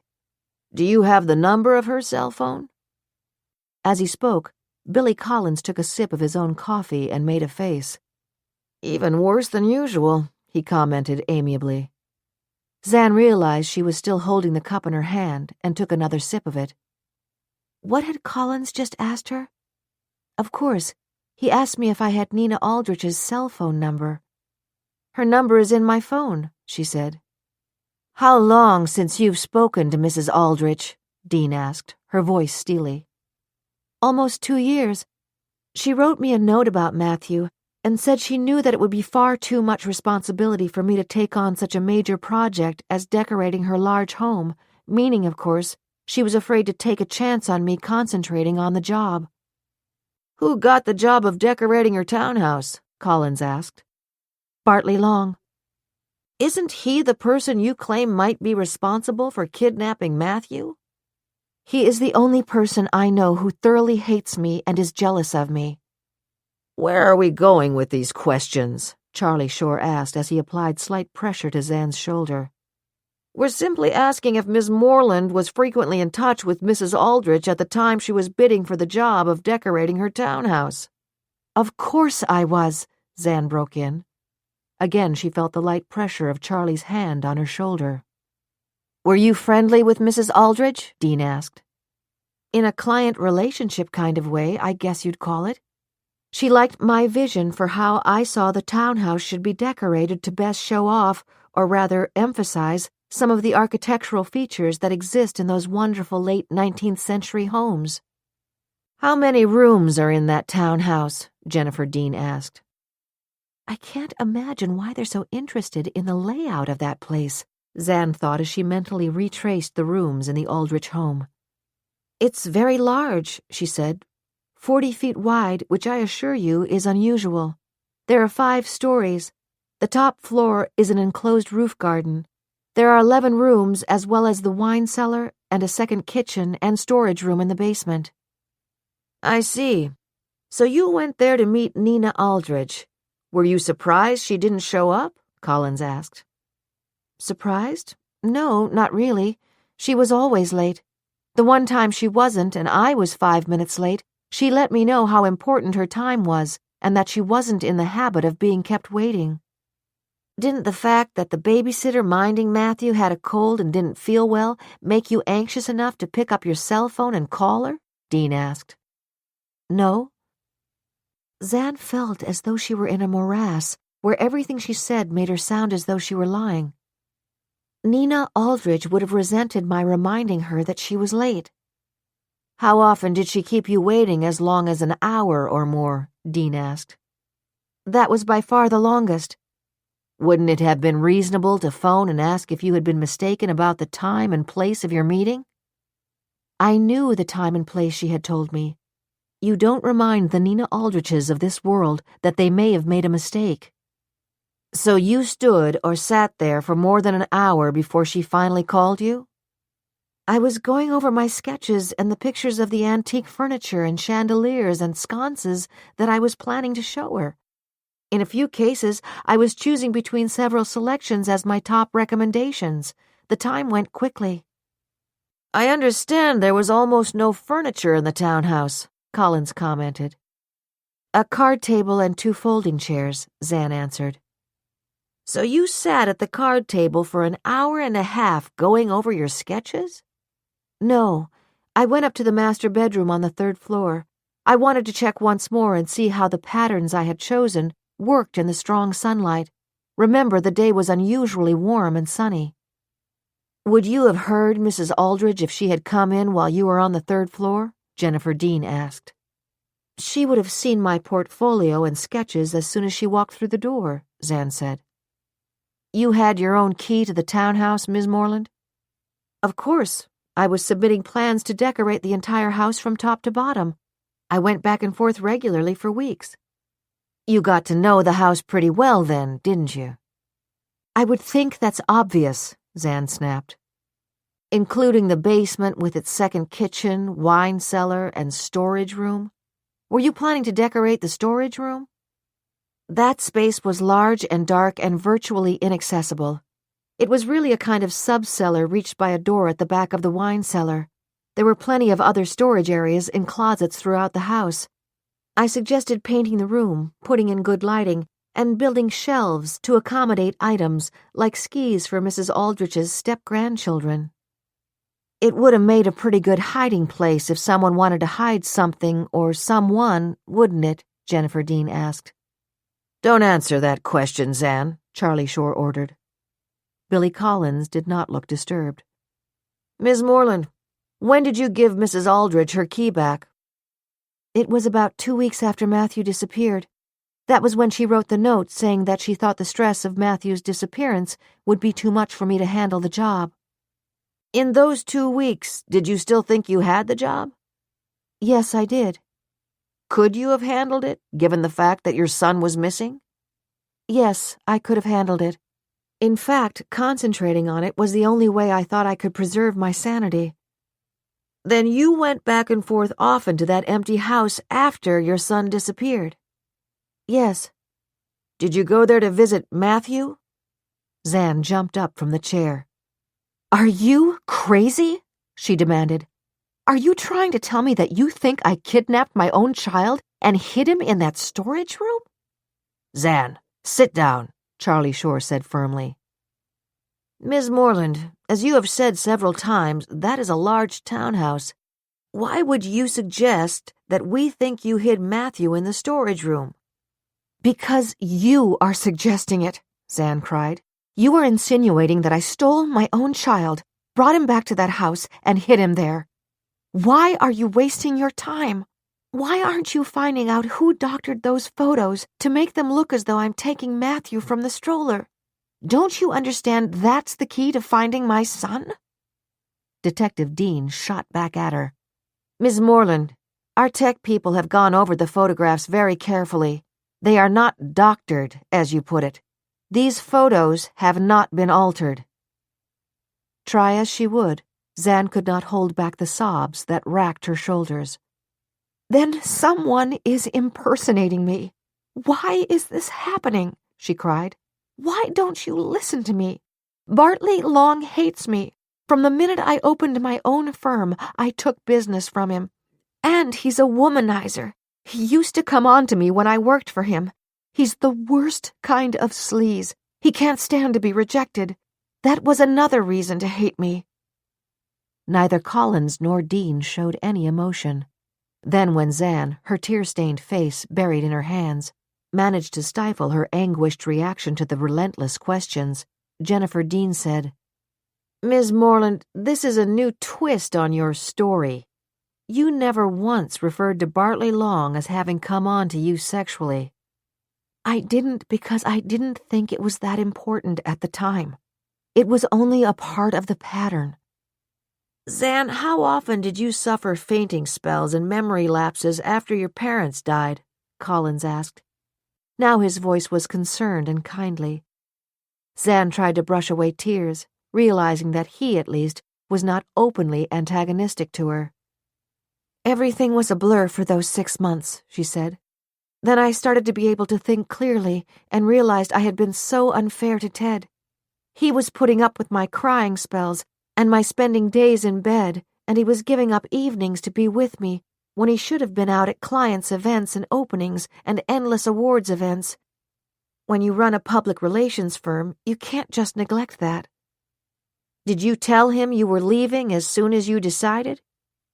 I knew he would be too worried about me and try to talk me out of it. I looked around and found a small apartment.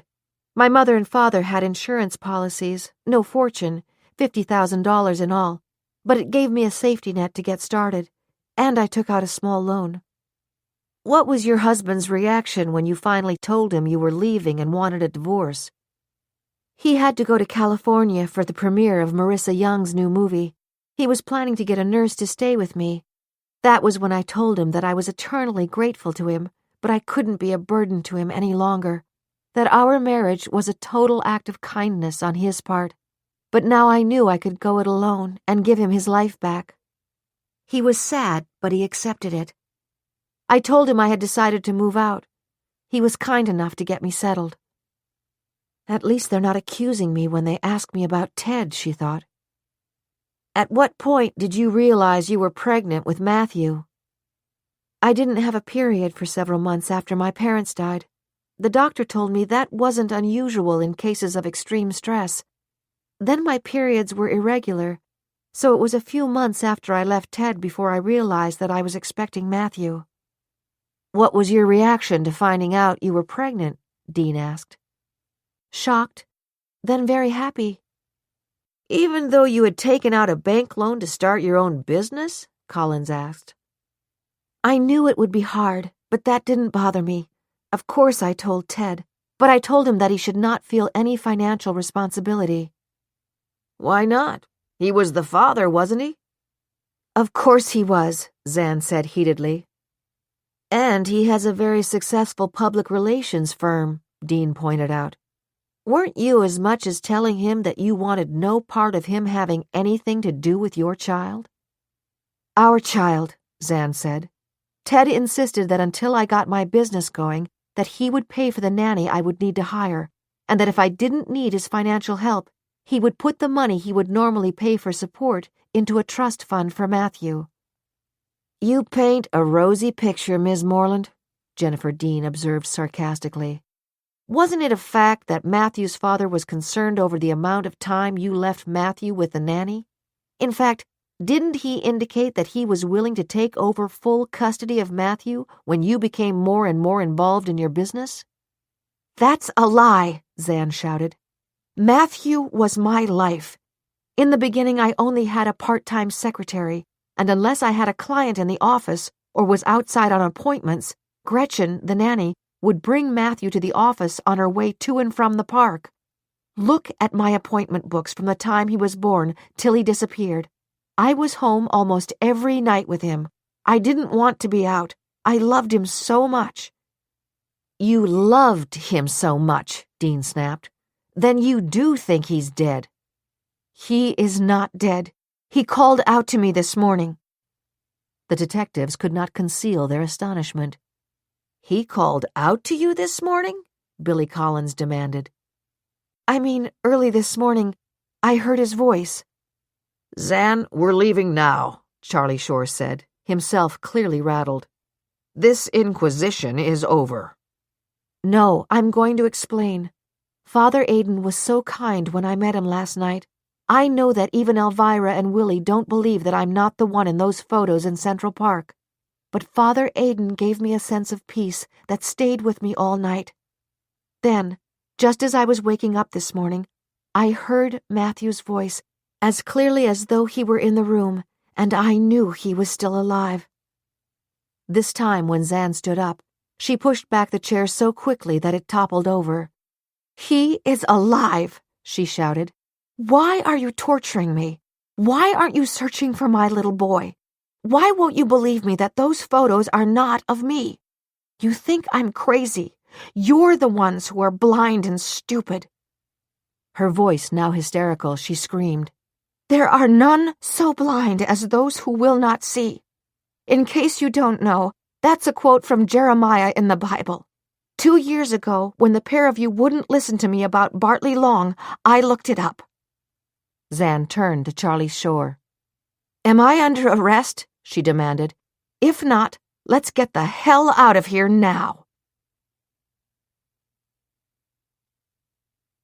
46.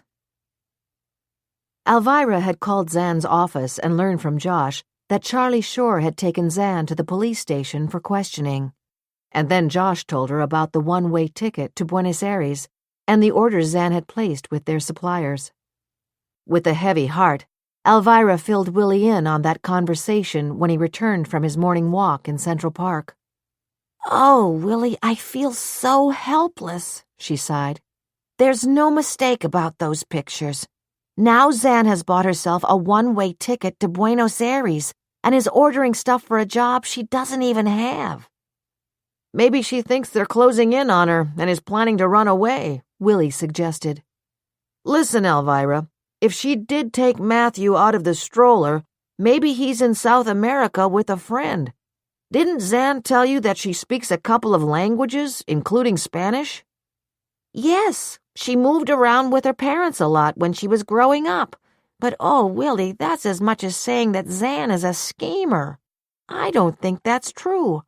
I think the problem is that she has lapses of memory or is a split personality. I've read a lot about people like that. One personality simply has no idea of what the other one is doing. Remember that book, The 3 Faces of Eve? That woman was 3 different people and one didn't know about the other. Maybe Zan, in another persona, took Matthew from the stroller. Maybe she did give him to a friend who took him to South America and in that persona is planning to join him. This split personality stuff sounds like hocus pocus to me, honey, Willy said. I'd do anything for Zan, but I honestly think she's mentally ill. I just hope that when she was irrational, she didn't do anything to that little kid. While Willy was out on his morning walk, Alvirah had been cleaning the apartment. Even though they had put most of the lottery money they'd won in AAA bonds and solid stocks so that they had a nice dividend income, she had never been able to bring herself to hire a cleaning woman.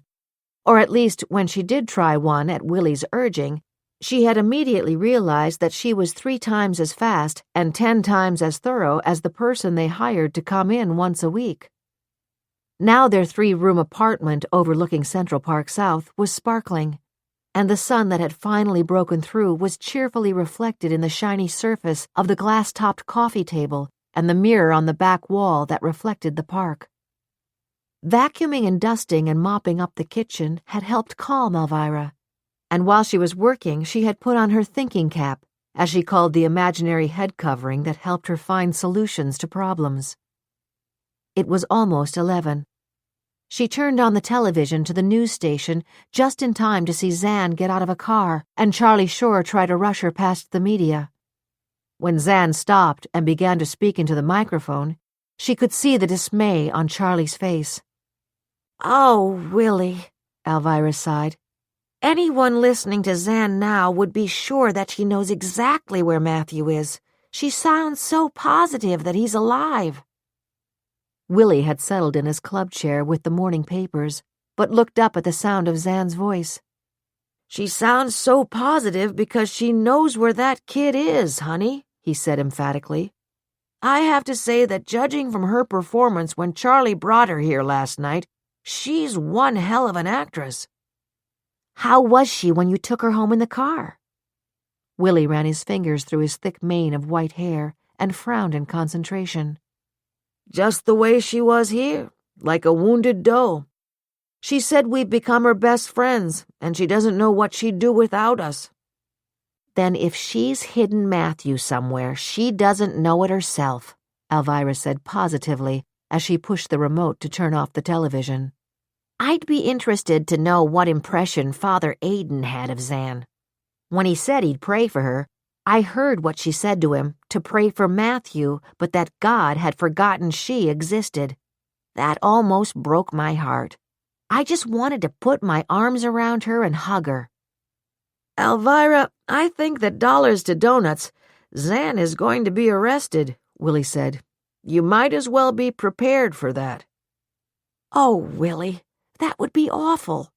Would they let her out on bail?" "I don't know. They sure won't like the fact that she bought a one-way ticket to South America. That could be reason enough to keep her locked up." The telephone rang.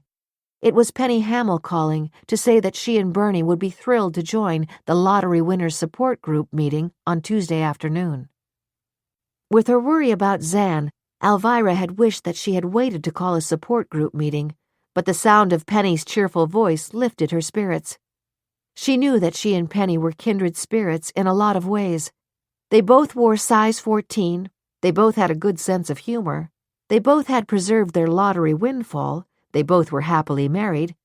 Of course, Penny had 3 children and 6 grandchildren, and Alvirah had never been blessed with a child.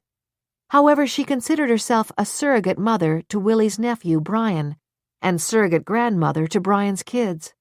Besides that, she had never wasted time wishing her life away for something she could do nothing to change.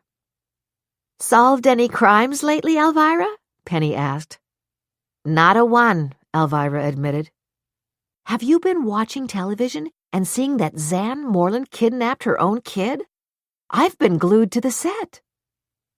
Alvirah did not intend to get into a discussion with the loquacious Penny about Zan Moreland, nor admit she knew her well. "It's a pretty sad case," she said carefully. "I'd say so," Penny agreed. "But I've got a funny story to tell you when I see you next week. I thought I was on my way to uncovering a drug deal or something sinister like that, and then I realized that I was getting excited about nothing. Oh well, I guess I'll never write a book about solving crimes like you did. Did I ever tell you that I thought the title, From Pots to Plots, was downright inspired?" "Every time I see you, you tell me that," Alvirah thought indulgently, but said, "I'm pretty happy about the title myself. I think it's catchy." "Anyhow, maybe you'll get a laugh when you hear about the crime that didn't happen. My best friend in town is Rebecca Schwartz. She's a real estate agent." Alvirah knew it was impossible to cut off Penny without seeming abrupt. Carrying the phone, she walked across the living room to the club chair where Willie was now attempting to solve the daily puzzle and tapped him on the shoulder. When he looked up, she mouthed the name Penny Hamill. Willy nodded, went to the front door of the apartment, and stepped out into the hall. Anyhow, Rebecca rented a house near me to a young woman, and I'll tell you why I thought there was something strange about her. Willy rang the bell, keeping his finger on it long enough that Penny would be sure to hear it. Oh, Penny, I hate to interrupt, but the doorbell is ringing and Willy isn't in the apartment. I can't wait to see you next Tuesday. Bye, dear. I hate to lie, Alvirah said to Willy, but I'm too worried about Zan to listen to one of Penny's long stories, and it wasn't a lie to say you weren't in the apartment. You were outside in the hall. Alvirah, Willy smiled. I've said it once, and I'll say it again. You'd have made a great lawyer. 47. At 11 a.m., Toby Grissom checked out of the cheap and cozy motel on the Lower East Side, where he had spent the night, and started to walk to 42nd Street, where he could get a bus to LaGuardia Airport. His plane wasn't until 5 o'clock, but he had to be out of his room, and anyhow, he didn't want to stay in it any longer. The weather was cold, but the day was clear and bright, and it was the kind of day on which Toby used to enjoy taking long walks. Of course, it had been different since he started getting the chemo treatments. They really knocked the stuffing out of him, and now he wondered if there was any point in taking them any longer if all they could do was to keep him out of pain. Maybe the doctor could just give me some pills or something so I wouldn't have to be so tired, he thought, as he trudged up Avenue B. He glanced down at his canvas bag to reassure himself that he hadn't forgotten it. He had put the manila file with the pictures of Glory in it. They were the most recent ones she had sent him before she disappeared. He always carried the postcard Glory had sent him 6 months ago folded in his wallet. It made him feel near to her. But ever since he came to New York, his sense that she was in trouble had gotten steadily worse. That Bartley Long guy was bad news. You could tell that in a minute. Sure, he wore clothes that any dope could tell were expensive, and he was good-looking, but in that narrow-nosed, thin-lip kind of way. When he looked at you, it was like you were dirt under his feet. Bartley Long had work done on his face, Toby thought. Even a run-of-the-mill guy like me would know that. His hair is too long, not like those rock stars with those wild mops that make them look like a bunch of bums, but still too long. Bet it cost him $400 to get a haircut, like the kind of money those politicians pay to barbers. Toby thought about Long's hands. You'd never guess he ever did an honest day's work in his life. Toby realized he was gasping for breath. He was walking close to the curb. Slowly he worked his way through the stream of oncoming pedestrians until he reached the nearest building and, leaning on it, dropped his bag and took out his inhaler. After he used it, he took deep breaths to force more air into his lungs. Then he waited for a few minutes until he felt ready to resume walking. While he waited, he observed the passers-by. All kinds of people in New York, he decided. More than half of them were talking on cell phones, even the ones who were pushing strollers. Yak, yak, yak. What the devil did they have to say to each other? A group of young women, maybe in their 20s, passed him. They were talking and laughing, and Toby eyed them sadly. They were dressed nice. They were all wearing boots that went anywhere from their ankles to past their knees. How did they ever wear those crazy high heels? He asked himself. Some of them had short hair, others had hair down past their shoulders, but they all looked as if they'd just stepped out of the shower. They were so clean, they glistened. They all probably have pretty good jobs in stores or offices, he thought. Toby resumed his walk. I can understand now why Glory wanted to come to New York. I just wish she'd decided to get a job at an office instead of trying to be an actress. I think that's what got her into trouble. I know she's in trouble, and it's the fault of that Long guy. Toby thought about how his sneakers had made a stain on the carpet in Long's reception area. Hope they can't get it out, he thought as he dodged a homeless woman pushing a cart laden with clothes and old newspapers. Long's private office looks phony, too, Toby mused. Real formal. You'd think you were in Buckingham Palace, but not a paper on the desk. Where does he do all that fancy planning of those houses he decorates? Deep in thought, Toby almost stepped from the curb after the light turned red. He had to jump back to avoid being sideswiped by a sightseeing bus. I'd better watch where I'm going, he told himself. I didn't come to New York to get splattered by a bus. His thoughts immediately turned back to Bartley Long. I wasn't born yesterday. I know why Long snowed Glory into going up to his country home. That's the way he talked about his house in Connecticut. His country home.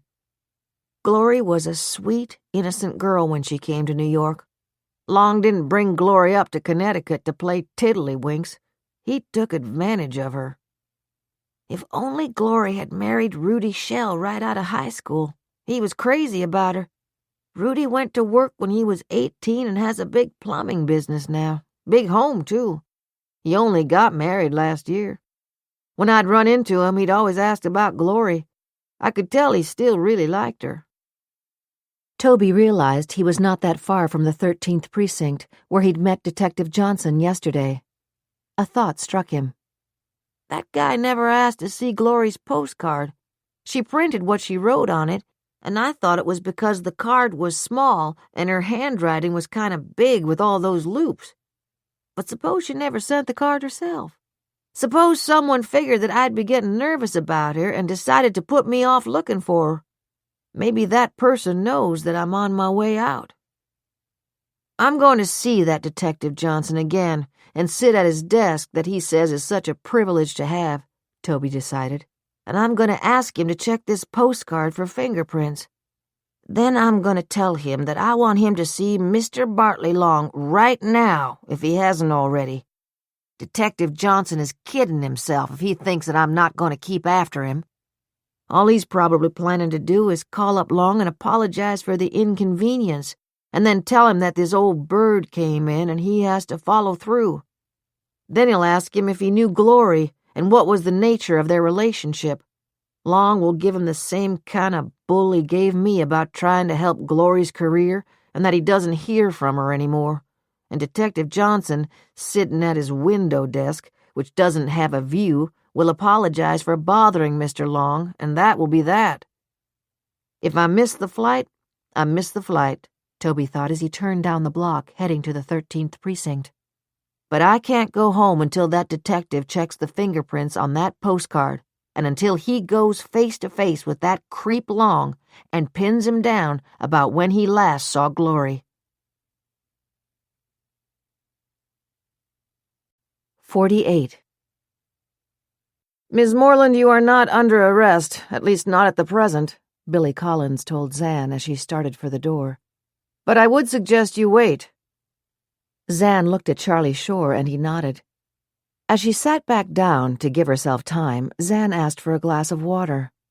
While she waited for Collins to get it, she tried to steel herself against making another outburst. Charlie had immediately put his arm over the back of her chair again, and for a brief moment pressed his hand on her shoulder. But this time she did not find the gesture reassuring. Why wasn't he objecting to their insinuations? She asked herself. No, they're not insinuations. They're accusations. What good is it to have a lawyer if he won't defend me against these people? She turned her chair a little to the left to avoid having to look directly at Detective Dean, then realized that Dean was looking down into a notebook that she had taken from her pocket. Billy Collins returned with the glass of water and took his seat across the table from Zan. Miss Moreland. Zan interrupted him. I would like to speak with my lawyer privately, she said. Collins and Dean stood up immediately. We'll get a cup of coffee, Collins told her. Why don't we come back in 15 minutes? The second the door closed, Zan yanked her chair to face Charlie Shore directly. Why are you letting them attack me with those accusations? She demanded. Why aren't you taking my part? You're just sitting there and patting my shoulder and letting them suggest that I kidnapped my child and brought him back to that townhouse and locked him in the storage room. Zan, I understand how you feel, Charlie Shore said. I have to do it this way. I need to know everything they'll be using to try to build a case against you. If they don't ask those questions, we won't be able to start building a defense." "Do you think they're going to arrest me?" "Zan, I'm sorry to tell you that I believe they will get a warrant for your arrest. Maybe not today, but definitely within the next few days. My concern is what charges they may bring against you. Obstruction of justice, perjury, depriving your ex of his parental rights.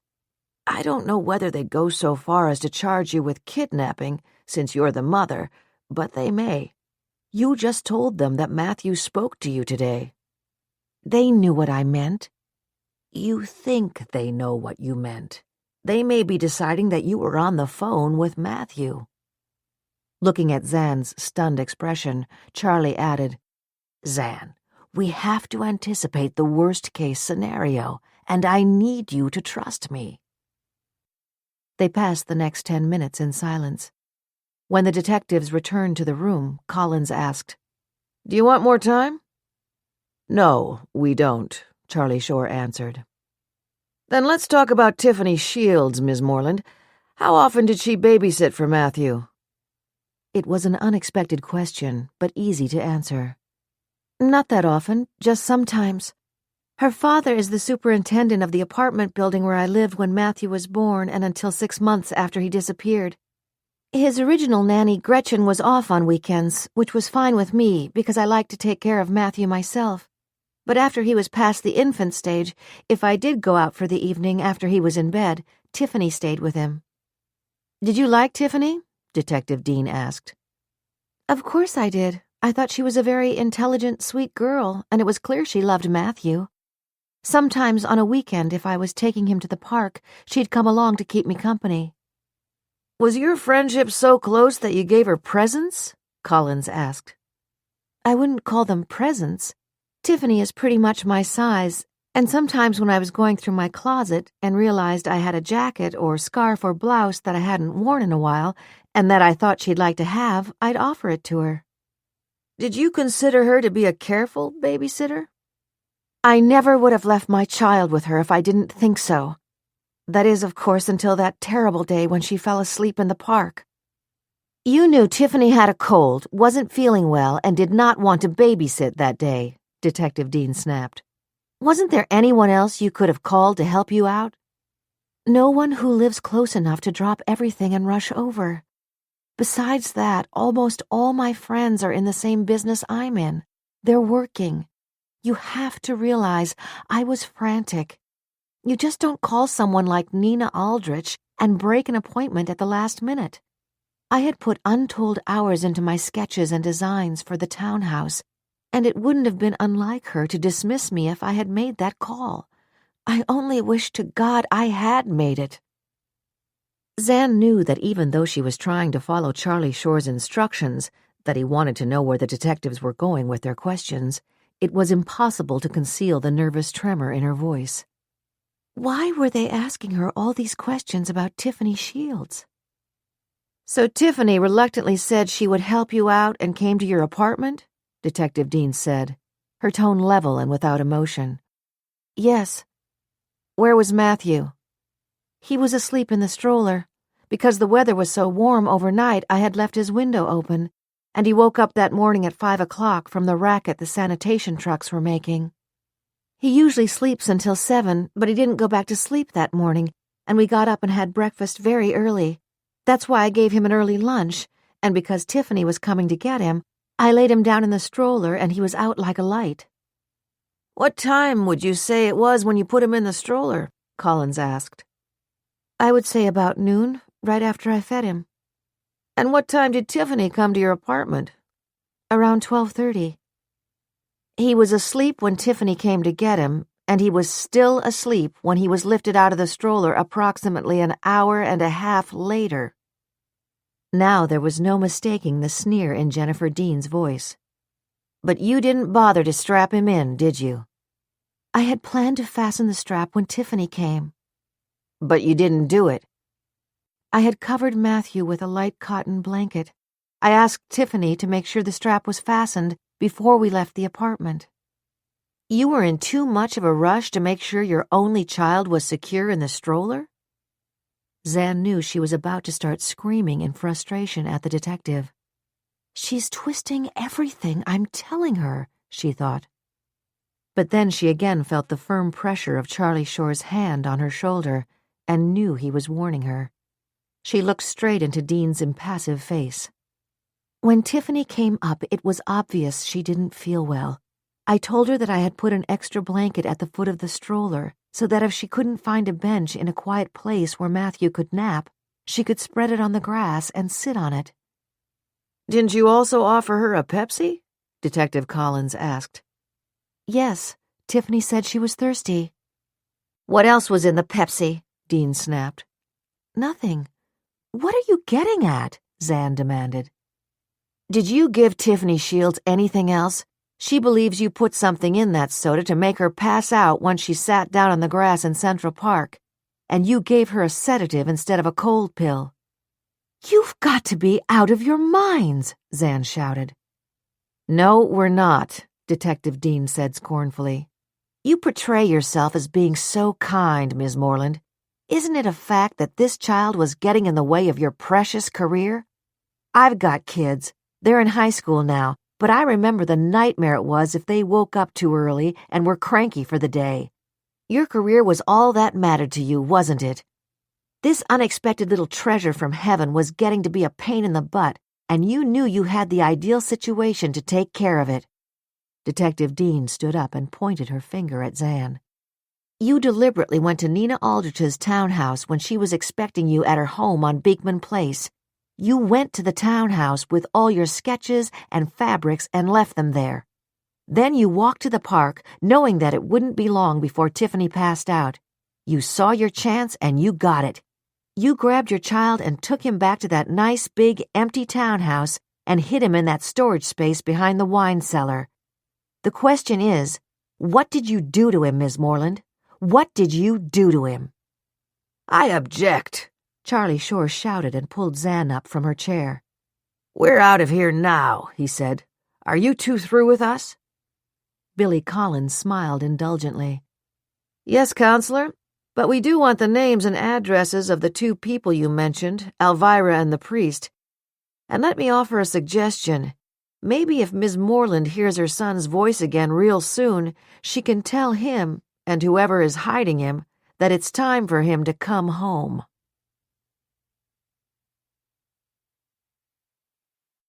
"49.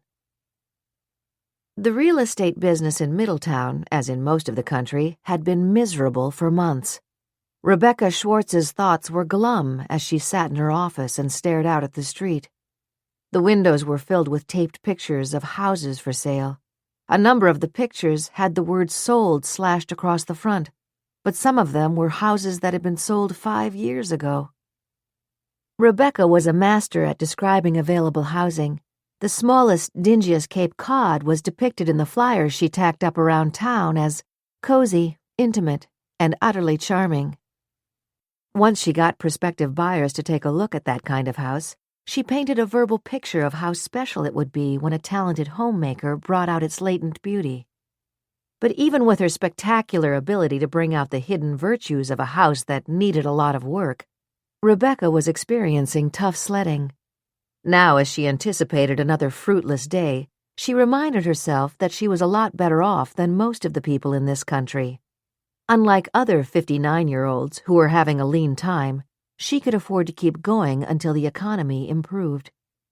An only child, her parents deceased, she had inherited from them the split level that had been her home all her life, and the income from the 2 rental properties they owned on Main Street. It isn't just about the money, she thought. I like to sell houses. I like to see people's excitement the day they move in.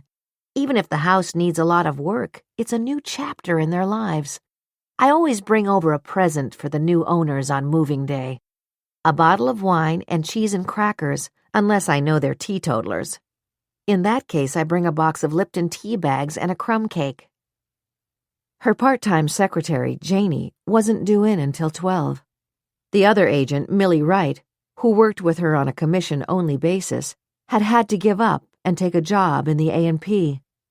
As soon as the market picked up, she had promised Rebecca that she'd be back. So lost was Rebecca in her thoughts that she jumped when the phone rang. "Schwartz Real Estate, Rebecca speaking," she said, keeping her fingers crossed that this was a potential buyer, not just someone else wanting to sell their house. "Rebecca, this is Bill Reese." Bill Reese, Rebecca thought, and then felt a surge of hope. Bill Reese had come back twice last year to look at the Owens farm, then decided against buying it. "Bill, it's good to hear from you," she said. "Did that Owens place ever sell?" Reese asked. "No, not yet." Rebecca switched immediately into real estate jargon. "We have several people very interested in it, and one of them seems to be ready to make an offer." Reese laughed. "Come on, Rebecca. You don't have to try to snow me. On your honor as a Girl Scout, how many potential buyers are ready to be reined in at this minute?" Rebecca pictured Bill Reese as she laughed with him. He was a smart, pleasant, heavy-set guy in his late 30s with a couple of young kids. An accountant, he lived and worked in Manhattan, but he had been raised on a farm, and last year had told her that he missed that kind of life. "I like to grow things," he'd said, "and I'd like my kids on weekends to be able to have the fun of being around horses the way I did." "There aren't any offers on Si's farm," she admitted. "But I'm telling you this right now, and this isn't the usual sales pitch. That is a beautiful piece of property, and when you get rid of all those heavy shades and tired furniture and do some painting and update the kitchen, you'll have a lovely roomy house that you'll be proud to own. This bad market isn't going to last forever, and somebody is going to come along sooner or later and realize that 20 acres of prime property with a basically sound house is a good investment." "Rebecca, I tend to agree with you, and Teresa and the kids fell in love with it. Do you think Si will budge on the price? Do you think an alligator will start singing love songs?" "All right, I get you," Bill Reese laughed. "Look, we'll take a ride up on Sunday, and if it's what we all think we remember, we'll go into contract." "We have a tenant there now," Rebecca said. "It's a year's lease and she paid it all in advance, but that doesn't matter. In the contract, it clearly says that with 1 day's notice, we can show the place to a potential buyer, and if the place is sold, the tenant has to be out within 30 days. Of course, her money will be refunded on a per diem basis, but it won't be a problem. Even though this woman has a year's lease, she told me she only planned to stay for 3 months." "That's fine," Reese said. "If we decide to buy it, I want to take over by the 1st of May so I can do some planting. How's this Sunday around 1 o'clock in your office?" "It's a date," Rebecca said happily. But when she hung up, some of the exhilaration faded. She did not relish the thought of phoning Gloria Evans to tell her she may have to move. On the other hand, Rebecca reassured herself, the contract was clear, and Gloria Evans would have 30 days' notice to get out. "I can show her some other places," Rebecca thought, "and I'm sure I can find one that will rent on a month-to-month basis. She said she only needed 3 months to finish her book. This way I can point out that she'll be refunded for the whole time she doesn't use Si's place." Gloria Evans answered on the first ring. Her voice sounded annoyed when she said, "Hello." "I've got good news and bad news," Rebecca thought, as she drew in her breath and began to explain the new development. "This Sunday? You want people marching through here this Sunday?" Gloria Evans demanded. Rebecca caught the unmistakable anxiety in her voice. "Ms. Evans, I can show you at least half a dozen very nice houses that are more up to date, and you can save a lot of money by going on a month-to-month basis." "What time are those people coming on Sunday?" Gloria Evans asked. "Sometime after 1 o'clock. "I see. When I was willing to pay a year's lease for only the 3 months I plan to use this house, you could have pointed out that you might have people trooping in and out of here." "Ms. Evans, it was clearly there in the lease you signed." "I asked about that. You told me that I didn't have to worry about anyone coming near it for the 3 months I planned to be here. You said the market would be dead until at least early June." "I honestly thought that, but Si Owens would not have allowed you to rent the house without that provision in the lease." Rebecca realized she was talking to herself. Gloria Evans had clicked off. Too bad about her, she thought as she picked up the phone to give Cy the good news that she might have a sale on the house. His reaction was exactly what she had expected. "You made it clear that I'm not budging 5 cents off the price, didn't you, Rebecca?" he asked. Of course that's what I told him, she replied, silently adding, You old skinflint. 50. Detective Wally Johnson looked at the tattered postcard Toby Grissom had handed him. "Why do you think your daughter didn't write this card?" he asked. "I don't say she didn't write it. Like I told you, I've started to think that because it was printed, maybe she didn't. Maybe somebody did something to her and tried to make it look like she was still alive. Now, Glory has big, fancy handwriting with lots of loops, if you know what I mean, and that's why it didn't occur to me till now that maybe she hadn't sent this card at all." You said you received this 6 months ago, Johnson said. "Yeah, that's right. And you never asked, but I thought maybe you should check it for fingerprints." How many people have handled this card, Mr. Grissom? Handled it? I don't know. I showed it to some of my friends in Texas, and I showed it to the girls Glory used to room with here in New York. Mr. Grissom, of course we'll check it for fingerprints, but I can tell you right now that whether your daughter sent it or somebody else did, we'll never be able to get prints off it. Think about it. You've shown it around to your friends and to Glory's roommates. Before that, a number of postal clerks and your mailman handled it.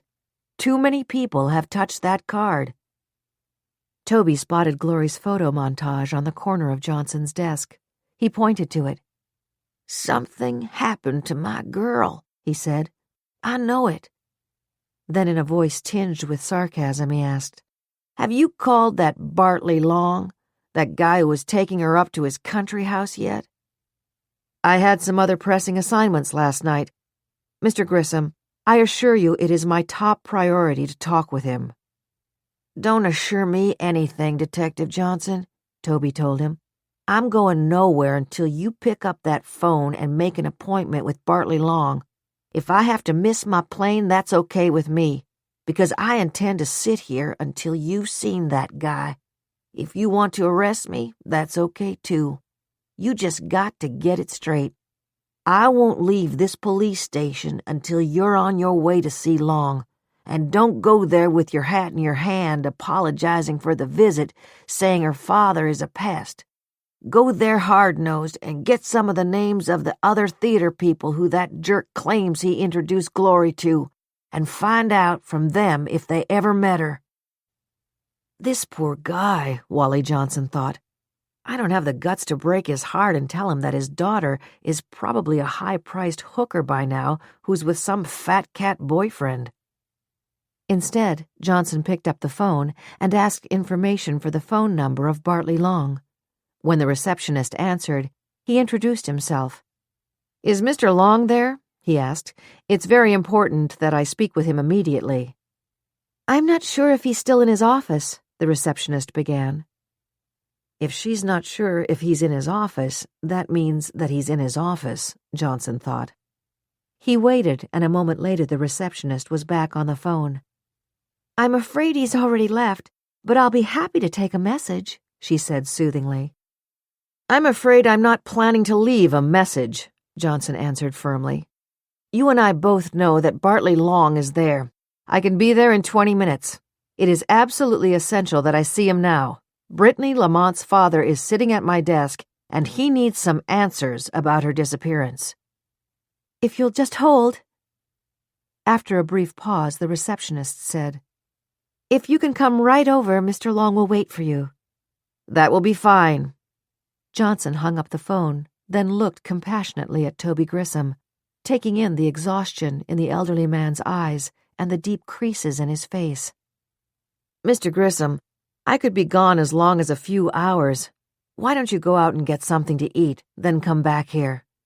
What time did you say your plane was?" 5 o'clock. It's just a little after 12 now. I could get one of the guys to run you out to LaGuardia after I report back to you. I'm going to speak to Long, and then, as you suggest, get a list of the people he claims met her at his home. But you staying in New York doesn't make sense at all. You told me that you're supposed to be having chemo treatments. You shouldn't skip them. You know you shouldn't. Toby suddenly felt as though all the starch were going out of him. The long walk in the cold had taken its toll even though he had enjoyed it, and he was hungry. I guess you're right, he said. There's got to be a McDonald's near here. With a humorless smile, he added, Maybe I'll treat myself to a Big Mac. That's a good idea, Wally Johnson agreed, as he got up and reached for the photo of Glory that he had kept on his desk. You don't need to bring that, Grissom said angrily. That guy knows just what Glory looks like. Trust me, he does. Wally Johnson nodded. You're right, but I'll take it with me when I talk to the people who met Glory at Bartley Long's home. 51. I'm leaving for an hour or so, Kevin Wilson told Louise Kirk, and did not respond to the obvious curiosity in her expression by explaining where he was going. He knew that after his sharp response to her remarks about Zan Moreland, she would not have the nerve to question him. He also knew that later, if he gave her a receipt for a luncheon, she would look it over carefully to see if he had marked a client's name on it, or if he had charged it on his personal card. There had been 2 more deliveries this morning. One contained rolls of wall coverings, the other boxes of table lamps. Louise did manage to get in one more question. Do you want any other deliveries from Zan Moreland's order to be put in the largest department? I mean, I could see that some of them were meant for the middle one. Keep it all together, Kevin said as he reached for his windbreaker. Louise hesitated, then said, Kevin, I know I'm overstepping myself, but I'll bet the ranch that you're on your way to Zan Moreland's office. As your friend, I beg you, don't let yourself get caught up in anything to do with that girl. I mean, she's very attractive. Anyone with 2 eyes can see that. But I think she's mentally ill. When she went to the police station this morning, she told the reporters that her son was alive. If she knows that, she knows where he is. And she's been putting on a big act for nearly 2 years. On the internet, they have links to some of the video that the media posted that day after the child was reported missing in Central Park. They show her in the park by the empty stroller. You can tell she's the same woman as in the photos that tourist took. Louise paused for breath. Anything else? Kevin asked evenly. Louise shrugged. I know you're mad at me and I don't blame you, but as your friend as well as your secretary, I hate to see you get hurt. And any kind of involvement with her will hurt you professionally as well as personally. Louise, I'm not getting involved. I'll tell you where I'm going. It's to Alexandra Moreland's office. I spoke to her assistant, who sounds like a nice guy. I'd like to settle all this with as little fanfare as possible. Quite frankly, I don't like Bartley Long. You heard him when he called. He's like the cat who ate the canary, just assuming that I wouldn't dream of having anything to do with Zan Moreland now. Kevin's hand was on the door, but then he turned and added, I've studied and compared both of their proposals, and I like hers much more. As Zan pointed out, Bartley Long doesn't provide a home-like quality to his designs. He's too damn grandiose. That doesn't mean I'll hire Moreland, by the way, but it does mean that I might accept her proposal, use her materials, make some sort of financial deal with her for all the work she's done, and get someone else to execute it. Does that make sense to you? Louise Kirk could not resist a parting shot. It makes sense, but is it sensible? Josh had braced himself for the meeting with Kevin Wilson. He had his story straight.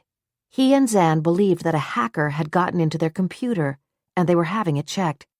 As soon as they could validate that a hacker had made the orders, they would insist that the vendors who had delivered any goods pick them up immediately.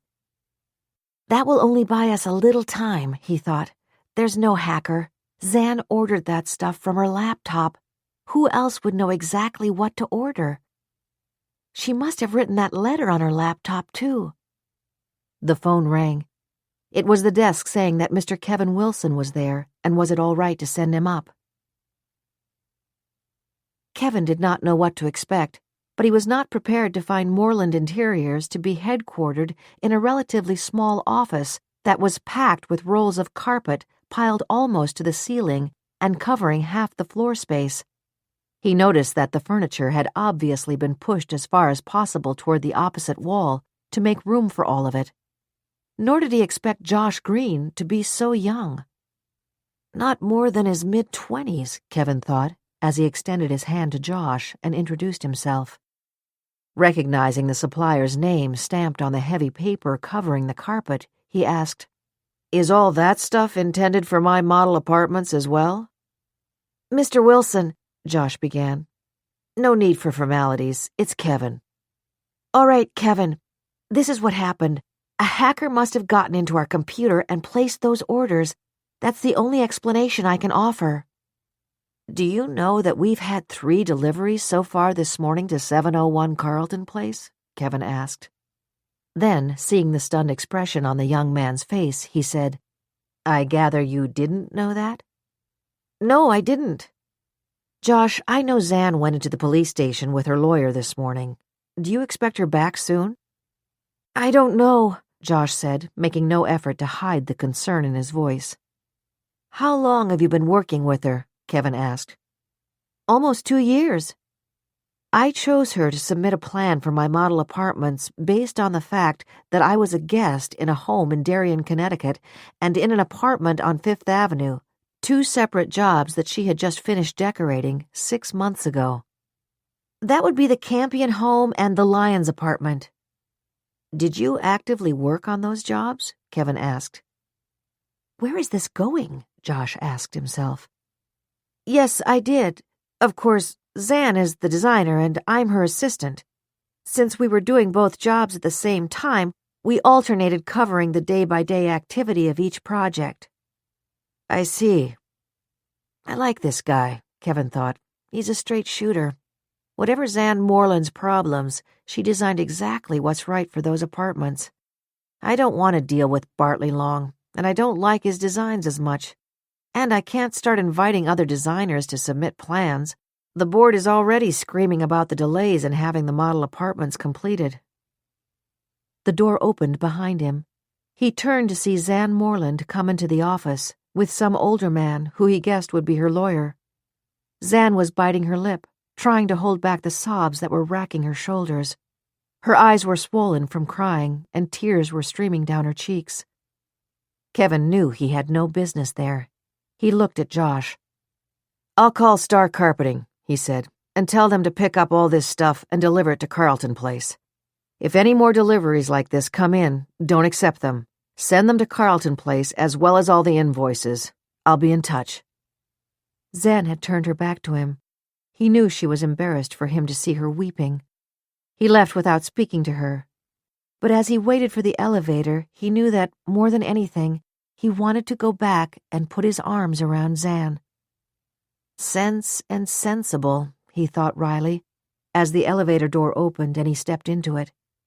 Wait till I tell Louise what I've done. 52. Melissa had listened with mounting fury to Ted's message suggesting that instead of putting up a $5 million reward for information leading to Matthew's return, she make it a $5 million donation to the Foundation for Missing Children. "Can he be serious?" she asked Bettina, her personal assistant. Bettina, a savvy, sleek 40-year-old with a cap of gleaming black hair, had come to New York from Vermont at age 20, hoping for a career as a rock singer. It hadn't taken her long to realize that her reasonably good voice would go nowhere in the music world, and instead she had become the personal assistant to a gossip columnist. Melissa had noticed Bettina's efficiency and offered her more money to work for her. Bettina promptly dumped the columnist who, as she aged, had come to count on her. Now Bettina's emotions ranged between sharing Ted's loathing of Melissa and loving the excitement of being part of a major celebrity's life. And when Melissa was in a good mood, she would grab an extra one of the expensive gift bags that were meant only for the stars at a concert or award show for Bettina, while she was getting one for herself. The minute Bettina walked into Melissa's apartment at 9 o'clock that morning, she had known it would be a long day. Melissa had immediately sprung on her the notion of offering the reward for Matthew's safe return. "You notice I say safe return," Melissa said. "Almost everybody believes that little kid is dead, so I'll get some nice publicity and it won't cost me a nickel." Ted's negative response had infuriated Melissa. Then, when he left the suggestion that she donate the money to a foundation instead, she was livid. "He wants me to give $5 million to a foundation? Is he crazy?" she asked Bettina. Bettina liked Ted. She knew how hard he worked promoting Melissa. "I don't think he's crazy," she said soothingly. "It certainly would make you seem very, very generous, which of course you would be, but you'd need to write the check in front of the cameras." "Which I don't intend to do," Melissa snapped, pushing back the blonde hair that hung almost to her waist. "Melissa, I'm here to do anything you want. You know that," Bettina said. "But Ted is right. Ever since you and he became an item, you let everyone know that you think his son was abducted and killed by a child molester.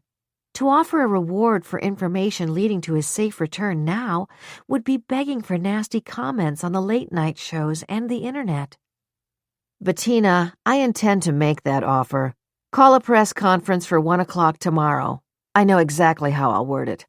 I'll say that while I have always felt that Matthew is not alive, that uncertainty is destroying Matthew's father, my fiancé, Ted Carpenter.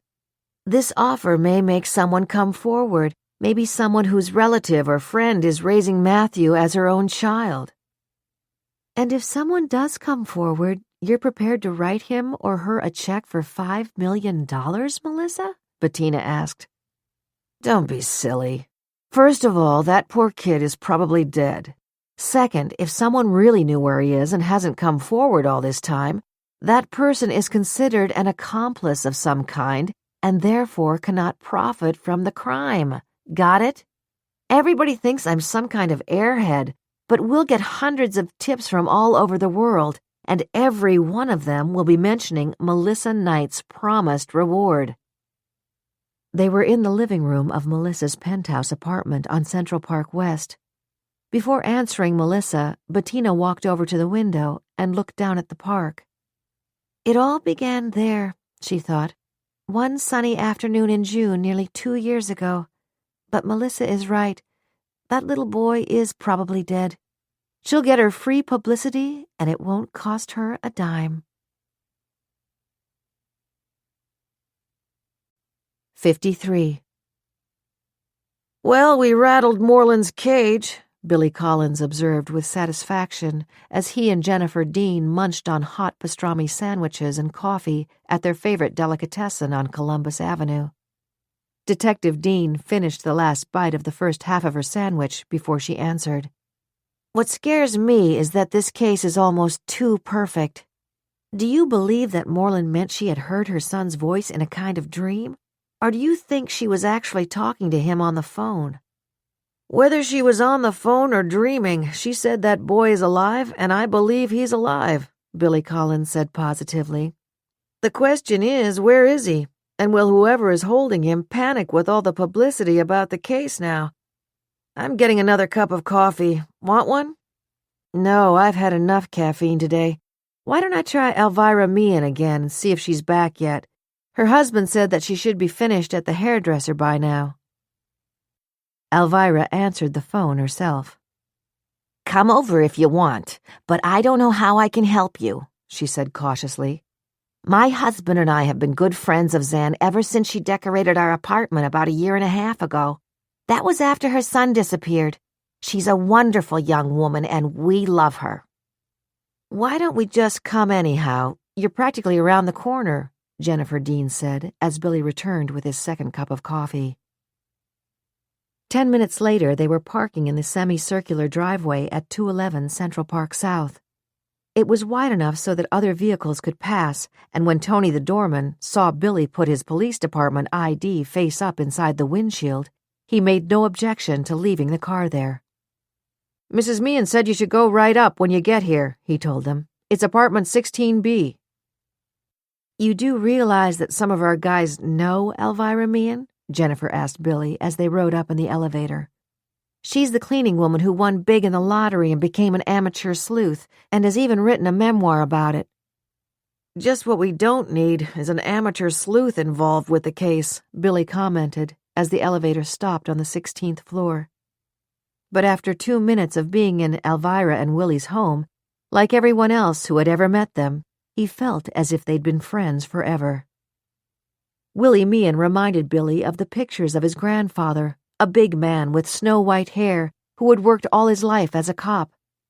Alvirah, her hair freshly set, was wearing slacks and a cardigan sweater. Billy knew her clothes had not come out of a bargain basement, but still Alvirah's outfit reminded him of the housekeeper for the people down the block who had some money. He was surprised when Jennifer accepted the coffee Alvirah offered. It was not something they usually did, but he suspected that it would not be wise to make an enemy of Alvirah, who had already established on the phone that she was Zan Moreland's good friend, and probably her defender, he thought. "I was right about that one," Billy said to himself a few minutes later as Alvirah emphasized the heartbreak she believed that Zan had been suffering since her son disappeared. "I've known all kinds," Alvirah said emphatically. "And there are some things you can't fake. The suffering I've seen in that girl's eyes has made me want to cry." "Did she talk about Matthew very often?" Jennifer Dean asked softly. "Let's put it this way. We never brought it up. I'm a contributing columnist for the New York Globe, and at the time Matthew disappeared, I wrote a column begging whoever took him to understand the agony his parents were going through. I suggested that that person bring Matthew to a mall and point out a security guard.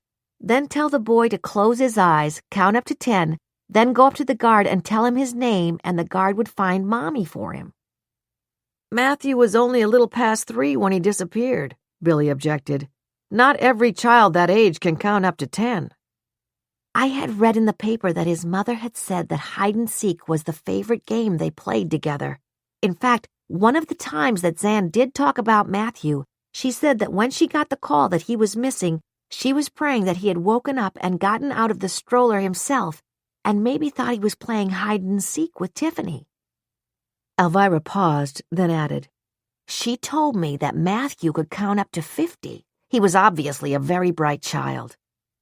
"Did you see the photos of Zan Moreland taking Matthew out of the stroller on television or in the papers today, Mrs. Meehan?" Jennifer Dean asked.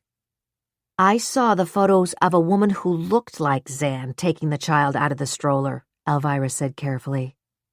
"Do you think that was Zan Moreland in those pictures, Mrs. Meehan?" Billy Collins asked. "I wish you'd call me Alvirah. Everyone else does." "She's stalling for time," Collins thought. "Let me put it this way," Alvirah began. "It certainly looks as though the woman in those pictures is Zan. I don't know nearly enough about technology because it's going so fast these days. Maybe those pictures were altered. I do know that Zan Moreland is torn in two with missing her son. She was here last night, and she was a basket case, she was so upset. I know she has friends both here and abroad who invited her to visit them over the holidays. She stayed home by herself. She couldn't bear to go out." "Do you know what other countries her friends live in?" Jennifer Dean asked quickly. "Well, they're from the countries where her parents lived," Alvirah said. "I know one of them is Argentina, another one is France." "And remember, her parents were living in Italy when they were killed in that accident," Willy chimed in. Billy Collins knew that there was nothing more they could learn from Alvirah or Willy. "They believe those pictures are of Zan Moreland," he thought as he got up to go, "but they won't admit it." "Detective Collins," Alvirah said, "before you leave, you must understand that if those photos really are Zan taking Matthew out of the stroller, she doesn't know that she did it. I would swear to that." "Are you suggesting that she may be a split personality?" Collins asked. I'm not sure what I'm suggesting, Alvirah said, but I do know that Zan is not acting. In her mind, she has lost her child. I know she spent money on private detectives and on psychics to try to find him. If she was playing a game, she wouldn't have had to go that far, but she isn't playing a game. One more question, Mrs. Meehan. Alvirah. Zan Moreland mentioned a priest, Father Aidan O'Brien. By any chance, do you know him? Oh, yes, he's a dear friend. He's a Franciscan friar at St. Francis of Assisi Church on 31st Street. Zan happened to meet him here last night. She was just about ready to leave when he came in. He told her that he'd pray for her, and I think that gave her some comfort. She had never met him before that? I don't think so. Although I do know she stopped into St. Francis just before I was there on Monday evening to light a candle. Father O'Brien was hearing confessions that evening in the lower church. Did Zan Moreland go to confession? Billy asked. Oh, I don't know, and of course I didn't ask. But you might be interested to hear that I had my eye on some guy who I thought was acting funny. I mean, he was kneeling in front of the shrine of St. Anthony with his hands in his face. But the minute Father Aidan stepped out of the reconciliation room, he jumped up and didn't take his eyes off Aidan until he was out of sight in the friary. Was Miss Moreland still in church when this happened? No, Alvirah said positively. I only know she was there because yesterday morning I went back and asked to have a look at the tape on the security cameras. I wanted to see if I could spot that guy just in case he ever caused any trouble. I couldn't pick him out in the crowd, but on the camera I did see Zan coming in. That would be about 15 minutes before I got there. The security tape showed that she only stayed a few minutes. The guy I was trying to get a look at left just before I did, but there was no way to pick him clearly out of the crowd that was coming into the church. Did you think that was unusual for Miss Moreland to pay a visit there? No, the next day was Matthew's birthday. I thought she might have wanted to light a candle to St. Anthony for him. He's the saint people pray to when they're missing something. I see. Thank you both very much for your time, Billy Collins said as he and Jennifer Dean got up to leave. Well, that didn't get us very far, Dean commented as they went down in the elevator. Maybe, maybe not. What we did find out is that Zan Moreland has friends in a number of countries. I want to see if she's made any trips to any one of those countries since her son disappeared. We'll get a subpoena and check her credit cards and bank accounts. And tomorrow we'll go down and pay a visit to Father O'Brien at St. Francis of Assisi. Wouldn't it be interesting if Zan Moreland went to confession to that priest? And if she did, I wonder what she had to say to him. Billy, you're Catholic, Jennifer Dean protested. I'm not, but I know that no priest will ever discuss what was said in the confessional. No, he won't. But when we question Zan Moreland again, maybe if we work her hard enough, she'll break down and share her dirty little secrets with us. 54. Matthew had never seen Glory cry, not even once. She had sounded real mad when she was talking on the phone, but after she slammed it down, she started to cry, just like that. Then she looked at him and said, "Maddie, we can't hide like this any longer." He thought that meant that they'd be moving to a new place to live, and he wasn't sure if he was glad or sorry. The room he slept in was big enough so that he could put all his trucks on the floor and move them one after the other, just like he would see big trucks on the road at night when he and Glory moved to a new house. And there was a bunk bed and a table and chairs in that room that had been there when they moved in. Glory had told him that some other kids must have lived there because the table and chairs were just right for a kid his size to sit down and draw pictures. Matthew loved to draw. Sometimes he would think about Mommy and draw a lady's face on the paper.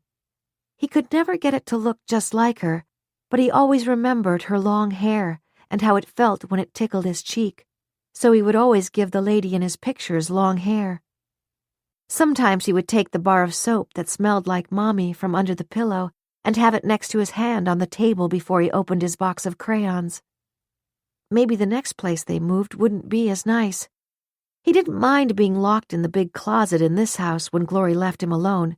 She always left the light on, and it was big enough for his trucks, and she always saved some new books for him to read until she got back. Now Glory looked mad again. She said, "I wouldn't put it past that old bag to make some excuse to come barging in here before Sunday. I've got to remember to keep the bolt secured on the front door." Matthew didn't know what to say. Glory wiped her face with the back of her hand. "Well, we just move up the schedule. I'll let him know that tonight." She walked over to the window. She always kept the shades down all the way, and if she looked out, she did it by pushing the shade to one side. She made a funny sound as if she couldn't get her breath, then said, "That damn muffin jerk is driving by again. What's she looking for?" Then she added, "You got her started, Maddie. Go upstairs and stay in your room and make sure none of your trucks are ever downstairs again." Matthew went up to his room, sat down at the table, reached for his crayons, and began to cry. 55. Bartley Long sat behind closed doors in his Park Avenue office, trying to talk himself into indignation at the rudeness of the detective who had, in effect, ordered him to put off any appointments he might have until they met. But he could not conceal, even from himself, that he was frightened. Brittany's father had kept his threat to go to the police. He couldn't have them digging into his background again. That sexual harassment suit the receptionist had filed against him 8 years ago hadn't looked good in the newspapers. The fact that he had been forced to settle for a lot of money had hurt him, financially and professionally. The receptionist had alleged that he'd become outraged when she rejected his advances and had slammed her against the wall, and that she had been in fear for her life. "His face had darkened with anger," she had said to the cops. "He can't stand rejection. I thought he would kill me." "How is that going to sit with this cop when he does some digging into my background?" Long asked himself. "Should I bring it up right away so that I seem straightforward? Brittany's been missing nearly 2 years. The only way they'll believe that I didn't do something to her is if she turns up in Texas and visits her daddy very, very soon. Something else. Why hadn't Kevin Wilson taken his call this morning? Surely he or someone in his office had seen Zan going into the station house with her lawyer. Surely Wilson had to be figuring that she'd probably be arrested, and if she was, how much time would she be able to put into his model apartments? "I need that job," Bartley Long admitted. "It's a showcase for whoever gets it. Sure, I get enough business from the celebrities, but an awful lot of them drive a hard bargain. They say they'll get a magazine to do a photo layout of their new homes, and that it would be free advertising for me. I don't need that kind of free advertising. I lost some of my big money, old money customers after that lousy publicity. If I'm involved in another scandal, I'll lose more of them. Why doesn't Wilson call me back? In his letter when he asked me to bid for the job, he said it was of utmost importance that I submit my plans as soon as possible because they were already behind schedule. But now, not a word from him." The intercom on his telephone buzzed. "Mr. Long, are you planning to go out after your meeting with Detective Johnson, or do you want me to send for something after he leaves?" Elaine asked. "I don't know," Long snapped. "I'll decide after I see him." "Of course. Oh, Phyllis is calling. That means he must be here now." "Send him in." Nervously, Bartley Long opened the top drawer in his desk and looked at the mirror he kept there. The small job that had been done on his face last year had been terrific, he comforted himself. It wasn't obvious, but it got rid of the suggestion of a jowl that had begun to form below his chin. Having the touch of silver in his hair was exactly the right way to go as well. He had worked carefully on his distinguished exterior. He tugged at the sleeves of his Paul Stewart shirt so that the monogrammed cufflinks were in place. Then, as Elaine Ryan tapped on the door and opened it, with Detective Wally Johnson in tow, Bartley Long stood up and, with a courtly smile, welcomed his unwelcome guest. 56. The minute Wally Johnson entered Long's office, he took an instant dislike to the man. Long's condescending smile reeked of superiority and disdain. His opening statement was that he was delaying a meeting with a very important client, and hoped that whatever questions Detective Johnson had for him would not take more than 15 minutes to complete. "I hope not either," Johnson answered. "So let's get right to the purpose of my visit. Margaret Grissom, whose stage name is Brittany Lamont, is missing. Her father is sure that something has happened to her or that she is in trouble. Her last known job was working for you as a hostess in your model apartments, and it is also known that she was having an intimate relationship with you and spent many weekends at your home in Litchfield." "She spent some weekends at my home in Litchfield because I was doing her a favor, introducing her to theater people," Long contradicted. "As I told her father yesterday, none of them thought Brittany had that certain something, that almost indescribable spark that would make her a star. They all predicted that at best she would be doing low-budget commercials or independent films where she would not need a SAG or equity card. In her 10 or 11 years in New York, she had never managed to achieve either." "On that basis, you stopped inviting her to Litchfield?" Johnson asked. "Brittany was beginning to see the big picture. At that point, she tried to turn our casual relationship into wedding bells. I have been married once to an aspiring actress, and it cost me plenty. I have no intention of making that same mistake twice." "You told her that? How did she accept it?" Johnson asked. "She made some very uncomplimentary remarks to me and stormed out." "Of your Litchfield home?" "Yes. I might add that she took my Mercedes convertible with her. I would have filed charges, but I did receive a phone call from her telling me that she had parked it in the garage in my apartment building." Johnson watched as Bartley Long's face darkened with anger. "Exactly when was that, Mr. Long?" he asked. "Early June, so that would make it nearly 2 years ago." "Can you give me a more definite date?" "It was the first weekend in June, and she left late Sunday morning." "I see. Where is your apartment, Mr. Long?" "It is at 10 Central Park West." "Were you living there 2 years ago?" "It has been my New York residence for 8 years." "I see. And after that Sunday in early June nearly 2 years ago, have you ever seen or heard from Miss Lamont again?" "No, I have not. Nor did I care to either hear from or see her." Wally Johnson let a long minute pass before he spoke again. "This guy is scared to death," he thought. "He's lying, and he knows that I'm not going to stop looking for Brittany." Johnson also knew that he wouldn't get more from Long today. "Mr. Long, I'd like to have a list of the guests who would also have been at your home on the weekends that Brittany Lamont was there." "Of course. You must understand that I entertain frequently in Litchfield. Being a good host to the wealthy and to celebrities opens the door to many of them becoming very good clients. It is quite possible I will miss some names," Long said. "I can understand that, but I would suggest you dig deep into your memory and give me a list by tomorrow morning at the latest. You have my card with my email on it," Johnson said as he rose to leave. Long stayed behind his desk, not even rising from his chair. Johnson deliberately walked over to the desk and reached out his hand, giving the designer no choice but to accept it. As the detective suspected, Bartley Long's finely manicured hand was wringing wet. On the way back to the precinct, Wally Johnson decided to make a detour and drive to the garage at 10 Central Park West. He got out of the car there and showed his badge to the attendant who was approaching him, a handsome young African-American. "No parking today," he said. "I just want to ask a few questions." He glanced at the nameplate the young man was wearing. "How long have you worked here, Danny?" 8 years, sir, since the doors opened," Danny answered proudly. Johnson was surprised.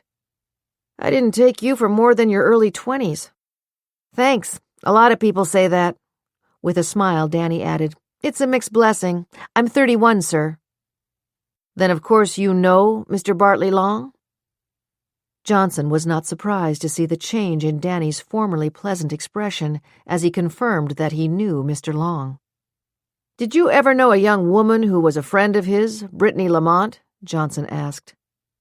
"Mr. Long has many young women who are his friends," Danny answered hesitantly. "Different ones come in with him all the time." "Danny, I have a feeling you remember Brittany Lamont." "Yes, sir. I haven't seen her in a while, but that's not surprising." Why is that? Johnson asked.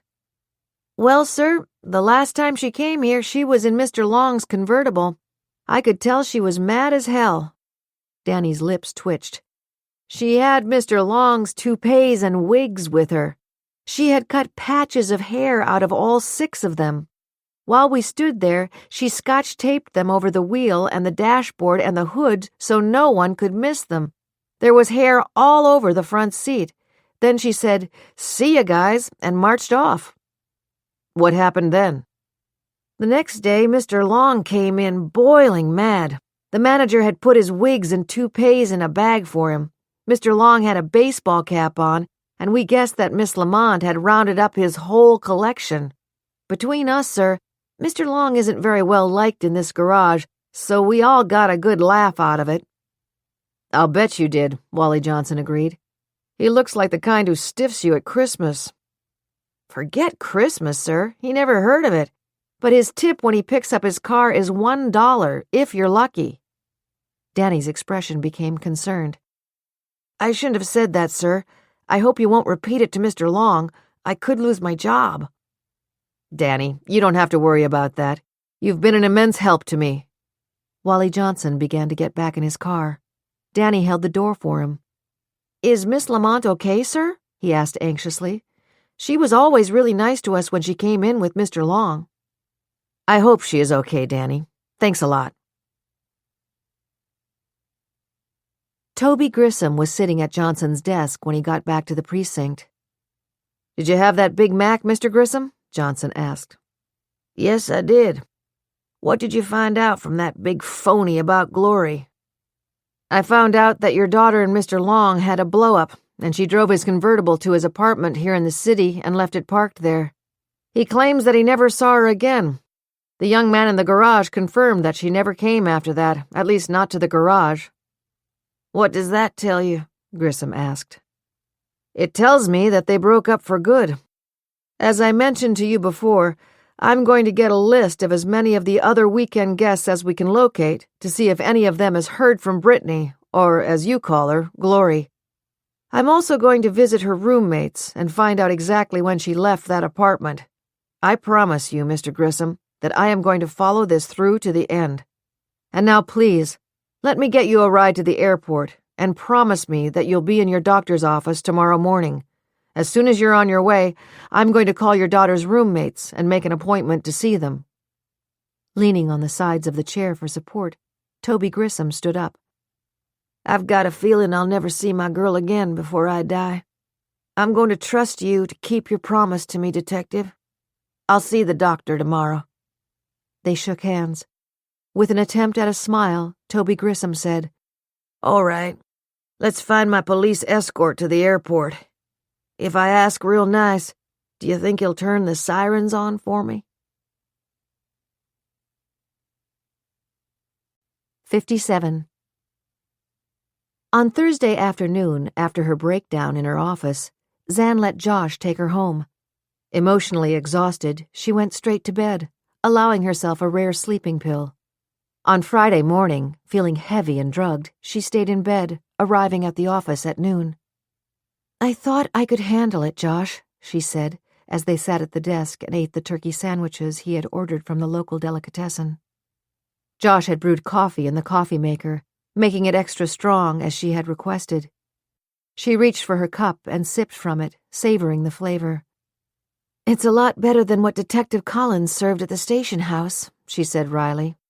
Then, seeing how concerned Josh was, she said, Look, I know I fell apart yesterday, but I'll be all right. I've got to be. Charlie warned me not to talk to the media, and now I'm sure they're twisting what I said about Matthew being alive, just the way those detectives did when they questioned me. Maybe next time I'll listen to him. Zan, I feel so useless. I just wish I could help you, Josh said, trying to keep the emotion out of his voice. But there were still some questions he needed to ask, too. Zan, do you think we should report the airplane ticket to Buenos Aires that was charged to your credit card? And the clothes at Bergdorf's and all the stuff that was ordered as if we got the job for the Carlton Place apartments? And the fact that my bank account has been virtually cleaned out? Zan asked. Then she added, Because you don't believe that I didn't order any of it, or have any part in those transactions, do you? I know that. And I know Alvirah and Willy and Charlie Shore all believe that I'm mentally ill, and that's putting it kindly.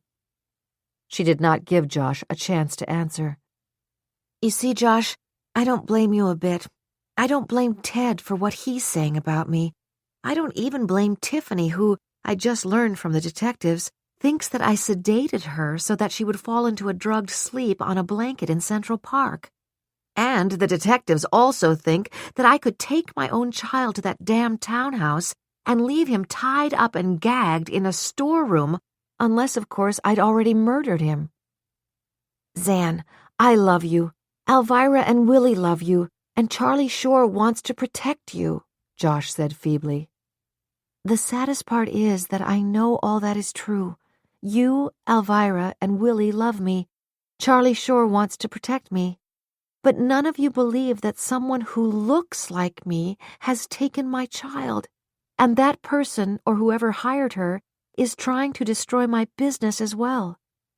To answer your question, I don't think we should give these detectives any more so-called evidence that I'm a mental case to help them as they continue their inquisition. Josh looked as if he wished he could deny what she had told him, but Zan could see that he was honest enough not to try. Instead, she waited until she had finished her coffee, silently handed him the cup to refill, and then waited until he came back before she spoke. I was obviously in no state to talk to Kevin Wilson when I got back here yesterday, but I heard what he said to you. Do you think he really means it? That he'll take on the obligation of paying our suppliers? Yes, I do, Josh answered, relieved to get on to a safer subject. That's more than decent of him, Zan said. I can't imagine what the media would have made of it if he'd said in public that he had never okayed any of the designs I had submitted. In all, the orders amount to tens of thousands of dollars. He wanted top of the line, and we gave him top of the line. Kevin said he liked your plans better than Bartley Long's, Josh told her. Our plans, Zan emphasized. Josh, you're gifted. You know that. You're like me 9 years ago when I started working for Bartley Long. You had a lot of input when I was discussing those model apartments with you. She picked up the second half of her sandwich, then put it down. Josh, you know what I think is going to happen? I may be arrested for kidnapping Matthew. I believe in my heart he is alive, but if I am wrong, I can assure you that the state of New York won't have to prosecute me for his murder to put me in prison. Because if Matthew is dead, my life will be a prison anyway. 58. On Friday morning, the first thing to hit Ted as he walked into the office was bad news. Rita Moran was waiting for him, her expression tight with anger and frustration. Ted, Melissa is calling in the media to her apartment to announce she is offering $5 million for Matthew's safe return. Her assistant phoned to tip us off. She didn't want you to be blindsided. Bettina did say Melissa is making it clear she believes Matthew is dead, but said that the uncertainty is killing you. Sarcastically, Rita added, She did it for you, Ted. Good God, Ted shouted. I told her, I begged her, I implored her.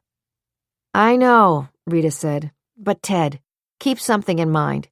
You can't afford to lose Melissa Knight as a client. We just got a new estimate for repairing the plumbing in this building, and let me tell you, it's a horror. Melissa and the friends she's already brought in are keeping your head above water, and if Jamie Boy does come through, we've got breathing space. I suggest you discount this white elephant of a building until you find a buyer, take the business loss, and concentrate on getting more clients like Melissa. Only be sure you don't get that lady mad at you. You can't afford it. I know I can't. Thanks, Rita. I'm sorry, Ted. I know how much you have on your shoulders, but remember, we still have some terrific singers and actors and bands who, when their big break comes, won't forget how much you've done for their careers. So I suggest you call the witch when she's finished offering her $5 million and tell her how grateful you are and how much you love her. 59. On Friday, Penny Hamill drove past the Owens farmhouse slowly enough that she noticed the movement of the shade in the front window. That woman must have been right there and heard my van rattling down this bumpy road, she thought. What's Gloria Evans got to hide in there? Why is every shade pulled down to the sill? Sure that she was being watched, Penny deliberately made a U-turn instead of going as far as the dead end. In case the mystery woman has any doubts, let her know that I've got my eye on her, she thought. What's she doing in there anyhow? It's a gorgeous day. Wouldn't you think she'd want to be able to see it? And she claims she's writing a book. I bet most writers don't sit at the computer in the dark when the sun could be pouring in the window. Penny had made the detour impulsively while she was on her way into town. She wanted to pick up a few groceries, and she also wanted to get out of Bernie's way. He was in one of his Mr. Fix-It moods, puttering around in his workshop in the basement. The only problem was that every time he finished a job, like replacing the handle of a pot or gluing together the broken lid of the sugar bowl, he would yell for her to come down and see what a great job he'd done. I guess being alone in the truck so much of the time, he likes to have someone hear the sound of his voice, Penny mused as she turned onto Middletown Avenue. She hadn't intended to drop in on Rebecca, but when she found a parking spot, it was practically in front of Schwartz Real Estate, and she could see her sitting at the desk. Why not? She decided, as with quick steps she walked across the sidewalk and turned the handle on the door of the agency. Bonjour, Madame Schwartz, she boomed in her best imitation of a French accent. I am here to buy that big, ugly McMansion on Turtle Avenue that has been on the market for 2 years. I wish to tear it down because it is an eyesore. I am carrying 4 million euros in the trunk of my limousine. Do we have what you Americans call a deal? Rebecca laughed. Very funny, but let me tell you something that is nothing short of a miracle. I have a buyer for Si's place. What about the tenant? Penny demanded. She has to be out within 30 days. Penny realized that she felt a twinge of disappointment and that she actually had been having fun building up a mystery surrounding Gloria Evans. Have you told Evans that? She asked. I did, and she is one unhappy lady. She hung up the phone on me. I told her I could show her at least 5 or 6 places that would be much more attractive and that she could use on a month-to-month basis so that she isn't stuck with a year's lease. And she hung up on you anyway? Penny dropped into the chair nearest to Rebecca's desk. Yes, she was really upset. Rebecca, I just drove past Si's place. Have you been inside since she moved in? No. Remember, I told you that I drove by early the morning after she was supposed to arrive and saw her car in the carport, but I haven't been inside. Well, maybe you should make an excuse to go in. Maybe you can knock on her door and apologize to her about the inconvenience of the sudden sale and tell her you're sorry she's so upset. If she doesn't have the courtesy to invite you to come in, I'd say that it's proof positive something is going on. Warmed up to the subject, Penny searched her mind for possible reasons to spur Rebecca into taking action. That would be a perfect place for distributing drugs, she theorized. Quiet country road, dead-end street, no neighbors. Think about it. And if the cops ever raided her, who knows what might happen to your sale? Suppose she's already running from the police. Knowing that she had absolutely no basis in fact to support what she was suggesting, Penny said, You know what I think I'll do? I won't wait until Tuesday. I'll call Alvirah Willy later on today or tomorrow and tell her everything about Ms. Gloria Evans and ask her for her advice. I mean, suppose Evans is running from the police and there's a reward for finding her. Wouldn't that be just too much? 60. Father Aidan O'Brien began his Friday at 7 a.m., serving the bread line outside the church. Today, as usual, there had been more than 300 people waiting patiently for breakfast. Some of them, he knew, had been online for at least an hour. One of the volunteers whispered to him, Notice that we're seeing a lot of new faces, Father. The answer was that yes, he had noticed. Some of those people attended the senior citizen activities that were now his principal assignment. He had heard from many of them that it was getting to be a choice between food and the medicines they absolutely needed. Those concerns were with him always, but today, as he woke up, he had prayed for Zan Moreland and for her child. Was little Matthew still alive, and if so, where had his mother been keeping him? He had seen the suffering in Zan Moreland's eyes when he took her hands in his. Was it possible, as Alvirah seemed to believe, that Zan was a split personality and didn't know what was happening in her other persona? If that were true, was it the other persona who had come to confession and admitted to being part of an ongoing crime and unable to prevent a murder? The problem was that no matter which one came to confession, he was bound by the seal never to reveal what he had been told. He remembered how chilled Zan Moreland's elegant hands had felt when he closed his own over them. Her hands. What was it that was nagging him about those hands? There was something, and it was important, but try as he might, he simply could not remember it. After lunch in the friary, Father Aidan was barely back in his office when he received a call from Detective Billy Collins requesting to pay him a visit. "My partner and I would like to ask you a few questions, Father. Would it be possible for us to come down immediately? We could be there in 20 minutes at the most." "Yes, of course. May I ask what this is about?" "It concerns Alexandra Moreland. We're on our way, Father." Exactly 20 minutes later, Billy Collins and Jennifer Dean were in his office. After the introductions, sitting at his desk facing them, Father Aidan waited for one of them to open the conversation. It was Billy Collins who spoke first. "Father, Alexandra Moreland paid a visit to this church on Monday evening, did she not?" he asked. Father Aidan chose his words carefully. "Alvirah Meehan identified her on our security tape as having been here on Monday evening." "Did Miss Moreland go to confession, Father?" "Detective Collins, your name suggests that you are Irish, which means there is a good chance that you are Catholic or at least were raised as one." "I was raised as one, and I still am one," Billy said. "Not that I make it to Mass every Sunday, but pretty regularly." "That's good to hear," Father Aidan smiled. "But then, as you must know, I cannot discuss anything about the confessional. Not only what may have been said within it, but also who was or wasn't there." "I see. But did you meet Zan Moreland at Alvirah Meehan's home the other evening?" Jennifer Dean asked quietly. "Yes, I did, very briefly."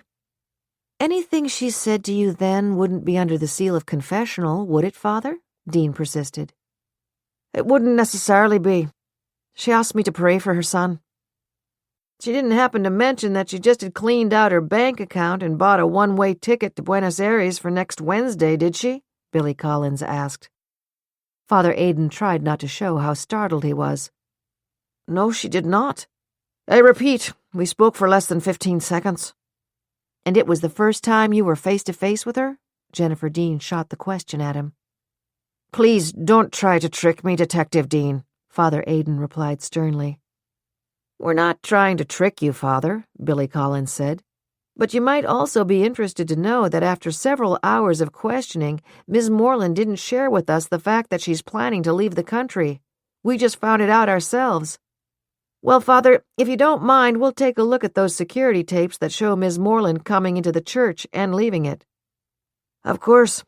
I'll have Neil, our man for all seasons, show them to you." Father Aidan reached for the phone. "Oh, I forgot. Neil isn't here today. I'll ask Paul from our bookstore to help you out." While they waited, Billy Collins asked, "Father, Alvirah Meehan was worried because she thought somebody was observing you too carefully the other night. Are you aware of anyone who might be antagonistic to you?" "No one. Absolutely no one," Father Aidan replied emphatically. After Paul escorted the detectives to show them the tapes, Father Aidan put his head in his hands. "She must be guilty," he thought. "She was planning to escape. But what is it about Zan Moreland's hands that I can't remember?" 2 hours later, Father Aidan was at his desk when Zan called him again. Still holding out hope that he might be able to prevent the murder she had told him would happen, he said, "I was hoping to hear from you, Zan. Do you want to come in and talk with me? Maybe there's some way I can really help you," Father Aidan said. "No, I don't think so, Father. My lawyer just called. I'm going to be arrested. I have to go with him to the police precinct at 5 o'clock today. So maybe, if you don't mind, pray for me, too." "Zan, I have been praying for you," Father Aidan said fervently. "If you—" He did not get to finish the sentence. Zan was no longer on the phone. He was scheduled to be in one of the reconciliation rooms at 4 o'clock. "I'll wait till after I'm finished there, then call Alvirah after 6, he thought. "By then she may know whether or not Zan is going to be released on bail." At that moment, Father Aidan O'Brien had no inkling that someone would be coming into the reconciliation room, and that his purpose would be not to confess to a crime, but to commit one.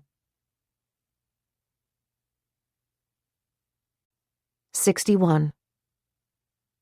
At 4:15 on Friday afternoon, Zan called Kevin Wilson. "I don't know how to begin to thank you for taking responsibility for everything that was ordered for the apartments," she said, her voice calm. "But I can't let that happen. I'm about to be arrested. My lawyer thinks I'll be given bail, but whether or not I am, I won't be of much use to you as an interior designer." "You're going to be arrested, Zan?" Kevin could not keep the shock out of his voice, even though Louise had warned him that she was surprised the arrest had not already happened. "Yes, I'm to be at the police precinct at 5 o'clock. The way it was explained to me is that I'll be processed after that." Kevin could hear the effort Zan was making to keep her voice from breaking. "Zan, this doesn't change the fact that—" he began.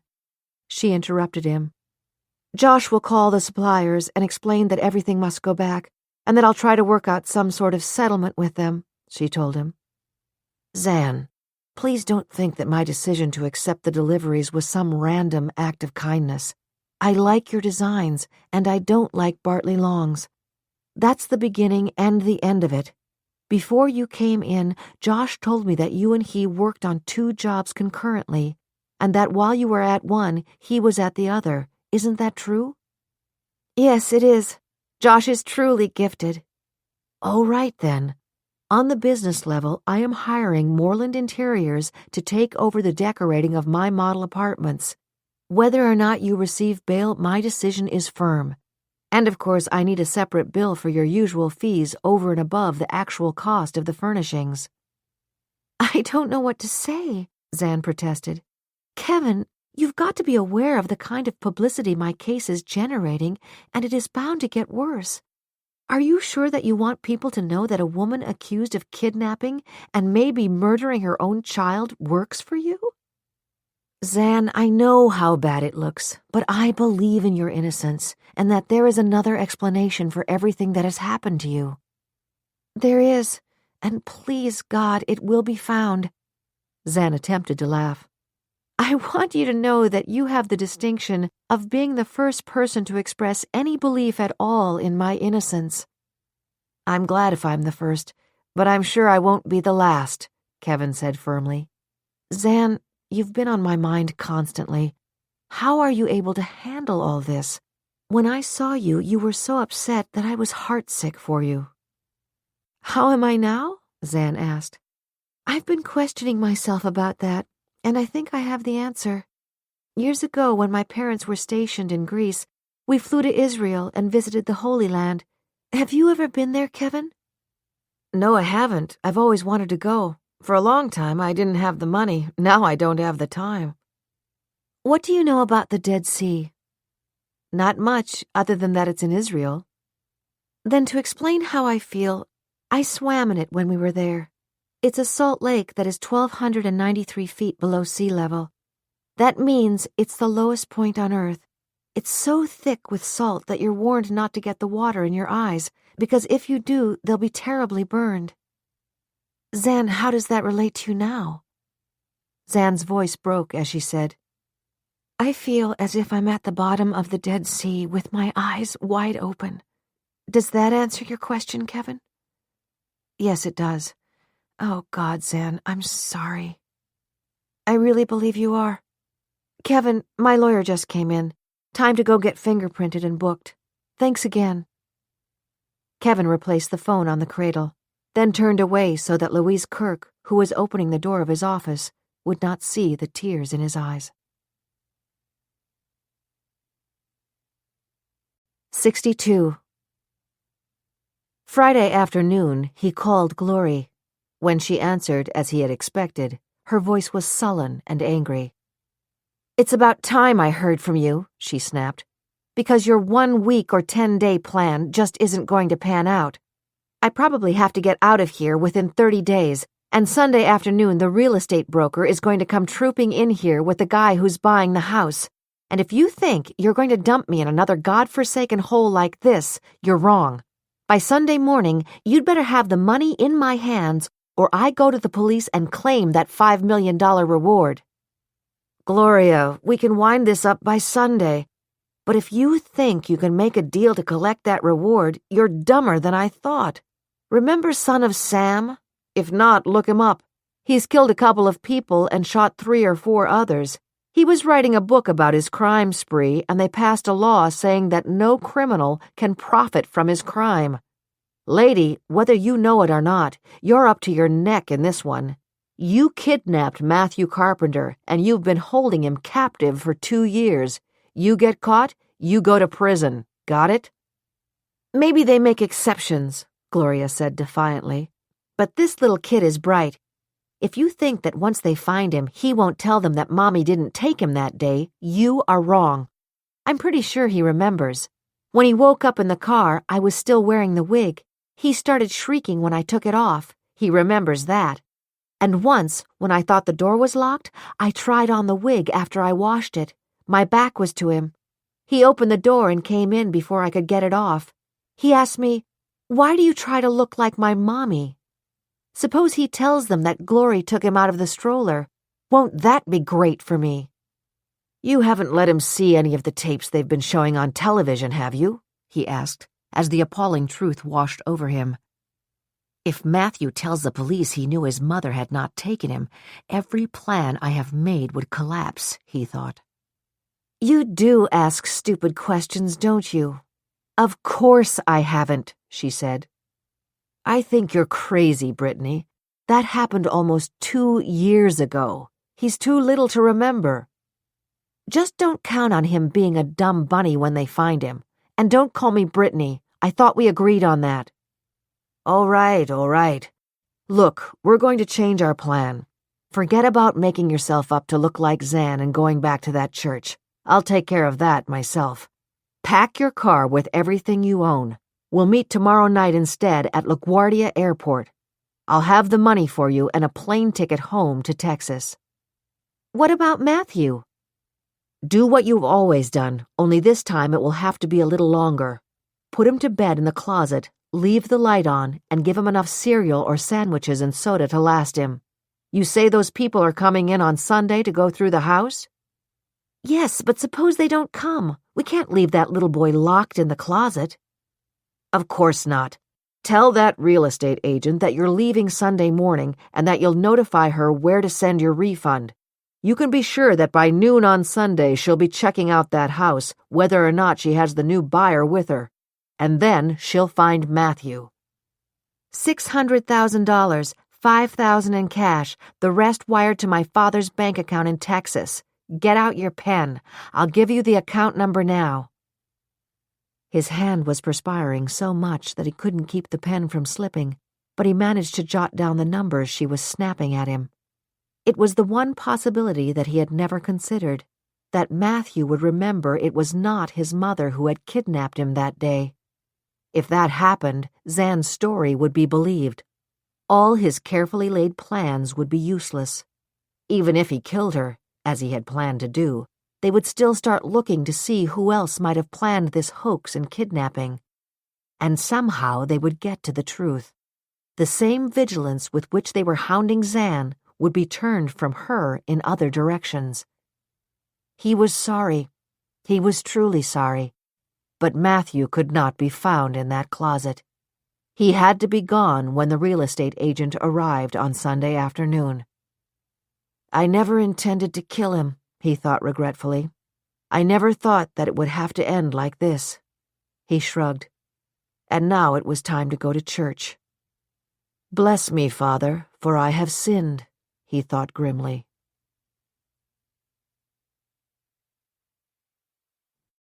"63. This time, Zan did not respond to the media when she and Charlie Shore arrived at the Central Park precinct. Instead, ducking her head, she ran from the car to the front door with Charlie's arm under her elbow.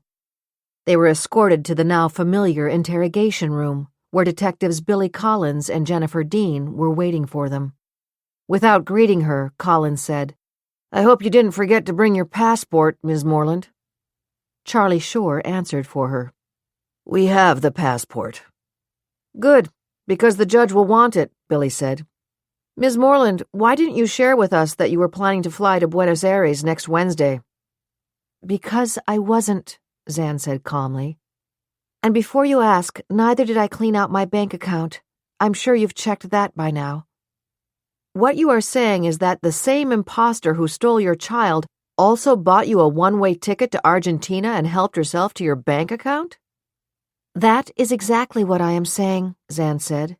"And in case you don't know it yet, that same person ordered clothes at the store where I have an account, and also ordered all the supplies I would have needed for the interior design job I bid on."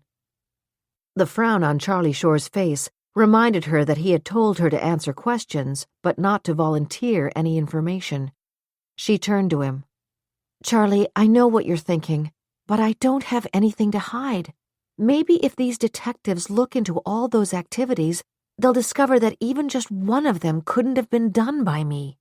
And maybe then it is possible they will look at each other and one of them will say, well, maybe she was telling the truth." Zan looked back at the detectives. "Clap if you believe in miracles," she said.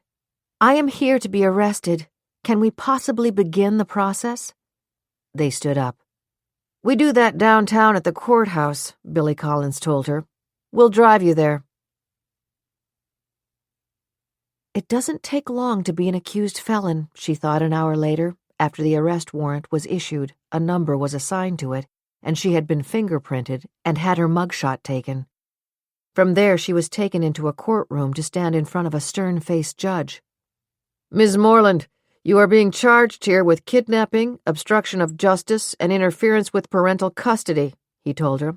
"If you can make bail, you cannot leave the country without the permission of the court.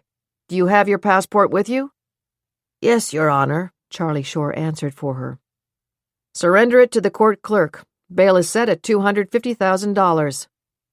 The judge stood up and walked out of the courtroom. Zan turned to Charlie, panic-stricken. "Charlie, I can't raise that much money. You know I can't." "Alvirah and I spoke about this possibility. She's putting up the deed to her apartment for security with a bondsman and will lend you the bondsman's fee. As soon as I call Willie, he'll be on his way here with it. When the bail is straightened out, you'll be free to go." "Free to go," Zan whispered, looking down at the black smudges she had not been able to scrub from her fingers. "Free to go." "This way, ma'am." A court officer took her arm. "Zan, you have to wait in a holding cell until Willie puts up the bail. As soon as I talk to him, I'll come back and wait with you," Charlie told her. "You've got to understand this is all routine stuff." Her feet leaden, Zan allowed herself to be walked through a nearby door. It opened onto a narrow passage. At the end of it was an empty cell with an open toilet and a bench. At the slight prodding of the uniformed officer, she stepped inside the cell and heard the key turn in the lock behind her. No exit, she thought wildly, remembering the Sartre play by that name. I played the role of the adulteress in it in college. No exit. No exit. She turned and looked at the bars, then tentatively put her hands on them. My God, how can it have come to this? She thought. Why? Why? She stood there unmoving for nearly half an hour. Then Charlie Shore returned. I spoke to the bail bondsman, Zan, he said. Willie should be here in a few minutes. He has to sign a few papers, turn over the deed, pay the fee, and you'll be out of here. I know how it must feel for you, but this is the moment your lawyer, meaning me, knows what we're up against and starts to fight." An insanity defense? Isn't that what you're thinking, Charlie? I'll bet it is. In the office before you got there, Josh and I had the television in the back room on. The CNN anchor was interviewing a doctor who specialized in multiple personalities. In his brilliant opinion, I may be a very likely candidate for that kind of defense. Then he cited a case where the defense pleaded that the core person did not know what the personality who committed crimes was doing. "You know what the judge said to that defense argument, Charlie?" Zan shrieked. "He said, 'I don't care how many personalities that woman has. They all have to obey the law.'" Charlie Shore looked into Zan's blazing eyes and knew there was no way he could either reassure or comfort her. He decided not to insult her by attempting to do either. 64. Gloria Evans, born Margaret Grissom, called Glory by her adoring father, stage name Brittany Lamont, was not sure if she could believe that it really would be over within 48 hours. 1,000 times in these nearly 2 years she had whispered, "If only," to herself during sleepless nights when she had begun to realize the enormity of her crime. "Suppose it doesn't work out," she thought.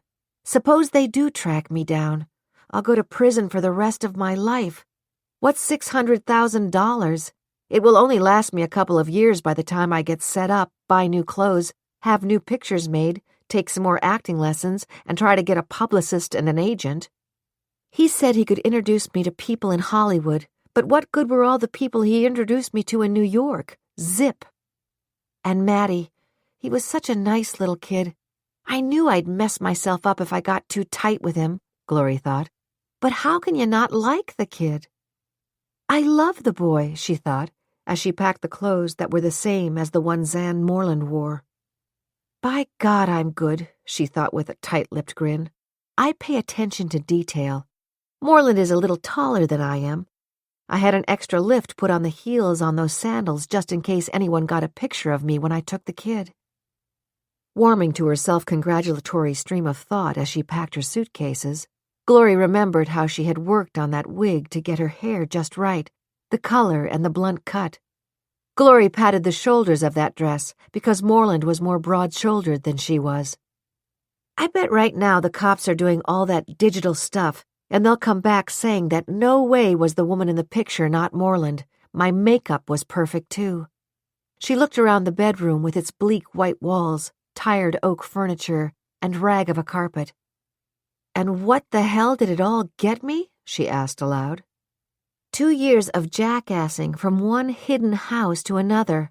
2 years of leaving Matty locked up in the closet while I went to the store or once in a while to a movie, or to New York to make it look like Moreland had been someplace or other.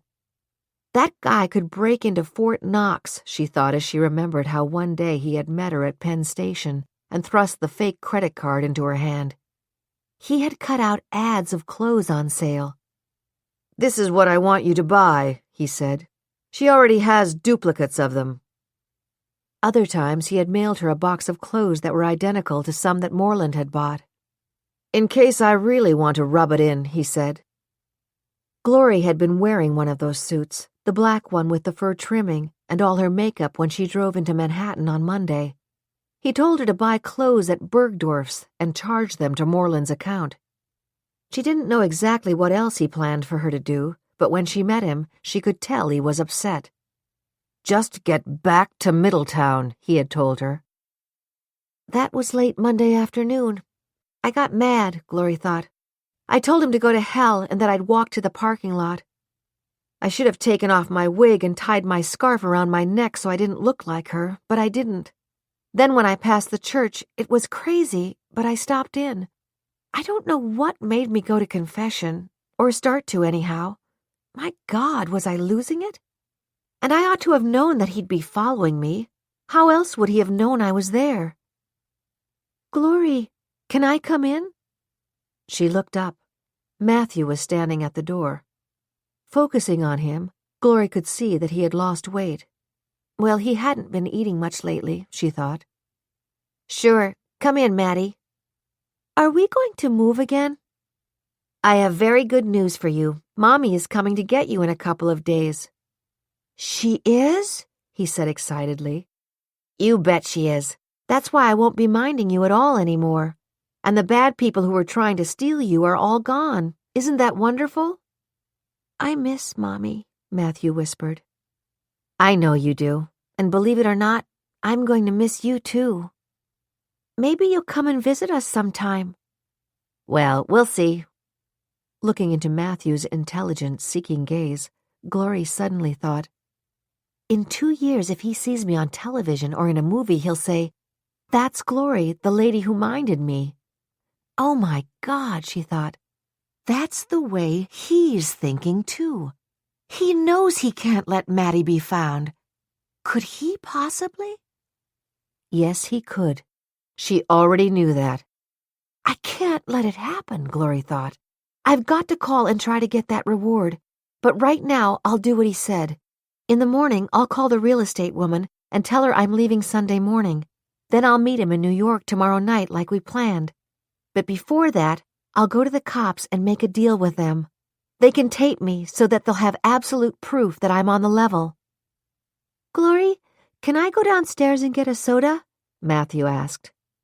Sure, honey, but I'll go down with you and get you something to eat. I'm not hungry, Glory, and I don't believe you that I'll see Mommy soon. You always tell me that. Matthew went downstairs for a soda, brought it back up, lay on his bed, and reached for the bar of soap. But then he pushed it away. Glory tells lies, he thought. She's always telling me that I'll be seeing Mommy soon. Mommy doesn't want to come for me. 65. Father Aidan made his way from the friary to the lower church at 10 minutes of 4 on Friday. He walked slowly. He had been sitting at his desk for hours, and the arthritis in his back and knees always pained him when he'd been in one position for too long. Today, as always, there were people queuing up at the 2 reconciliation rooms in the entrance area where confessions would be heard. He could see that someone was paying a visit to the Lady of Lourdes Grotto, and someone else was at the kneeling bench before St. Jude. A few people were sitting on the bench against the outside wall. Resting their feet, he wondered, or waiting to work up courage to go to confession. It shouldn't take courage, he thought. It only requires faith. As he passed the recessed shrine of St. Anthony, he noticed a man in a trench coat with a thick head of dark hair kneeling there. The thought crossed his mind that maybe this was the man who Alvirah claimed was taking an odd kind of interest in him the other night. Father Aidan dismissed that thought. If it is, maybe the fellow simply was working his way up to unburdening himself, he thought.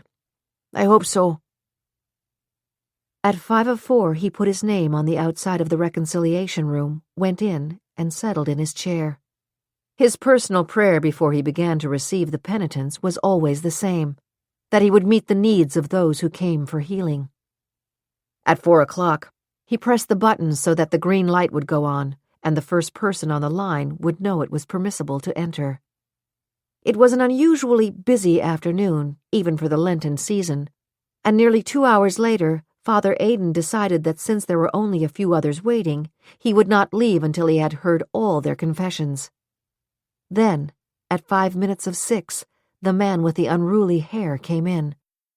The collar of his trench coat was up around his neck. He was wearing oversized dark glasses. His thick mop of hair covered his ears and forehead. His hands were in his pocket. Father Aidan felt an instant sense of fear. This man was not a penitent, he was sure of that. But then the man sat down, and his voice husky said, "Bless me, Father, for I have sinned." Then he paused. Father Aidan waited. "I'm not sure you'll want to forgive me, Father, because the crimes I am going to commit are quite a bit more serious than the crimes I have been committing. You see, I am going to kill 2 women and a child. You know one of them, Zan Morland, and beyond that I can't take a chance on you, Father. I don't know what you've heard or what you suspect." Father Aidan tried to rise, but before he could, the man drew a gun out of his pocket and held it against the friar's robe. "I don't think they'll hear this," he said. "Not with a silencer. And anyway, they're all too busy praying." Father Aidan felt a fierce, sharp pain in his chest, and then as everything went black, he felt the man's hands guiding him back into his chair. Hands. Zan Moreland. That was what he had been trying to remember. Zan had long, beautiful hands. The woman in confession, who he had thought was Zan, had smaller hands and short fingers. Then the image passed out of his mind, leaving him in silent darkness. 66. When they were finally able to leave the courthouse, Willie stepped out through a sea of cameras, ran out into the street, and hailed a cab. Biting her lip to keep it from trembling and holding Charlie Shore's hand, Zan raced to get in the taxi. But she could not escape the flashing bulbs and the microphones that were thrust in front of her. "Any statement for us now, Zan?" a reporter called. Stopping in her tracks, she screamed, "I am not the woman in those photos. I am not. I am not."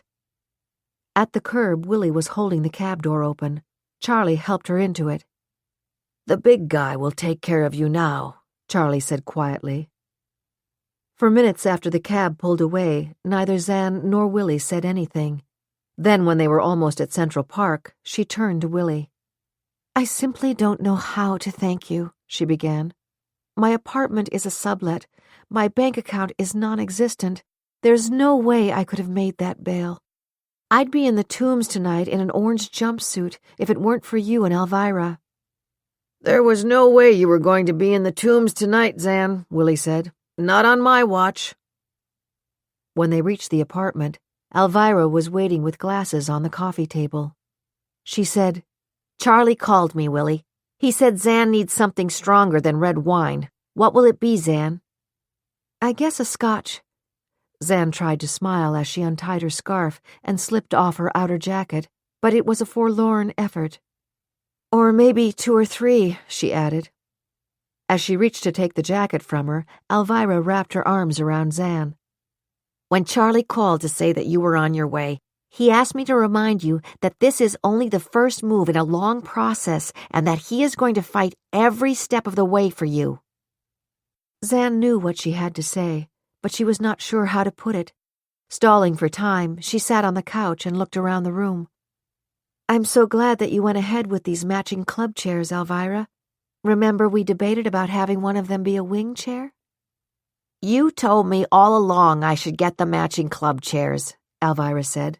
"When Willie and I were married, we, and everyone we knew, bought a couch, a wing chair, and a club chair.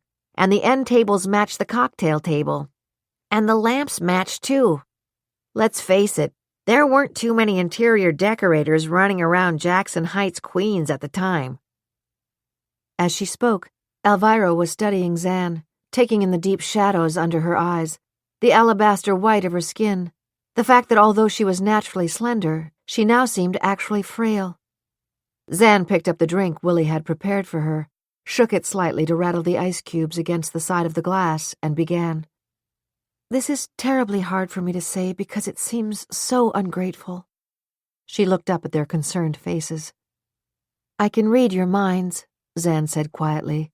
"You think I'm going to come clean and tell you that, yes, I did kidnap and maybe even kill my child, the flesh of my flesh. That's not what I'm going to say. I'm going to tell you that I am not bipolar. I am not neurotic. I am not a split personality. I know what it looks like, and I don't blame you for believing any or all of that." Her voice rising with passion, she said, "Someone else took Matthew. Someone who cares enough to look exactly like me is the woman in those photos in Central Park.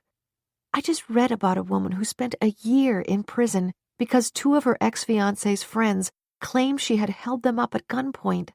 Finally, one of them broke down and admitted he was lying." Zan stared into Alvirah's eyes, beseeching her understanding. "Alvirah, on Matthew's life, I swear before God, I am innocent. You're a good detective. I've read your book. You've solved some pretty important crimes. Now I'm going to ask you to rethink this awful mess.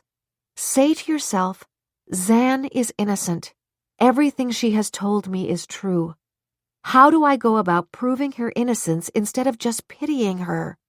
Is that possible?" Alvirah and Willy looked at each other, knowing they could read each other's minds. Ever since they had seen those pictures of Zan, or the woman who strikingly resembled her, they had passed judgment on her. Guilty. "I never even considered that she isn't the woman in the pictures," Alvirah thought. "Maybe there is another explanation for all this." "Zan," she began slowly, "I am ashamed, and you are right. I am a pretty good detective, and I've been too quick to judge you. You are presumed innocent, which is the foundation of justice, something which I, like many people, have forgotten in your case. Where do I look for answers?" "I swear Bartley Long is behind this," Zan said promptly. "I rejected his advances. Never smart if you worked for him. I quit and opened my own firm. I've taken some of his clients. Today I learned the job of doing the model apartments at Carlton Place is mine." She saw the surprised expression that came into both of their eyes. "Can you believe that Kevin Wilson, the architect, hired me even though he knew I might be going to jail? Of course, now that I'm out on bail, I can work with Josh, but Kevin hired us knowing that Josh might have had to handle the job himself." "Zan, I know how much that job means to you," Alvirah said. "And you won it over Bartley Long." "Yes, but if he hates me now, can you imagine how much more he'll hate me when he hears this?" Alvirah had a frightening thought that Zan may have missed something.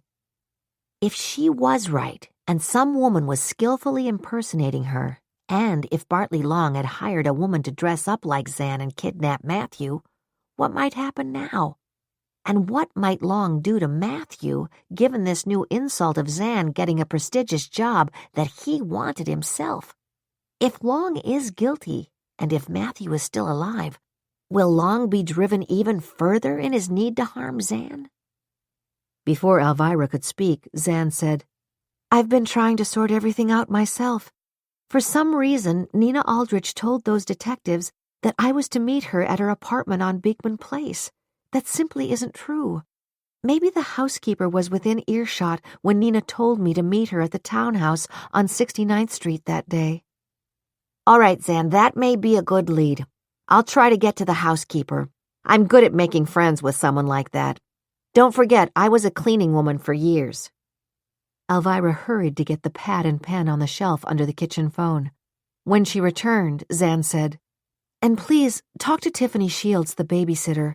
She asked for a Pepsi, and when I went to get it, she followed me into the kitchen.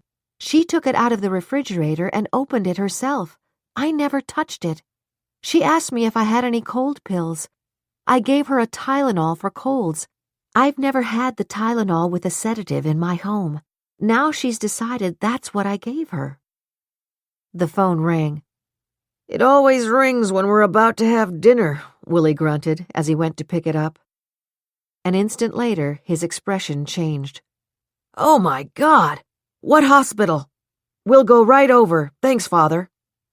Willy replaced the receiver, then turned to Alvirah and Zan, who were staring at him. "Who, Willy?" Alvirah asked, her hand over her heart. "Father Aiden. Some guy with a lot of heavy black hair shot him in the reconciliation room. He's in NYU Hospital, Alvirah. He's in intensive care. His condition is critical. He may not last through the night." 67. Alvirah, Willy, and Zan had stayed at the hospital outside the intensive care unit until 3 in the morning. 2 other Franciscan friars were there, keeping watch with them.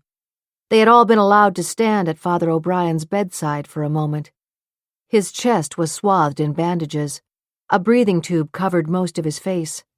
Intravenous fluid was dripping into his arm, but the doctor now was cautiously optimistic. Miraculously, all 3 bullets had missed his heart. While his condition was extremely critical, his vital signs were improving. "I'm not sure if he can hear you, but talk to him briefly," the doctor said. Alvirah whispered. "Father Aiden, we love you." Willy said, "Come on, Padre. You've got to get better." Zan covered Father Aiden's hand with hers. "It's Zan, Father. With all that's going on, I know it is your prayers that have given me hope. Now I'm praying for you." When they left the hospital, Alvirah and Willy took Zan home in a cab. Alvirah waited in it while Willy saw her to the door of her apartment. When he returned, he grunted, "It's too cold for the vultures. Not a camera in sight." They slept until 9 o'clock the next morning. On awakening, Alvirah grabbed the phone and called the hospital. "Father Aiden is holding his own," she reported. "Oh, Willy, I knew when I saw that guy in the church Monday night that he was trouble. If only we could have gotten a good look at him on the security camera, we might have been able to identify him." "Well, the police are sure going over that security camera with a fine-tooth comb now to see if they got a better view of him last night," Willy assured her. Over breakfast, they looked at the front page of the tabloids. Both the Post and the News had a picture of Zan leaving the courthouse with Charlie Shore. Her denial, "I am not the woman in those photos," was the headline of the News. "Not me," screamed Zan, read the Post headline. The Post photographer had gotten a close-up that revealed the agonized expression that accompanied her words. Alvirah cut out the Post front page and folded it. "Willy, it's Saturday, so maybe that babysitter is home. Anyhow, Zan gave me her address and phone number, but instead of calling, I'm just going to go there. Zan said that Tiffany Shields took the Pepsi from the refrigerator herself. That means there's no way Zan could have tampered with it. And as for the cold pill, Zan says she never bought that kind that was a sedative. You heard her. That young woman fell asleep when she was minding Matthew and now is trying to throw the blame for doing that on Zan." "Why would the girl have made up a story like that?" Willy asked. "Who knows? Probably to justify herself for falling asleep on the job." An hour later, Alvirah was ringing the superintendent's bell at Zan's former apartment building. A young woman in a bathrobe answered the door. "You must be Tiffany Shields," Alvirah guessed, plastering her warmest smile on her face. "So, what do you want?" was the hostile reply. Alvirah had her card in her hand. "I'm Elvira Meehan, and I'm a columnist for the New York Globe. I'd love to interview you for a story I'm writing about Alexandra Moreland." That's not a lie, Alvirah told herself. I am going to write a column about Zan. "You want to write about the stupid babysitter who everybody blamed for falling asleep, while all this time it was his mother who was the kidnapper," Tiffany snapped. "No, I want to write about a teenage girl who was sick and only agreed to babysit because the child's mother had to see a client and the new nanny hadn't showed up." "Tiffany, who's there?" Looking past Tiffany into the foyer, Alvirah could see a broad-shouldered, balding man approaching them. She was about to introduce herself when Tiffany said, "Dad, this lady wants to interview me for an article she's writing." "My daughter has taken enough of a pounding from you people," Tiffany's father said. "Just go home, lady." "I don't intend to pound anyone," Alvirah said. "Tiffany, listen to me. Zan Moreland has told me how much Matthew loved you and that you and she were real friends. She told me that she knew you were sick and she blamed herself for insisting that you mind Matthew that day. That's the story I want to tell." Alvirah kept her fingers crossed as the father and daughter looked at each other. Then the father said, "I think you should talk to this lady, Tiffany." As Tiffany opened the door wide to allow Alvirah to enter, her father escorted Alvirah into the living room and introduced himself. "I'm Marty Shields. I'll leave you two. I've got to get upstairs to check out someone's lock." Then he looked down at the card. "Hey, wait a minute. Aren't you the lady who won the lottery and wrote a book about solving crimes?" "Yes, I am," Alvirah acknowledged. "Tiffany, your mother loved that book. She went to a bookstore and you signed it for her, Mrs. Meehan. She said she had a nice talk with you about it. She's at work now. She's a saleswoman in Bloomingdale's. I can tell you right now she'll be real sorry she missed you. Okay, I'm on my way." What a piece of luck that his wife liked my book, Alvirah thought happily as she took a straight chair near the couch where Tiffany was curling up. Tiffany is just a kid, she decided, and I can understand what kind of stress she's been under all this time. I've heard her phone call played on the news, and so have millions of other people. Tiffany, she began, my husband and I have been good friends with Zan almost since the time Matthew disappeared. I have to stress that I never once heard her blame you for what happened that day. I never ask her about Matthew because I know how hard it is for her to talk about him. What was he like? He was adorable, Tiffany said promptly, and so smart. That isn't surprising. Zan read to him every night, and on weekends she would take him everywhere. He loved to go to the zoo, and he could name all the animals. He could count to 50 and never miss a number. Of course, Zan is a real artist. Her sketches of rooms and furniture and window treatments that she does for her job are wonderful. Even at 3, you could tell that Matthew had a real talent for drawing. He had big brown eyes that could look so solemn when he was thinking, and his hair was starting to turn red.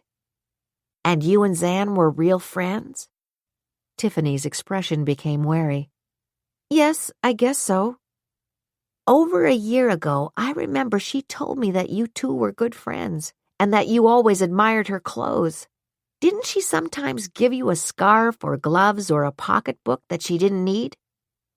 She was nice to me. Alvirah opened her purse and took out the folded front page of the Post. Zan was arrested last night and is charged with kidnapping. Just take a look at her face.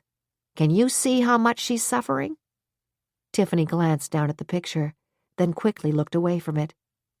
Tiffany, the detectives told Zan that you think she may have drugged you. She may have. That's why I was so sleepy. There may have been something in that Pepsi and then that cold pill. I bet it was a sedative. Yes, that's what I understand that you told the detectives. But Tiffany, Zan remembers it clearly. You asked for a soda because you were thirsty. You followed her into the kitchen and she opened the refrigerator door for you. You took the can out and you opened it yourself. She never touched it. Isn't that true? I don't remember it that way. Tiffany's tone of voice was now defensive. And you asked Zan if she had any cold medicine. She gave you a Tylenol, but she never kept nighttime Tylenol in the house. At your request, she gave you the one that is a cold medication. Now, I grant you that those antihistamines can make you a little drowsy, but you asked for medication. Zan didn't offer it. I don't remember. Tiffany was sitting up straight now. She remembers, Alvirah thought, and Zan is right. Tiffany's trying to rewrite history to make herself look good. Tiffany, I wish you'd look at that picture again.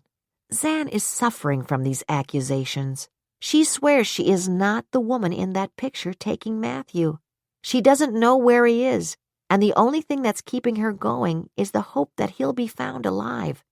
She will be put on trial, and you'll be a witness. I just hope that you think carefully when you're under oath, and if Zan's account of that morning is accurate, that you will tell the truth. Now, I'm on my way. I promise that when I write this story, I will stress that Zan has always blamed herself, not you, for Matthew's disappearance. Tiffany did not get up with her. I left you my card, Tiffany. It has my cell phone on it. If there's anything else that you can think of, call me. At the door, she was stopped. Mrs. Meehan, Tiffany called. It may not mean anything, but... She got up.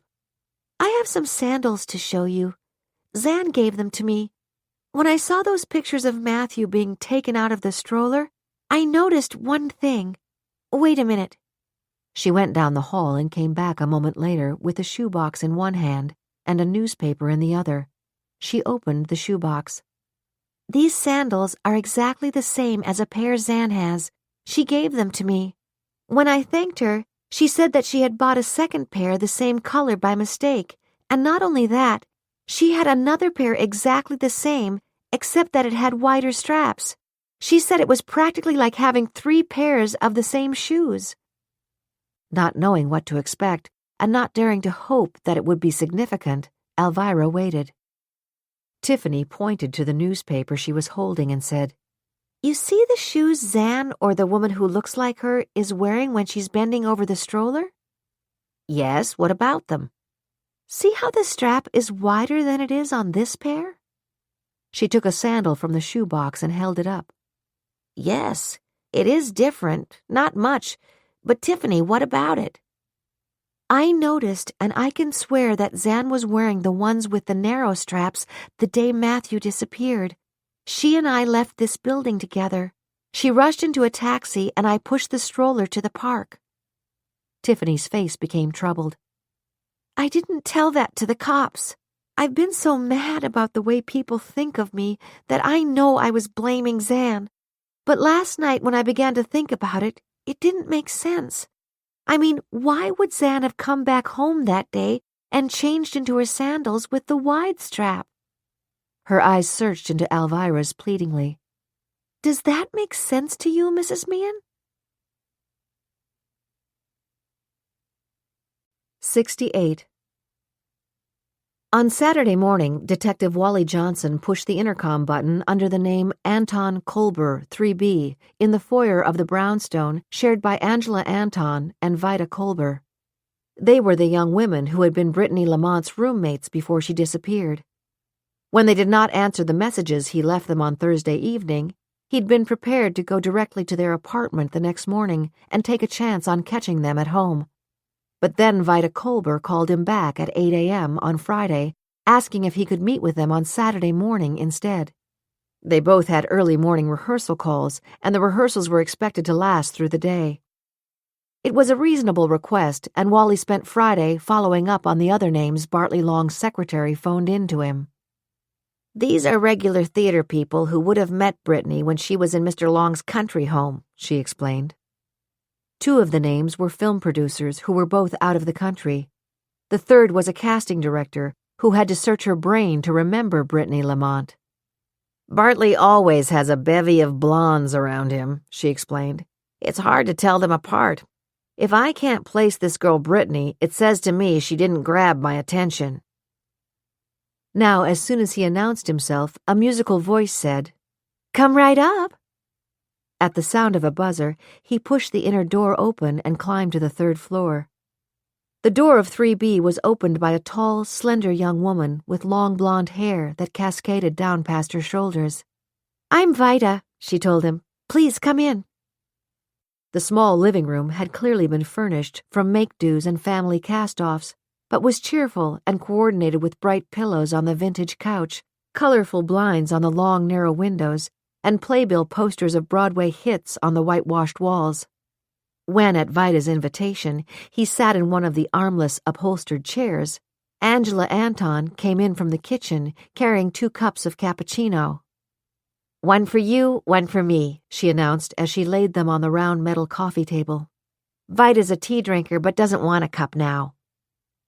Angela Anton was not more than 5 feet tall, with medium brown hair cut into bangs and hazel eyes that Wally immediately noticed were more green than brown. There was something in the graceful way she moved that made him suspect she was a dancer, an observation that was absolutely on target. Both young women settled on the couch and looked at him expectantly. Wally took a sip of the coffee and complimented Anton on it. "I usually have my second cup at my desk," he said, "but this is much better. As I said in my message, I need to talk to you both about Brittany Lamont." "Is Brittany in trouble?" Vida asked anxiously, then didn't give him a chance to answer. "What I mean is that she's been gone almost 2 years, and when she left she was so mysterious about it. She took Angela and me out to dinner and said it was on her. She was all excited. She said that she had gotten an offer of a job that would pay really well, but would take a while, and after that she was going to California because hanging around New York trying to get in a Broadway show hadn't worked for her." "Brittany's father is concerned about her, as you know," Johnson said. "He told me he came here to see you." Angela was the one who answered. "Vida only spoke to him for a couple of minutes. She had a casting call. I had time, so I listened to Mr. Grissom's life story. Then I had to tell him that we just haven't heard from her." He told me that he showed you the postcard Brittany sent him 6 months ago. It was from New York. Do you think it was genuine? Johnson asked. The two young women looked at each other. I don't know, Angela said. Brittany's handwriting had curlicues and loops. I can see why she would have printed on a small card, but I just don't know why she wouldn't have called one of us if she was back in Manhattan. We were pretty tight with each other. How long did you actually share an apartment together? Wally asked as he put the coffee cup back on the table. It was 4 years for me, Angela said. 3 years, Vida responded. What do you know about Bartley Long? Wally Johnson was surprised to hear both young women laugh. Oh my God, Vida said. Did you know what Brittany did with that guy's wigs and toupees? I heard about it, Johnson said. What was that situation? Was Brittany involved with him, or was she in love with him? Angela took a sip of her coffee, and Wally wasn't sure if she was considering the question or finding a way to be loyal to Brittany. Finally, she said, I think Brittany underestimated that guy. She was having a fling with him, but she did it for one reason only, and that was to meet people at his Litchfield house who might do her some good as an actress. I can't tell you how much she wanted to be famous. It drove her. She made fun of Bartley Long. She put us in stitches imitating him. Wally Johnson thought of what Long had told him, that Brittany wanted to turn their affair into marriage. Did she want to marry him? He asked. Both young women began to laugh. Oh, good God, Vida said. Brittany would no more have married him than... She paused. I swear, I can't come up with a comparison. Then what happened that caused her to destroy his hairpieces? Johnson asked. She saw that most of the people he had up to that house in Litchfield were potential clients, not theater people. She decided he was wasting her time, or maybe by then this mysterious other job had come up. Bartley Long had given Brittany some jewelry. I guess he could tell that she was sick of going up there, and he swiped it from her jewelry box. That's what really ticked her off. They had a big fight. He wouldn't give it back. So when he was in the shower, she collected all his wigs and toupees and drove his convertible back to New York. She told us that she cut up all the rugs, as she called them, and scattered them all over the convertible so that no one in the garage could miss seeing them. Did she ever hear from Long after that? He left her a message, Vida said, the smile gone from her face. She played it for us. He wasn't ranting the way he would be if she was late getting to Litchfield. He said, You will regret this, Brittany, if you live to regret it. He threatened her that directly? Wally Johnson asked, his interest aroused. Yes, Angela and I were frightened for her. Brittany just laughed. She said he was a big bag of wind, but I made a copy of the voicemail. As I said, I was frightened for her. It was only a few days later that she packed her stuff and left. Wally Johnson considered what he had heard. Do you still have that copy of Long's voicemail? Oh, sure, Vida said. I was worried that Brittany just laughed it off, but when she left town, I figured Bartley Long would eventually cool down. I'd like to have that tape if it's handy, Johnson told her. When Vida went to get it, he spoke to Angela. You're in show business too, I guess. Oh, yes, I'm a dancer. Right now I'm rehearsing for a show that's going to open in 2 months. Before he asked, she said, And just so you know, Vida is a really good singer. There's a revival of Showboat opening off Broadway, and she's in the chorus. Wally Johnson took in the Broadway playbill posters on the walls. Was Brittany a singer or dancer? He asked. She could get by in both areas, but basically she was a dramatic actress. Johnson could tell by the hesitancy in Angela Anton's voice that she was not going to be lyrical about the theatrical talents of Brittany Lamont. Angela, he began, Toby Grissom is a dying man and is agonized by his worry that his daughter may be in some kind of trouble. How good an actress was Brittany?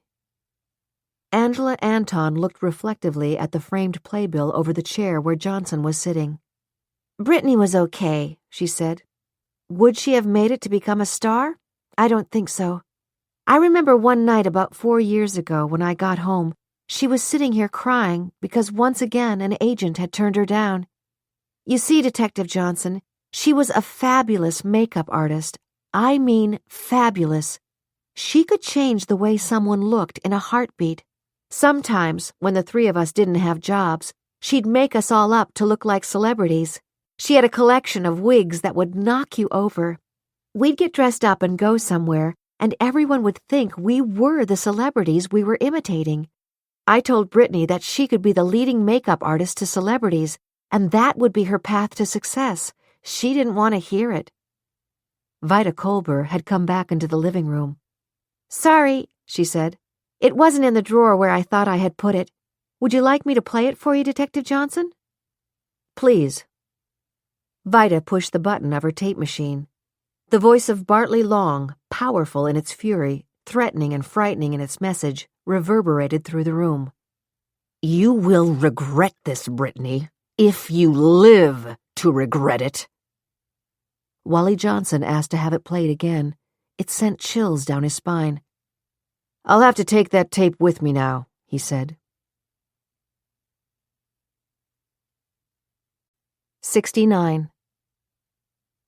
Penny Hamill knew she should not take the chance of driving past the Owens farmhouse and being spotted by Gloria Evans. But as she told Bernie, she also knew that something was going on in that house, and it was probably a drug deal. "And maybe there's a reward," she said. "You know, you can be an anonymous caller. I mean, they won't blab all over the news that you're the one who blew the whistle." There were times when Bernie didn't mind being on the road so much, and one of those times was when Penny got it into her head that something mysterious was going on around her. "Honey, remember the time you thought that stray poodle you found was the missing champion that ran away from the airport? When you checked it out, he was a foot higher and 12 pounds heavier than the other one." "I know, but he was a nice dog, and then I advertised and his owner came for him." "Your thank you was a bottle of the cheapest wine that guy could find in the liquor store," Bernie reminded her. "So what? The dog was so happy to be found." Philosophically, Penny had shrugged off the incident. It was Saturday morning. Over breakfast, they had seen the news clip of Alexandra Moreland leaving the station house last night, still screaming denials that she had kidnapped her child. Penny had thoroughly reasserted her opinion of what should be done to that heartless mother. Bernie was about to leave for an overnighter that would bring him back on Monday evening. Penny had reminded him several times that he absolutely could not miss the lottery winners' reunion in Alvirah and Willy's apartment on Tuesday evening. He zipped up his jacket and pulled on his wool cap. It was then that he noticed that Penny was wearing her tracksuit and thick boots. "Are you going for a walk?" he asked. "It's pretty cold out." "Oh, I don't know," Penny said dismissively. "I'm considering going into town and stopping by to say hello to Rebecca." "You're not going to walk into town, are you?" "No, but I may do a little shopping or something." "Uh-huh. Well, just don't overdo it." Bernie planted a kiss on Penny's cheek. "I'll call you tomorrow, honey." "Drive carefully. If you get sleepy, be sure to pull over. Remember, I love you, and I don't want to be a merry widow." It was their traditional parting when Bernie went on the road. Penny gave him plenty of time to get out of town, then around 10 o'clock went into the closet to get her heavy jacket, snow hat, and gloves. She had already put the binoculars on the sideboard behind a lamp where Bernie wouldn't see them. "I'll park the car on the street that borders the end of Cy's property," she thought. "Then I'll sneak up and hang out in the woods for a while. It might be silly, but who knows? That Evans woman is up to something. I can feel it in my bones." 20 minutes later, she was standing behind an evergreen tree with heavy branches. From there, she had a good view of the house. She waited for nearly an hour and then, her hands and feet cold, decided to leave.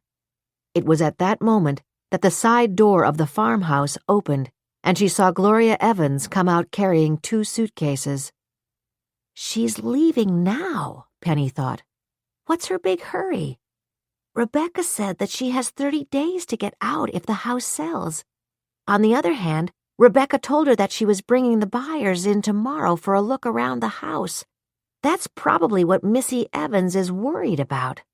Dollars to donuts, I'm right. What's she got to hide in there? Gloria Evans had put the suitcases in the trunk of her car and returned to the house. When she came out again, she was dragging an oversized trash bag that seemed to be heavy. That, too, she started to put in the trunk. As Penny watched, a paper fell out of the top of the bag and blew back into the yard. Evans looked after it, but did not chase it. Then she went back into the house and for the next half hour did not come out. Too cold to wait any longer, Penny went back to her car. It was nearly noon and she drove straight into town. Rebecca had left a note on the door. Back soon. Disappointed, Penny started to drive home, but then, on an impulse, returned to her observation spot behind Cy's farmhouse. This time, to her chagrin, the Evans car was gone.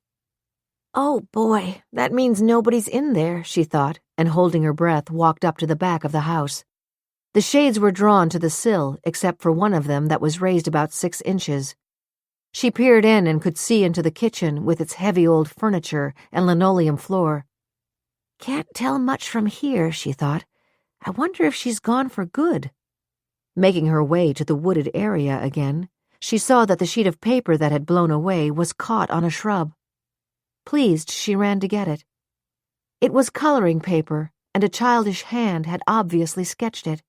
It had the outline of a woman's face with long hair, a face that in some way resembled Evans. Under the sketch was a single word, Mommy. So she has a kid, Penny thought, and she doesn't want anyone to know it. I bet she's hiding it from the father. That would be just her style. I wonder if she cut her hair recently. No surprise that she didn't want me to see the toy truck. I know what I'll do. I'll call Alvirah and tell her. Maybe she can trace Miss Gloria Evans. Maybe if she's been hiding a kid from his father, there'll be a reward. Wouldn't that really be a surprise for Bernie? With a satisfied smile, Penny went back to the car, the drawing securely held between her gloved fingers. She laid it on the passenger seat, looked down at it, and frowned. Something was sticking in her mind. It felt like a sore tooth that was starting to throb again. Darned if I know what, she thought as she started the car and drove away. 70. On Saturday morning, the normally intense satisfaction he would have felt at seeing the pictures of Zan splattered all over the tabloids was missing. He had endured a miserable night of restless dreams, involving him trying to outrun the hordes of people who were relentlessly chasing him. Shooting the priest had unnerved him. He had tried to hold the gun against the old man's robe, but at the last minute the priest had pulled to one side. According to the news report, he was in critical condition. Critical condition, but not dead. What was he going to do now? He had told Gloria to meet him at LaGuardia tonight, but thinking about it, that was a lousy idea. She was worried about being caught. She was suspicious that he would not deliver on the money. I know her mind, he thought. I still wouldn't put it past her to try to get some of that reward money. I wouldn't be surprised if she was dumb enough to think she could make a deal with the cops and let them put a wire on her before we meet. If she gives them my name now, it's all over. But if she thinks it through and is greedy enough to hang on, waiting to get her hands on my money and not go to jail, she may opt for that, he thought.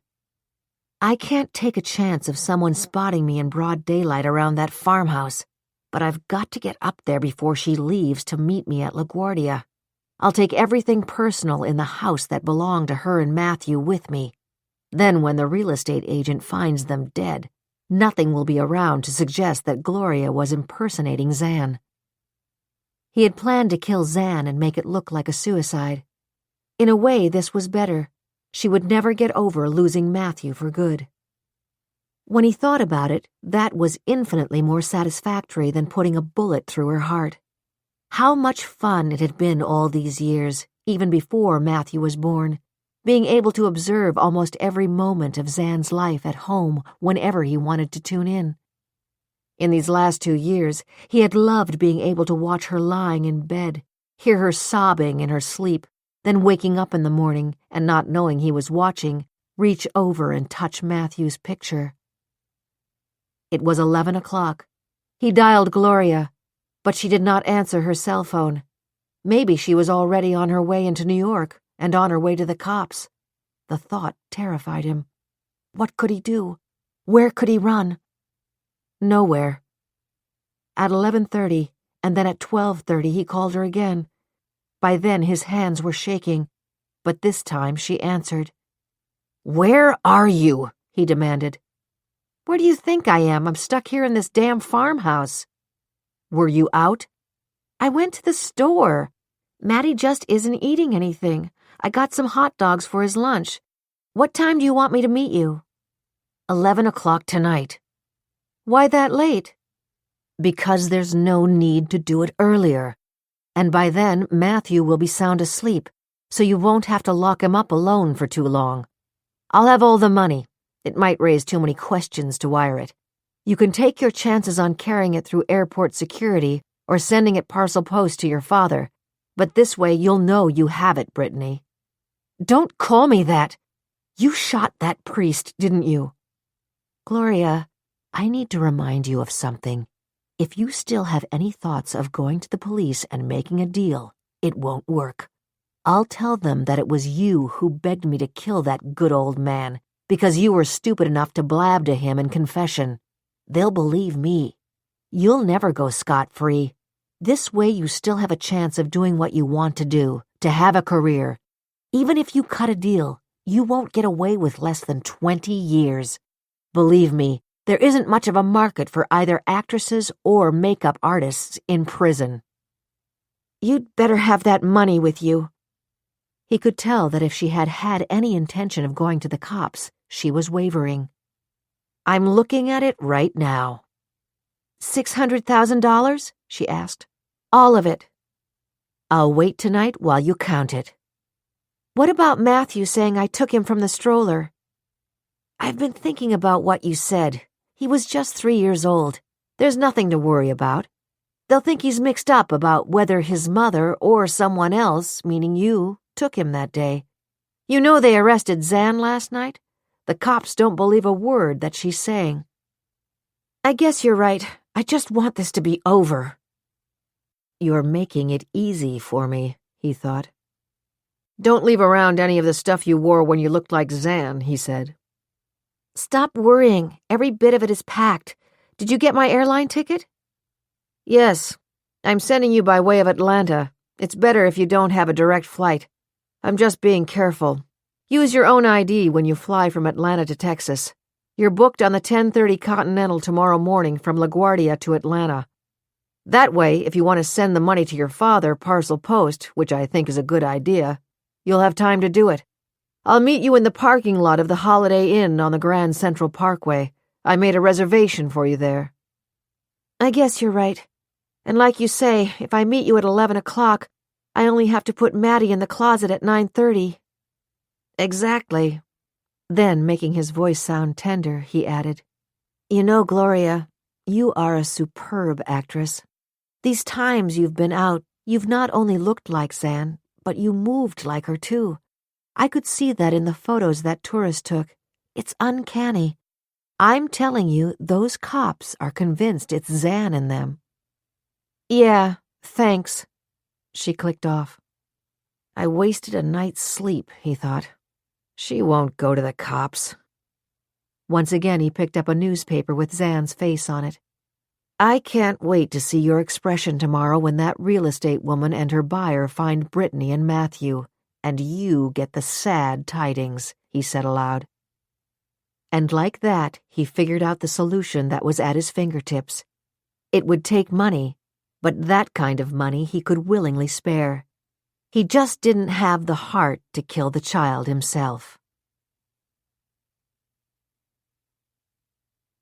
71. It was late morning when he got to his desk after seeing Brittany Lamont's roommates. Wally Johnson leaned back in his chair. Totally ignoring the phones and conversations going on in the big room, He studied Brittany's photo montage. There is a slight resemblance to the Moreland woman, he thought. Angela Anton had said that Lamont was a consummate makeup artist.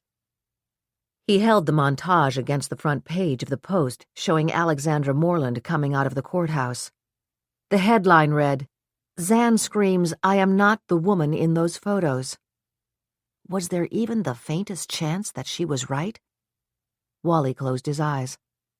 On the other hand, was Brittany Lamont still alive, or had Bartley Long managed to carry out his threat to her? She had not been seen in nearly 2 years, and the postcard could well have been a phony. The tape of that phone call was enough to bring Long in for questioning. But suppose... Wally Johnson did not finish the thought. Instead, he reached for his cell phone and called Billy Collins. "Wally Johnson, Billy, you at your desk?" "On the way in. I had to stop at the dentist. Be there in 20 minutes, Billy answered. "I'll take a run up. I want to show you something." "Sure," Billy said, mildly curious. The night before, Billy had gone directly from Zan Moreland's arraignment to a play at Fordham University on the Rose Hill campus in the Bronx. His son, a senior, had one of the leading roles in it. Billy and Eileen had heard about the shooting of Father Aidan O'Brien in the car on their way home to Forest Hills. "I'm sorry we won't get this case, but it happened in another precinct," he had told Eileen heatedly the night before. "To shoot a 78-year-old priest when he's in the process of offering you forgiveness has to be the worst form of lowlife. I just spoke to Father O'Brien earlier today. Something about the Moreland case. The crazy thing is that Father O'Brien was warned about that guy. Alvirah Willy, the friend of Zan Moreland I told you about, had seen someone watching that priest Monday evening. She even went to view the church security camera tape, but couldn't get a decent look at him." All Friday night, Billy had kept waking up, feeling as if he had, in some way, personally failed Father O'Brien. But we did look at the tape, he thought. The glimpse we got of that guy with a lot of dark hair was useless. He could have been anybody. The first thing he did in the morning was to phone the hospital, where a police guard had been placed outside the intensive care unit. "He's holding his own, Billy," was the reassuring answer to his inquiry.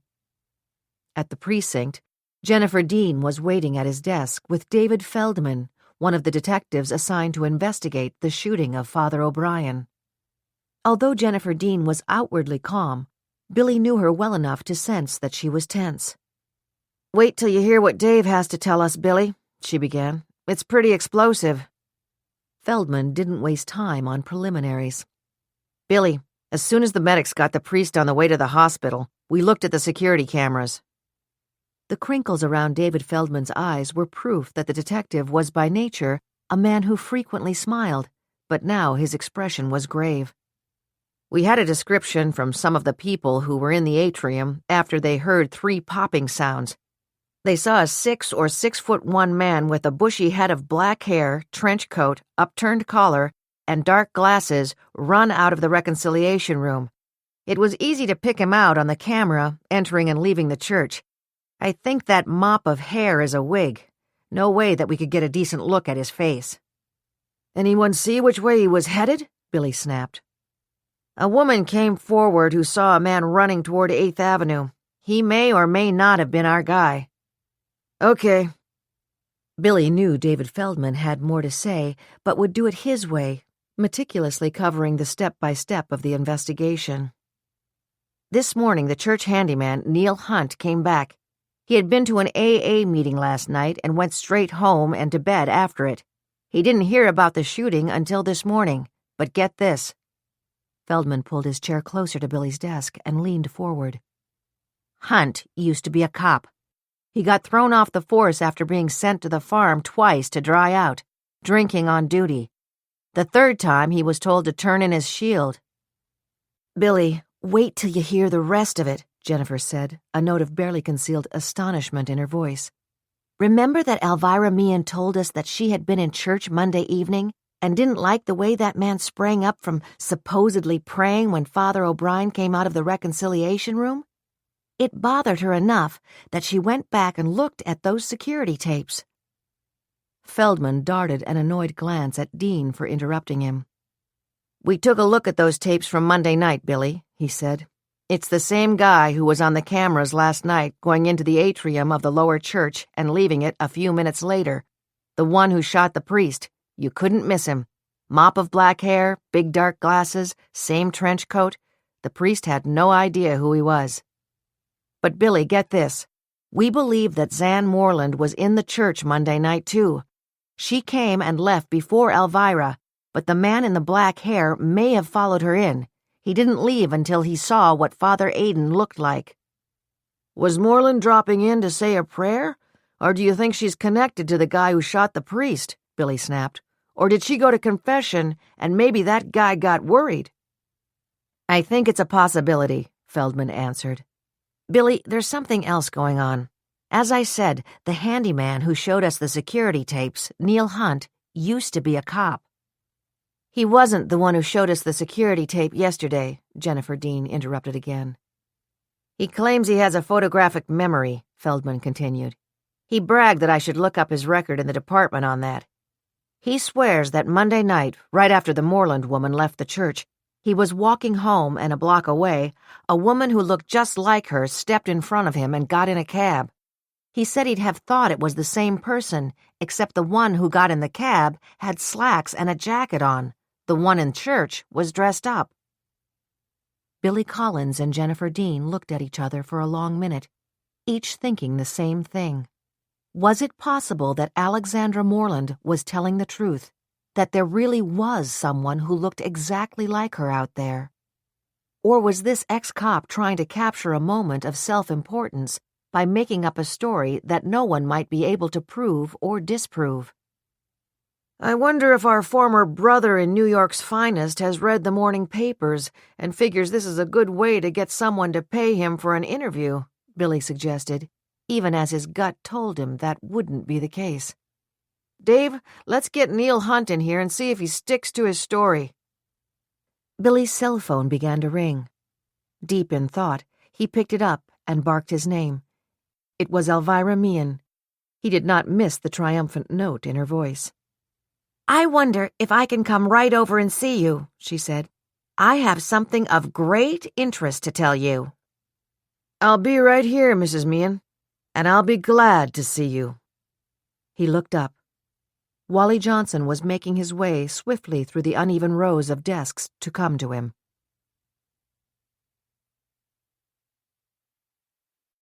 72. Kevin Wilson spent more than an hour in the exercise room of his apartment late Saturday morning. During that time, he switched the remote from channel to channel, trying to see every possible news clip showing Zan leaving the courthouse. Her agonized protest, "I am not the woman in those photos," cut through him like a knife. Frowning, he watched as a psychiatrist compared the photos of Zan in Central Park after Matthew disappeared and the ones of her taking Matthew from the stroller and carrying him away. "There is no way that woman is not the mother kidnapping her own child," the psychiatrist was saying. "Look at these photos. Who else would be able to find and change into the exact same dress in the space of a few hours?" Kevin knew he had to see Zan today. She had told him she lived in Battery Park City, only 15 minutes away. She had given him her cell phone number. Keeping his fingers crossed, he dialed it. It rang 5 times, then her voice came on. "Hi, this is Zan Moreland. Please leave a number and I'll get back to you." "Zan, this is Kevin. I hate to do this to you, but I'd really like to get together with you today. We're getting the workmen started Monday on the apartments, and there are a few things I need to go over with you." Then he added hastily, "No problems, just choices." He showered, then dressed in his favorite kind of clothes, jeans, a sports shirt, and a sweater. He wasn't hungry, but he had some cereal and coffee. He sat at the small table that overlooked the Hudson while he read in the paper about the charges that had been placed against Zan. Kidnapping, interfering with parental custody, lying to the police. She was ordered to surrender her passport and could not leave the country. Kevin tried to imagine what it would be like to stand in front of a judge and have charges like that hurled at him. He had been a juror in a manslaughter trial once and had watched the frightened defendant, a 20-year-old kid who'd been high on drugs when he rammed a car, killing 2 people, sentenced to 20 years in prison. His story was that someone had slipped something into his soda. Kevin still wondered if that was possible, but the kid had a history of being arrested for pot. I am not the woman in those photos. Why, against all the odds, do I believe her? Kevin asked himself. I absolutely know, that she is telling the truth. His cell phone rang. It was his mother. Kev, did you see the newspaper about the Moreland arrest? You know I did, Mom, he thought. Kevin, are you going to hire that woman after all this? Mom, I know it sounds crazy, but I believe that Zan is a victim, not a kidnapper. Sometimes you just know something about someone else, and that's the way I feel. He waited, then Kate Wilson said, Kevin, you've always had the biggest heart of anyone I know, but sometimes people aren't deserving of it. Just think about that. Goodbye, dear. She had disconnected. Kevin debated, then pushed Zan's number again. He hung up when her voice started to direct him to leave a message. I'll get back to you. It was nearly 1:30. You're not going to get back to me, he thought. He got up, put a few dishes in the dishwasher, and decided to go for a walk. A walk that will take me to Battery Park City, he thought. I'm going to Zan's apartment and knock on her door. If nothing else, I would guess that this job is more important to her than ever. Her legal bills have to be piling up already. He was reaching in the closet for his leather jacket when the phone rang again. It better not be Louise crowing about Zan's arrest, he thought. If she is, I'll fire her. His hello was close to a bark. It was Zan. Kevin, I'm sorry. I left my cell phone in my coat last night and the ringer was off. Do you want me to meet you at Carlton Place? No, I've had enough of being on the job for a week. I'm just about to go out for a walk. You're 15 minutes away. May I come to your apartment and we can talk there? There was a moment of hesitancy. Then Zan said, Yes, of course, if that works better for you. I'll be here. 73. Come on, Maddie, eat your hot dog, Gloria coaxed. I made a special trip to the store to get it for you today. Matthew tried to take a bite, then put it down. I can't, Glory. He thought she'd be mad, but she just looked sad and said, It's a good thing this is the end, Maddie. Neither one of us is going to last the way we're living. Glory, why did you pack up my stuff? Are we moving to a new house? Her smile was bitter. No, Maddie. I told you, but you don't believe me. You're going home. He shook his head in disbelief. Where are you going? Well, for a while I'm going home to visit my daddy. I haven't seen him in the whole time you haven't seen Mommy. After that, well, I guess I'll try to get my career on track. Okay, I'm not going to make you eat that hot dog. How about some ice cream? Matthew didn't want to tell Glory that nothing tasted good anymore. She had packed away almost all his toys and cars and coloring books and crayons. She had even taken the picture he was drawing of Mommy, the one he had put back in the box because he didn't want to finish it. He didn't want to throw it away, though, and she had packed the bar of soap that smelled like Mommy. Every single day he kept trying to remember what it was like to be with Mommy. Her long hair that sometimes tickled his nose, her robe and how it felt when she wrapped him inside with her, all the animals in the zoo. Sometimes he said their names over and over when he was in bed. Elephant, gorilla, lion, monkey, tiger, zebra. Like A, B, C, D. Mommy had told him that it was fun to put letters and words together. E is for elephant. He knew he was forgetting some of them, and he didn't want to. Glory sometimes gave him DVDs with animals in them, but it wasn't the same as seeing them with Mommy at the zoo. After lunch, Glory said, Maddie, why don't you watch one of the movies on your DVD player? I have to finish packing. Close the door of your room. Matthew knew that Glory probably wanted to watch television. She did that every day, but never let him see it. His television only worked on the DVD setting, and he had a lot of movies, but he didn't want to watch one now. Instead, he went up to his room, he laid down and pulled the blanket up over him. He forgot, and his hand crept under the pillow for the soap that smelled like Mommy, but it wasn't there. Matthew was so sleepy. He closed his eyes and hardly noticed that he was crying. Margaret Glory Brittany finished the hot dog that Matthew had barely touched and sat reflectively at the kitchen table. She looked around. "Crummy house, crummy kitchen, crummy life," she said aloud. Her anger at herself for having gotten into this situation in the first place had been mingled with a sense of sadness. It had come over her during the night, and she knew it had to do with her father. Something was wrong with Daddy. She knew it in her bones. Her hand reached for her cell phone, but then she pulled it back. "I'll be with him by tomorrow night," she thought. "I'll surprise him." She said it aloud. "I'll surprise him."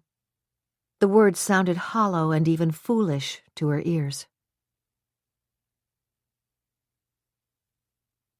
74. Alvirah was reveling in her story as she sat at Billy Collins's desk, and word for word she described her meeting with Tiffany Shields to him and his fellow detective, Jennifer Dean. The shoebox with the sandals Tiffany had given her was on the desk. She had taken one of the sandals out. What she didn't know was that she had placed it on top of Brittany Lamont's photo, which Collins had hastily turned over face down. "I don't blame Tiffany," she said. "She's had one hard time of it being lambasted by the media and all the do-gooders. When she thought Zan had kidnapped Matthew, you can understand why she'd feel furious and betrayed. But when I explained to her that Zan had never blamed her and reminded her that she would be under oath in a trial, she soon changed her tune." "Let me get this straight," Billy said. "Ms. Moreland bought 2 pairs of identical shoes and had a third pair that was very similar except for the strap?" "You've got it," Alvirah said heartily.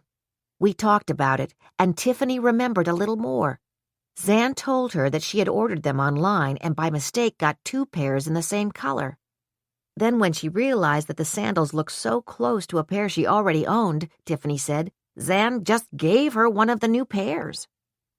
"Tiffany's memory seems to move around a bit," Jennifer Dean suggested. "Why is she so positive that Zan Moreland was wearing the sandals with the thinner strap that day?" "She remembered because Zan happened to be wearing the same ones that Tiffany was, the pair with the thin strap. She said she had noticed it that day, but she wasn't in the mood for joking, and Zan was nervous and in a hurry." Alvirah looked at the 2 detectives. "I came straight here after I talked to Tiffany. I didn't happen to have with me those pictures showing Zan wearing one pair of sandals when she supposedly kidnapped Matthew and a different pair when she came back to the park after he was gone. But you do. So go look at them and tell your experts to study them. And then wonder why any woman about to kidnap her child would bother to go home and change her shoes." Billy and Jennifer Dean looked at each other, once again knowing what the other was thinking. If what Alvirah Meehan was telling them was true, the case against Zan Moreland was unraveling.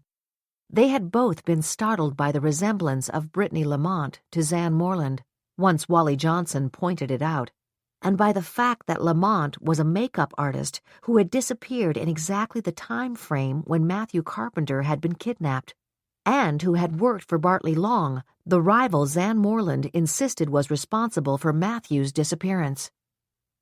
In this high-profile case, it was necessary to move very carefully. Billy did not want to admit that he was shaken, more shaken than he had ever been in any investigation he had ever worked. "We spoke to Long," Billy thought. "We dismissed him as a suspect.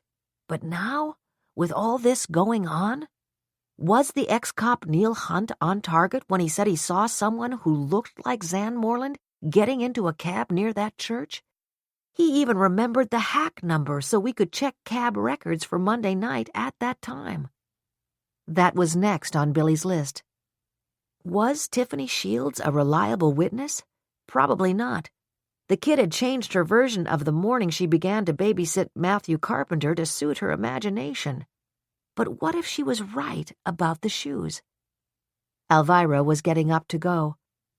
Mr. Collins, last night after her terrible experience of being arrested and placed in a holding cell, Zan Moreland, Matthew Carpenter's mother, begged me to start out with the premise that I believed in her innocence. The minute I decided to do that, I sought out Tiffany and reminded her that she'd be under oath in a trial, and she told me what I believe is the truth.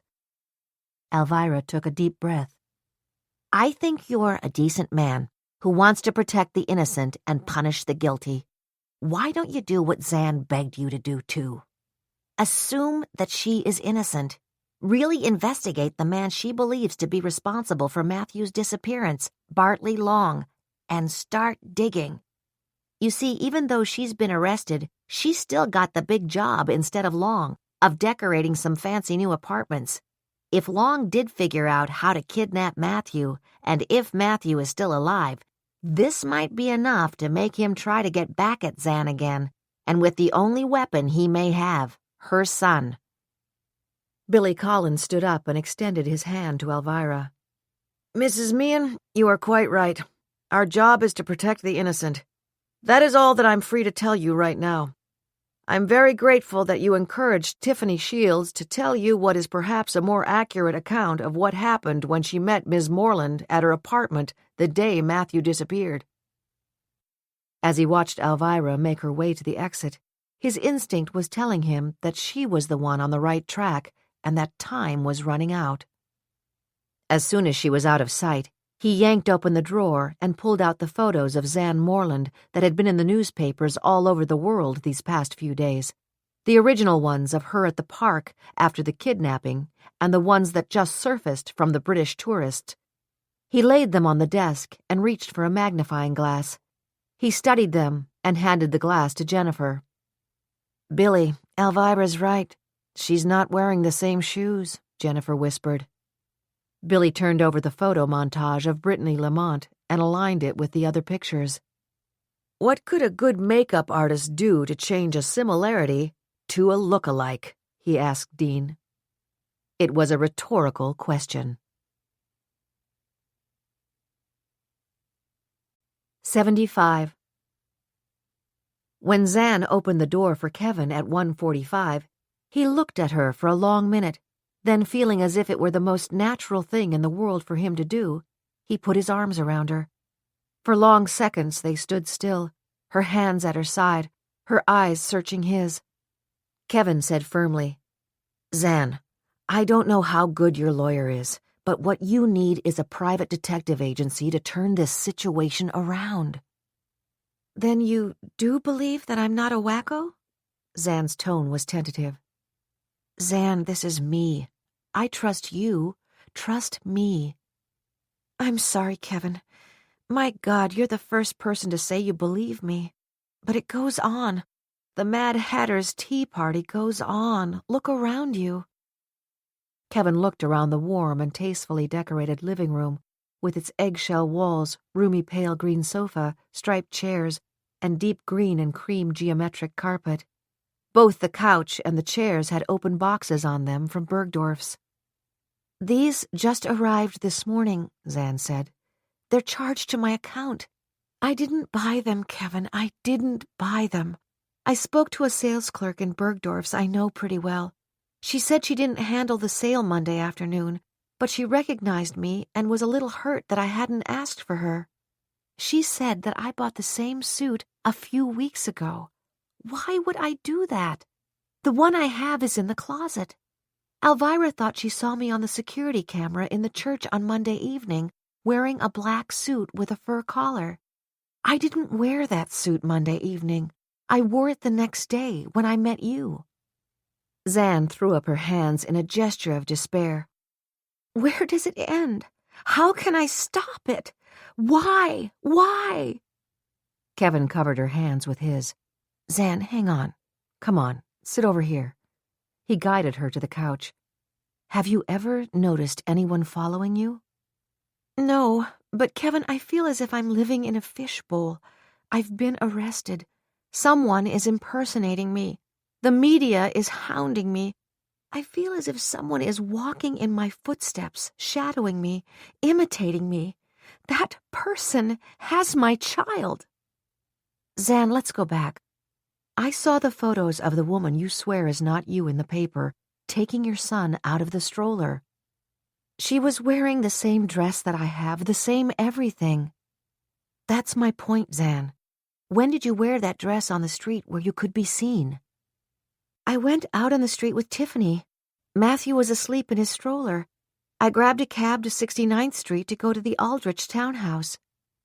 That means even if someone saw you and wanted to look like you, in the space of an hour or so, she would have had to find a dress that was exactly like yours.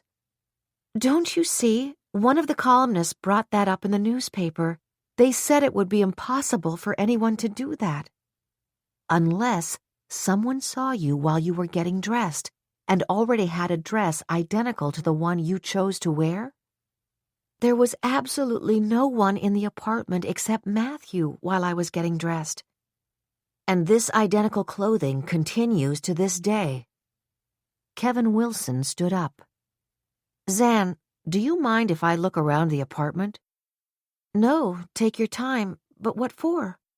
Just humor me. Kevin Wilson walked into the bedroom.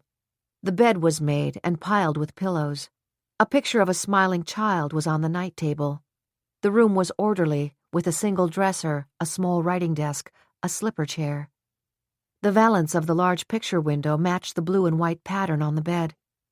But even though Kevin's subconscious was aware of the pretty bedroom, his eyes were darting around the room.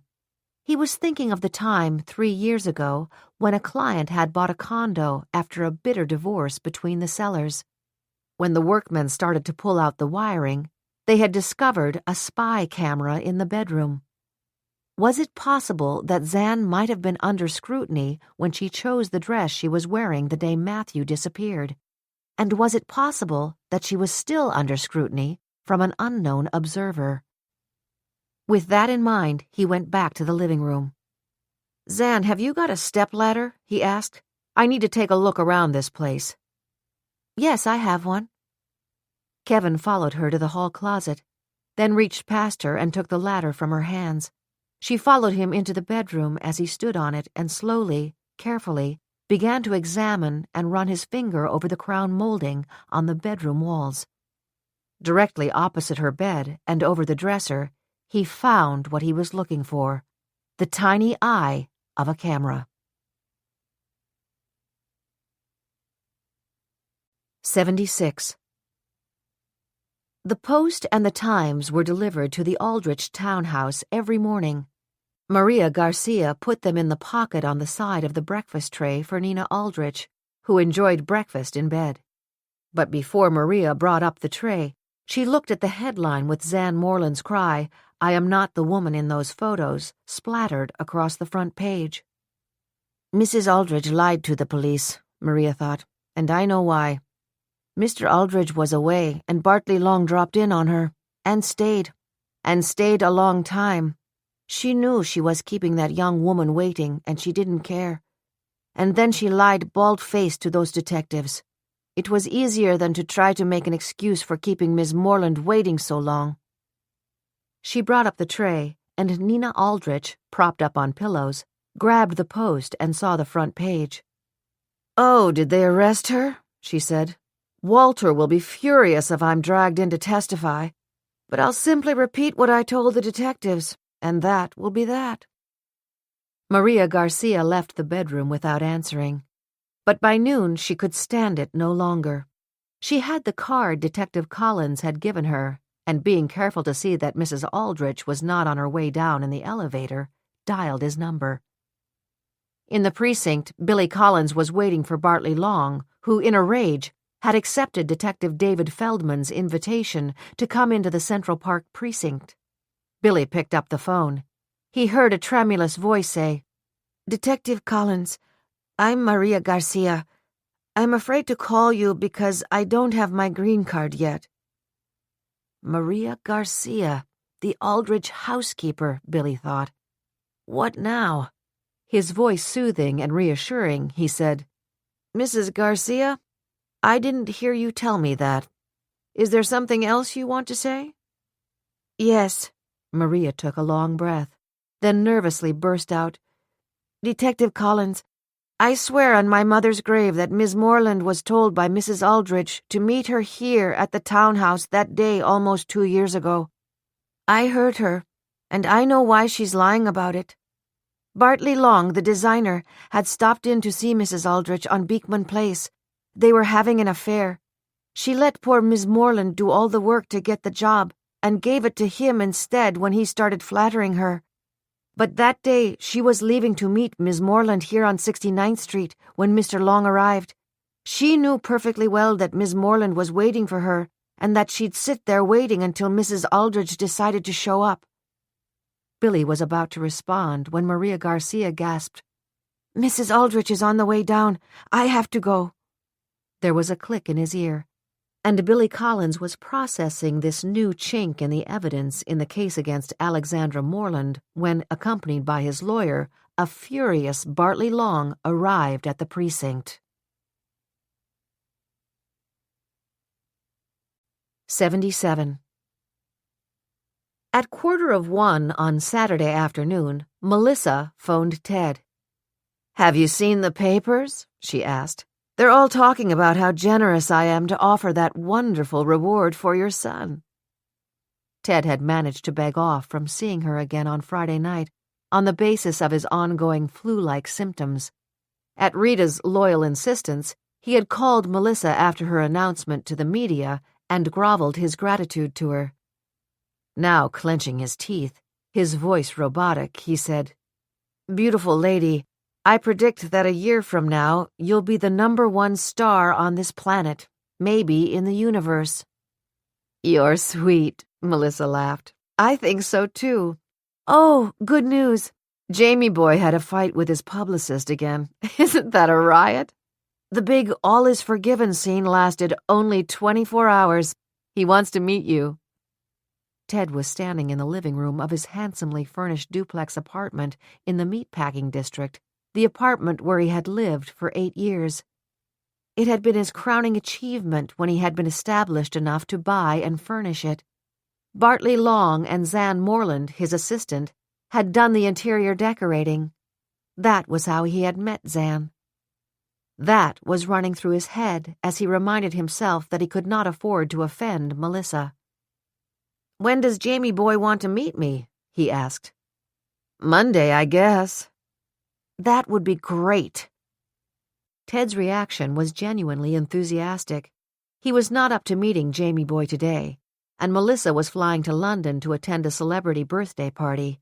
He knew that, concerned as she was with catching a flu bug, she still did not want to go unescorted to the party. He felt an almost uncontrollable desire to laugh. Wouldn't it be perfect if someone did somehow find Matthew and Melissa had to shell out $5 million? Ted, if you start feeling better, hop a plane to London, or else I'll find someone else at the party. British guys are so attractive. Don't you dare. His slightly stern voice, his daddy knows best, was a good sign-off. Finally, he was able to get off the phone. He opened the door of the terrace and went outside. The cold air snapped at him. He looked down. Sometimes I wonder if it wouldn't be good to jump and be done with it, he thought. 78. When Willie got back from his daily walk in Central Park, he realized that he was hungry. The problem was that he and Alvirah often liked to have lunch out on Saturdays, then drop in on a museum or go to a movie. He tried to call her cell phone, but she didn't answer. I should think that whatever that Tiffany Shields kid has to say, it would be said by now, he thought. But maybe Alvirah stopped to do a little shopping. I won't spoil my appetite, he decided when she still hadn't returned. But 15 minutes later, he was wavering. And then the phone rang. Willie, you just won't begin to guess what I'm going to tell you, Alvirah began. "I'm so excited I can hardly stand it. But listen, I just left Detective Collins and Detective Dean at the Central Park precinct. Let's meet at the Russian tea room for lunch." "I'm on my way," Willy promised. He knew that if he began to ask Alvirah questions, she would spill the beans immediately about what was exciting her, and he'd rather hear it over the lunch table. "See you there," Alvirah confirmed. Willy replaced the receiver and headed for the closet in the foyer. He pulled out his jacket and gloves. As he was opening the front door of their apartment, the phone rang. He waited in case it was Alvirah calling back. Instead, when he did not pick up, he heard the beginning of a message. "Alvirah, this is Penny Hamill. I tried you on your cell phone, but you're not answering." "You won't believe what I'm going to tell you, Alvirah," she began. "I swear I think I'm right. This morning." Willy let the door close behind him on Penny's message. "Later, Penny," he thought as he rang for the elevator. The message he did not wait to hear was Penny telling Alvirah that she was willing to bet that Matthew Carpenter was the child Gloria Evans was hiding in the farmhouse. "What should I do?" Penny asked the answering machine. "Call the cops now? But I guess it would be better to hear from you, because I have absolutely no proof. Alvirah, call me."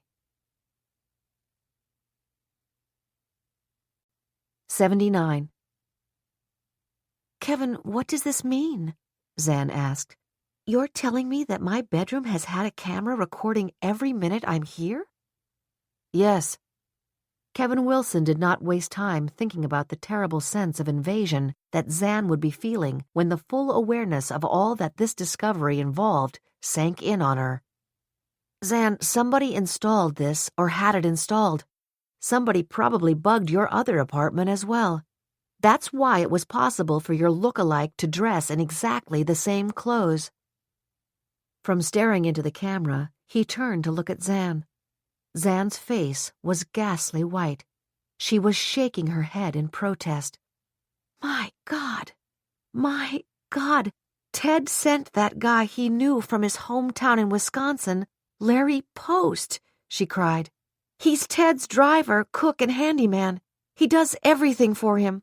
He installed the lighting fixtures and set up the television here and in the other apartment, and my computer system in my office. Maybe that is how my accounts were hacked into. And all this time, I've been blaming Bartley Long. Ted has done this to me, she shrieked, her voice rising with every word. It's Ted. But what has he done to my son? 80. Shortly after 2 o'clock, Larry Post reached Middletown. The job that Ted had laid out for him was not easy.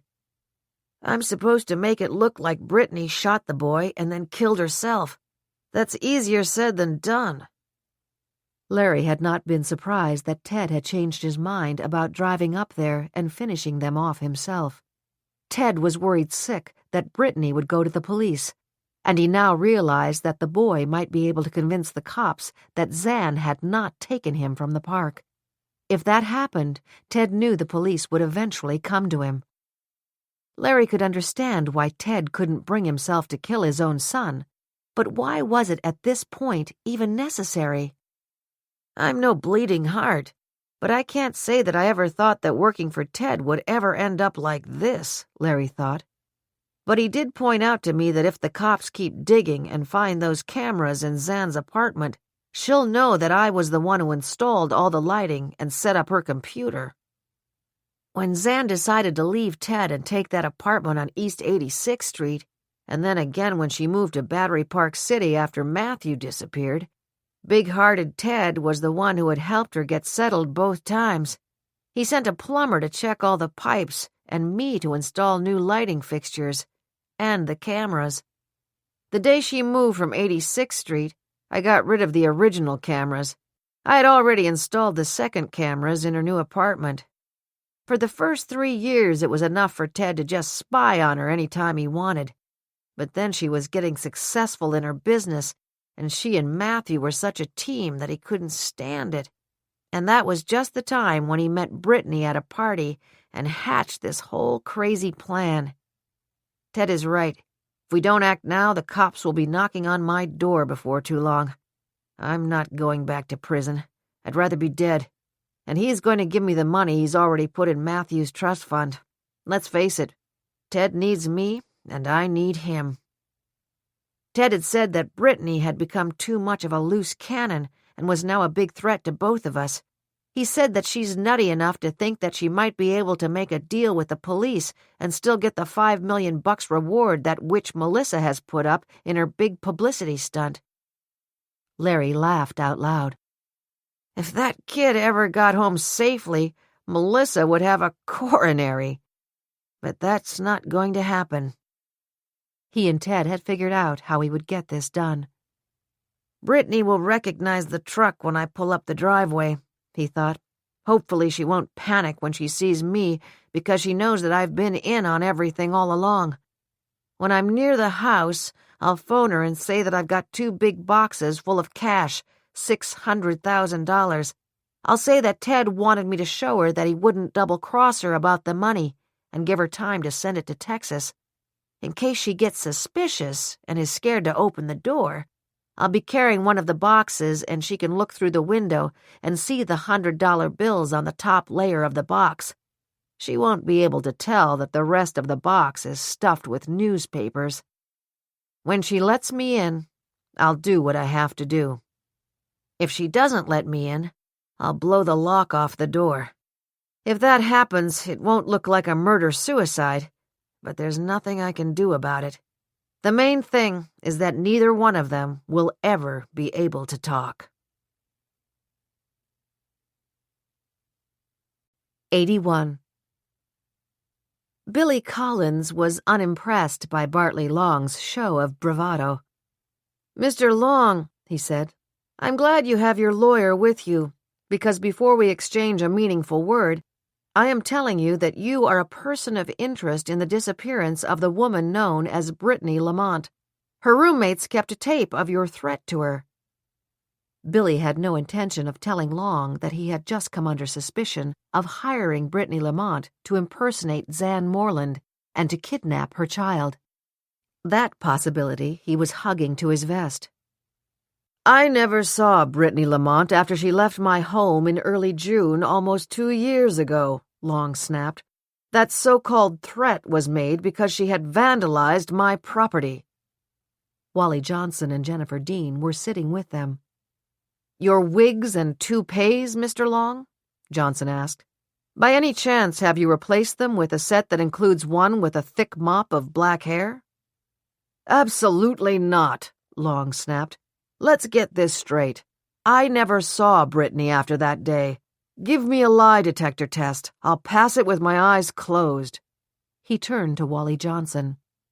"Have you followed up on any of those names my secretary gave you?" "2 are out of the country," Wally Johnson shot back. "Perhaps you knew they're not easily reachable." "I don't keep track of my many friends who are successful producers." Long turned to his lawyer. "I would like to insist on having a lie detector test immediately. I will not be hounded by these detectives any longer." Jennifer Dean had not said anything.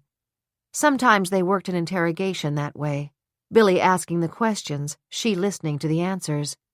Billy Collins felt that his partner was sometimes better than a lie detector test for spotting the liars. "But not always," he reminded himself. "If Zan Moreland is right about being impersonated, we both sure missed it. And if she was, it didn't answer the question, where is Matthew Carpenter? Is he still alive?" His telephone rang. It was Kevin Wilson. Billy picked up his phone and listened, his face impassive. "Thank you, Mr. Wilson. We'll get right on it." He turned to Bartley Long. "You can leave at any time, Mr. Long," he said. "We will not press any charges against you for the threatening phone call. Goodbye." Billy jumped from his chair and headed out of the room. Trying not to show their surprise, Jennifer Dean and Wally Johnson followed him. "We've got to get to Ted Carpenter's apartment," Billy told them tersely. "My guess is that if he happens to be looking into his computer, He'll know that it's all over. 82. She couldn't wait any longer. She had to hear her father's voice. She had to tell him that she was coming home. But first, Glory tiptoed upstairs to make sure that Matthew's door was closed. She had expected that he'd be watching one of the movies, but he was asleep on the bed, under a blanket. He looks so pale, she thought, as she bent over him. He's been crying again. The realization of what she had done to him swept over her. As careful not to awaken him, she tiptoed out of the room, closing the door behind her. Standing in the kitchen, she picked up the last of the unregistered cell phones that he had given her and dialed her father's home in Texas. The call was answered by a stranger. Is Mr. Grissom there?" Panicked, Glory knew that she was going to hear bad news. "Is this a family member?" "It's his daughter." Glory's voice became high-pitched and breathless. "Is he sick?" "I'm sorry. I'm with the EMT service. He called 911 and we got here immediately, but it was too late to save him. He had a massive heart attack. Are you Glory?" Yes. "Well, ma'am, I hope what I'm going to say is some comfort to you. Your father's final words were, 'Tell my Glory that I love her.'" She pushed the button to disconnect the call. I have to go home now, she thought wildly. I have to put my arms around him one last time. What was the reservation that had been made for her? Yes, 10:30 tomorrow morning at LaGuardia, Continental Airlines to Atlanta. I'll change the reservation. I'll go straight home. I have to see him. I have to tell Daddy I'm sorry. I'm sorry. She opened her laptop. Half out of her mind with grief and regret, her fingers moved automatically to the Continental Airlines website. For a few minutes, her fingers raced over the keys. Then she stopped. I should have known, she thought. I should have known. There was no reservation in the name of Gloria Evans to Atlanta at 10:30 a.m. There was no Continental Airlines plane leaving at that time to Atlanta. Margaret Glory Brittany closed the computer. He'll be here soon. He won't have the money. I'll never escape him. He'll hunt me down with the same hatred he has hunted Zan Moreland. Her sin was not to want him, and mine is that I am a threat to him. He would be here soon. She knew it. She was standing at the window facing the road. A white truck was slowly passing the house. She gasped. Larry Post had been waiting in a white truck when she left Central Park with Matthew. If he was coming here now, it was to make sure she never had the chance to give Ted up to the cops. It was too late to get Matthew and go to the car. Her eyes wild, she knew what might work. Rushing upstairs, she picked up Matthew, who was still asleep on the bed. The same way he was when I took him out of the stroller, she thought. She carried him downstairs and put him on the inflated mat in the closet. Are you going now? Matthew asked drowsily. Very soon, Maddie. She knew she didn't have to warn him not to make a sound until she came back for him. I taught him well, poor kid, she thought. The sound of the bell ringing resonated through the house. She locked the door of the closet and dropped the key behind the server in the dining room on her way to the door. A smiling Larry Post was looking in the kitchen window. "Brittany, I've got a present for you from Ted," he called out. 83. "That was a good lunch," Willie said complacently as he sipped the last of his cappuccino. Yes, it was. And oh, Willie, I just know Detective Collins is looking at all this in a different way. I mean, it's going to be as plain as the nose on your face that no woman about to kidnap her own child would bother to change her shoes for an almost identical pair. But what scares me is that whoever is behind this might start to panic if he finds out that the detectives are starting to believe Zan. And the question is whether, after all this, even if Zan can prove her innocence, There's a limit on how much longer she can keep herself going if Matthew isn't found." Willy agreed, his expression now weighted with concern. Then, as he reached for his wallet, he said, "Honey, just as I was leaving the apartment to meet you, Penny Hamill called. I didn't pick up." "Oh, Willy, I feel kind of mean. I had my cell phone turned off when I was meeting Detective Collins, but when I called you, I saw there was a message from Penny, and frankly, I didn't want to be bothered listening to it. I was too excited thinking about the fact that maybe the tide was turning for Zan." She looked around. "I know it's not polite to use your cell phone in the restaurant, but I won't be talking, just listening." Alvirah turned away from the table, trying to give the impression she was reaching down for her pocketbook. She opened her phone and pressed the number to receive her messages. Then, as she listened, her face went pale. "Willy," she said, her voice shaking, "I think Penny may have found Matthew. Oh, sweet Lord, it makes sense. But the woman who looks like Zan is packing to leave. Oh, Willy." Not waiting to complete the sentence, Alvirah sat up straight and dialed Billy Collins's cell phone number, a number she now knew by heart. 84. Would it work? Ever since he had sent Larry to Middletown over an hour ago, Ted Carpenter had agonized over what he had set in motion.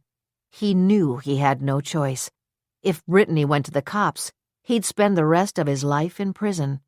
Even that wouldn't be as bad as watching the joyful reunion of Zan and Matthew. "My son," he thought. "She didn't want me. I gave her a child, and she claims she didn't know she was expecting him when she dumped me." "Thank you very much for your kindness and goodbye," he said to himself, playing her role. "You never expected to have a child, so you don't have to pay for him. That wouldn't be fair. But how nice of you to check out the apartment I moved into, and then the one I rented after Matthew disappeared. How kind to see that the plumbing and the heating and the light fixtures work."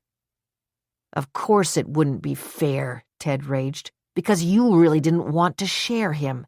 He was yours. You told me to start a trust fund for him, but that really wasn't expected of me. Well, lady, that trust fund is going to pay for speeding your little precious into eternity today. I wonder if she's home now. I didn't bother to watch her last night. I was too tired and worried. But now Larry is on his way to Middletown. With any luck, things will work out." Ted turned on his computer and entered the code that would get him into Zan's apartment. Then, horror-struck, he watched as, directly facing the camera, Zan shrieked his name. 85. Cold and stiff, Penny Hamill was waiting in the woods behind Cy's old farmhouse. After studying the childish drawing and being sure that she was right, that Gloria Evans resembled Zan Moreland, she had driven down the road and called Alvirah and left a message. Then she came back and saw that the Evans car was back, so she drove around the road again and took up her vigil. She couldn't let Evans get in that car and drive away. If I'm right that she had Matthew Carpenter in Cy's house, I can't let her disappear again, Penny thought, as she stamped her feet and flexed her fingers to keep them from freezing. If she tries to leave, I'll follow her to see where she goes. She wondered if she should try calling Alvirah again, but she was sure that the minute she got the message, Alvirah would call back. I called her at home and on her cell phone, Penny reasoned. But after a while she thought, maybe I should try once more. She took her phone out of her pocket and opened it. Her fingers were inside her mittens. Impatiently she pulled off a mitten, but before she could go to her list of numbers, her phone rang. As she had hoped, it was Alvirah. Penny, where are you? I'm watching that farmhouse I told you about. I don't want that lady to get away, and she was packing this morning. Alvirah, I'm sure she has a child in there, and she looks like Zan Moreland. Penny, be careful. I called the detectives who are on this case. They're calling the Middletown police. They'll be there in a few minutes. But you—" "Alvirah," Penny interrupted.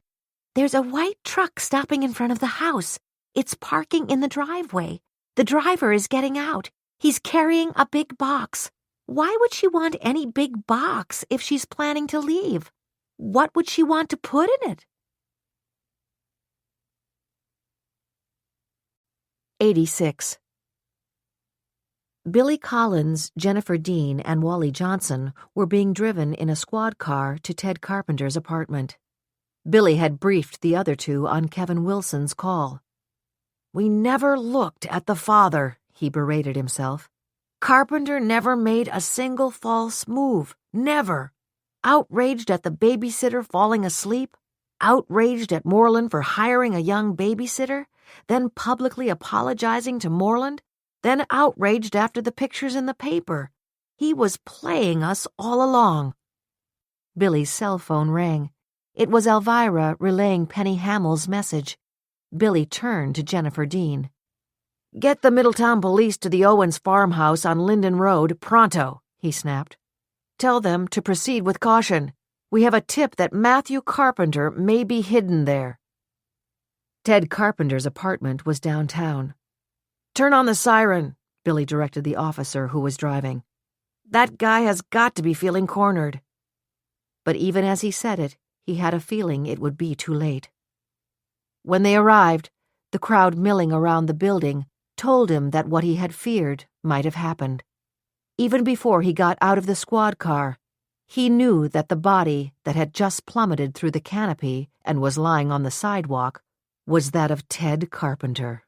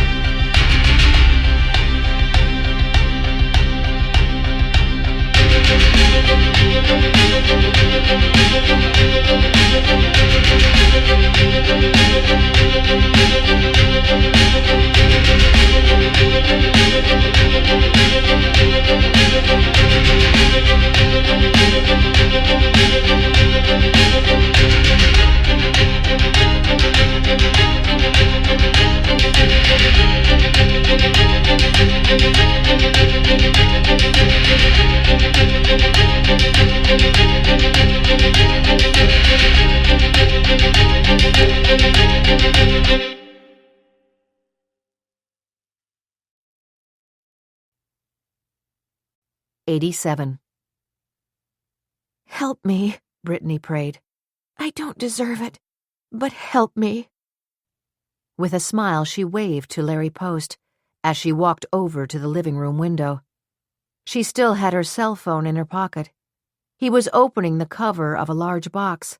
She could see rows of hundreds lined up in it, each packet with a printed tape around it. "I'll open the door," she thought. "Maybe I can stall him. I don't have the security system on. If he tries to open or break a window, he could do it in a minute. He thinks I'd never call the police for help. I don't have a chance. But maybe—" "Hi, Larry," she called. "I know what you've got. I'll open the door for you." As she turned her back to him, she took out the phone and dialed 911. When an operator answered, she whispered, "Home invasion. I know the man. He's dangerous." Knowing that the local police were familiar with the location of the farmhouse, she cried, "The Owens farmhouse! Hurry! Please, hurry!" 88. "I'm going in there," Penny decided. "If that guy gets Evans and the child into that truck, no telling what will happen. I'll bring in the drawing and say that I found it when I was walking and thought it had to belong here. The cops may be on the way, but those 911 calls can get mixed up." She hurried from her observation post in the woods. She ran across the field and stumbled over a heavy rock. Some instinct made her bend down and hoist it up. "Maybe I'll need this," was the thought that ran through her head. She rushed up to the house and looked in the kitchen window. The Evans woman was standing there. The man Penny had seen carrying the box from the truck was a few feet away from her, holding a gun. "You're too late, Larry," Brittany was saying. "I dropped Matthew in a mall an hour ago. I'm surprised you haven't heard about it if you had your car radio on. It's a big story, but I guess it won't make Ted too happy." "You're lying, Brittany." "Why would I lie, Larry? Isn't that the plan? That Matthew would be in place where he's surely found, and I go home with the money and we're all happy? Happy that we're finished with it? I know Ted is worried about leaving me out there as a potential problem, but you can reassure him that I won't be one. I want a life again. If I turn him in, I'll go to prison too. And now you've brought the money. All of it, I guess. All $600,000. The trouble is that I can't celebrate because my father just died." "Brittany, where's Matthew? Give me the key to the closet where you hide him. Ted told me about it." Brittany saw the look of desperation in Larry Post's eyes. He'd find the closet easily enough. It was right at the end of the hall, and he would find a way to open it even without a key. How could she stop him before help came? "I'm sorry, Brittany." Larry was pointing the gun at her heart. His eyes were devoid of emotion. Penny had not been able to hear what was being said, but she could see that the man in the kitchen with Evans was about to shoot her. There was only one thing she could do. She pulled back her hand and, with her ample strength, sent the rock she was holding crashing through the window. Startled at the slivers of glass that cascaded around him, Larry Post fired the gun, but the shot sailed over Brittany's head.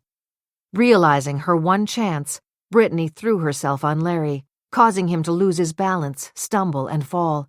He opened his hand to protect himself from smashing against the stove and dropped the gun. Brittany swooped down and picked it up as police cars raced up on the lawn.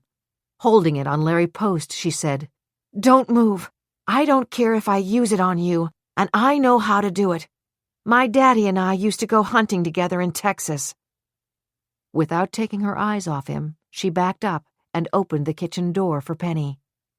"The blueberry lady," she said. "Welcome. Matthew Carpenter is in the closet down the hall. The key is behind the server in the dining room." Larry Post scrambled to his feet and began to run. He threw open the front door and ran into a sea of blue uniforms. Other policemen pounded past them into the house.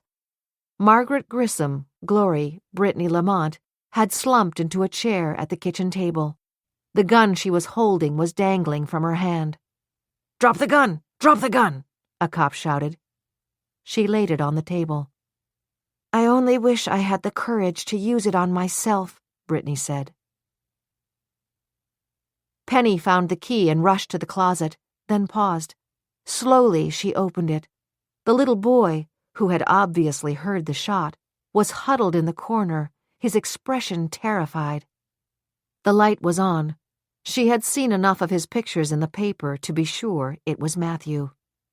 As a broad smile came over her face and tears filled her eyes, Penny bent down, picked him up, and held him close to her. Matthew, it's time you went home. Mommy has been looking for you. 89. Detectives Billy Collins, Jennifer Dean, and Wally Johnson were standing in the lobby of the late Ted Carpenter's trendy apartment building. The detectives from the local precinct had cordoned off the area around Carpenter's body and were waiting for the arrival of the crime scene unit and the medical examiner's van. Their expressions grim, they were desperate to hear the outcome of Billy's urgent call to the Middletown police to respond to the possibility that Matthew Carpenter was being held in the Owens farmhouse. Was Alvirah Meehan's friend in Middletown correct? Billy thought. Was it possible that a woman who strongly resembled Zan Moreland was hiding Matthew Carpenter all this time? And following Kevin Wilson's phone call about the camera in Zan's apartment, where was Larry Post now? They had just run his name through the computer at headquarters and discovered that he had served time for manslaughter. It's a sure bet that he's got some part in this whole scenario about Matthew and not just the bugging of Moreland's apartment, Billy thought. Billy's cell phone rang. Holding their breath, Jennifer Dean and Wally Johnson watched as a broad smile came over Billy's face. "They've got the kid," he said, "and he's okay." Jennifer Dean and Wally Johnson answered in unison. "Thank God," they said. "Thank God." Jennifer, her voice low, said, "Billy, we were all wrong about Zan Moreland. Don't beat yourself up. Everything pointed to her." Billy nodded. "I know it did, and I'm very happy to be wrong. Now let's call Matthew's mother. The Middletown police are on their way to our precinct with him." Father Aidan O'Brien heard the breaking news from the police officer who was guarding him at the hospital. His condition now upgraded to critical but stable, he whispered a prayer of thanksgiving. The sacred seal of the confessional that had cloaked his sure and certain knowledge that Zan Moreland herself was a victim would no longer haunt him. Her innocence had been proven in another way, and her child was coming home. 90. Zan and Kevin raced to Central Park Precinct to find Alvirah and Willy already there. Billy Collins, Jennifer Dean, and Wally Johnson were waiting for them.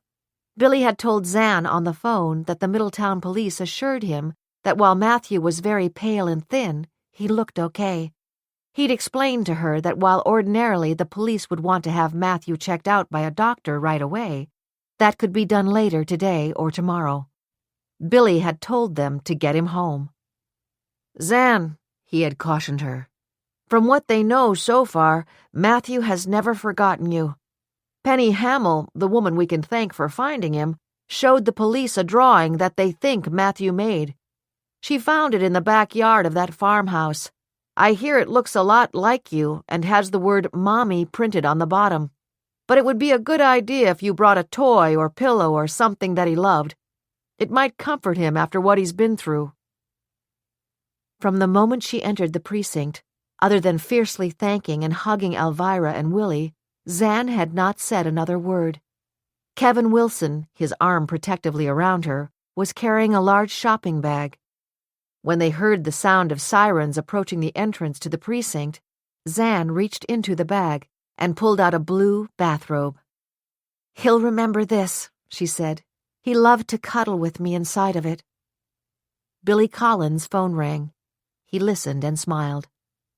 "Come into this private room," he said gently to Zan. "They're bringing him downstairs now. I'll go get him." Less than a minute later, the door opened and little Matthew Carpenter stood bewildered and looked around. Zan, with the robe draped over her arm, ran to him and dropped to her knees. Trembling, she folded him into the robe. Tentatively, Matthew reached for the lock of hair that was falling over her face and held it against his cheek. "Mommy," he whispered. "Mommy, I missed you." Epilogue. 1 year later. Zan, Alvirah, Willy, Penny, Bernie, Father Aidan, Josh, Kevin Wilson, and his mother Kate watched with hearts overflowing as 6-year-old Matthew, now restored to being a fiery redhead, blew out the candles of his birthday cake. "I got them all," he announced proudly, "with only one breath." Zan ruffled his hair. "Good for you. Do you want to open your presents before I cut the cake?" "Yes," the boy answered decisively. "He's made a remarkable recovery," Alvirah thought. Zan had brought him regularly to a child therapist, and he had blossomed from the timid child whom Zan had wrapped in her bathrobe when Penny brought him home to an outgoing, happy little boy who would occasionally still cling to Zan, saying, "Mommy, please don't leave me." Most of the time, he was an enthusiastic first grader who couldn't wait to go to school and be with his friends. Zan knew that as Matthew got older and began to ask questions, she would have to deal with his inevitable anger and sadness about what his father had done and how he had died. "It will be one step at a time," she and Kevin had agreed, and they would handle it together. The party was being held in Zan's apartment in Battery Park City, but she and Matthew wouldn't be there much longer. She and Kevin had chosen their wedding day to be just 4 days from now, on the anniversary of Matthew's return home. Father Aidan would be presiding at the ceremony. After the wedding, they would be moving into Kevin's apartment. His mother, Kate, who had already become Matthew's trusted babysitter, relished her soon-to-be role as grandmother. Alvirah thought of the tabloids she had read this morning over breakfast. On page 3, they were rehashing the story of Matthew's kidnapping, the impersonation of Zan, the suicide of Ted Carpenter, and the sentencing of Larry Post and Margaret Grissom, Glory, Brittany Lamont. Post had received life in prison, and Lamont got 20 years. As Matthew began to open his packages, Alvirah turned to Penny. "If it weren't for you, this wouldn't be happening." Penny smiled. "Thank my blueberry muffins and the truck I saw in the foyer that day, and then the drawing that I found stuck in the bush behind Cy's farmhouse. As Bernie had to admit, sometimes being nosy can pay off. The most important thing, the only thing, is that Matthew is safe. The reward money from Melissa Knight is a bonus." "She means it," Alvirah thought indulgently. "Penny really means it." Melissa Knight had used every trick in the book to weasel out of paying the reward, but in the end she had written the check. Now Alvirah watched as Matthew, suddenly serious, finished opening his presents and put his arms around Zan. He brushed a lock of her hair against his cheek. Then he said contentedly, "Mommy, I just had to make sure you're still here." Matthew smiled. "Now, Mommy, can we please cut the cake?" Hello, this is Mary Higgins Clark. I hope you enjoyed listening to I'll Walk Alone. I'd like to tell you about the inspiration behind some of my other classic novels. Still Watch. When I was about 12 years old, there was a murder in the rectory of our local parish. The priests were lingering over coffee. The housekeeper, a young woman of 28, lived in the basement apartment with her husband and 5-year-old daughter. Suddenly shots were heard. The priests rushed downstairs. The housekeeper's husband had murdered her and killed himself. The next day the newspaper read, their 5-year-old daughter, bathed in the blood of her mother, was screaming and screaming. That was the basis for Still Watch. I wondered how much that little girl remembered of the terrible scene after she grew up. I decided to set the book in Washington because it is obviously the center of the political world in America, and I wanted to use that background as well. Weep no more, my lady. At the time I wrote that book, I had just gone to a famous spa, Main Chance, in Arizona. It was the ultimate in luxury, and something I could never have afforded if I hadn't by then become a successful writer. I asked myself, wouldn't it be interesting if in a place like this, where everyone is waited on and pampered, that a killer is stalking his victims and waiting in a wetsuit at the bottom of the pool to drown them? The prospect gave me shivers, and I just loved it, and I was on my way. Incidentally, that was the first book that Alvirah Willy appeared in, and she's been my good friend ever since. While My Pretty One Sleeps. When I was 18, I worked on Saturdays in Lord & Taylor, a Fifth Avenue department store, because I have always loved clothes. Incidentally, I was paid $5 a day. At that time, Dior had just changed the fashion landscape when he came out with his new look. I thought, suppose a talented young woman is murdered for the fashion look she has created, and 20 years later, her daughter uses fashion to find her mother's killer. Just for the record, when I wrote that book, I was a young widow. Many people have asked if my husband was the inspiration for it because of my description of the man who is the father of the main character. My answer was no. I dreamed up the man I wanted, and 20 years later, I found him.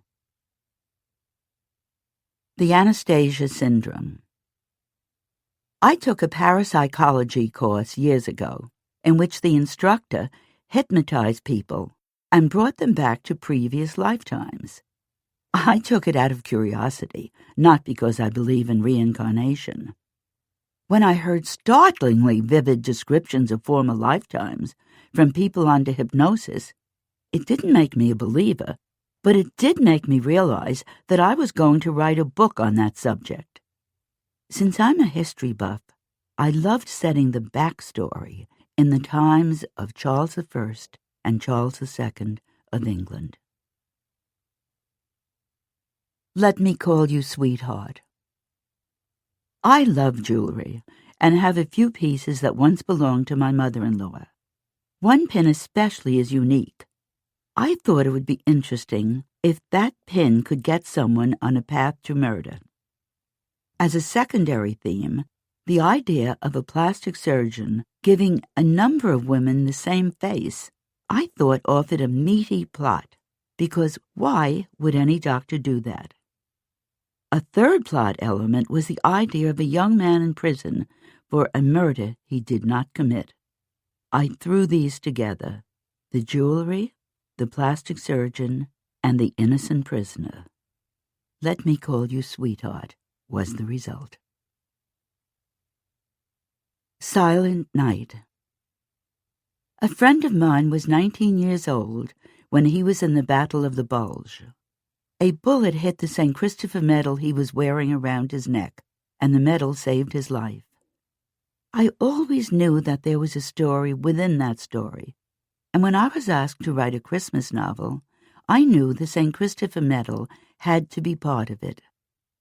The other plot element involved a young woman who had been in prison, sees a wallet, picks it up, and may be accused of having stolen it. I thought, that is the kind of predicament that people can sometimes get into. Afraid to tell and afraid not to tell is a desperate situation for a lone young woman with a dependent child. That situation, tied to the St. Christopher medal, produced Silent Night. Moonlight Becomes You. My mother-in-law had a recurring nightmare, perhaps twice a year. It was that she was in a funeral home in a casket. She was alive, and all the other people in caskets around her were dead. It's easy to trace the origin of that dream. Her mother was a young girl in England when the flu epidemic killed thousands of people. People were buried immediately, and later it was found that some of them were still alive. The coffins had scratch marks as they frantically tried to lift the lid and escape. In those days, well-to-do people would have a string around the supposedly dead person's finger and would have it attached to a bell on the ground at the end of the string. The family paid watchers to sit by the grave for a week, just in case the person was not yet dead and was trying to signal them. I thought that is a darn good basis for a suspense novel. Pretend you don't see her. So often an article I read triggers a book. For this one, I read a long article about a family in the Federal Witness Protection Plan and the excruciating loneliness that they were experiencing, living in a strange place, unable to discuss their backgrounds, and only contacting the rest of the family through a federal marshal. I asked myself why a young woman would be forced into that position and what it would be like if an assassin breaks through the code of secrecy and learns where she is. I'll Walk Alone. A year ago at this time, my longtime editor, Michael Corder, said, "I think it would be a good idea if you wrote about identity theft." He said it's prevalent, everyone is aware of it, everyone is afraid of it. And I thought that is a good idea. And I always use a fragment of a song title, as you may have noticed in my books. And this one, I'll Walk Alone, was a World War II song. And the lyrics are lovely and haunting. I'll walk alone, and to tell you the truth, I'll be lonely. My heart tells me you are lonely too. Please walk alone. And in this book, Zan is not walking alone. Someone is walking in her shadow.